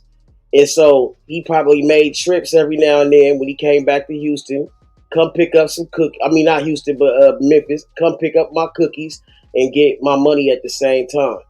Or, establish my business, at the same time. You know what I mean? Because, you know, nobody's going to really suspect nothing when he's just going to grab some cookies. You can tell by the way he looked, she caught him off guard. He didn't want to be on camera like that. But he's still going to be a gentleman and, you know, give her the shout out and shit because he was just giving her as a black-owned business and her as a person some respect and some love. And that's the person that Dolph was. But you could tell by the look on his face, he knew, like, damn, yeah, I need to get the fuck on, you know. I'm out here kind of like, you know, high and dry right now, you know what I'm saying? But, yeah, bro. Rest in peace, Dolph, man. But shit, this shit heavy, bro. Yeah, chocolate chip, them hot. Just for you. Adolph Robert Thornton Jr., known as Young Dolph, rose to fame mixing tapes and was soon hitting the national music charts. His death attracted a large crowd to the cookie store on Airways Boulevard, many frustrated and angry that this could happen here. You have a lot of surveillance cameras that possibly could have caught some of the action that happened just before 12:30 or after 12:30 out here when Young Dolph got shot. Now, and how motherfucking crazy is it that that business right next to it is called Coin Op? Like, look at that shit, bro. Coin Op Laundry, nigga. Yeah, them was some real ops posted in front of that laundry, man, nigga. Comfort Coin Op Laundry, man. Listen to how this shit play out. Yeah, he was too comfortable and had ops at this laundromat watching his motherfucking ass. That's crazy, bro. And you know the street next to that shit was called Double Cross, bro. Like, what? Like, bro, this shit is wild, bro. That's damn near biblical. That possibly could have caught some of the action that happened just before 12:30 or after 12:30 out here when Young Dolph got shot. Now, understanding, again, we're continuing to stay in close contact with the Memphis Police Department. But it's clear that it's now a part of evidence. We are right now at the corner of Airways and Ketchum. This is where the family was. Airways in Ketchum. The street was called Airways in Ketchum, my nigga. Do you hear the ironicness of that? Airways in Ketchum? So they is gonna catch his ass and air his ass out. Airways in Ketchum, my nigga. At Coin Op Laundromat. Yeah, he ran into some ops at the motherfucking laundromat and they were definitely trying to catch him and air his ass. Like, bro, like, I don't know how more ironic that is, bro. Like, bro, that's wild, bro. Like, shit don't happen like that for no reason. I feel like, you know, guys always, either God or the devil is always telling a story with words. And yeah, bro, that shit's wild, bro. On Airways in Ketchum Avenue at Coin Op Laundromat is where he got killed. Like, that's wild, bro. That's crazy, bro. You know? Similar to Nipsey, bro. Killed that nigga at the Marathon store. You know, like, it's wild. Another yellow tape right there. But as we progress through the evening, if we ease around this way, you are getting there, folks, a live look at Makita's restaurant where this happened. Of course, Young Dolph, he frequent this bakery. And there you have it, folks. That's Makita's homemade butter. No nigga should die getting some motherfucking cookies, man. 36-year-old Young Dolph lost his life inside or either outside of this business. You can see a policeman right now inside. That look like Shaq, nigga, up there, man. Look at that. That look like Big U, right? What the fuck is Big U doing over there, nigga? The fuck? This shit wild, bro. There appears to be some Feel me, dirty there. dude. As I said just a moment ago, they have been cleaning up. You know, if you think about the staff, there is no telling what the staff here saw. Lots of fans flooded Airways trying to get close to the crime scene. The crowd cars at times Yo, too what much up? for police. Well, D, what's good? Police say Young Dolph was inside Makita's around 12:30 in the afternoon Wednesday when he was gunned down. Police Chief C.J. Davis says they are still talking to witnesses and checking cameras in the area that might have captured the crime, but I can't get over that, bro. This nigga was killed on Ketchum and Airways Avenue at Coin Op Laundromat. So, you know what that tells me? He was washing his money at the motherfucking nigga cookie store. You know what I'm saying? He was trapping, nigga. Getting his money, he'd come collect his bread, nigga. And he had some ops watching his ass at the laundromat. And nigga, they was planning on trying to catch him and air his ass out. And that's what the fuck they did, man. You dig what I'm saying? Like, fuck, man. Some fucking hoe ass shit, bruh. Bruh. Don't kill a man going to get your cookies, bruh. Like, bruh. And what's weird about that, nigga, is you ain't got to get out the car to get them cookies. That's what let me know, nigga, like, he was on business. He might have got the cookies as a way to, you know, pay your respects. If you doing business in that parking lot, right? You know, niggas that's trapping, if you know, you know. If you gonna go, you know, to a neutral spot and nigga handle your business, nigga, make your transaction or whatever the fuck you doing, you gonna usually get out and buy something from the store or do something to support the business that you doing what you doing at. You know what I'm saying? That's just paying respect. But see, nigga, these motherfuckers, nigga, probably knew his routine because they had been watching Cuz for a minute, bro. And these broke ass niggas probably had time in the motherfucking availability to nigga do that. You know what I'm saying? So yeah, bro, like I feel like her motherfucking posting that shot of this nigga, you know what I'm saying, pulling up, getting them cookies and shit, gave the ops just enough time to make the calls and be in the area because they knew what? He was either going to be going up or down that motherfucking street. You see what I'm saying? So, nigga, they started posting up, getting that shit ready right then and there, bro. Because what? They said every time he came back to town, he went to that motherfucking cookie shop.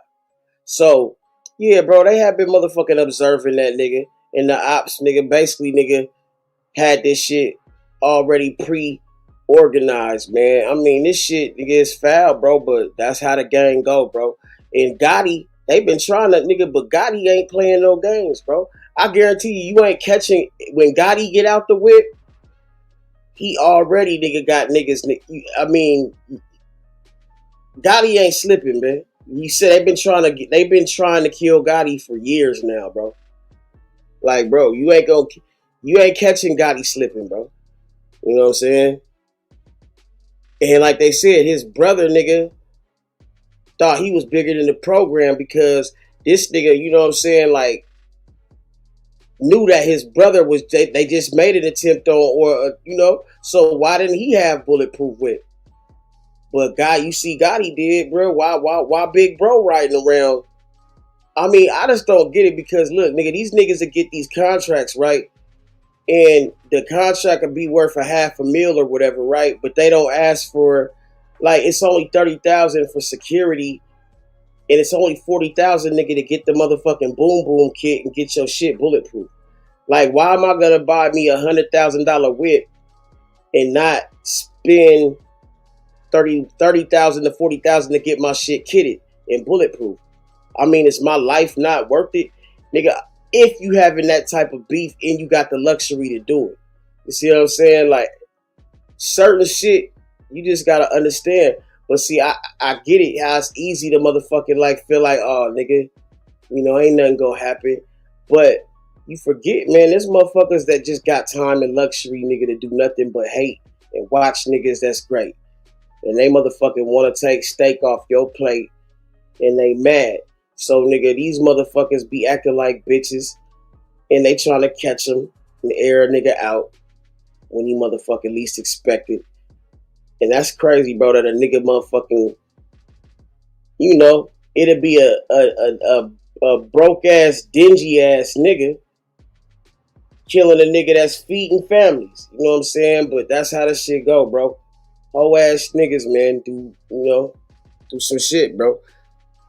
Say what the shooting was about. This was a shooting that occurred at a cookie shop. And we're just not sure what that motivation was. And it's a little bit too early for us to tell. I really thought he would never come back to Memphis, so Memphis got a lot of haters. Police provided an escort complete with sirens and lights for the tow truck driving away Young Dolph's signature camo-covered Lamborghini. The city's Now you see that, bro? Like you got the military Lamborghini, nigga. Like, you know that motherfucker bulletproof and kitted. You know. And nigga, I ain't gonna hold you, bro. Like I was kind of like, you know what I'm saying, like thinking like, damn, nigga, homeboy didn't hold him down, but his homeboy did try to hold him down, bro. Like he wasn't paying attention. He let that nigga roll up on cuz, but you know, like, bruh, he did try to motherfucking like get at, you know, he pursued him on foot. He tried to, you know, but he just didn't. He made a mistake by not paying attention. He had his back turned answering the phone or some shit, and Dolph wasn't paying attention. Because that shit could have been prevented, bro. Them niggas that ran up, they basically, Dolph had his back turned and wasn't paying attention. When them niggas rolled up, if Dolph would have been paying attention, them niggas, he'd have been cool, bro. He'd have been able to motherfucking like see them niggas coming and get the fuck out of the way. Or nigga return fire before they could even get that nigga. But he wasn't even paying attention. He had his back turned and his homeboy wasn't on top of shit until it was too late. You feel me? Like, and that's the shit that you can't motherfucking get back, bro. You know what I'm saying? Once a nigga motherfucking, signed and sealed that death warrant, nigga, that shit was over with, bro. I done seen niggas get killed, nigga, not paying attention. You know what I'm saying? I was taught, basically, you know what I'm saying? Like, you know, if you don't look a man in his eye before you kill him, you know what I'm saying, you're going to be a slave in the afterlife or some shit like that. Like, you're supposed to look a man in his eye, bro. You got to, but that's a whole other story. I'm just saying, like, people got to motherfucking, like, have some type of dignity in the way they do shit. But if the whole goal is to get a nigga out of there and he ain't paying attention, the fuck? Nigga, nobody ain't worried about that. Nigga, hey, that made it easier for him. Oh, this nigga got his back turned. He think it's gravy, getting cookies. Oh, this nigga getting butter cookies. He think shit sweet over here. Eating butter cookies on my... This nigga out here eating butter cookies. Oh, nigga, light his ass up. And yeah, they lit his ass up, bro. Dolph was a nigga too, bro. Like, yeah, bro. Self-made nigga. I respect self-made niggas, bro. Independent. Got it out the mud. Tight shit. and lights for the tow truck driving away Young Dolph's signature camo-covered Lamborghini. The city's top cop says this is another example of the senseless violence plaguing the city and nation. Our hearts go out to the Thornton family and all who are affected. It is the type of news that left many in utter disbelief. It's kind of shocking. I thought it was a myth. With others driving 3 hours from... Look, bro, like, that's how you know he was a god of the city, bro. Look at them motherfuckers was up there like, damn, Dolph. Like, bro. And you gotta think, too, like, a lot of niggas was eating because Dolph, nigga, was feeding niggas in the hood. It remind me a lot of the Nipsey situation, bro. Because, nigga, the next nigga ain't gonna feed nobody. He ain't, nigga, looking out for nobody, nigga. Mississippi to Memphis with hopes of learning more about the violent attack against rapper Young Dolph, a man who proclaimed to be the, quote, king of Memphis. His fans agreed. I love Young Dolph. He did so much for the city. I was, prayers to his family. And prayers for Young Dolph's extended family. We're talking about those from the streets of South Memphis specifically. His fans gathered to reflect on the many times the 36-year-old Memphis raised. You feel me? It's a hating ass situation, bro. Niggas is hating, man. Like, they did not like to see that nigga coming through shining, nigga, with a fleet of whips, kitted up. Yeah, bro. And that King of Memphis shit really fuck with Gotti, bro. I feel like Gotti, when he told Gotti nigga out, nigga, hey, nah, nigga, I don't want your contract. I don't want to sign with you. Matter of fact, I don't even like you, nigga. Like, Gotti could not take that, bruh. Like, Gotti is like, nigga, hey, it's almost like, bruh, Benny Blanco, nigga. Hey, Carlito didn't realize that Benny Blanco was really his younger self. Respect is a motherfucker, bro. I give everybody respect, man, till I have a reason not to. You know why? Because, nigga, the dishwasher can be the owner of the restaurant 2 weeks from now, nigga. That's how fast things can change.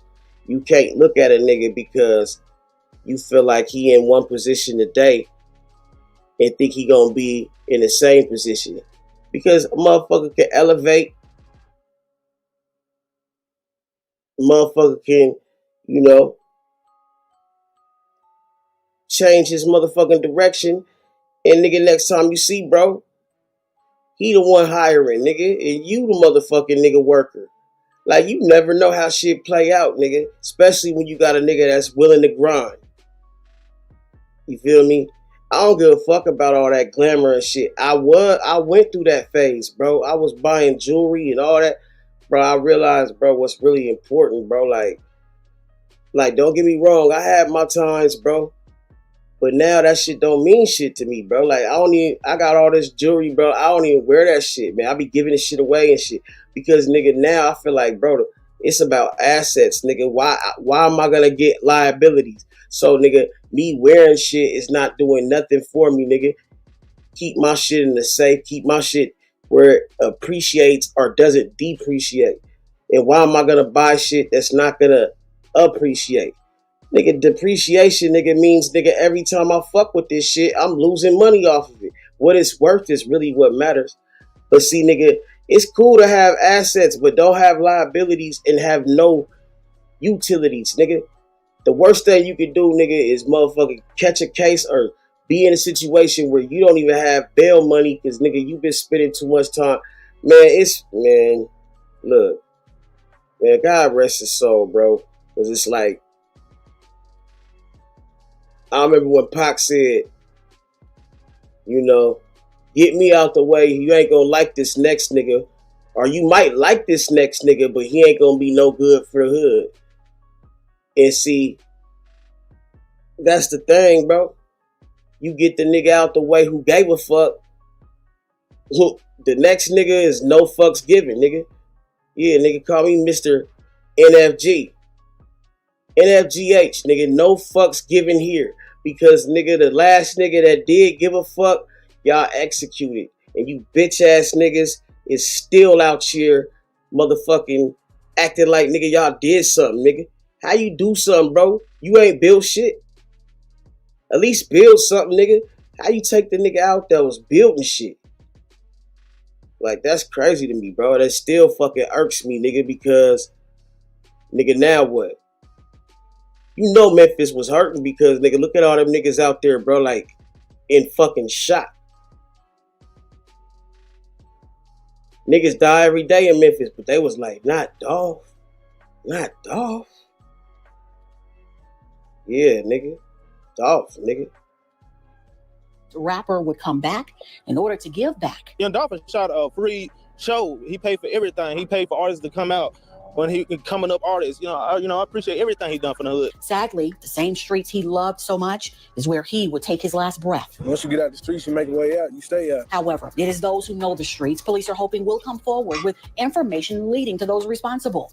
At sundown, the investigation was still ongoing with more questions and answers. There are certainly a lot of moving parts. Something we have learned from a source: this deadly attack was likely captured on surveillance, considering it's surrounded that shit by never made no businesses. sense to me, bro. Something else we have learned: police, they're not looking for one shooter, but several shooters. A sad day for fans who are... Because you know that, why did that nigga keep coming in and out that bathroom?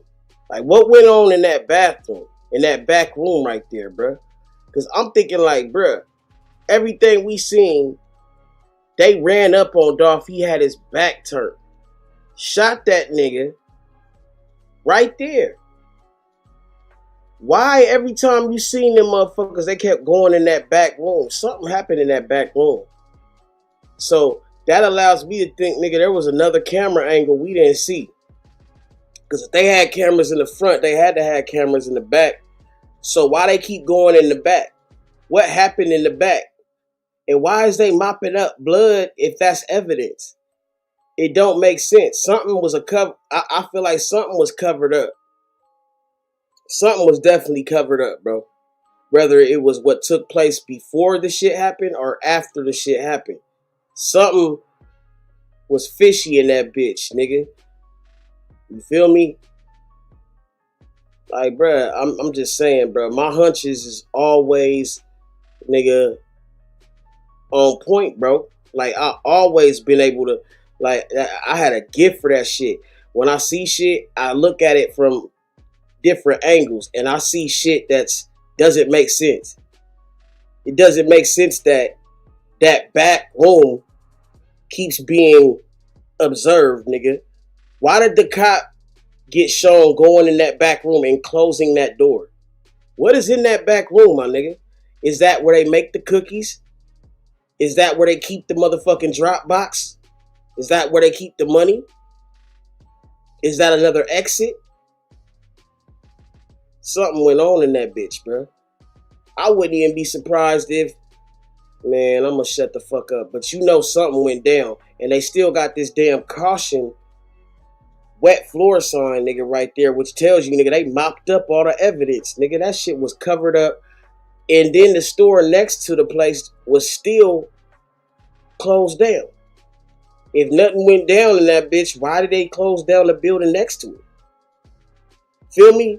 Like, something went down in that back room. Bullets probably hit the other side, and they didn't want whatever the fuck went down and took place in that other building, nigga, to come out. Because you never know, nigga, like, motherfuckers gonna be in the other side of the building, probably, nigga, that's the best position for motherfuckers to have the best, you know, drop at. These niggas, man, something went down, bro, and I don't think that nigga would get out of his bulletproof whip and go in there just to get some cookies. He went in there to drop a bag or to grab a bag. Either, nigga, he didn't get what he was supposed to, or he had to give a message to the motherfuckers that was in there. It's something wasn't right, bro. Why the fuck he have his back turned and on his phone? And then the nigga that's supposed to have his back, he ain't paying attention. Yeah, he got off at them niggas, but it was too late. Bro, you ain't paying attention to what's going on, bro? Like, ain't that your job? Like, yeah, this shit weird, bro. I just look at shit like that and say, nigga, nah, I don't believe in coincidences. Still grappling with grief. Or the streets will take you on, you know? Reporting in South Memphis, Jarita Patterson, WREG, News Channel 3. Well, no, this is at least the third time someone tried to kill young Dolph. In February of 2017, more than 100 shots were fired at his SUV in Charlotte. 100 shots. And motherfuckers know, nigga, hey, bro, come on, bro. Hey, niggas can say whatever the fuck they want. I swear to you, bro. I even showed niggas. Hey, bro. That little nigga, what's the nigga name, bro? Gotti, fuck. I'm having a bad day remembering names and shit. But the one little nigga, he was on the scene. I promise. Niggas said, that look like him. But I'm telling you, bro, that was Black Youngster, bro. I'm telling you, Black Youngster nigga lit, bruh. Allegedly, Black Youngster nigga, hey, he did that 100 shot shit, bro. But that nigga Dolph was in that bulletproof, nigga. He was good. Cause nigga, that nigga, I swear, bro, that was that nigga on that scene, bro. And then nigga, he went and made a diss song and talked all that shit. Yeah, Black Youngster was with the shit, bro. He like, Gotti, I got this nigga, bro. And when that nigga found out that that nigga was good, didn't take one shell, because that nigga bulletproof nigga absorbed all the impact. That nigga Gotti like, nigga, yeah, you dumbass nigga. You ain't get that, nigga. You fucked around, let off all them motherfucking shells, nigga, and didn't hit shit. You stupid bitch. You made the city all hot.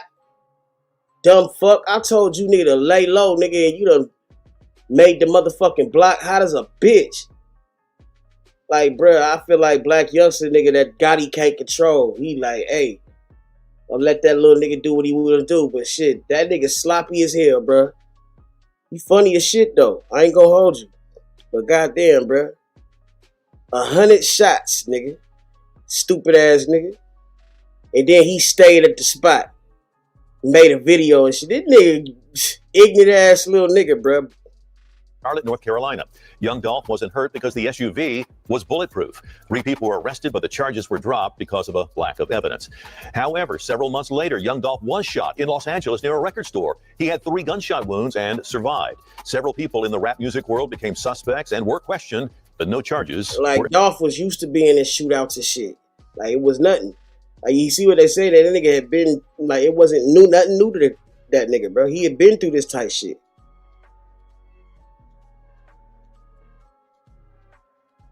I've been in numerous situations and shootouts and shit. And what's fucked up about it, bro, is you don't even really, like, you become numb to that shit.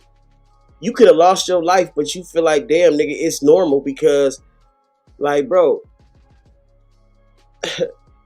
it's honestly, bro, it's fucking retarded. But I feel like it's nothing that you could really complain about, bro. You chose this life, bro. You gotta take what come with it. You see what I'm saying? Like, and what comes with it, nigga, is fuck shit, haters, ops, weirdos, queerdos, busters, custers, side motherfuckers. All these niggas that's on the motherfucking lawn, but they really don't need to be in the yard. You see what I'm saying? You gotta eliminate these problems by keeping your circle small, loose lips, sink ships, and stop fucking with so many different hoes, bro, because they be the ones that be pillow talking or telling niggas, oh yeah, guess who I ran into? Or guess who live over here?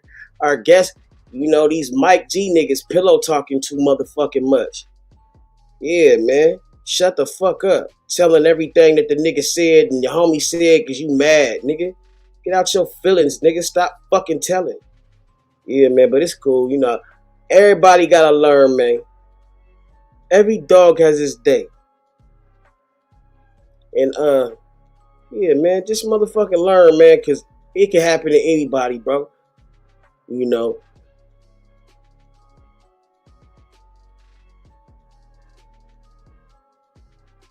Anybody can get it. Anybody can be touched. But don't make it easy for these fuck niggas. Ever filed. Now, the young man who was killed, the 21-year-old, Darian D. Money Childs, right? He was gunned down 6 days after making jokes about the death of young Dolph and how Dolph died there in Memphis. That's karma, right? bro. And, you know, it was pictures that surfaced of this comedian who was killed with Gotti, right there hanging out with Yo Gotti. And this right here would seem as if, you know, he was, you know, mocking Dolph's death, you know, making fun of him, trolling his death, being that he was in pictures with. I got a track with Gotti, nigga. I fuck with Gotti though, bro. You know what I'm saying? Like, but at the same time, I ain't gonna fucking front like I don't fuck with Dolph. Like Dolph ain't the, you know what I'm saying? Like, fuck all that, man. I ain't in between that shit. But at the end of the day, bro, you know how a nigga get. You know how I get, nigga. We break bread together. We bust heads together. No point intended. I'm just a nigga out of the other side of the motherfucking. Hey, man, don't mind me, nigga. But goddamn, this little nigga right here thought it was a game, right? He thought he was gonna troll Dolph, but motherfuckers be forgetting, bruh. Dolph's real name was fucking, bruh. Dolph's real name is motherfucking Adolf Thornton, nigga. Adolf. Yeah, nigga. Hitler, nigga. Hitler Adolf Thornton, nigga. What the fuck? You can't talk shit about a nigga that fed the city named Adolf and think you just gonna have no backlash. Like, bro, I'm just saying, the ghost of Adolf has been fucking niggas over. And nigga, he happened to be a casualty. And nigga, that's just what happened, nigga. Like, you should have just, like, but he thought he was gonna get some views. And probably did. But nigga, that wasn't worth it. Like, these niggas don't give a fuck about you being funny. They mourning, nigga. A nigga that used to kick down bread, that used to get a city's opportunities and shit, and you make it fun? Like, you think that shit cute, nigga? Yeah, nigga. You see how that worked out? His arch nemesis, Yo Gotti, when this was going on. Wow. And those people who allegedly killed I can't hold you, so I'm the comedian, they have not been brought to justice still to this day, you guys. Years Caked and up upon in years danger. later. Yeah. The streets is watching. It was Birds a busy is night hawking. for officers in the Fraser area after responding to not one, but 2 shootings at the Valero gas station on the corner of Delano Avenue and North Watkins Street. Memphis police say the first shooting happened shortly after 10. Police say they found the 3 victims nearby. One of the men died at the hospital. Memphis police have identified a man who was shot and killed at a Valero gas station in Fraser and just released surveillance video in this case. Police say 21-year-old Darian Childs was one of the victims shot on North Watkins on Tuesday. According to Childs' Facebook page, he was a Memphis comedian. Police say they need your help with finding out what led to this shooting. Now, these are pictures of 2 vehicles MPD says they believe the suspects were riding in, a dark-colored Infiniti SUV and a dark-colored Jeep Cherokee. They're asking you to call Crime Stoppers 901-528-CASH. Crime Stoppers. Now, gun violence by no means is funny or hilarious. But this comedian who was very close to Yo Gotti, Young Dolph's arch nemesis, he thought it was cool to make a joke. He thought it was cute, The bro. death of Young Dolph. And Memphis comedian Darian D-Money Childs was gunned down just days after joking about Young Dolph's death. And some are speculating that Nigga, you know you a square. Look at bro. Oh, Benny Chris, line head ass nigga. Bro, we knew you ain't about that shit, bro. You making fun of Dolph, nigga. Like, bro, what's wrong with bro? Bro should have went and motherfucking set his comedian ass down. You know what I'm saying? But nigga, hey man, Lord forgive him. He know not what he doeth. He know not what he doeth, nigga. You fucking, yeah. I like to say you live and you learn, but sometimes niggas die for what they do not knoweth, nigga. But shit, man, it's nothing coming of that. It's just motherfuckers is mourning and they need somebody to lash out at. And you happen to be the nigga making fun, cracking jokes. My nigga. Wrong time, bro. Wrong time. And nigga, not the move, bro. a Facebook post that he made sparked retaliation. Memphis comedian Darian D-Money Childs was gunned down in Memphis just days after Young Dolph was killed in the city. According to Say Cheese TV, D-Money posted a couple of...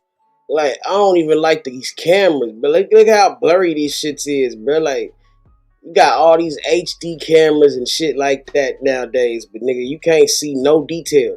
I feel like they leave that shit like that on purpose, nigga. Because honestly, bro, who the fuck benefited off Dolph dying? They love Gotti. Gotti fuck with Jay-Z. You know what I'm saying? It's the powers that be. Nigga, Dolph went against the establishment. He represented the independent artist. See what I'm saying? Sort of like Nipsey. He didn't motherfucking subscribe to being a nigga that signed with these $1 million or these big dollar corporations and these motherfucking labels. He was self-made, right? They found out what he was thinking like when he said, nigga, I'm not trying to sign another contract. I'm trying to buy Empire Records. Remember? They told that nigga, it's gonna be 50 motherfucking thousand. They didn't think, 50 million to even have talks, to even be in subjection. And this nigga said, they didn't think Dolph had 50 million. Nigga, come to find out, Dolph had over 100 million in his bank account. My nigga. Remember what the little nigga said? He said, bro, he over in the car smoking and shit with Dolph. Dolph talking about, shit, nigga, I got a motherfucker running this bank real quick. He said he looked at the bank slip and that shit said over 100 million in one account. Like, he didn't even know Dolph had that much dough.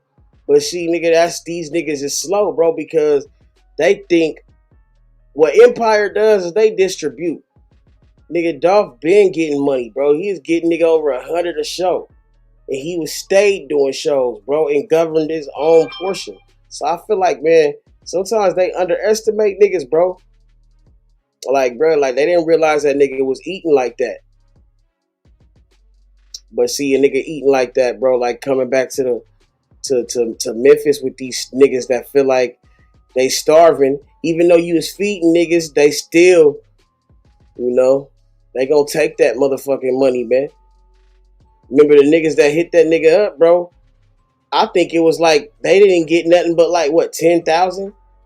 And then nigga, they didn't even get a chance to spend the money. You know what I'm saying? Them niggas got picked up like nigga the next week. These stupid ass niggas went and bought. Man, a distasteful post on Facebook following the news of Young Dolph's tragic death. And he posted this, and I quote, "Man, them folks just killed Young Dolph," end quote, wrote the 21-year-old in a since deleted post. And I quote again, he says, "I love Memphis cuz we so gangster," end quote, adding laughing emojis at the end. He then made a separate post saying, and I quote, "Man, cuz you ain't from Memphis or if you ain't the police, just quit trying to solve Young Dolph murder. These folks that came and locked my grandma up," end quote. And according to the U.S. Sun, cops responded to a shooting that occurred on November 23rd in Memphis. One of the 3 victims found was D Money. Charles was shot and killed on that November 23rd of 2021 at that Valero gas station in North It's Memphis. bad out here. His death occurred. Niggas killing comedians now, bruh. Remember the Mo3 homeboy, nigga? Comedian, nigga. Yeah, niggas don't want to hear no jokes. They smoking niggas for jokes, bro. That shit crazy.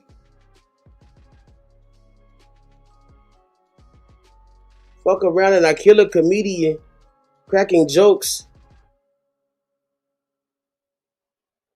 Hey, man.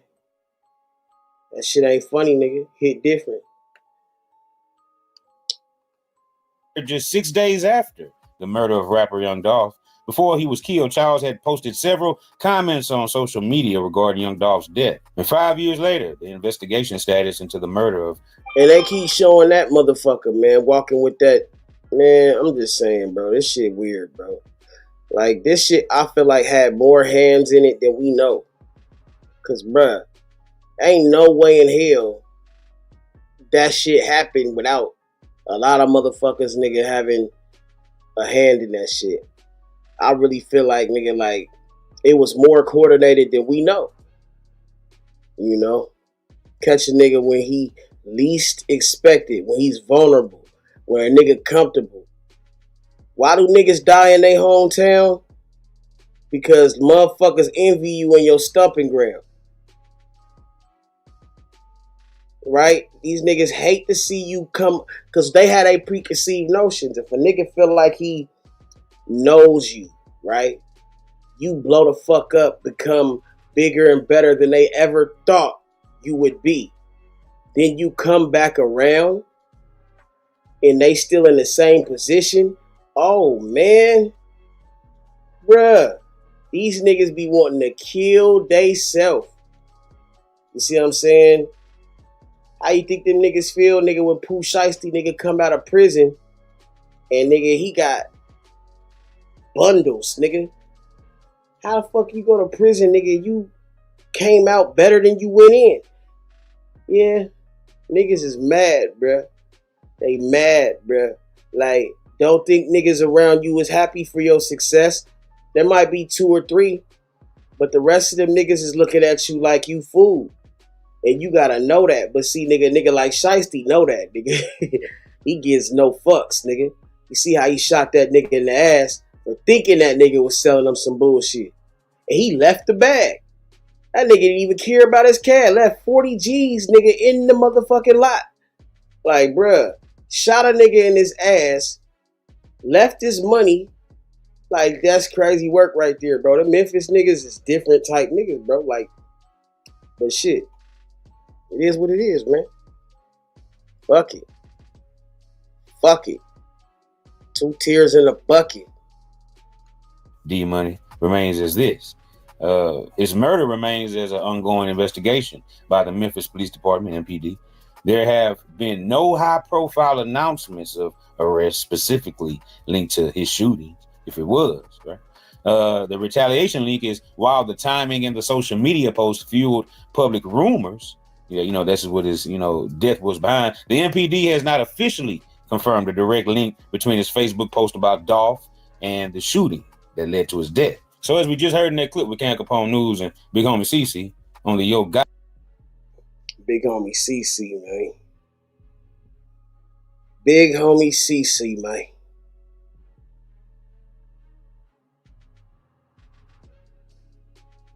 Cam Capone.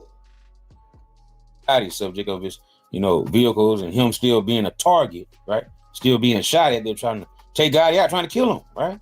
And this is according to Big Homie CC, right? Allegedly. And, he did shout out Paper Route Wu. Now, wondering if this is how he got this information, was privy to the information he's saying about Gotti still, having these attempts on his life. Maybe he has, the inside sources like the Paper Route artists who are there in Memphis to give him this type of information, right? Because, like the first incident we just heard about the Rolls Royce, and he did rap about it, but, we didn't hear about it in the news media or nothing like that. So, Gotti is known to keep raps, on things like this, these shootings and these attempts on his life, right? So this could very well possibly be facts what Big Homie CC is saying. Now, one thing that I found that was interesting that Big Homie CC said that, he was speaking with a knowledgeable tone, right? Saying that Gotti is spending more time with his family now. Now you got Yo Gotti returning, his mother is there, his restaurant is there, a couple of businesses, record label. I imagine, since moving to Dallas as reported, I guess, part of the label is still, in Memphis, I would assume.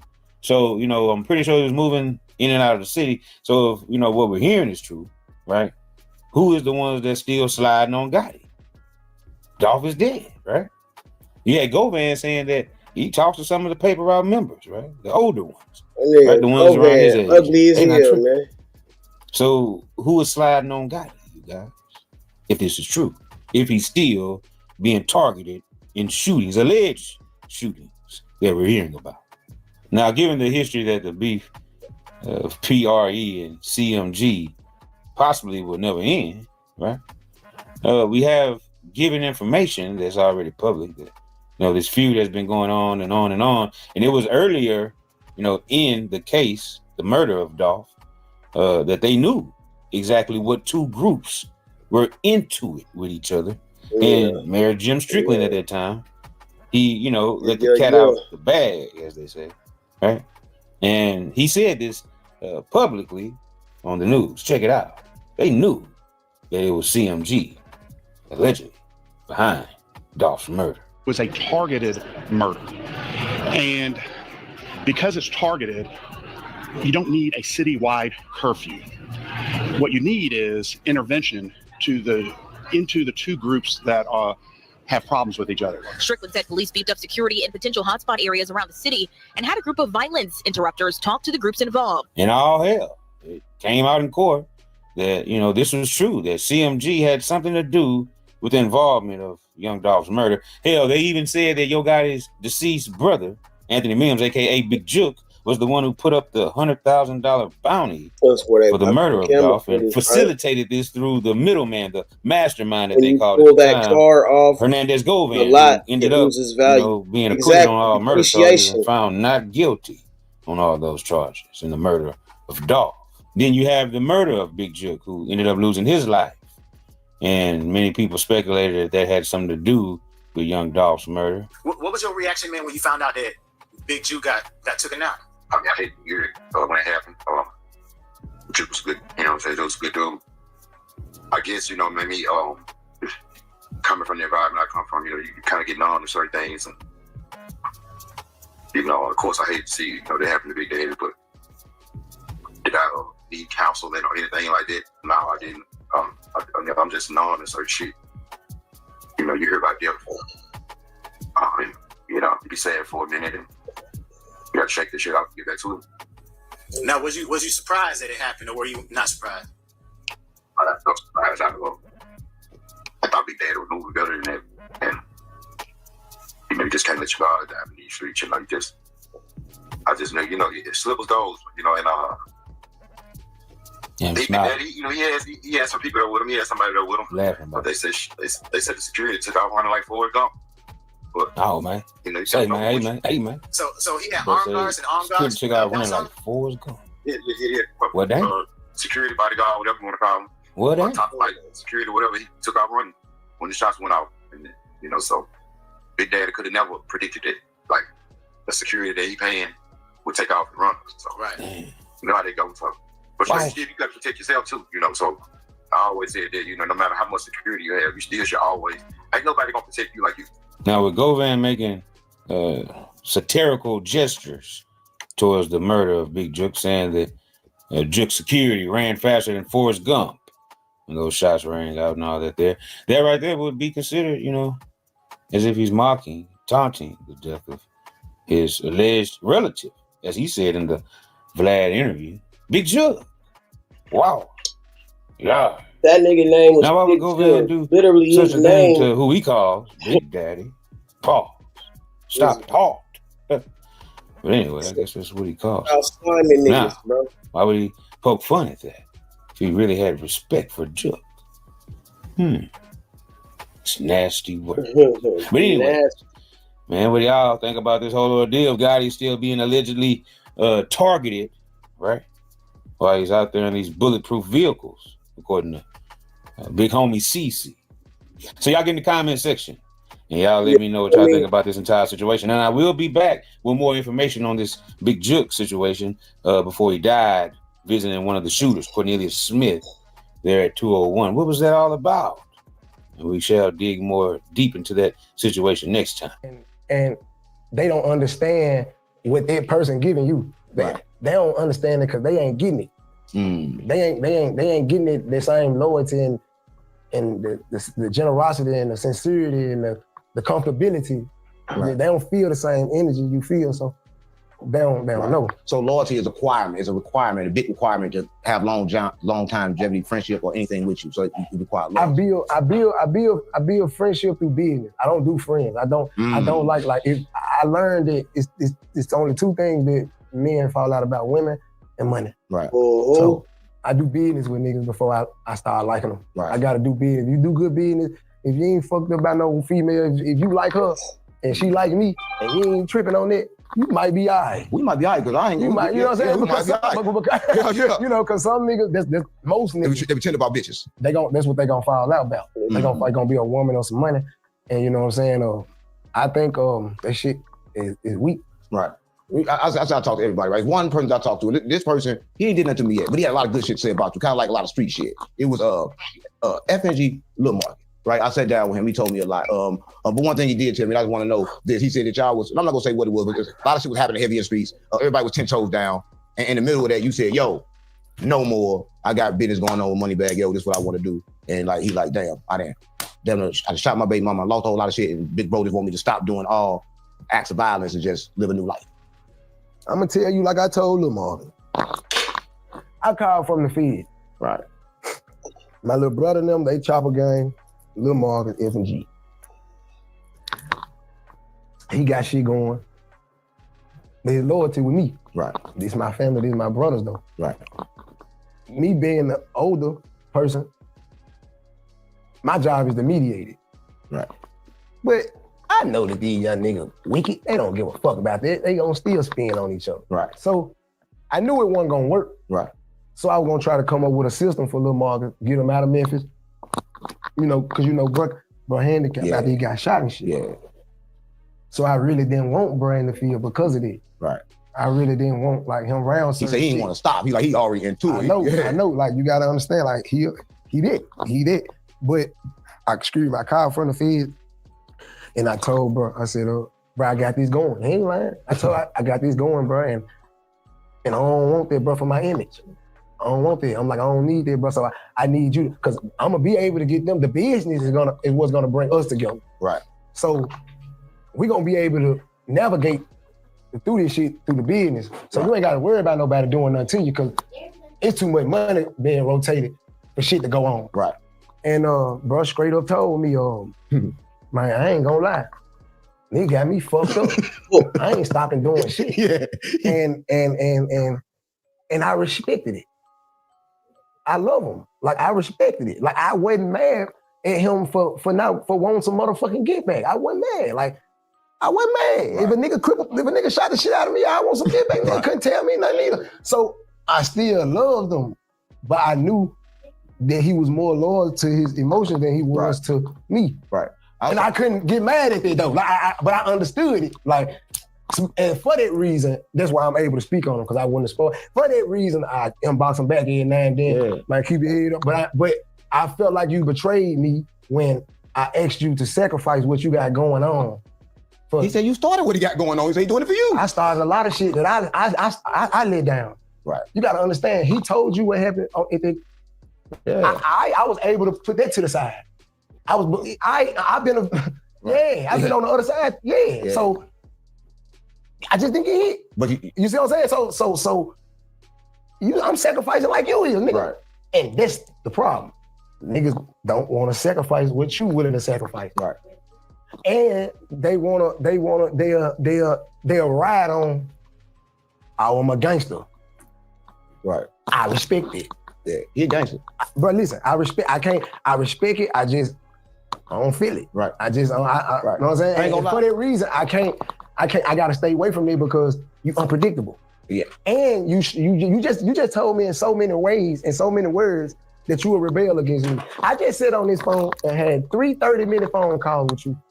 And after all I talked about on how I'm gonna turn you up, you, Lil Jew, Trey, we finna woo, woo, woo, we finna woo. And after it still was mine. He want bodies. And I had to, and get what? After all that talking, my witness said, I told my said, man, that man just made me so fucking mad on the phone because I love the man. That man still told me he want his get back. Yeah. He told me fuck how I can fuck to come up. So I'm asking myself like also fuck F&G, huh? Yeah. So fuck the brand, huh? That's what you telling me when you say that. Right. I feel you. I get that part. But this is what he told me.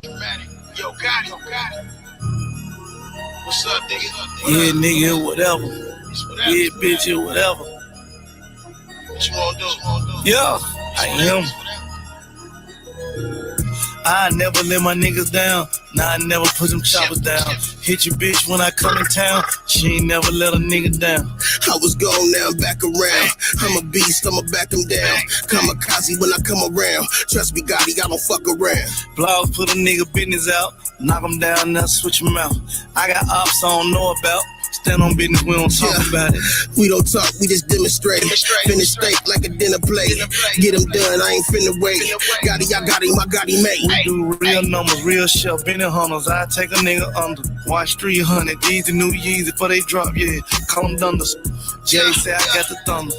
Pray to God for the runners. Whole pandemic, all I seen was snow. It's like I missed the summer. Put it on my mama. Yo, Gotti, he a Hall of Fame drug dealer. Yo, Gotti, he be running around real killers. Hush gang, he ain't front no fuck niggas. Big stepper, we stun one of you little niggas.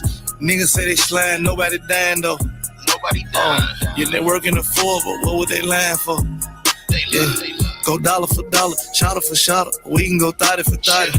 On scholarship guided. You gave a bitch a Birkin, I just gave her some knowledge. I'm a big stepper like Bigfoot, size 13, get your bitch took.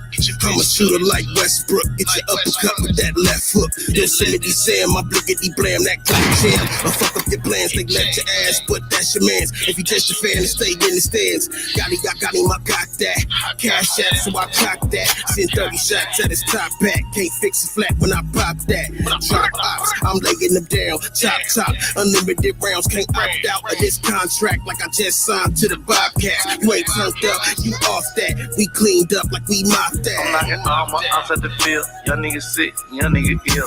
All of my niggas united, just bought into DC United. I gave him the pack and he tanked it. 25 pints and he drank it. Just showed up my count and she fainted. Showed him the plug and he thanked me. Hey, Gotti, you low, you jank me. Little bitch just post me brainless. Rolls Royce stainless. Made my neighborhood famous.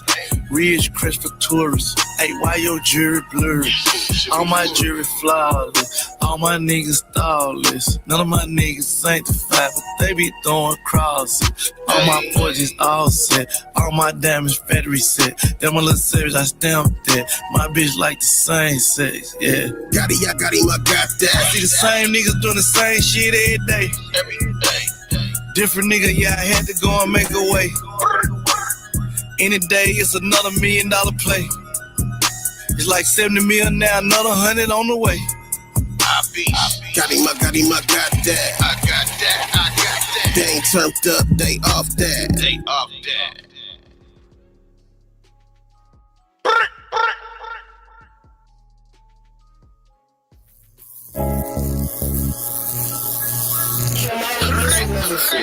SP on the track. Yeah, bitch. Matic. We in this bit. SVTM. Yeah, I beats. You did. I was made for the big league. Every game started out with a big lead. Set the score on the board. I'm a superstar phenom. It's hard to ignore. I was made for the big league. Number 1 draft pick, niggas say cheese. I'm a truth in the booth, I'll knock it out the park like berry on the juice. Niggas on the bandwagon trying to hitchhike. What you into, cuz? What it look like? You can hit a lick, but it didn't sit right. He gave me a stack, but the stack felt a little light. So I said, what's this? Is it all there? Homie grinned, so I had to count it right there. Long story short, he missing by the band, and I ain't doing no fronts. Hope you understand. Money is the root of evil, and I'm the man. Think you running off on the plug, better come again. Air Maxes and Dickie shorts, so many iced out chains you cannot afford. It's kinda hard trying to get a team on one accord, so I ride dolo, Percocet in my pores. Damn, I'm so fly, I glide, I really soar. Sandwich between 2 white horses, feel like a s'more. I was made for the big league. Every game started out with a big lead. Took the score on the board, I'm a superstar phenom, it's hard to ignore. I was made for the big league. Number 1 draft pick, niggas say cheese. I'm a truth in the booth, I'll knock it out the park like berry on the juice. She got the cooking, or she fucking, or she suck dick. And I'ma need it all, not a little bit. Bitch, I ain't got time for the fuck shit. No goo gaga, not the one, bitch. She got the cooking, or she fucking, or she suck dick. And I'ma need it all, not a little bit. Bitch, I ain't got time for the fuck shit. No goo gaga, is you nuts, bitch? See, this bitch talking about she wanna make me her baby daddy, bitch. I just met you. Nah, like seriously, I just met you. You already calling me your man, bitch. I ain't got time for this shit. Nah, I see you already got you on your 3rd, 4th, 5th. Nah, I ain't got time for that shit. Nah, I got to go, bitch. Is you nuts? Is you crazy? I think you are. I was made for the big league. Every game started out with a big lead. Took the score on the board. I'm a superstar phenom. It's hard to ignore. I was made for the big league. Number 1 draft pick, niggas say cheese. I'm a truth in the booth, I'll knock it out the park like berry on the juice. I was made for the big league. Every game started out with a big lead. Took the score on the board, I'm a superstar phenom, it's hard to ignore. I was made for the big league. Number 1 draft pick, niggas say cheese. I'm a truth in the booth, I'll knock it out the park like berry on the juice. She got the cooking, or she fucking, or she suck dick. And I'ma need it all, not a little bit. Bitch, I ain't got time for the fuck shit. No goo gaga, not the one, bitch. She got the cooking, or she fucking, or she suck dick. And I'ma need it all, not a little bit. Bitch, I ain't got time for the fuck shit. No goo gaga, is you nuts, bitch? No goo goo gaga. Is you nuts, bitch? Traumatic music, Trama gang. Traumatic music. Y'all niggas ain't blowing no Zaza. All we blow is exotic trends, yeah. Traumatic cuss. Click, clack, cock it back. Matic got that loud pack. Twist that, roll it fat like a baseball bat. Face that, just relax. You ain't gotta pass it back. I'ma take mine to the face. I don't wanna match. Click, clack, cock it back. Matic got that loud pack. No, you said it. You said something. You did a song with Big Extra Plug. You sent them the song. They didn't clear it. But then you said you did some investigation and then found out that he didn't clear it. Did I apologize? But then you found out that he did do it. You assumed that he did do it, right? Found out his management that your label did send it over there, right? Put it like this: Who runs shit for you? That's what I want to talk about. Who your manager? I mean, not your manager. Who take care of your business? My manager. But in the interview, I think they give you a fucking manager. Excuse me. So your manager, right? If he get a call and say X, Y, and Z want to do an interview with you, even if you don't want to do that interview, he can know you don't want to do it. He gonna still tell you. Right? Depends on who that manager work for. If he work for you, nigga. Depends on who gave him to me. Nigga, I said if a motherfucker call the phone and say, hey, Lil Ju want to do an interview and you don't like Lil Ju. Right. What you gonna say? Listen, I'm independent. For me, I'm saying, what you gonna say to your manager? I'm gonna say I don't want to do it. Okay then. Now, with that being said, he got a manager. This who they got to contact. When I said I had paperwork, that's who was being emailed. Right. His team. Right. They was responding as if no. Like straight up. Let me tell you a story, right? I did a song, right? I did a song with a rapper. His name's Chicken P. He from Milwaukee. Right. I did a song and put on my album, Street Country Grammar. A lot of people got it. I put it on my album. I couldn't get it cleared. The same situation. So I'm gonna tell you this. He had a manager that was signing him by the label that didn't even tell him because I wasn't big enough. When it came across, they said, no, this won't work for you. And I had to literally get him to go up in there and do it all over. Because sometimes we have fucked up teams. So that could be still the situation. He probably still don't know. Because if he got a manager that's, they give you a manager, these motherfuckers give you the lawyer, and they give you the pen. They give you everything you need. So it's like, sometimes we be boxed in. I ain't taking up for him. I don't know this big fat motherfucker. I don't know if he's fat or not. He might be skinny. I'm the same. I don't know. I'm an artist, nigga. Right. That's what I'm trying to tell you. You brought your own manager when you came on? I don't give a fuck what caliber artist you is. I can do a verse for you for $4,000. When it's time for you to get your record cleared on my mama, I'm gonna have to know about it. You the realest nigga ever. That nigga got me fucked up. You know. That nigga said he the You gotta realest understand, nigga your manager don't ever. want the weight of saying no for you. And you ain't saying no. That's weight. You say I'm right up. Now you lying. Cause I ain't say I ain't wanna do no verse with Buddy. You said I did because you felt like you were too small for me. How you know I don't fuck with Buddy? Right. So that don't happen, nigga. Right. I agree with that. you. Even if it wasn't just a blank no, it was a, man, we got this right here going right now. No. I agree. But that's what I respect. I respect a man that's able to say, hey, look, you know, I fuck with that. You ain't got to. Right. Because everybody ain't no motherfucking man. Right. So you ain't got to. Right. But I would respect it if you say, man, look, right now I'm on this right here type of time. I fuck with it. Right. And man, let's just get back to it though. Right. You know what I'm saying? Right. And I say, I bet, say this, man, I'm just gonna dance around to you. I appreciate you letting me know this though. Right. I'm on man time for real. But I done grew to understand, like, you can't expect everybody to do what you would do. Right. We know about the song. We never heard the song. Well, how did the song come up? Did you like send the song? Y'all did the verse, or y'all like to meet up in the studio and do it? I did it. I had did it, and everybody was like, please get Big X on it. Please get Big X on it. All the comments. And then we made it happen. So is that song coming, or it's not coming no more? I don't know, man. I don't know. Shit, they ain't hit back and said, let's do it. Well, if you watching this, Worldwide Hustle, we about the rights to a Big X to plug. You ain't gotta do it. Whatever it costs to do it, I'll do it and I'll take your share. Right? And I'll get AI to play in the video, nigga. Just give us the rights. Stop playing with me. Listen, they gotta do that if they do that, but I don't know if they're gonna do that. But one person. He can do it. Let's do that, dude. I swear, mama, listen, and call my bluff. I swear to God, mama, listen. If I don't got it, I'm gonna get close to it. You after this, I'll get close as I can. I swear to God, mama, I'll go deep. Listen, I want that song. I think everybody wanna hear that song. So much shit about the song. When you heard this song, we wanna hear it. What? Can you leak it? Nah, I ain't gonna do it. Can't leak. Okay, cool. We ain't gonna leak it. Listen, we're moving right along. It's one other person that you were talking about, and it's like kind of crazy because like you got enough time for everything. You kind of like a street nigga that's still rich, right? Because like I'm keeping it real, right? Because you got enough time to do everything. You did Moody and got him scared. He turned it back to Jesus. When you scare a nigga back to Jesus and they pray for you, something got to be wrong. How you feel when you make a nigga pray? I ain't know. See, you powder. Come on, powder, man. Something's wrong here. Just get up there and told you I took a person. What? I just sit up there and told you I'm on my third pill. I just sit up there and told you I'm smoking weed back to that. Drinking liquor. I just told you. And you still said powder. I don't even know. Right. Never even seen you. I don't know you. Never said nothing to you.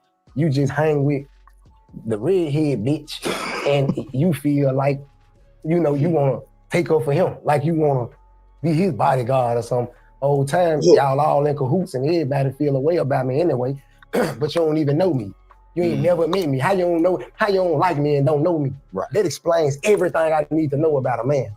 When you don't know me and don't like me off of what you've seen or what you heard, until you meet me, nigga, by yourself, then judge me. Don't judge me off what the fuck you around another nigga and all this lame. But they looking for, I don't think they judge you. I think they're looking for views. Yeah, I'm telling you, your name attached to a lot of damn views. Nigga, I'm gonna say this. If you do regular shit, you gonna probably run into him because this nigga walk up here everywhere. Right? I swear to God, like, it's kind of crazy. All right, moving right along, because Woody is what Woody do. Well, let me ask you one question, right? Out of everything that we done seen, everything you done been through, right? Is there any regrets for Finesse 2 times? No. Come on, gang, stop playing. Not one? Nope. Not one. I learned from all my shit. Like I don't regret shit. Like everything I've been through, I needed it. And whatever else I got to come, long as it ain't jail or death, I'll be all right. Right. You don't regret making honeycomb braids to go off on his mama? No, I don't regret it. I don't think there's something to regret though, because if that's some real nigga shit. But you gotta think about it. If your mama get on the internet and jump in man business, right? And then this man get on the internet calling you, going off on you, you done put me in a position to crash out. Right. Because you want to be on the internet. Right. So did that squash out beef? That should have squashed out beef. Y'all should be over never no beef. I never met him. You never met him? I never seen him face to face. So what was the issue over? Like, how did they even start? I don't know. He was about to say nigga finna pay another $6,000 to get around. No. I just want to know for real. No, it was a thing where he felt like Maltai supposed to give him some money for me meeting them, and for him introducing me to them. And I ain't get his percentage. That was his reason, and he's standing on it, and that's his reason for not wanting to meet me. Right. Yeah, but I've been wanting to meet him. Right. Listen, let me ask a question. Out of everybody that got bad run-ins with finesse 2 times, where love turned to pain and pain turned back to love, and do all kind of crazy shit. Love do kind of crazy. Out of everybody, yeah. Hold up. Yeah. Love, pain, love. I don't know. I'm confused. I don't know. No, listen. Out of everybody that whether you love or hate, which you only had one person that you had to reunite with. Reunited and it feels so good. They alive? What? No. Can't get out that easy. They got to be alive. They got to be watching this right now, and they got to be like, damn, I got a chance. One person out of everybody, and it got to be somebody that we all know. It can't be somebody that we don't know. Somebody that everybody on the internet that we all know and love the same. Who will you rekindle it with? My mama. Well, like we all. I'm saying we all do that. Somebody else. We all do that. Y'all can't never lose. Y'all can't never lose the killer. Y'all still live. Come on, it got to be somebody else. I don't give a fuck about no motherfucker like that, nigga. Oh. I don't give a fuck about people. I'm 33 years old, man. So fuck a motherfucker. Not one? Man, fuck a motherfucker, man. I don't give a fuck about no motherfucker, man. Being no relation to re-killing no shit. I don't give a fuck about motherfucking and starting over. I'm too old to be forgiving a bitch.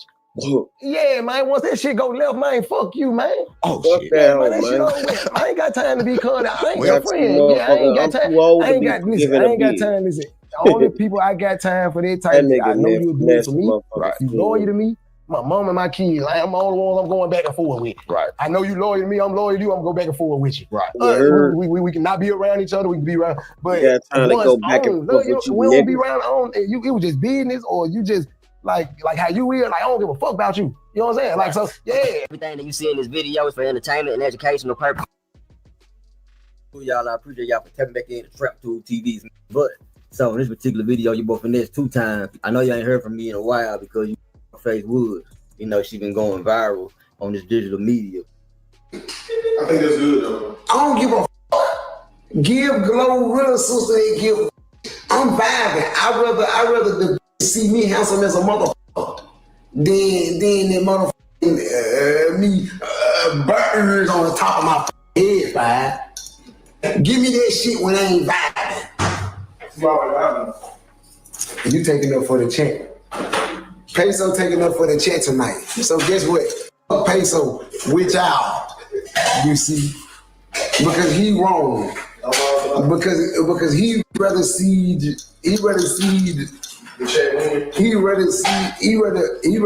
rather be on y'all's side because. That's part. Hey. Say I'm about to go down. That ain't even the best part. She say, well, I gotta go first. I said, cause I'm giving you a head start. Get about my bubble. My bubble. Like dollar bill, like it's gonna be trouble. More trouble. While you all on my grill, get about my bubble. My bubble. You ain't in my field, get about my hub. My hub. Wanna up this fuego, I'ma burn shit down. I don't turn shit down. I got that sauce and a whole lot of fettuccine. Bon appetit, that linguine. Play with me, I go pistol Pete. Turn your brains in the back seat. Sip a glass of white Zinfandel.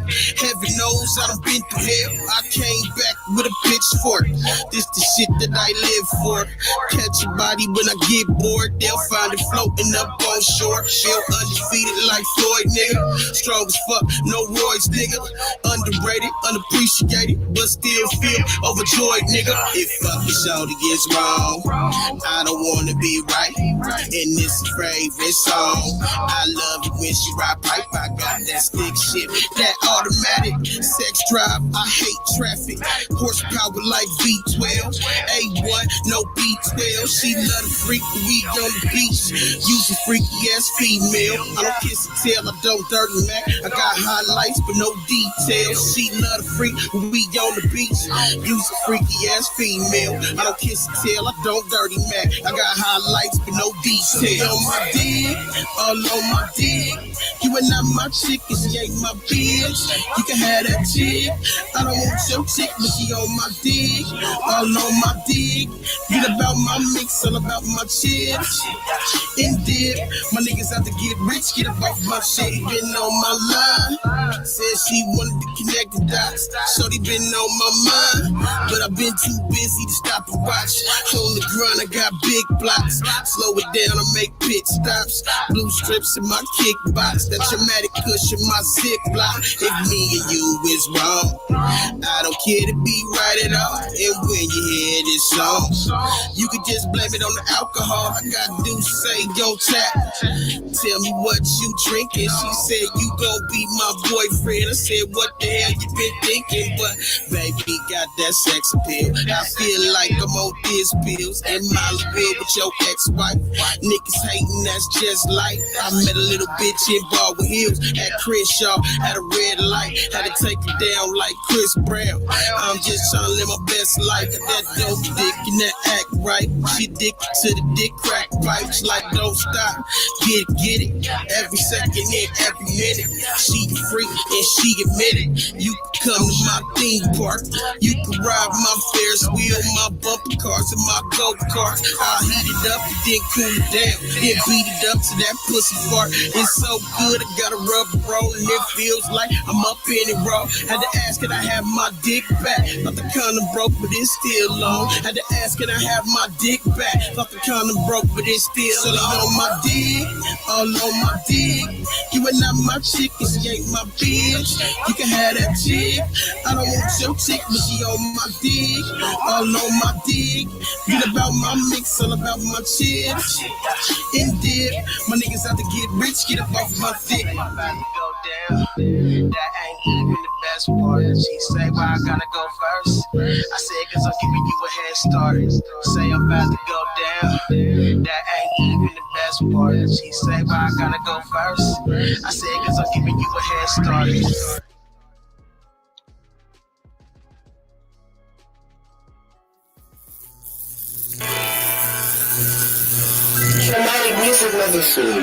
One thing I noticed about myself when I think, thoughts is powerful. Because even my career, even my life, things end up turning out exactly how I visualized them. Not in this time frame I expected. You know what I'm saying? You always want shit to happen overnight. But, I just had clear visions.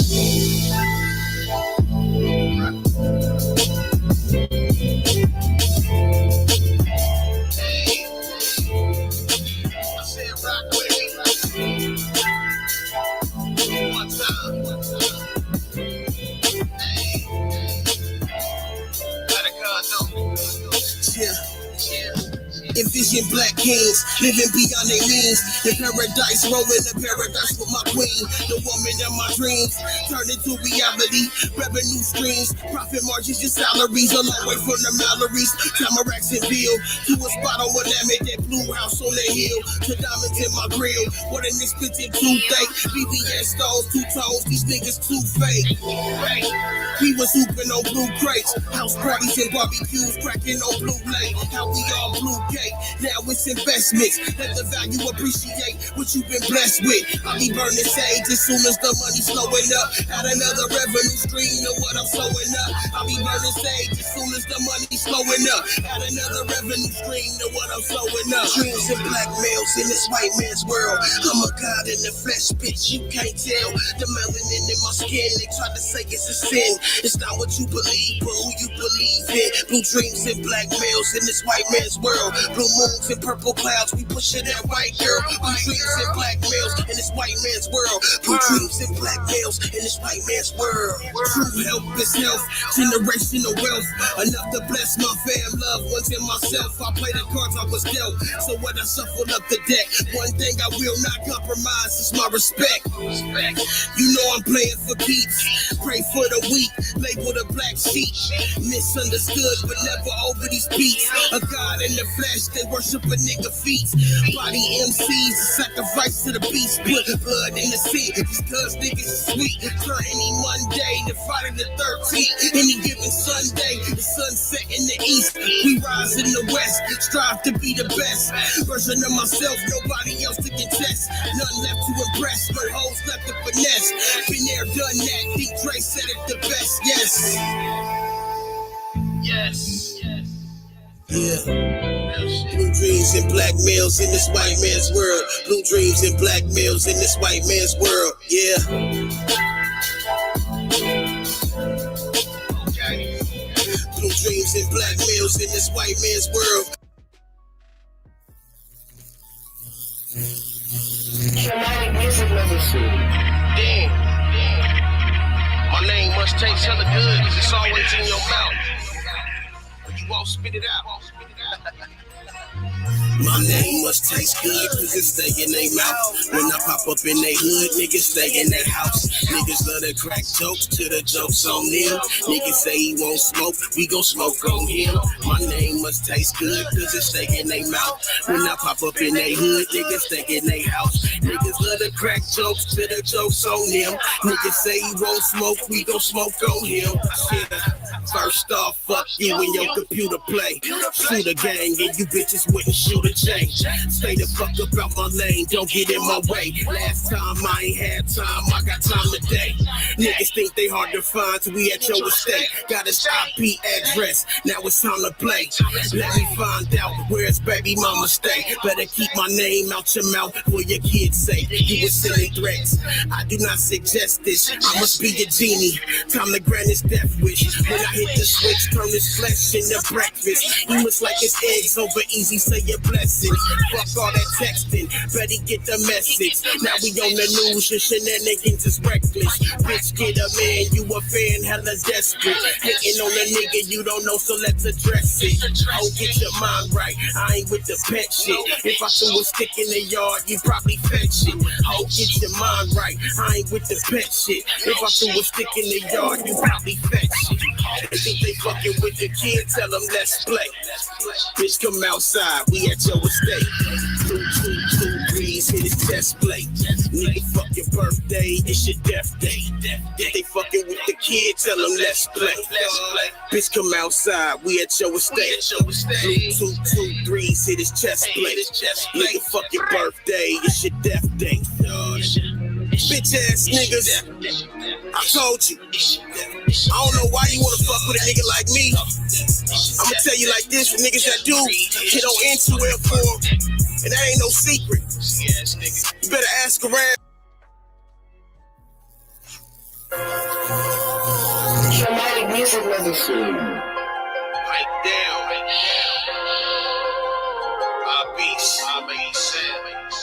Yo, IBH. You talking like you know me, shut your bitch ass up. We are not the same, I keep the blick on top. Money, power, respect, the American dream. The triple B team, pay respect to the kings. You talking like you know me, shut your bitch ass up. We are not the same, I keep the blick on top. Money, power, respect, the American dream. The triple B team, pay respect to the kings. It's a holy war, killing demons and devils. I'm labeled a rebel, cause I'm refusing to settle the battles out of Chicago. I'm heating up on the stove top. Stir it up and mix it like this music is crack rock. Straight from the black top with crooked and back guys. They couldn't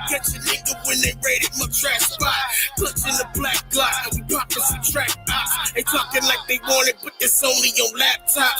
Twinkle, twinkle, little star, he's a ghetto superstar. Got a loyal bitch riding with me, she'll take the charge. Checking the Ramada, just to tell me y'all gotta play to make the koala heat it up like it's a sauna, yeah. Talking like you know me, shut your bitch ass up. We get not the same, I keep the blick on tuck. Money, power, respect, the American dream. The triple beam team, pay respect to the kings. I'm talking like you know me, shut your bitch ass up. We get not the same, I keep the blick on tuck. Money, power, respect, the American dream. The triple beam team, pay respect to the kings. I ain't ducking no veins, I ain't playing no games. I got a bullet with your name on it, aim at your brain. Just to prove my point, make a big say, boy. I smell the bacon in this motherfucker, where's my joint? I'm the midnight man, got a bag full of sand, and they compress it just in case I gotta stretch those grams. I'm the one you better ask out, what the hell's a damn drought? Got a blue whale of fish scale in my glass house, swerving through the distro, swimming in the fish bowl. Where I'm from, the niggas do you greasy like Frisco. Big stepper, big bro, slump never tiptoe. Heard the news that your pussy smelling like Skid Row. You talking like you know me, shut your bitch ass up. We get not the same, I keep the blick on tuck. Money, power, respect, the American dream. The triple beam team, pay respect to the kings. I'm talking like you know me, shut your bitch ass up.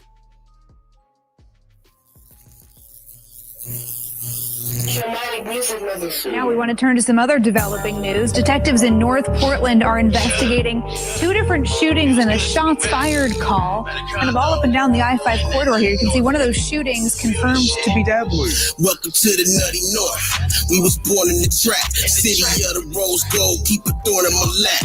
Lot of niggas doing dirt, lot of niggas is rats. They be pillow talking and pocket watching, working with scraps. Niggas think the city sweet till the yup shit's creep. Without a paddle in the battle and they in too deep. It get real in the field, niggas playing for keeps. No cap, a nigga had to make it clap last week.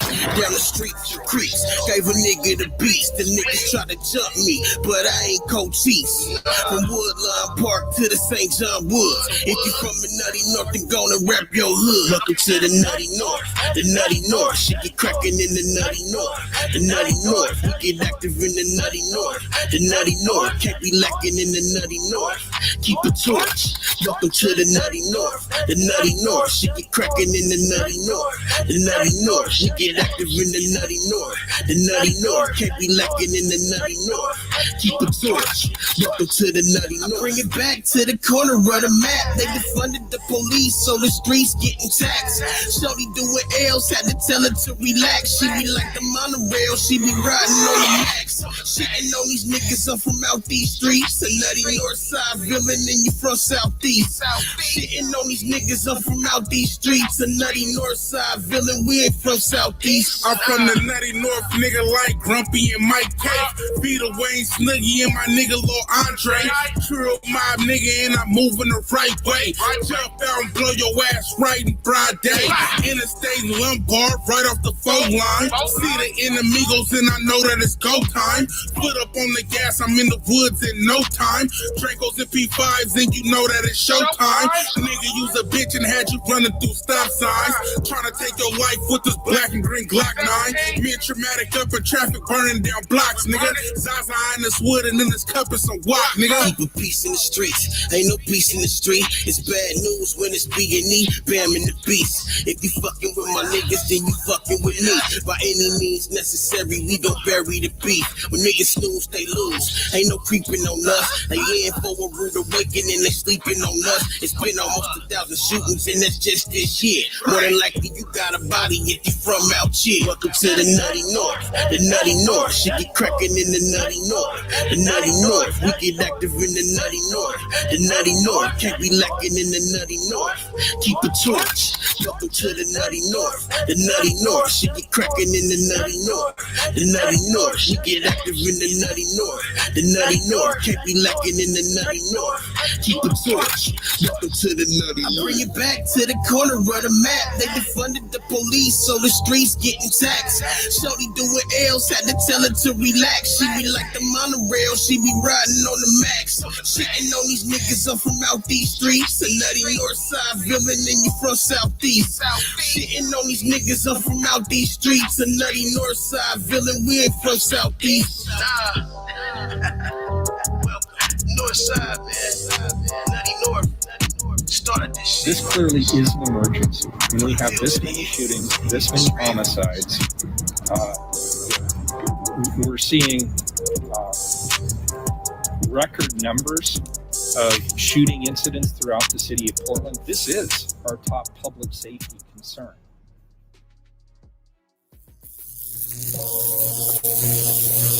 Traumatic music medicine. Rest in peace. K-Slay. Pop Smoke. Pop Nick Plus. Should've known. I should've knew. No, but baby, love. I should've known. Hey, y'all ride with me right on these bridges, bro. Get a pain in my voice. I should've knew. Shit real rap here, nigga, on time.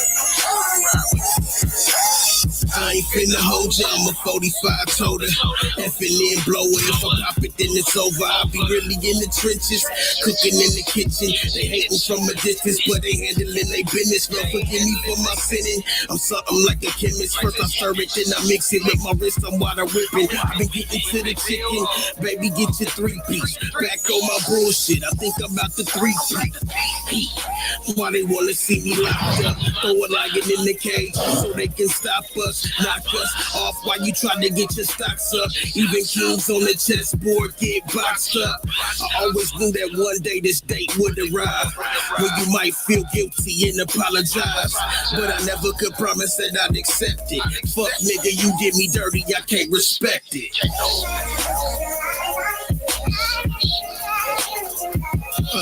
I should've knew.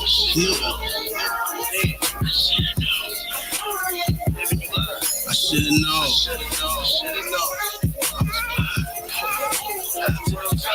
I should've knew. Yeah, ain't nothing worse. It's still in the innocence from a child. Tell me how you live with yourself and keep a smile when you know that you the devil, decrepit, nasty, and foul. You should be burning in hell, dismembered and disemboweled. No mercy for pedophiles. Niggas awaiting trial. Hope you got that bail money, them lawyer fees get piled. To my niggas in the system, they label us criminals. When that is super predators biting a nigga's tail. I was born looking guilty, fitting a profile. I ain't hard to find, these bars is profound. Traumatic on the billing, got customers in the lounge. I'm young, black and proud, mighty and well endowed. Got a pocket full of money, rubbers and hella loud. Took a murder mama back to the telly and put it down. Come to find out, shorty was married and had a child. Her husband found out we was fucking and gunned her down. I should've known. I should've knew. I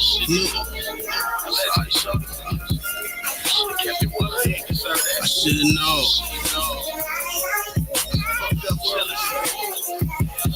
I should've knew.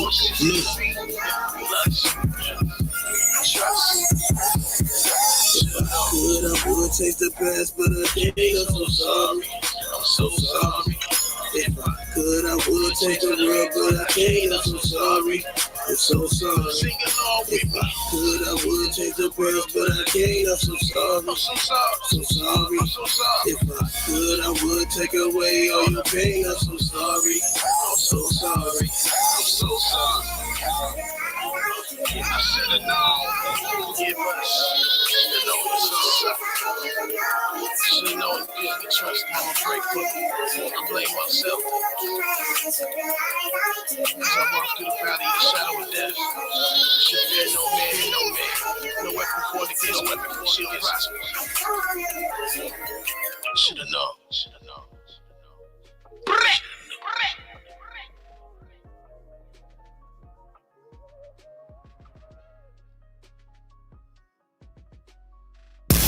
My about my commas, nigga, period.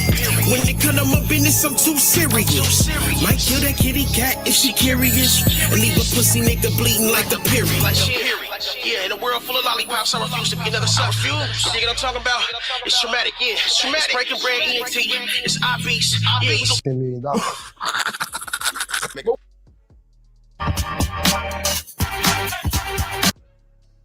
A lot of money for this, so I kind of like can't compare it. Right? I ain't want to ask the same to everybody else be asking, because I like want to kind of get a real interview. I'm interviewing now. Right. I used to be a street nigga, Right. but I quantum leap just reality. So I'm kind of learning as I go. Type shit. So like you, right? We quantum leap here. We don't belong here. Right. But we here got to make the best of it, right? Yeah. So let's go back, right? Where you from? I know you're from Memphis, but where you grew up at in Memphis? I grew up in Walden. I grew up on the east side, East Memphis. Right. If you can remember, what's the first room you grew up in? For me, I'm all about my commas, nigga. I was stuck on a couch and shit. My mom was moving around. When they come up, you just have a room going up. You have your own room, your own space. Yes. What was that like? I can't remember exactly what it was like. I just know that I grew up. My mama, we had a room. You had a room, right? You had your own space. Even if we was in the room together, we had a room. We was in an apartment. The slapper. Who'd you slap? Krishan. Oh, can't do that. Not me, man. I f Sean, bro. I can't. That's I can't. okay. Why every time you see this nigga blue face, this nigga look different, man? What the fuck going on? Actually, I'm 230 and I look damn good. Thank you, Hey, just say chill. She be slapping people, bro. She slapped Krishan, bro. She gonna slap you. Hold on, wait, y'all niggas love fat bitches, okay? Thank you. That's Niggas cool. Still pay these bills, keep this. I just slapped Krishan, like. No bars, all my teeth. I feel the slapping energy, though. I feel it. She gonna slap the f out of you. Better chill, bro. I don't hit men. I don't do all that. Ooh, I like her. I don't do that. All right, so Blue, you keeping her? I'm keep her. Who made you keep her, though? She don't hit men. I like a female that don't hit men. Hey. Oh, yeah, no, we gotta go crazy on this. How you doing, Blueface? What's up, girl? I'm doing good. How you doing? Damn, bitch. So, this month was your birthday, so I had bought you a gift. Damn, bitch. Thank you. What's your mouth? That nigga said, damn, bitch. Stupid. Nobody got me a gift here. I was excited. It's okay. Thank you. Gene Powell. Yeah, cologne, good smells, period. Give me 10 jumping jacks. So I got a question for you. Can you do 10 jumping jacks real fast, please? My teeth gonna be flying everywhere, left and right. Please. Please. All right, 5. I'll do 5. All right, 5. 5? Okay, you do push-ups. Come on, we programming. All right, you gotta go first. What? Me first? No, you gotta go first. You gotta go first. You gotta go first. Ladies first. My mother raised a gentleman. Oh, okay. All right, let's go. You ready? 1. Baby, I said jumping jacks, not no squats. 5. Instead of you doing push-ups, Now that you got that out the way, I said jumping jack. No? Damn. I'm trying to get Can I smell your breath? I just want to know if your breath stink. Can I pick you up? Breath stink. Can I see if I can pick you up? You want to try? Oh, yeah. Let's see. When you picking her up, struggle. I don't think you got it. While you picking her up, struggle. And then be like, damn, you eat today? You gotta struggle. Nigga, I'm talking about struggle. Nah, struggle for real. Like, Struggle for real. Yeah, not no fake Disney struggle. Start shaking your legs. I think it was real life struggle though. Big girl, but she might can get it though. Just about my max, about 245. Blue. Yeah. You got max it's about my max right there. That's how he playing with me? 245. Is it okay if I play back a little bit? She should, bro. Okay, so I heard through the grapevine that she was smoking K2 in prison. What's going on with that? Nigga smoking K2, Can you get up bro. one more time? You gonna confirm it or not? Yeah, get up real fast. You gonna confirm it or not? I mean, Oh, chill. Nigga, damn. I guess, man, in jail, you can't Bitch. Why I gotta be a bitch? That nigga just calling hoes bitches off the You can have that cheap cologne, baby. I am. I'm gonna have it. Thank you. And your mama's a bitch. My mama is a bitch. Thank Damn, you. I don't like that Yeah. either. Get your big ass on. Get your ass out of here.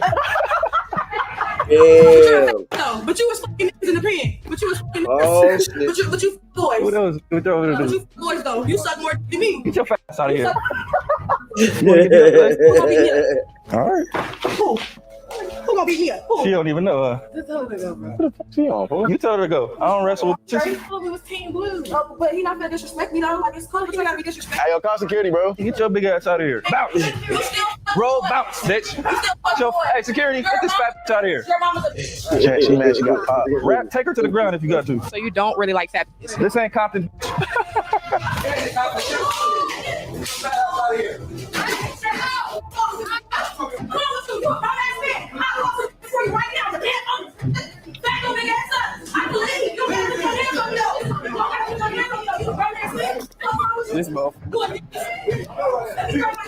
gotta get Biggie Smalls out of here. Hurry up.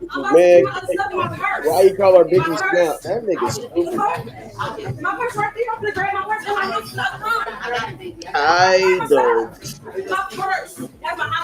That shit fake. You actually listen to them in your ear? No. I was listening to some music. Blueface, you had to do it like that though, man. Let's go ahead and get the next girl, bro. Next girl. All right, next. All right, next. Did a great job, baby. Thank you. Stick around. Damn, she didn't get her chance to shine. Okay. Hey, how you doing? How you doing? Hey, Blue stuttered the whole time, like hard. How you been enjoying yourself so far? I like your toes. You got some nice toes. Thank you. Toes looking real nice. Nice. Yeah.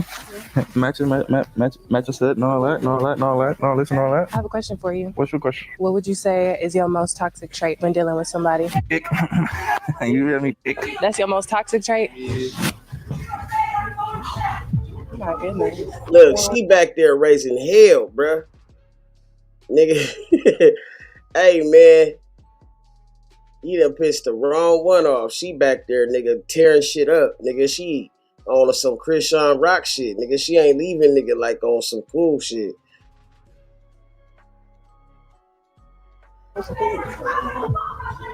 Oh, that's the shit say Blueface almost attacked by Christian rock pop. That's cold-blooded, boy. And other bizarre news. Yeah, shout out to my guy right here, though, man. Blueface and Deshae Frost do a my 20 nigga IQ, man. I guess a 20v2 on what's the guy name? Mike. You seen his name? I gave him credit. Mike the dude Mike who looked like he looked like Lance Stevenson. And there's a little video about that. It got a little bit out of control and a little bizarre. For one of the girls who attacked Krishan came to be a contestant. Oh, you know what I'm saying? Not that was the chick that we forgot about that. That's crazy. That was like 2 months ago's news. Like that was the chick. I didn't realize that was the chick. Whatever that was. That was the chick that her they tried to jump Krishan, bro, on that bullshit. Hey, that's crazy. That's why he was talking to her like that. I think, like, bitch, nigga, like I remember you, ho, like you. She got, hey, they did try to get, man. That's wild. But I think nigga Krishan called her like I think she was cripping. Krishan called her a crab or some crazy shit like that. We doing too much, man. That ain't even cool. Yeah, man. That's that's exactly who she was. She didn't even motherfucking like, yeah, I don't know. I don't know, bro. That's kind of stalkerish though, bro. She go everywhere that nigga at.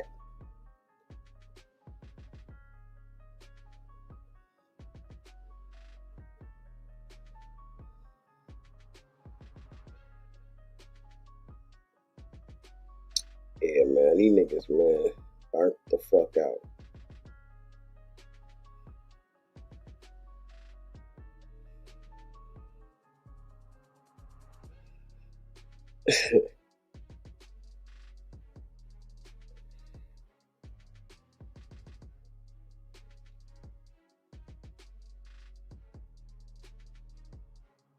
Big Loan explains why Tory Lanez sent Glorilla's sister $2,500.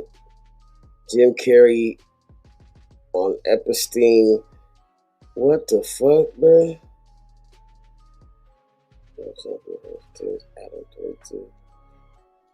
Fake after proving him wrong.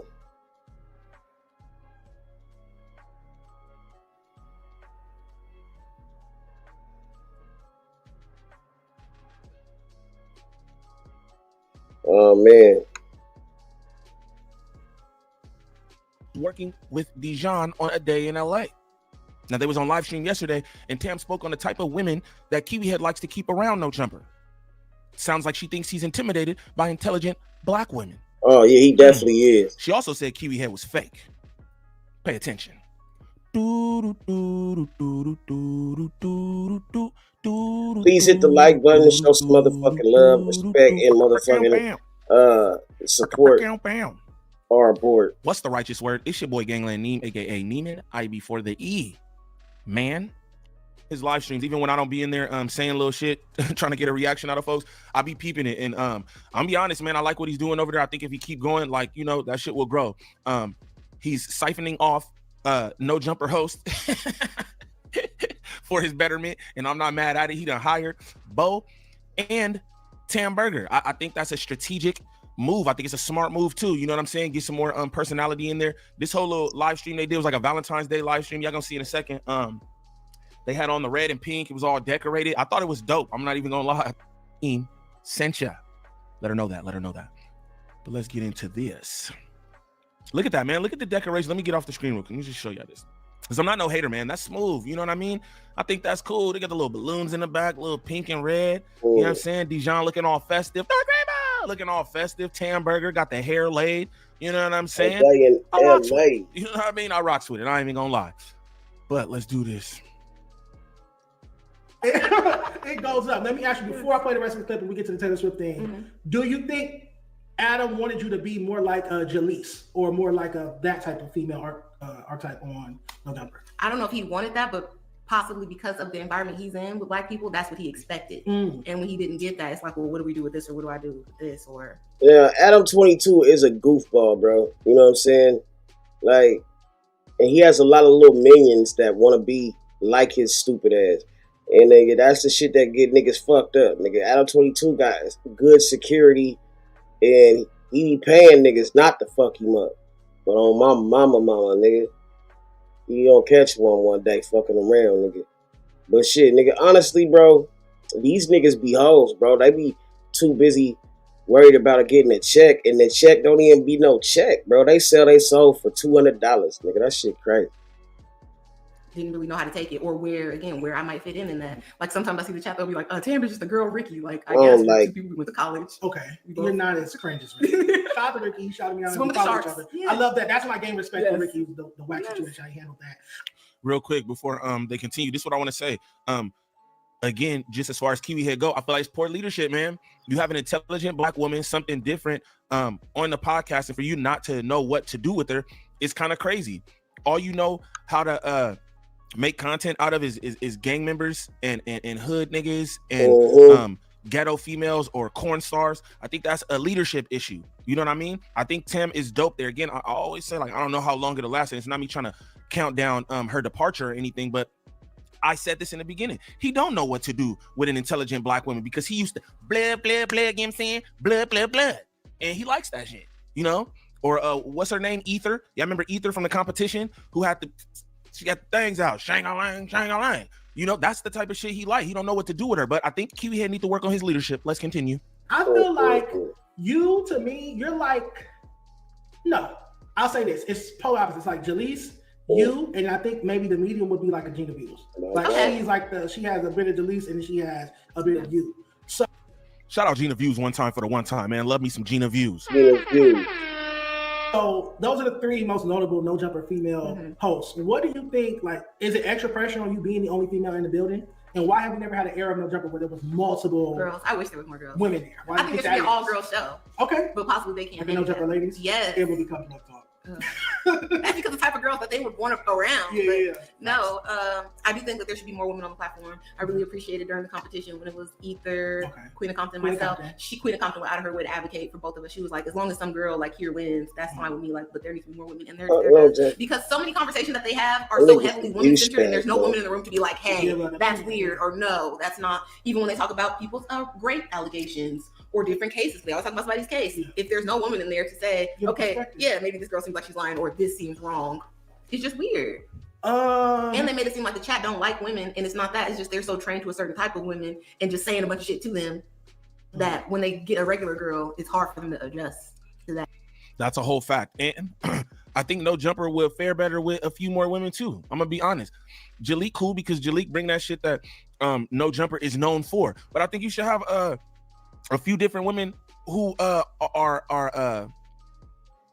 savvy on hip hop topics. And bro, Gina Views, I think that was the biggest fumble of No Jumper. Kiwi act like he didn't know what to do with her. And just like Dijon said, yo, they were she was like Jalise and Tam. I believe that she encompassed both of them because she's educated and everything, but she also got that hood in her. You know what I mean? I'm sure you can find more females like that.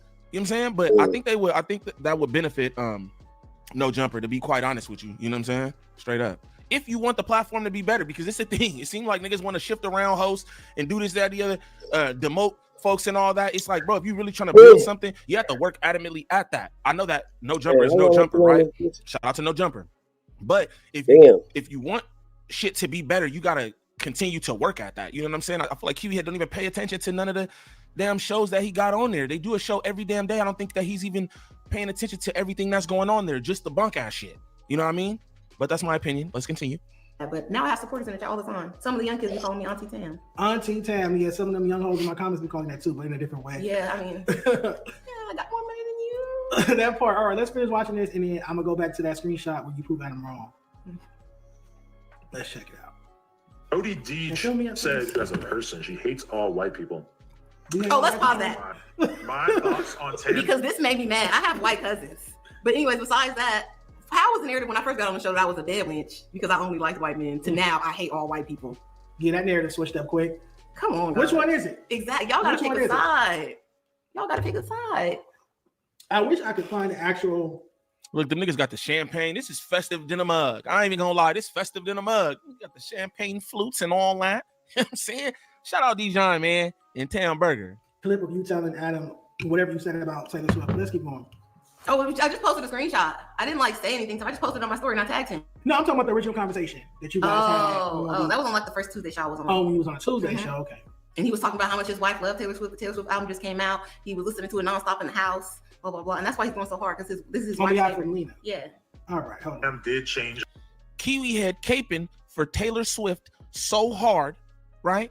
Because of his wife. I always thought that was peculiar. Just because your wife playing that 24/7 don't mean you got to defend Taylor Swift, and Taylor Swift needs no defense. And you was wrong. Kiwi Head be wrong, like Rapper Hunter, like Poetic Flacco. They just be saying things like, everybody know Taylor Swift came from Money Gang. Everybody, you can tell. A little bit when she said that Taylor Swift came from a rich family and that she would have been rich even if she didn't become a superstar, because the reality is that Taylor Swift's parents own a Christmas tree farm. Listen to how homie says it. And this is the thing too. This is why you got to watch what y'all listen to. Listen to how matter-of-factly he just said that. You know, it's not, we gonna run this back. It's been proven that her family owns a Christmas tree farm. Where the that even come from? And it says nothing about no Christmas tree farm.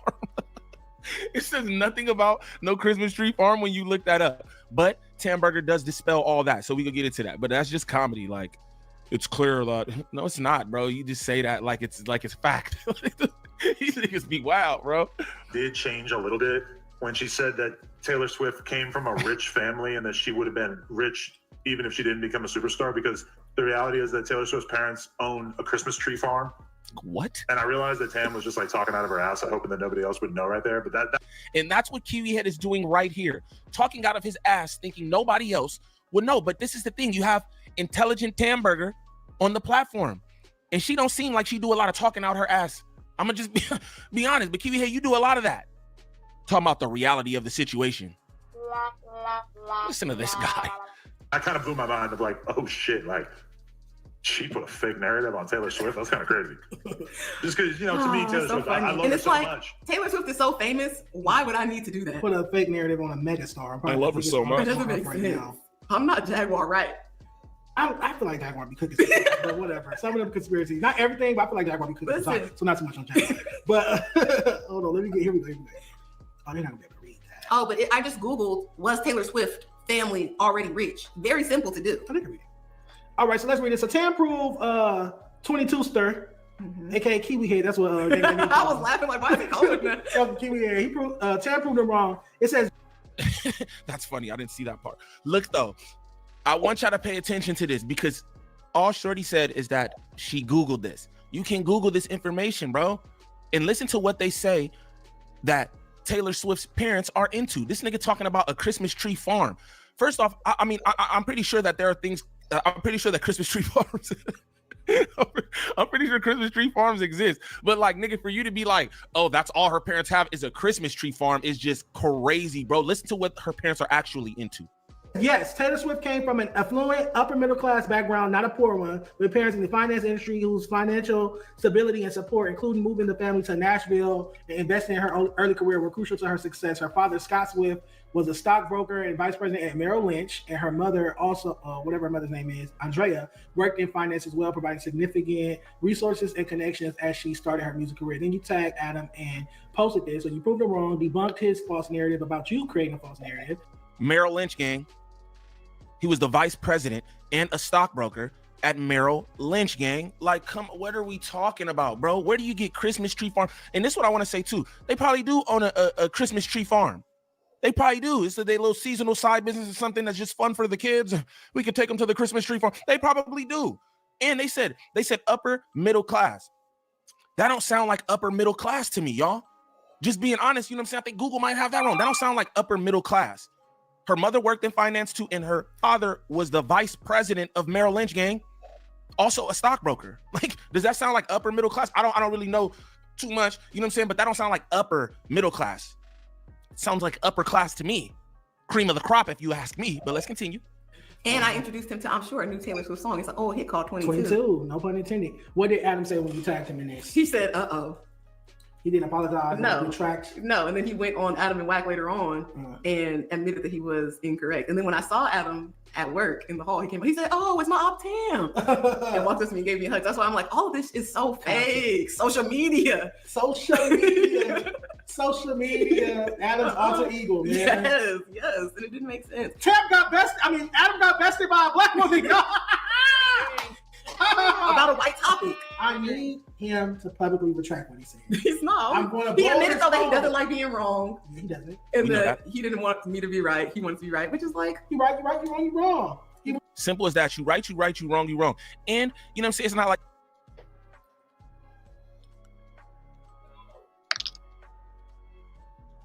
no serious issue or nothing, but I think bro do owe Tam a public apology. All that, like, you know what I'm saying? Telling the people on your stream she talking out of her ass, right? And making up narratives on Taylor Swift like that shit would do anything. No disrespect to Tamara. Like, what do she have to gain from making a narrative, a false narrative about Taylor Swift, gang? Like, I think he do owe her an apology because your ass was wrong. You was wrong. Christmas tree farm. The hell? What's wrong about this? I feel like everybody knows Taylor Swift grew up with money. She doesn't look like a poor girl. Like Taylor, allegedly, somebody DM'd me too when this was going on, and they said her dad bought 40,000 copies of her first album. I don't know if that's true, but people's coming out the woodwork with facts. And Taylor Swift, she owns one of the most expensive historical houses in the country, Holiday House. So that girl is not given for first generation rich person. This is craziness. I'm still waiting on Bo Jackman to call in. Man, shout out Tamberger and Dijon for the clip. Again, man, you gotta watch what people be talking about. Like I said, this ain't even a serious situation. Niggas do hella gang politics. They be wrong about it and all that. But this the thing. This is what I mean about workplace morale and everything. You go online and you speak away about a dope co-host that you have. Like, what is it that you trying to gain from that? And you was wrong. What are you trying to gain from that? It's like the best people that you have up there, you be trying to down. Tam, Lush.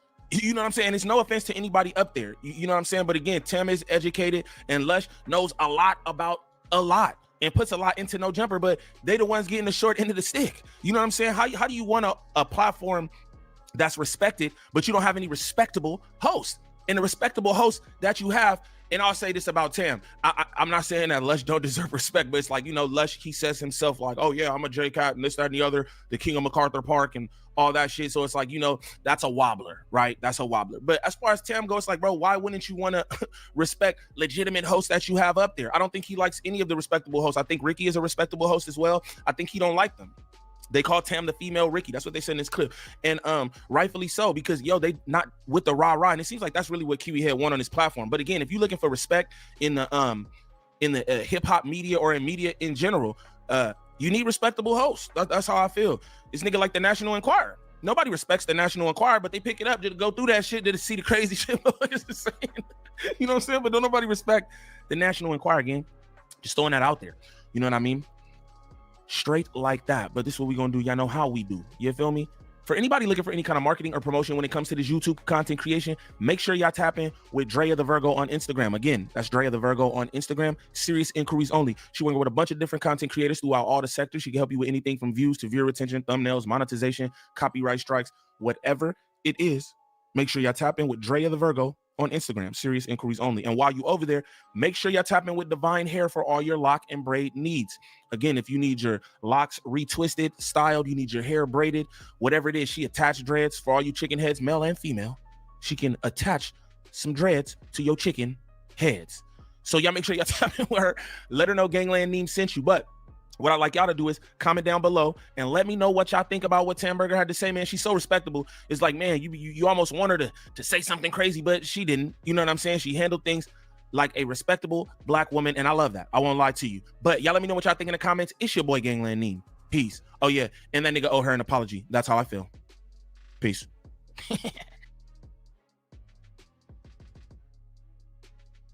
Hello, it's your favorite sports thunk here. Don't forget to hit that subscribe button to join the fastest growing community on YouTube. Remember, Nightcap doesn't happen without you. So please subscribe or you're going to make Ocho cry. Joy Porter Sr. had a lot to say about Big Ben Roethlisberger on Cam Hayward's podcast. Let's take a listen, Ocho and Joe, what he had to say. Yeah. He broke the brotherhood, then Seven definitely broke the brotherhood because, like, that's the one I don't the understand. shit that Seven do that did that we don't talk about. I know. Is crazy. Like out of anybody should talk, he should never grab a microphone and really talk Steeler business. Yeah. Because if we talking Steeler business, his ass is foul of all foul. Like the shit that he's did is foul of all foul. He's not a good teammate. Won a Super Bowl with him, but the person, he's just not a good teammate. Like he knows that. Anybody in the Steeler building knows that. But we protected him because I've only won one Super Bowl, and that was my quarterback. So do I have my quarterback? Yeah, but is he a good person? No. Hey, what's going on over there? They need to have they need to call a meeting or something. Something coming to God moment. This is the first. Listen, obviously we heard Debo and his frustrations when the Steelers weren't playing well, and he voiced his frustration with Mike Tomlin. We've heard other players. We heard Ben Roethlisberger he chastised Mike Tomlin as well, and now Joey Porter Sr. coming to the defense of Mike Tomlin, saying, "Well, hell, Ben wasn't a great teammate, and there are things that happened. There were skeletons in the closet, and we didn't let anybody know." And it's getting ugly over there, Joe. No, they didn't. Not that they didn't let anybody know. They didn't talk about it because Ocho, it's going to be tough for Ben to get in on the first ballot. There's a lot. I'm telling you. Everybody knew some of the things that were going on that didn't get reported. Me, I'm not an insider. I ain't looking to put nobody personal business on blame. Hold on. You knew? Well, what the hell I been at? Oh, okay. So I just think the thing is like, look, I've only had a small interaction with Ben.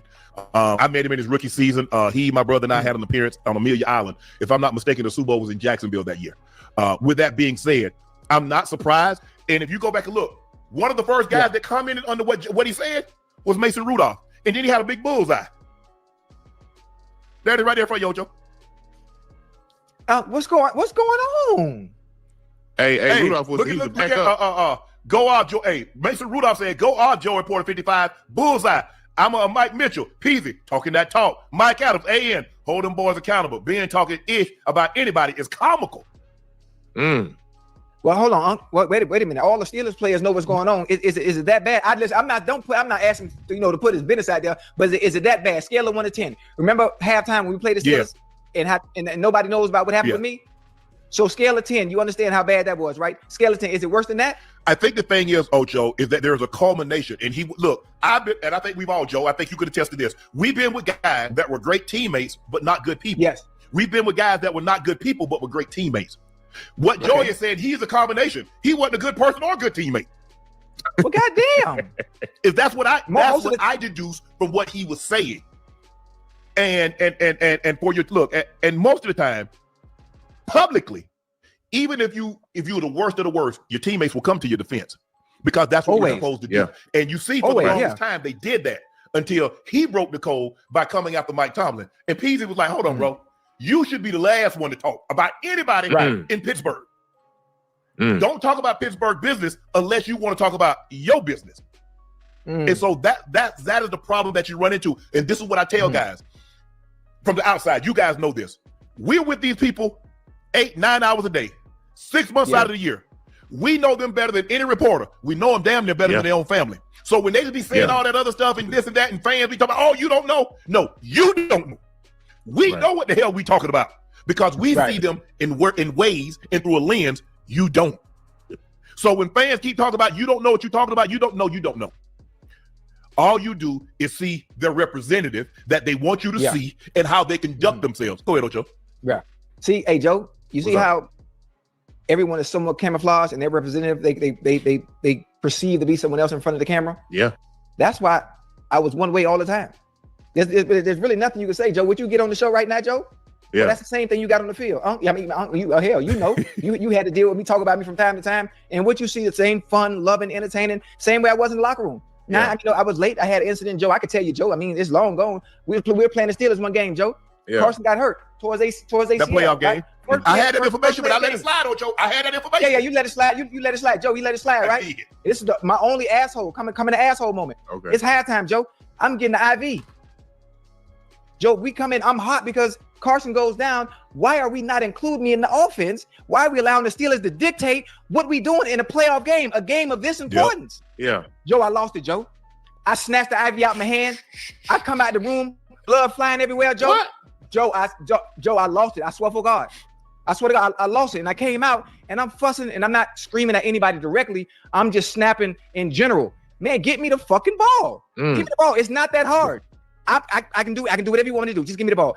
Muckin' Marvin, shut up. Nigga, Hugh Jackson came over. Nigga, you done choked me out. Listen, you done choked me out. This is how Ocho was. When Ocho got upset, Hugh was the guy that got all the venom. He was the pincushion that Ocho put because Hugh knew how to relate. He knew how to deal with Ocho. Yeah. So Ocho, Ocho's frustration, even though he was talking, it was Hugh that could get Ocho off the cliff.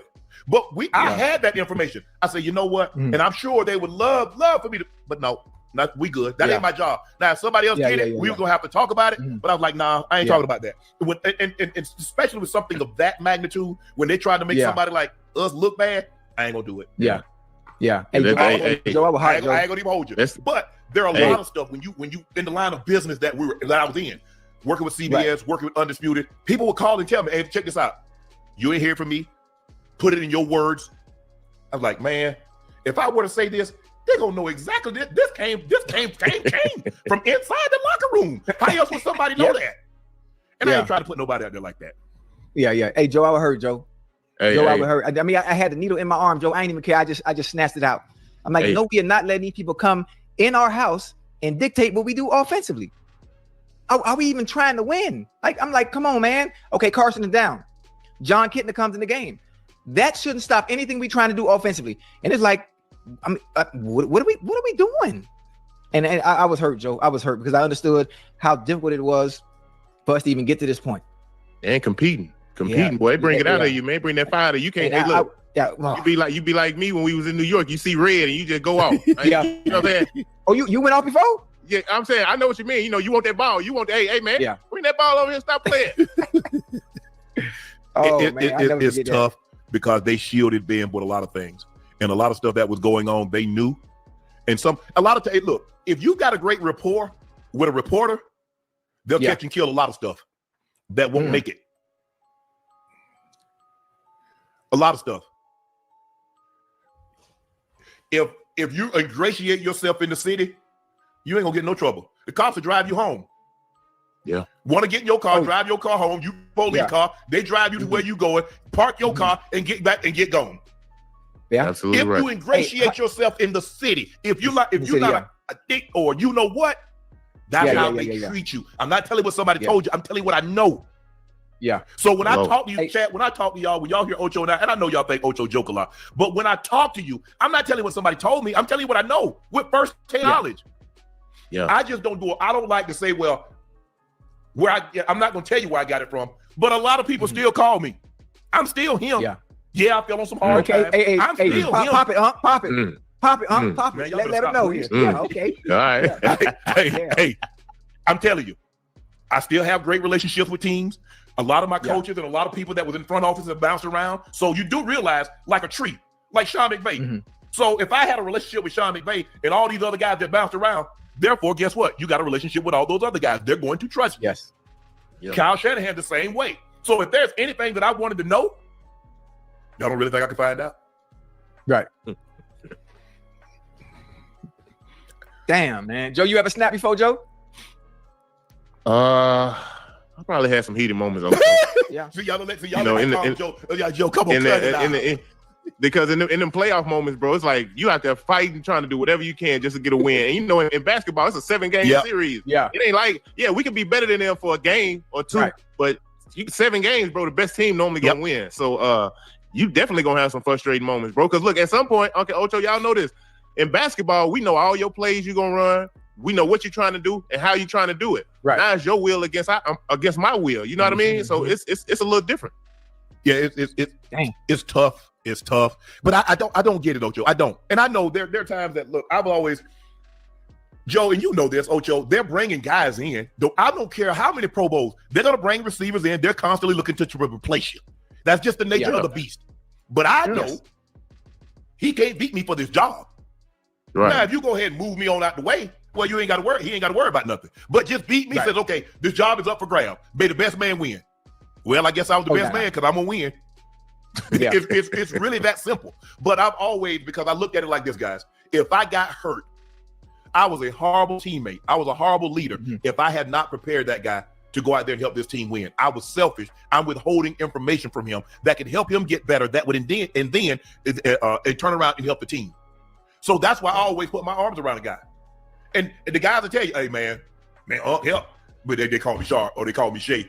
And so that means a lot to me. That means a lot because I wasn't concerned about somebody, man. You know, they brought him in to replace. Okay, hell, I replace somebody. It's a circle. Yeah. That's what happens. But I've always really, guys, tried to be a good teammate. I've always was I selfish early in my career? Probably when I was even a good team. I was a good teammate in high school and college, but I wanted to win so bad, and I thought that it was all about me. And as I got older, and I realized what it took in order to win, that there were some other guys, there were some other me guys that was just as good as Shannon Sharp, and that could help this team win also. But I'm telling the guys, hey, you come in the huddle, you with me, you're tight end. Hey, I'm the receiver. You know what you got? You the hot now. Hey, they bring 2. We got it picked up if they bring 1, but if they bring 2, you're hot. You good? Yeah, I'm good. You know what you got? You got to dig. Oh, if it's cover 2, get up the rail because I'm getting down the hole. I'm constantly telling guys what they got. That's just the way I am, man. I wanted to win. I wanted to help the guys win. I'm holding information. I know he don't know what to do. It ain't my fault. Hey. Then he go out there and blow the assignment. We throw a pick. Who did that help? We losing as a team. It ain't, he lost. Yeah. No, we lost. That's just the way I am. But I've always tried to be a good teammate. I try to be a good person. And sometimes the two things can be true. You can be a good teammate and a crappy person. You can be a crappy person and a good teammate. Hopefully, more times than not, you like to see guys a little bit both. Yeah. BOFL both. But it is what it is. That's rare, though. You know, to have the leader of your team be both. Yeah. You know, you probably get one, but when you got your teammates coming out saying stuff about you, bro, I mean, it says a lot about the love, respect, and admiration that they have for Mike Tomlin as well, though. Yes. You know what I mean? Yes. So I can appreciate that, bro. You know, they ain't gonna just let you just say anything now. And a part of me get, because I think the thing is that kind of like Debo is that the last year that he and Mike didn't see eye to eye and they ended up releasing him and things of that nature. Even though the Broncos didn't re-sign me, I never said anything bad about Mike. Mm-hmm. Right. I didn't. Okay. You feel, you ain't got no use for a 7-time Pro Bowl or 5-time All-Pro. You ain't got no use for him. Okay. Guy to help you win 2 Super Bowls. You ain't got no use for him. You believe the guy that you got on the roster or you could draft somebody else better. Okay, fine. I appreciate the opportunity. I appreciate you coming in and this offense is very, very tight end friendly. I appreciate that. But it meant a lot for me that when I came back, he and I had a conversation and he say I was wrong. Because a lot of times, Ocho, they just base everything on what they see on the field. They don't see the practices. They don't see the bus rides. They don't see the locker room. And they don't see what you did in those spaces that caused you to be successful on the field. That's a fun right there. So now all of a sudden, you find yourself, people in your office every day, stuff that you never had to worry about when they were within the locker room. Mm-hmm. Oh. That's what it means a lot. And my teammates, they vouch for me. Yeah, they make jokes talking about Lazarus. They say ain't nobody risen from the dead more than you, but Lazarus. That's what the offensive lineman used to call me, Lazarus, Ocho. Lazarus. Because I was gonna be look, had these wobbly ankles, man. You go back then, Ocho, people hip drop you damn near every play. Oh yeah, no penalty for the hip drop and cowboy collar and all that stuff. Mm-hmm. Ooh, got to learn to roll with it. Yes. But I don't know. In a situation like this, I don't know if I'm not responding. Just let it go, Ocho. It'll die down. He probably being a quarterback. I don't think it's not in Ben's character probably to be confrontational, especially publicly.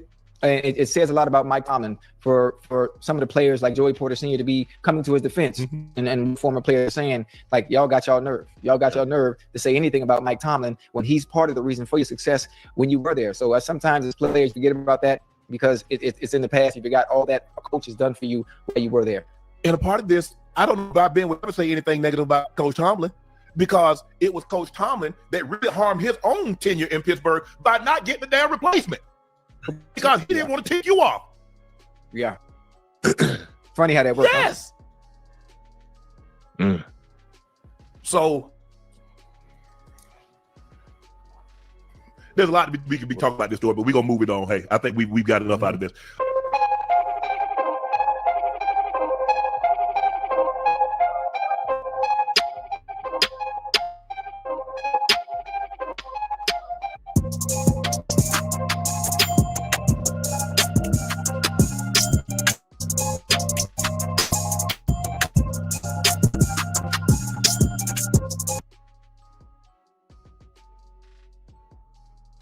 Hello, it's your favorite sports dunk here. Don't forget to hit that subscribe button to join the fastest growing community on YouTube. Remember, nightcap doesn't happen with you, so please subscribe or you're going to make Ocho cry. I mean, I don't know who was talking. Maybe we'll talk about, what's the name? The one they just traded to Atlanta from the Warrior? Kuminga. He got the people, the reports is that his people were taking food home. What's wrong with that? You can take food home, not your homeboy. I mean, they put the food away anyway. Oh, see, there you go. You said make it, Joe. Ocho, you can't. Okay, if we allow you to bring your homeboys in here when it's time to eat at the play, you can't be having them in there fixing plates and all that. Come on now. Damn, what kind of? I thought this ain't no family environment. No, well, we have family day. First of all, Cincinnati didn't have this type of setup, so y'all can take Ish home anyway with pizza. Whoa, hold on. We had that. No, we cater. We cater to the players and the family members as well. Mike Brown feed everybody. Boy, please. You do realize I know Marvin, right? And Marvin and Marvin had to talk to Mike Brown just to get y'all decent food. Don't do that, Ocho. Hold on. I don't know what kind of food we had because Uncle, I leave to go eat. You know where I'm at. Yeah, you have no choice to leave. You didn't have nothing to eat. Nah. Y'all didn't even have y'all didn't even have pizza on Friday before Marvin got there. Pizza? What? Don't nobody want no pizza on Everybody Friday? get pizza and wings on Friday. Well, Nah, I don't like no pizza. I don't want no pizza. Y'all couldn't have it. You know you can catch me at. Hey Joe, I appreciate that, Joe. But we going course. No, but you can't look. Yeah, you got to be respectful of the situation. I get my homeboys coming down. Hey, I was like, hey, right. Hey, they're like, man. I said, look, go in there. They sit down. We sit down. They get a couple slices of pizza, get some wings. We eat. It wasn't getting no food and taking it out there. Man, I had to stop and do. Right. Ocho, this dude. I was like, damn, he done showered. What are you waiting for? I'm like, Joe, I'm looking up like, well, damn. And he showered 30 minutes ago. He's still sitting around here. Right. This joker loading up. You know how you, Ocho, you know how you put your the Trama unit TV. Laundry bag. You were now rocking with this joker done got him another laundry bag and take about 15, 16 Gatorade home tonight. Damn. I say, my man. That ain't what we did. I say, is it worth you getting cut over? Because that's what's gonna happen. If Mike can find out you're doing this. Why? Right. And you're doing it every day? You do it every day. Damn. Come on, bro. You right. I'm like, bro, don't think, man. I mean, first of all, most people, most family and friends are not gonna put you in harm's way because when they're gone, you still there. Right. They're gonna be looking at you sideways. Hey, hey, Joe, y'all don't think that's petty though? Hell no. Team worried about your people taking food. We talk about food. Well, you gotta give us more context. Did he sit there and eat? No, and they then was make food. a big plate? Hold on. Someone around Jonathan Kuminga was reporting taking too much food from the Warriors' family room per Anthony Slater. He knew management wanted to ding him for missing team-requested events and alert him that someone around him was taking too much food from the family room. The gripes between the player and the organization, as multiple sources said, had become petty in the fifth year of the relationship and many believe should have ended years before. You heard that key word that I already said? Petty. Yeah. I think it's petty. I mean, and it's a family room. Now you're trying to chastise and tell my family how much food they can take. First of all, what is too much? First of all, you're not Steph Curry. Steph Curry can take whatever he wants. You're not him. You have to understand, Ocho, there are things that you could do in Cincinnati that lesser players couldn't do. Yeah. We understand I ain't that. take advantage of that. There's a pecking order. It's called production and tolerance. When your production is high, tolerance level for BS is even higher. So this notion, the thing he could do with Steph and what Draymond can do, bro. When my homeboys came, my homeboy got sideline passes. Guys look at me like, hey man, your homeboy's on the sideline. I was like, yeah. I'm like, why don't you? Like, man, I ain't gonna even ask because I already know the answer is no.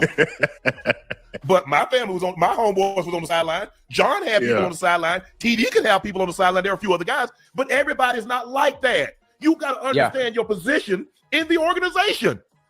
Now he give you 22-20. He give you 20-22 a night, Joe. 5 and 5. Hey, bro. Hey, as a matter of fact, what you need to take? They gonna fix you up something to take home. They gonna have you a bag to go bag ready. Yeah.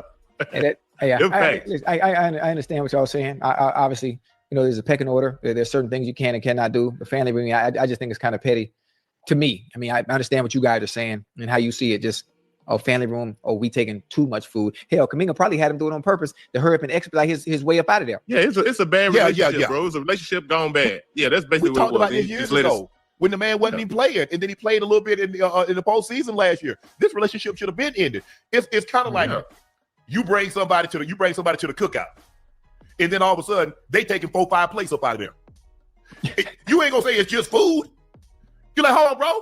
Oh, whoa. But that's how they was viewing it. The reports like Steve Kerr reportedly wanted to develop Jonathan Kuminga into a Sean Marion, Aaron Gordon type, but Kuminga viewed himself as a future All-Star and wanted more on-ball opportunities. Kuminga career developed. Kuminga believed that he had shown enough in a supplementary role to have earned more consistent trust on ball opportunities. Neither happened to his liking, sources said, only hardened his belief that Kerr and general manager Mike Dunleavy would only ever view him as a run fast, jump high athlete without a requisite skill to be a lead option. Hey, look, I'm out here. I got Uncle Ocho. I'm looking for Kuminga. Where he at? I'm watching the Hawks game. I'm like, damn, when he gonna play? I'm looking for him. So what? He ain't in the starting lineup with the Hawks? I ain't seen him play. Nah, he ain't play. I don't think he played the game yet. Is he hurt? He probably hurt. I don't know. They probably giving him some time to get ready or whatever. But to get acclimated. But the faster they can incorporate him, the better off they'll be, man. I think him and Jalen Johnson can really make some noise. But okay, Ocho, with him and the Warriors, with Kuminga and the Warriors, that was just a bad relationship, bro. They let it, but they couldn't let him walk away for nothing, so they had to get some compensation for him. You know what I mean? So that's why they re-signed him, and I guess they just pretty much used him for bait. And like at the worst case, we just gonna sit him down right here until we can trade him. You know what I mean? That's in basketball, man. That's how they'll do you, bro. Yeah, I'm just. But did he realize like Sean Marion was an All-Star? Yeah, Sean Marion turned himself into an All-Star and was a major contributor on a championship-winning team. Man, listen, you didn't have to run no plays. Okay, Ocho. You didn't have to run not one play. He was gonna have 20 and 10 every night. For real? Every night you look in the stat sheet, dude got 22 points, 12 rebounds, 20 and played great defense. He had great defense, and he had the fastest. And I don't think it's a shocker to anybody now that Curtis Jackson, 50 Cent, is in the timeline in the headlines once again. As this time around, it's because of him and Cat Williams. As if you've seen Cat Williams' Netflix special, The Last Report dropped yesterday. He's been doing a little promo run for it, did a few interviews. This is circulation right now. And as it came out, you know how this go. Celebrities, events, and other things that have went down are going to get called out. And one thing about comedians, they've been watching everything that we ain't been watching, letting it work inside their mind. So you see them right there going at Cash Patel, FBI director, and it's crazy to have somebody go at the FBI director. You just don't even think that that'll be on Cat Williams' radar like that. But everybody see the thing with his eyes and how they be looking like they about to go out bro head. That's neither here nor there. Cat Williams went in on him right there. But 50 Cent started talking about his box head, said, I can't remember that 50 Cent went at me. Well, 50 Cent called it, of course, as he's going to be all over. He going to get tagged on Twitter and everywhere else. He said, dang, Cat shooting at me? That's my man. All right, I'm taking a break before I don't have no friends. Okay, I got a box head. It's cool. Then he reposted Michael Blackson in the comments saying, don't worry, at 50 Cent, I got his A for you in my special. And then 50 said, yeah, I put a hit on Cat Williams. Hey, and Michael Blackson said he gonna handle this ish for me on his special coming soon. Then Michael Blackson came in the comments and said, special got shot on January 3rd in Guyana. I cooked his A for you. Waiting on Leslie Small to finish the edit. Now, we've seen Michael Blackson try to go back and forth with Cat Williams before. Cat Williams he already in his own lane. He going at 50 and things like that. We did see with Cat Williams at this Michael Blackson in the Shannon Sharp interview that took over the internet in 2024, which that thing is still being talked about today a little bit. But if you didn't know what this come from, Cat Williams, remember what 50 Cent had said when he was on Andrew Schultz on podcast Flagrant, when he was making jokes on him about fighting a 15-year-old kid back in the day and talking about his height. Coach, I watch the comedians. I enjoy him on another level. What I appreciate about it is they are invincible. Yeah.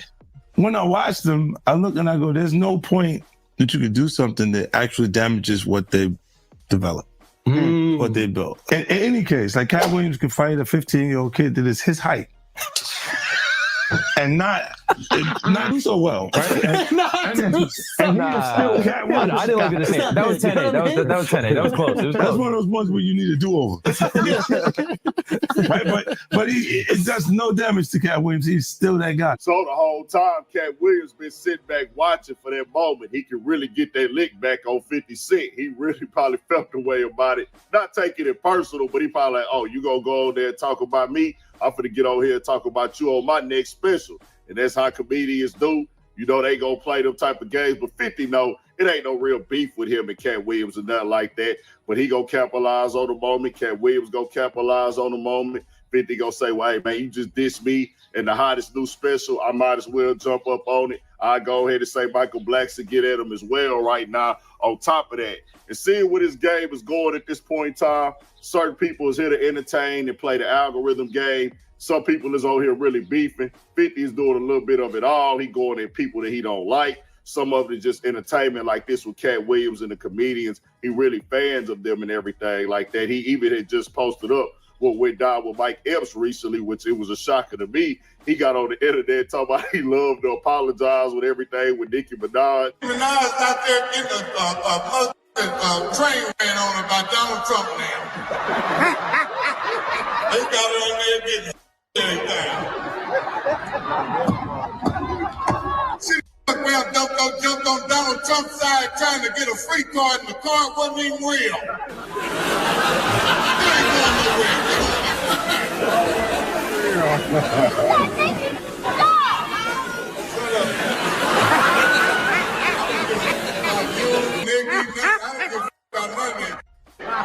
I'm just up here telling jokes. I don't really know what I'm talking about either. What's up, y'all? It's your man, Mike Epps. Y'all know I'm Mr. Accountability. You know, I say stuff and do stuff, and then I go to bed, wake up the next morning, and, you know, being prayed on and thought about it. Just want to apologize to you, Nicki Minaj, for saying the stuff that I said. Want to apologize to your husband, your kids, all of that for saying what I said. You know, I'm a comedian. Sometimes I get on that stage, you know, I have a little drink, and I go wild. You know what I mean? I'm non-filtered, so just want to apologize to you. Not explaining myself, but I am Mr. Accountability. I love apologizing, something a lot of people don't know how to do. Apologize to you, Nikki. Man, there's been a lot going on in the game in 2026. We were a month and 10 days in right now, not even 2 months down. And every day is something new, something in circulation, something that's going to hit the capital C's: controversy, chaos, confusion, conflict, and confrontation. We had it crashing out to the situation. Y'all know the rest of the scope when it comes to the capital C's, 50 Cent being involved. And at this point in time, bro, it feel like some of these, hey, I just feel like where we at right now in the game, the internet is the stage for certain people. Some of them is going to use it in a positive way and use it as, hey, I'm going to use this to get attention on myself. It's part of the brand. It's part of the marketing and things of that nature. Certain people, they going to use it for negativity. They going to use it to spread their hate or whatever campaign they want to push at that point in time. Me, I'm going to tap in on it online. I'm going to bring y'all what's going on with the latest. It take time to do these videos right here and put them out and edit them. and get them uploaded and stuff like that. But we're going to stay on top of it. It's so much going on. I can't even cover everything. You got the Corey Holcomb stuff happening in the comedy world with everything that he got going down right now. It's looking crazy on the internet. I haven't even been able to look at everything going on with that, but we'll try to check that out. We got some more stuff covered, Studio 56 podcast.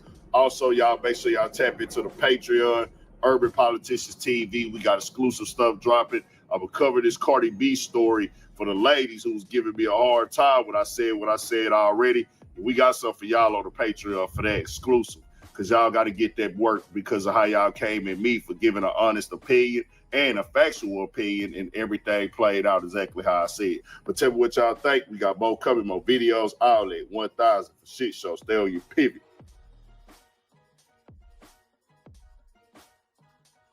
Jim Carrey is one of the few people that I would say in entertainment industry we can trust. I think a lot of you guys would agree with that. I think it's a very short list. I've said previously that Cat Williams is somebody I feel like he's going to give us truth. 50 Cent is somebody. Ice Cube. Jim Carrey is on that list. I think Denzel Washington, to a degree, is on that list. I trust Denzel, but I don't know that he cares enough to give us truth on these type of topics. But there's certain people that we could trust to say, you know what, they walk on the right side of history.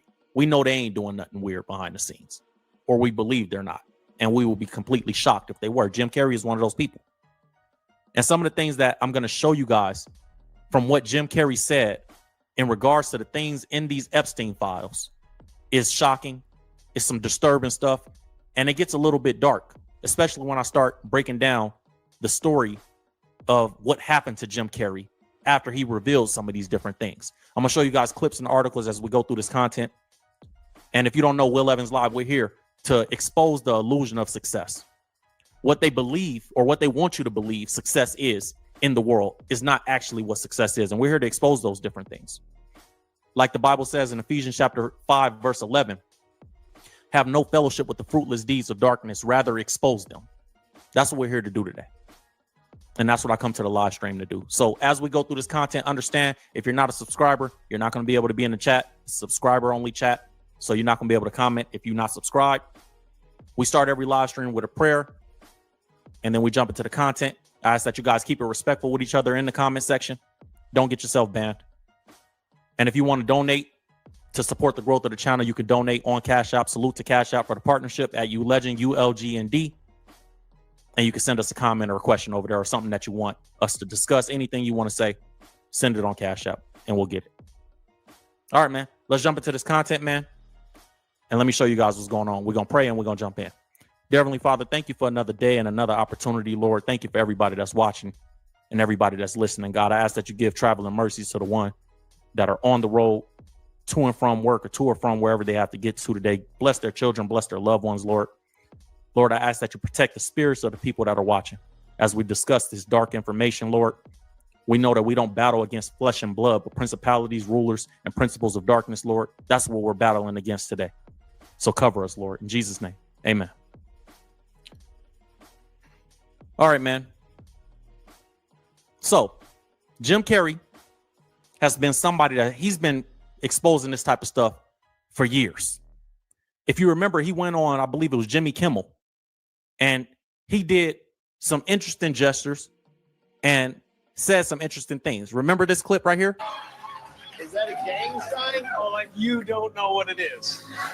You don't know what that is. I have no idea. You don't know. Jimmy Fallon doesn't know. David Letterman doesn't know. You don't know. All the comics and show business don't know what this is. It is the secret symbol of the Illuminati, the all-mocking tongue. For years now, talk show hosts, people on television, people in sitcoms have been hired by the government to distract you, to make you laugh, and stuff like that, make you happy and docile, so you don't know what's really going on. Isn't that interesting? Normally, people don't come on and make these type of jokes. And he said it's the all-mocking tongue. And typically, they would call it the all-seeing eye. When they do that symbol, they put the eye in the middle of it. If you go look at your dollar bill, I wish I had a dollar bill in front of me. You'll see that same dime, that pyramid shape with the eye on it on the dollar bill, right? And so people say that's a symbol of the Illuminati and these secret societies and different things like that. And you could do a whole rabbit hole on just that alone. But Jim Carrey is mocking it, right? I want you guys to pay attention to this because what I show you next is going to be pretty crazy. Check it out. Look at him trying to get over that. It's hilarious. Hilarious. You know what they're trying to do? Who? They're trying to turn us into, consumer drones. He's saying this dude pretending like. I just got to get this. Yeah. I'm sorry, Jimmy. I was temporarily interrupted by my iPhone 6 Plus.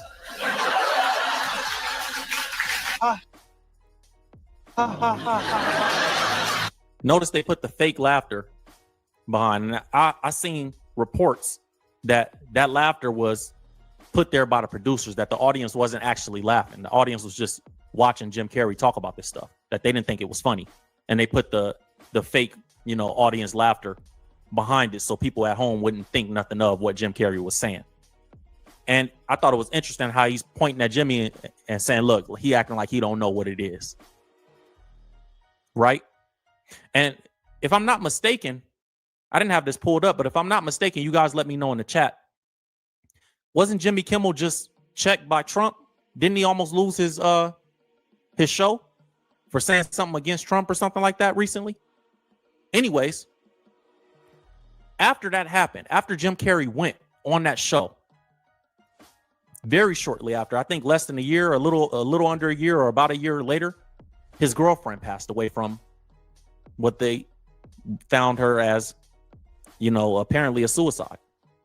Now, I don't know if those two things were connected, but a lot of people online, when you go down this rabbit hole, a lot of people say that they felt like it could have been some foul play here.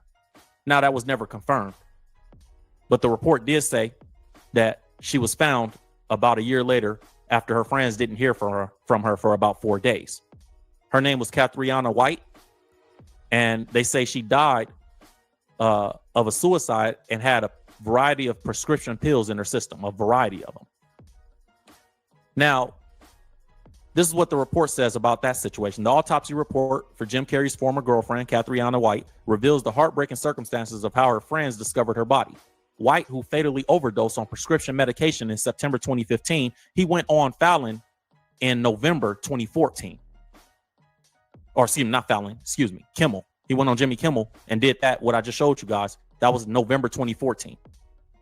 And she was found September 2015, the very next year.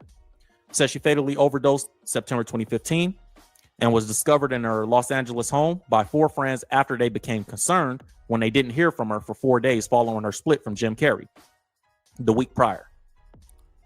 So she passed away at age 30. The friends told the officers that she could have had depressive qualities, and after they had not heard from her in some time. Then they all decided to go to her house to check up on her in hopes of cheering her up. She failed to answer the door when they knocked. The friends entered the backyard through the unlocked side gate, and her friend, Dennis Bradshaw, told the officers that he was able to see inside the house, which looked dark, and that the alarm was not on. He went inside and began looking for White and calling out her name. He then found her in the back bedroom in her bed. And at first, he thought she might be sleeping. However, she was unresponsive to his calling out her name. He then got closer and realized she was deceased. So, with that situation happening, a lot of people started putting the blame on Jim Carrey, which is kind of crazy. But, the report went out and he did an interview with 60 Minutes the year prior saying that he was on Prozac for a long time. This is a quote from him. I was on Prozac for a long time and I'm not sure. It may have helped me out of a jam for a little bit, but people stay on it forever. I had to get off at a certain point because I realized everything's just okay. So people use that former interview to say he was on prescription drugs and he supplied her, according to the report. They were accusing him of supplying her with the drugs that she eventually used to commit suicide in 2015. That's something that he denied vehemently. So he told he told this group while he was speaking that he's a Christian, and Jim Carrey has constantly had these these clips and videos out of him speaking about that. And I want to get into that in a second, but I also want you guys to kind of understand Jim Carrey really loved this woman. He just posted about her last September, and he posted this silhouette of them together. And in the caption of the silhouette, he says something about them being in love. He said, "Love cannot be lost." And he shared that alongside the silhouette of him and Catriona and a red rose emoji.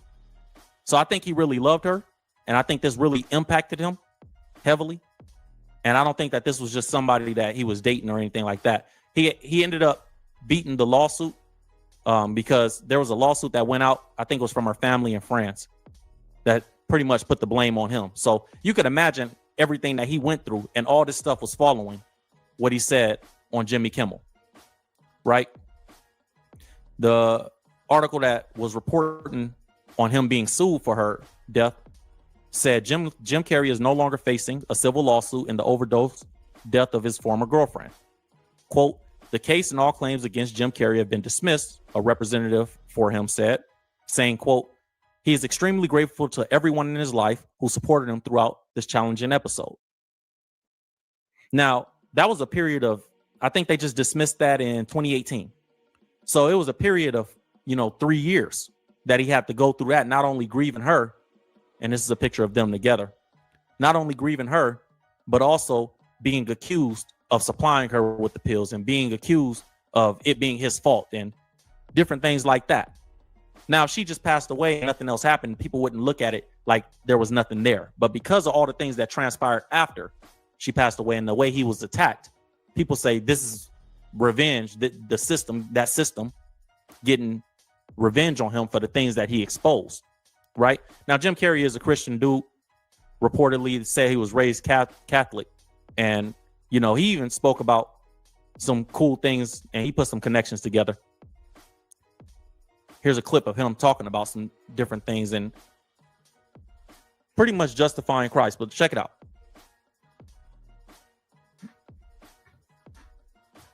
There's 33 vertebrae in your spine. There's 33 years in the life of Jesus Christ.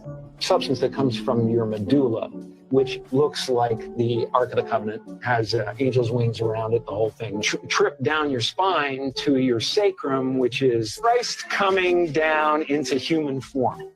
And if you don't squander that essence, that sexual essence, it ascends again and goes back up to heaven, which is your thing. It's also the story of Santa Claus. Why he comes down the chimney is because this juice or this substance actually passes what's called the claustrum, which is where they got Santa Claus. So you see, he's saying that scientifically, he's explaining why Christ is significant scientifically as well. And he was speaking to I believe it was a prison group, and he said this. He said, "I believe that suffering leads to salvation. In fact, it's the only way that we have to somehow accept, not deny, but feel our suffering and feel our losses." This is a quote from him. "And then we make one of the two decisions. We either decide to go through the gate of resentment, which leads to vengeance, which leads to self-harm, which leads to harm others, or we go through the gate of forgiveness, which leads to grace." So this is, and let me finish his statement. He made another statement about Jesus, Christ's grace and forgiveness. He said he suffered terribly and he was broken by it to the point of doubt and a feeling of absolute abandonment, which all of you have felt. He said, then there was a decision to be made. And the decision was to look upon the people who were causing that suffering with compassion and forgiveness. And that's what opens the gates of heaven for all of us. He said, I wish that for all of you. I wish that for myself. So he was raised Catholic. He became Presbyterian later on in his life, but he's still Christian.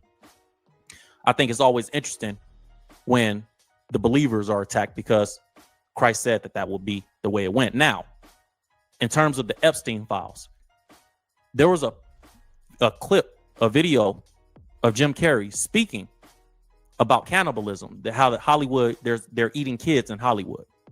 And we know now from what came out in the Epstein files that this is a significant portion of what happened, right? And what people are talking about. So I want to play this clip from Jim Carrey, and I want to play another clip from Epstein's niece, who we have here, and how she talked about the family worshiping the fertility god, the false fertility god, Baal, And Jim Carrey spoke about this cannibalism stuff as well. And we have some other things from the Epstein files as well. So check this out. Kidnapping children is not what great nations do. We in America are misinformed. Reality shows have warped our idea of what a hero is, or what the truth is. Kidnapping children is not what this nation is about. The CIA agent, former CIA agent, who they say is also deceased after exposing this, said this about that. These children are not just kidnapped and in some cases bred by families as a cash crop. We have people in the United States of America that breed children in order to sell them. And when they are sold, they come without birth certificates, which means it's easier to kill them and have no one ask where they are. Do y'all understand that? Children being bred for the sake of not having to worry about a parent reporting them kidnapped. So this CIA agent said, hey, they're just going to breed the kids. They just breed the kids in America. Epstein's niece said this about her family. Check it out. The cult of Baal, B-A-L. My family masqueraded themselves as Jewish publicly, but behind closed doors, you know, at Passover dinners, when I was drugged, would admit, we are Satanists. They told me that we belonged to the cult of Baal, B-A-apostrophe-A-L. They told me this with consistency while I was being abused. Now, what you can look up about the cult of Baal, information that is publicly available, is that it is thousands of years old. It is a Phoenician satanic fertility cult. Fertility cult. And publicly, it's supposed to have been eradicated. But it never was. Supposed to be eradicated, but it never was. And so I thought that was very interesting from her. And I think that it goes back to what the CIA agent, for whatever reason. Now, people will say, why do they attack children? A lot of people say it's the innocence factor of children, right? The pure soul of a child. A child don't know good or bad. They only know what we teach them initially, right? So when the CIA agent is saying this, We're also importing children by the plane load. Again, children who have no documentation. It's not just child slavery or child sex abuse. It's also child torture because you have adrenalized blood. You have the whole blood drinking ceremony of the satanic world. It's also the use of children for harvesting body organs. And then you have ritual ceremonies and ritual murder, as well as incidental murder. Most organizations that end up being used to prey on children, Oxfam is a recent example, all of the United Nations organizations, the Boy Scouts of America, all of the child services agencies across the United States of America, they did not start out as organizations to prey on children. Right. But they attract pedophiles. Right. And ultimately, pedophiles end up rising in the ranks and controlling those organizations, so that an organization that initially started out in the service of children becomes an organization that is in fact hunting children. Hunting children down. So when you hear Jim Carrey talking about this and saying that this is nation, just listen to him. Kidnapping children is not what great nations do. And they all just laughing in the background. What about that is funny? Salute to Jim Carrey for exposing this type of stuff early. Nobody gives him the credit that he deserves, and nobody checks on him enough, in my opinion. Now, when I went to look at the Epstein files and I was going through the documents, I went to do some fact checking on a lot of different stuff to see if the cannibalism claims, as far as babies being eaten and different things like that, was valid, because there's a lot of information that's out there right now. And I found out that is valid.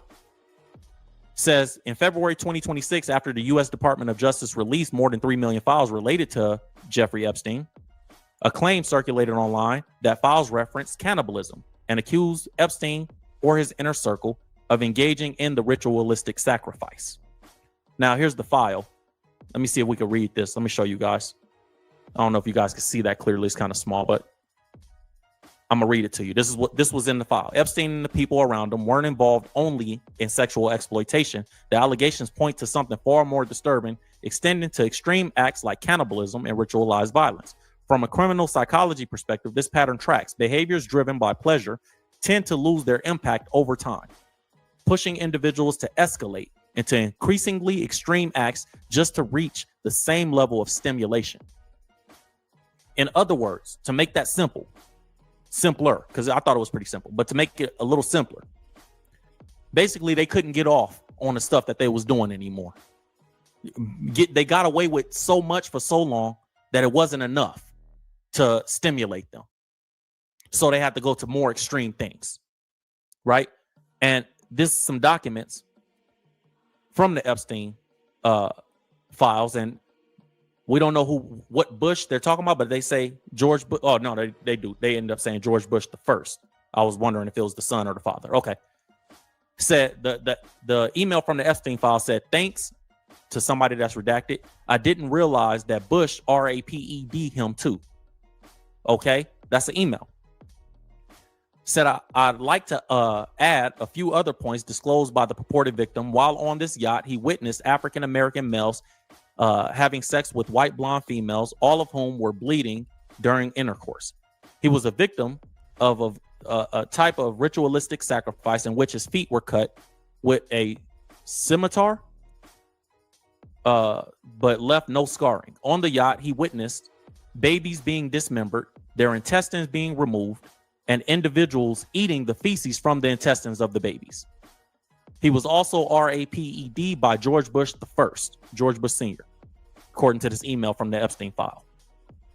The victim disclosed he was escorted to the building, the FBI building, by Michael Moore, who's the creator of True Pundit, described by multiple online sources as a conspiracy-driven news website that attempts to paint the FBI in a bad light. Moore has a criminal record as a result of an FBI investigation on copyright infringement.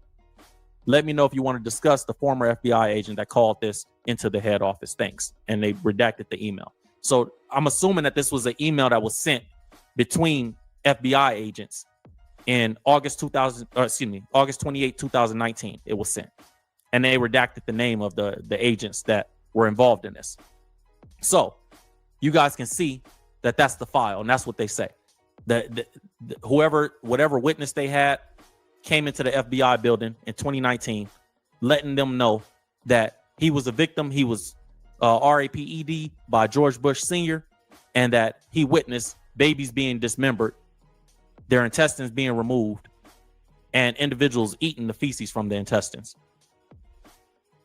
Just disgusting stuff. And I told you guys that we're going to talk about some dark stuff, unfortunately, today.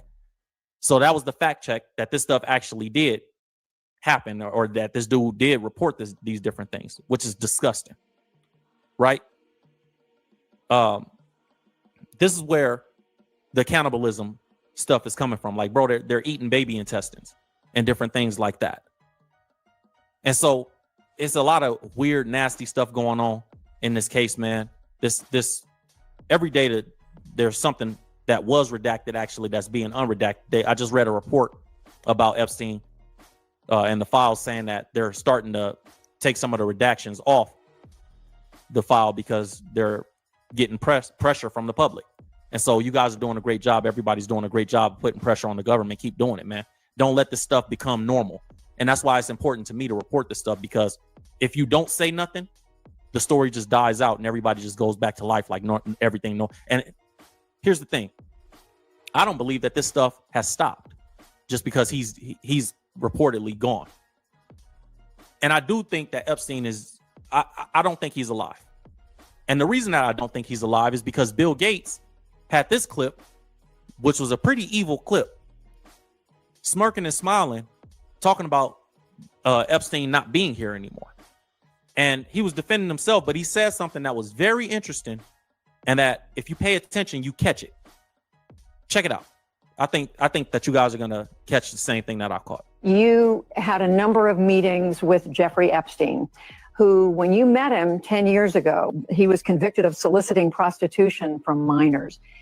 What did you know about him when you were meeting with him, as you've said yourself, in the hopes of raising money? I had dinners with him. I regret doing that. Of course he had relationships with people he said, would give to global health, which is a interest I have. I want you guys to note how she said you knew that this man was convicted of pedophilia before meeting with him. He already had these convictions from a prior case. You already knew what type of things that he was on, and you still took a meeting with him. How does that make you feel? Check it out. Not nearly enough philanthropy goes in that direction. And he's saying Bill Gates' response to that was, well, he was going to help me make some money. So, he knew a lot of people with money and something that I was trying to do. So being Bill Gates, the richest man in the world, and you telling me that you need another dude with money we don't believe that. You need somebody else with money to help you make connections as Bill Gates. That's what you're telling me. You telling me he cannot convince me that he couldn't have walked in any room and just got a meeting based on him being Bill Gates. Microsoft, bro. Come on.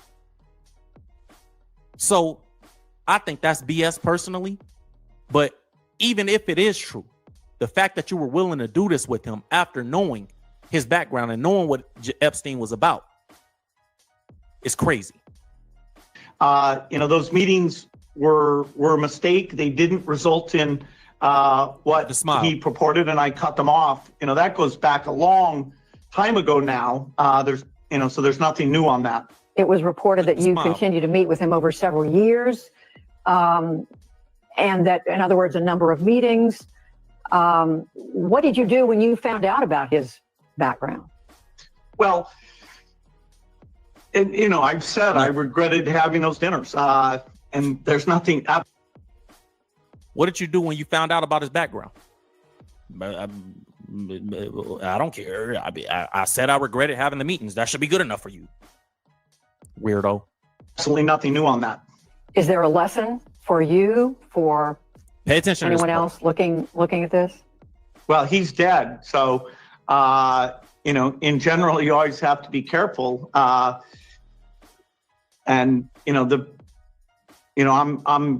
very proud of what we've done in philanthropy, very proud of the work of the foundation. He's dead. So in general, you have to be careful. But I thought he took himself out of here. Didn't y'all say he killed himself?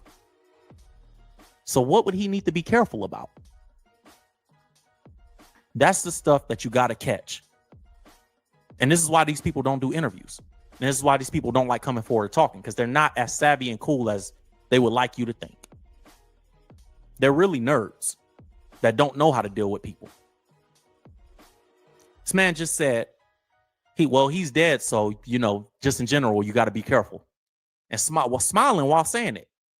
As if, which we don't know, but as if you know something that we don't know. Allegedly. But I thought he killed himself. So which one is it? Does he have to be careful to not get himself killed? Well, he's dead, so he should have been careful, essentially, is what it sounded like. But y'all said he took himself out. Interesting stuff, man. Interesting stuff when you look at this stuff. There was also in the file a report of a trap door that Epstein had in his house or in the temple on the island. Let me see. I think it was the house on the island. It says social media users speculated that the door was used for nefarious purposes related to unproven ritualistic sacrifice claims. The images of a trap door above water that was shared from the Epstein files, and they say that this is a real photo of a trap door. It was a trap door, quote, inside Epstein's house that led to the sea. So it was in his house. Now, beneath this, they say the claim included a photo of a door embedded in the floor that opened to reveal water a few feet beneath it, and a ladder attached to a concrete wall with at least 4 rungs above the water. And let me give you guys a better image of that so you can see it for yourself. So you see there? You see the ladder that leads down into the water. Now, people on social media are going to say all types of things. Some of these things, maybe. Some of the things are crazy. But one thing that they said was that maybe this is where they was dropping bodies off into the ocean. Put some cement shoes on somebody or on some children.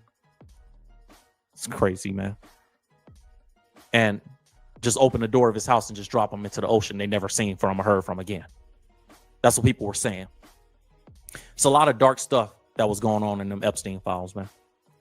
It's a lot of dark stuff that's going on in general. And there's so many files. We taking our time going through it. We slow walking through it. Somebody else that was named in the Epstein files, and we'll finish with this, was Jay-Z, right? Jay-Z was named in the Epstein files in relation to something that happened, that was reported that happened. A victim called in and said some things that, you know, Jay-Z was involved in with Harvey Weinstein, which we know Harvey Weinstein and Jay-Z are friends. And we're going to jump a little bit more into that tomorrow on tomorrow's live stream. But they caught Jay-Z outside. And I want you guys to look at this and look how nervous he was. It seemed like he did not want to be asked a question about the Epstein files or his name being in it. Check out this video. What up, big dog? Jay, your favorite album cover of all time. What was the one that you loved the most? Look, he looking for the car. What Who you got for the game, Jay? What TV show you binge watching right now? Look how nervous he get when he realized that car ain't there. He said, "Where's my car?" And then when he realized there was no car, immediately that smile went straight to a frown, bro. Don't be asking you. Why are you asking these questions? Because you're like, dude, you're my favorite rapper of all time. Don't do me like that. You're my favorite rapper of all time. That's so just so curious. You shouldn't do me like that. I know. All right. Shake hands. All right. Hey, I've never. Bro, I'd rather shake hands. Look at the face. No, I'm good. I'm not answering questions. Take the photo. Look how pissed he is. Jay out there mad as hell that his car ain't there. That's funny. I'd rather shake your hand, take a picture with you than answer questions. Please don't ask me nothing, because you know what the next question is coming. So how do you feel about your name being mentioned in the Epstein files, Jay? How do you feel about everybody around you being mentioned in the Epstein files, Jay? Marina Abramovich, somebody that we saw Jay-Z with doing some weird activities, right? You guys don't remember this woman. She was also mentioned in the Epstein files. And the article says that it sparked backlash, and she's been accused of Satanism for a long time. But if you remember, this was her and Jay-Z together doing some weird performance. People call it a ritual. It was all weird behavior. Y'all seen this before. So it just marks another person that was in the Epstein files alongside Jay-Z, who was also there, you know, and she said some things about him as well in this report. But I just think it's interesting how everybody, not everybody, but a lot of the people around him keep coming up in these same situations, from the Harvey Weinstein to even the Michael Jackson. Michael Jackson was in the Epstein files. He was mentioned in there. He had pictures with Epstein. And we know Jay-Z brought Michael Jackson out to perform at Summer Jam back in the day, which was like a big thing in Jay's career, right? So we knew that happened. So when you see, he was also around Bill Gates. We saw, y'all remember when Jay-Z was in the studio with Bill Gates? I mean, y'all remember this? I'm Bill G. Big Pimpin', you know me. Got it. Show me Billy G. Hey, let me get something straight with you. You can retire and then unretire? Exactly. You gotta keep them guessing.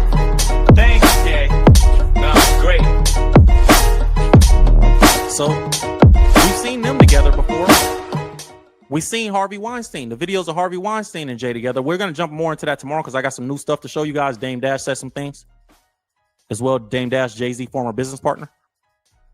So we're going to jump into that tomorrow. But, you know, Marina Abramovich being in the Fox was interesting because, like I showed you guys, she was also around Jay. So all these people names are coming up, but people don't want to accept that it's weird that Jay is in there at all. Because what do you got to do to even be in them files? Mentioned or not, you know, or just even if it's a simple mention, what does it take to be mentioned in that stuff? It says her name popped up, Abramovich's name popped up in a communication between a guy named John Brockman and Epstein, where Epstein and John Brockman were pretty much gushing over her work. And I guess she does some art and different things like that.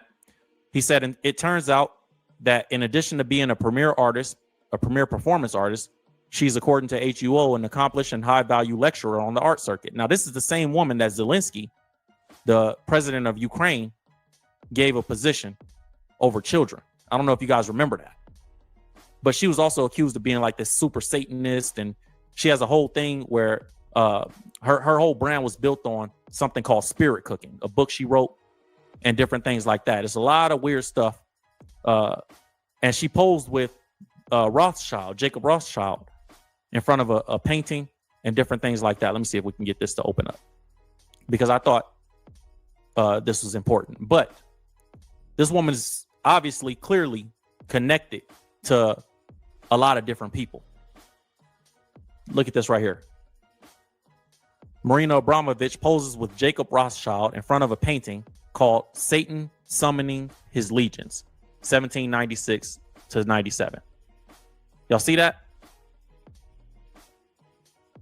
So everybody know about the Rothschilds and different things like that. So this is the woman that was around him. And she also partnered with Bill Gates, according to the report, back in the day. So she's connected to Bill Gates as well. I'm gonna read it to you guys. There was an ad that Bill Gates and Microsoft did with Abramovich, and I guess she was supposed to work with them on something. Let me see what it says. It says, the appearance of Abramovich's name has sparked outrage among many. Jeffrey Epstein emails proved that Marina Abramovich, an artist widely known for her spirit cooking, invited celebrities to view her performances. Marina Abramovich also partnered with Bill Gates' first company, Microsoft. Her ad was deleted once accusations of Satanism came out. Notably, Bill Gates was also mentioned in the Epstein files, the report says. Another person added, quote, they did not bother anyone in elite circles as Marina Abramovich reached the peak of her career and built a global cult of deviance. In all this, many things connect with her. All that is evil and dark. So, Jay was around Bill Gates. Jay was around Marina Abramovich. Marina Abramovich was around Bill Gates. All three of them are mentioned in the Epstein files. I just thought that was something that you guys should know. It's a lot of weird stuff going on, and it's a lot of information out there that you're missing because it's so much information. And I think that that was one of the reasons that they put so much information out there, because they want you to overlook certain things. And they want you to say, well, it's 3 million files. There's no way that you can get through everything.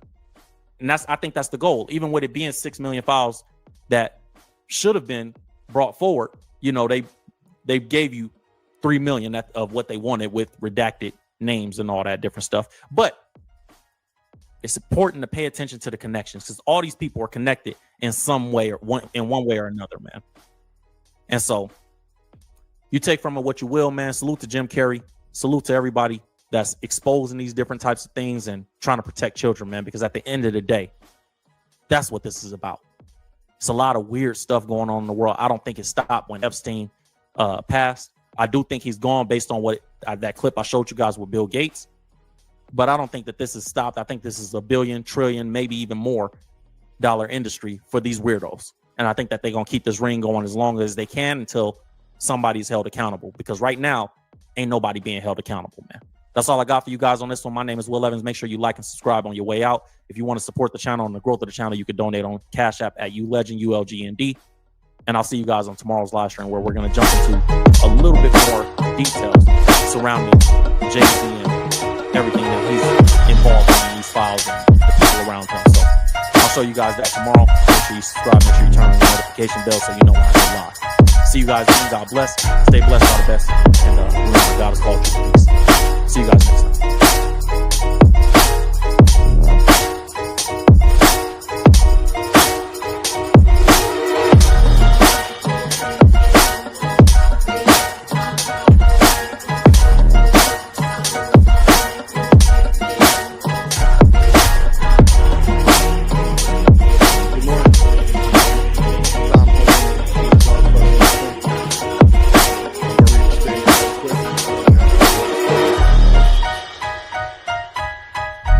Sam Olson, Director of ICE and Enforcement Mover Operations for the St. Paul Field Office.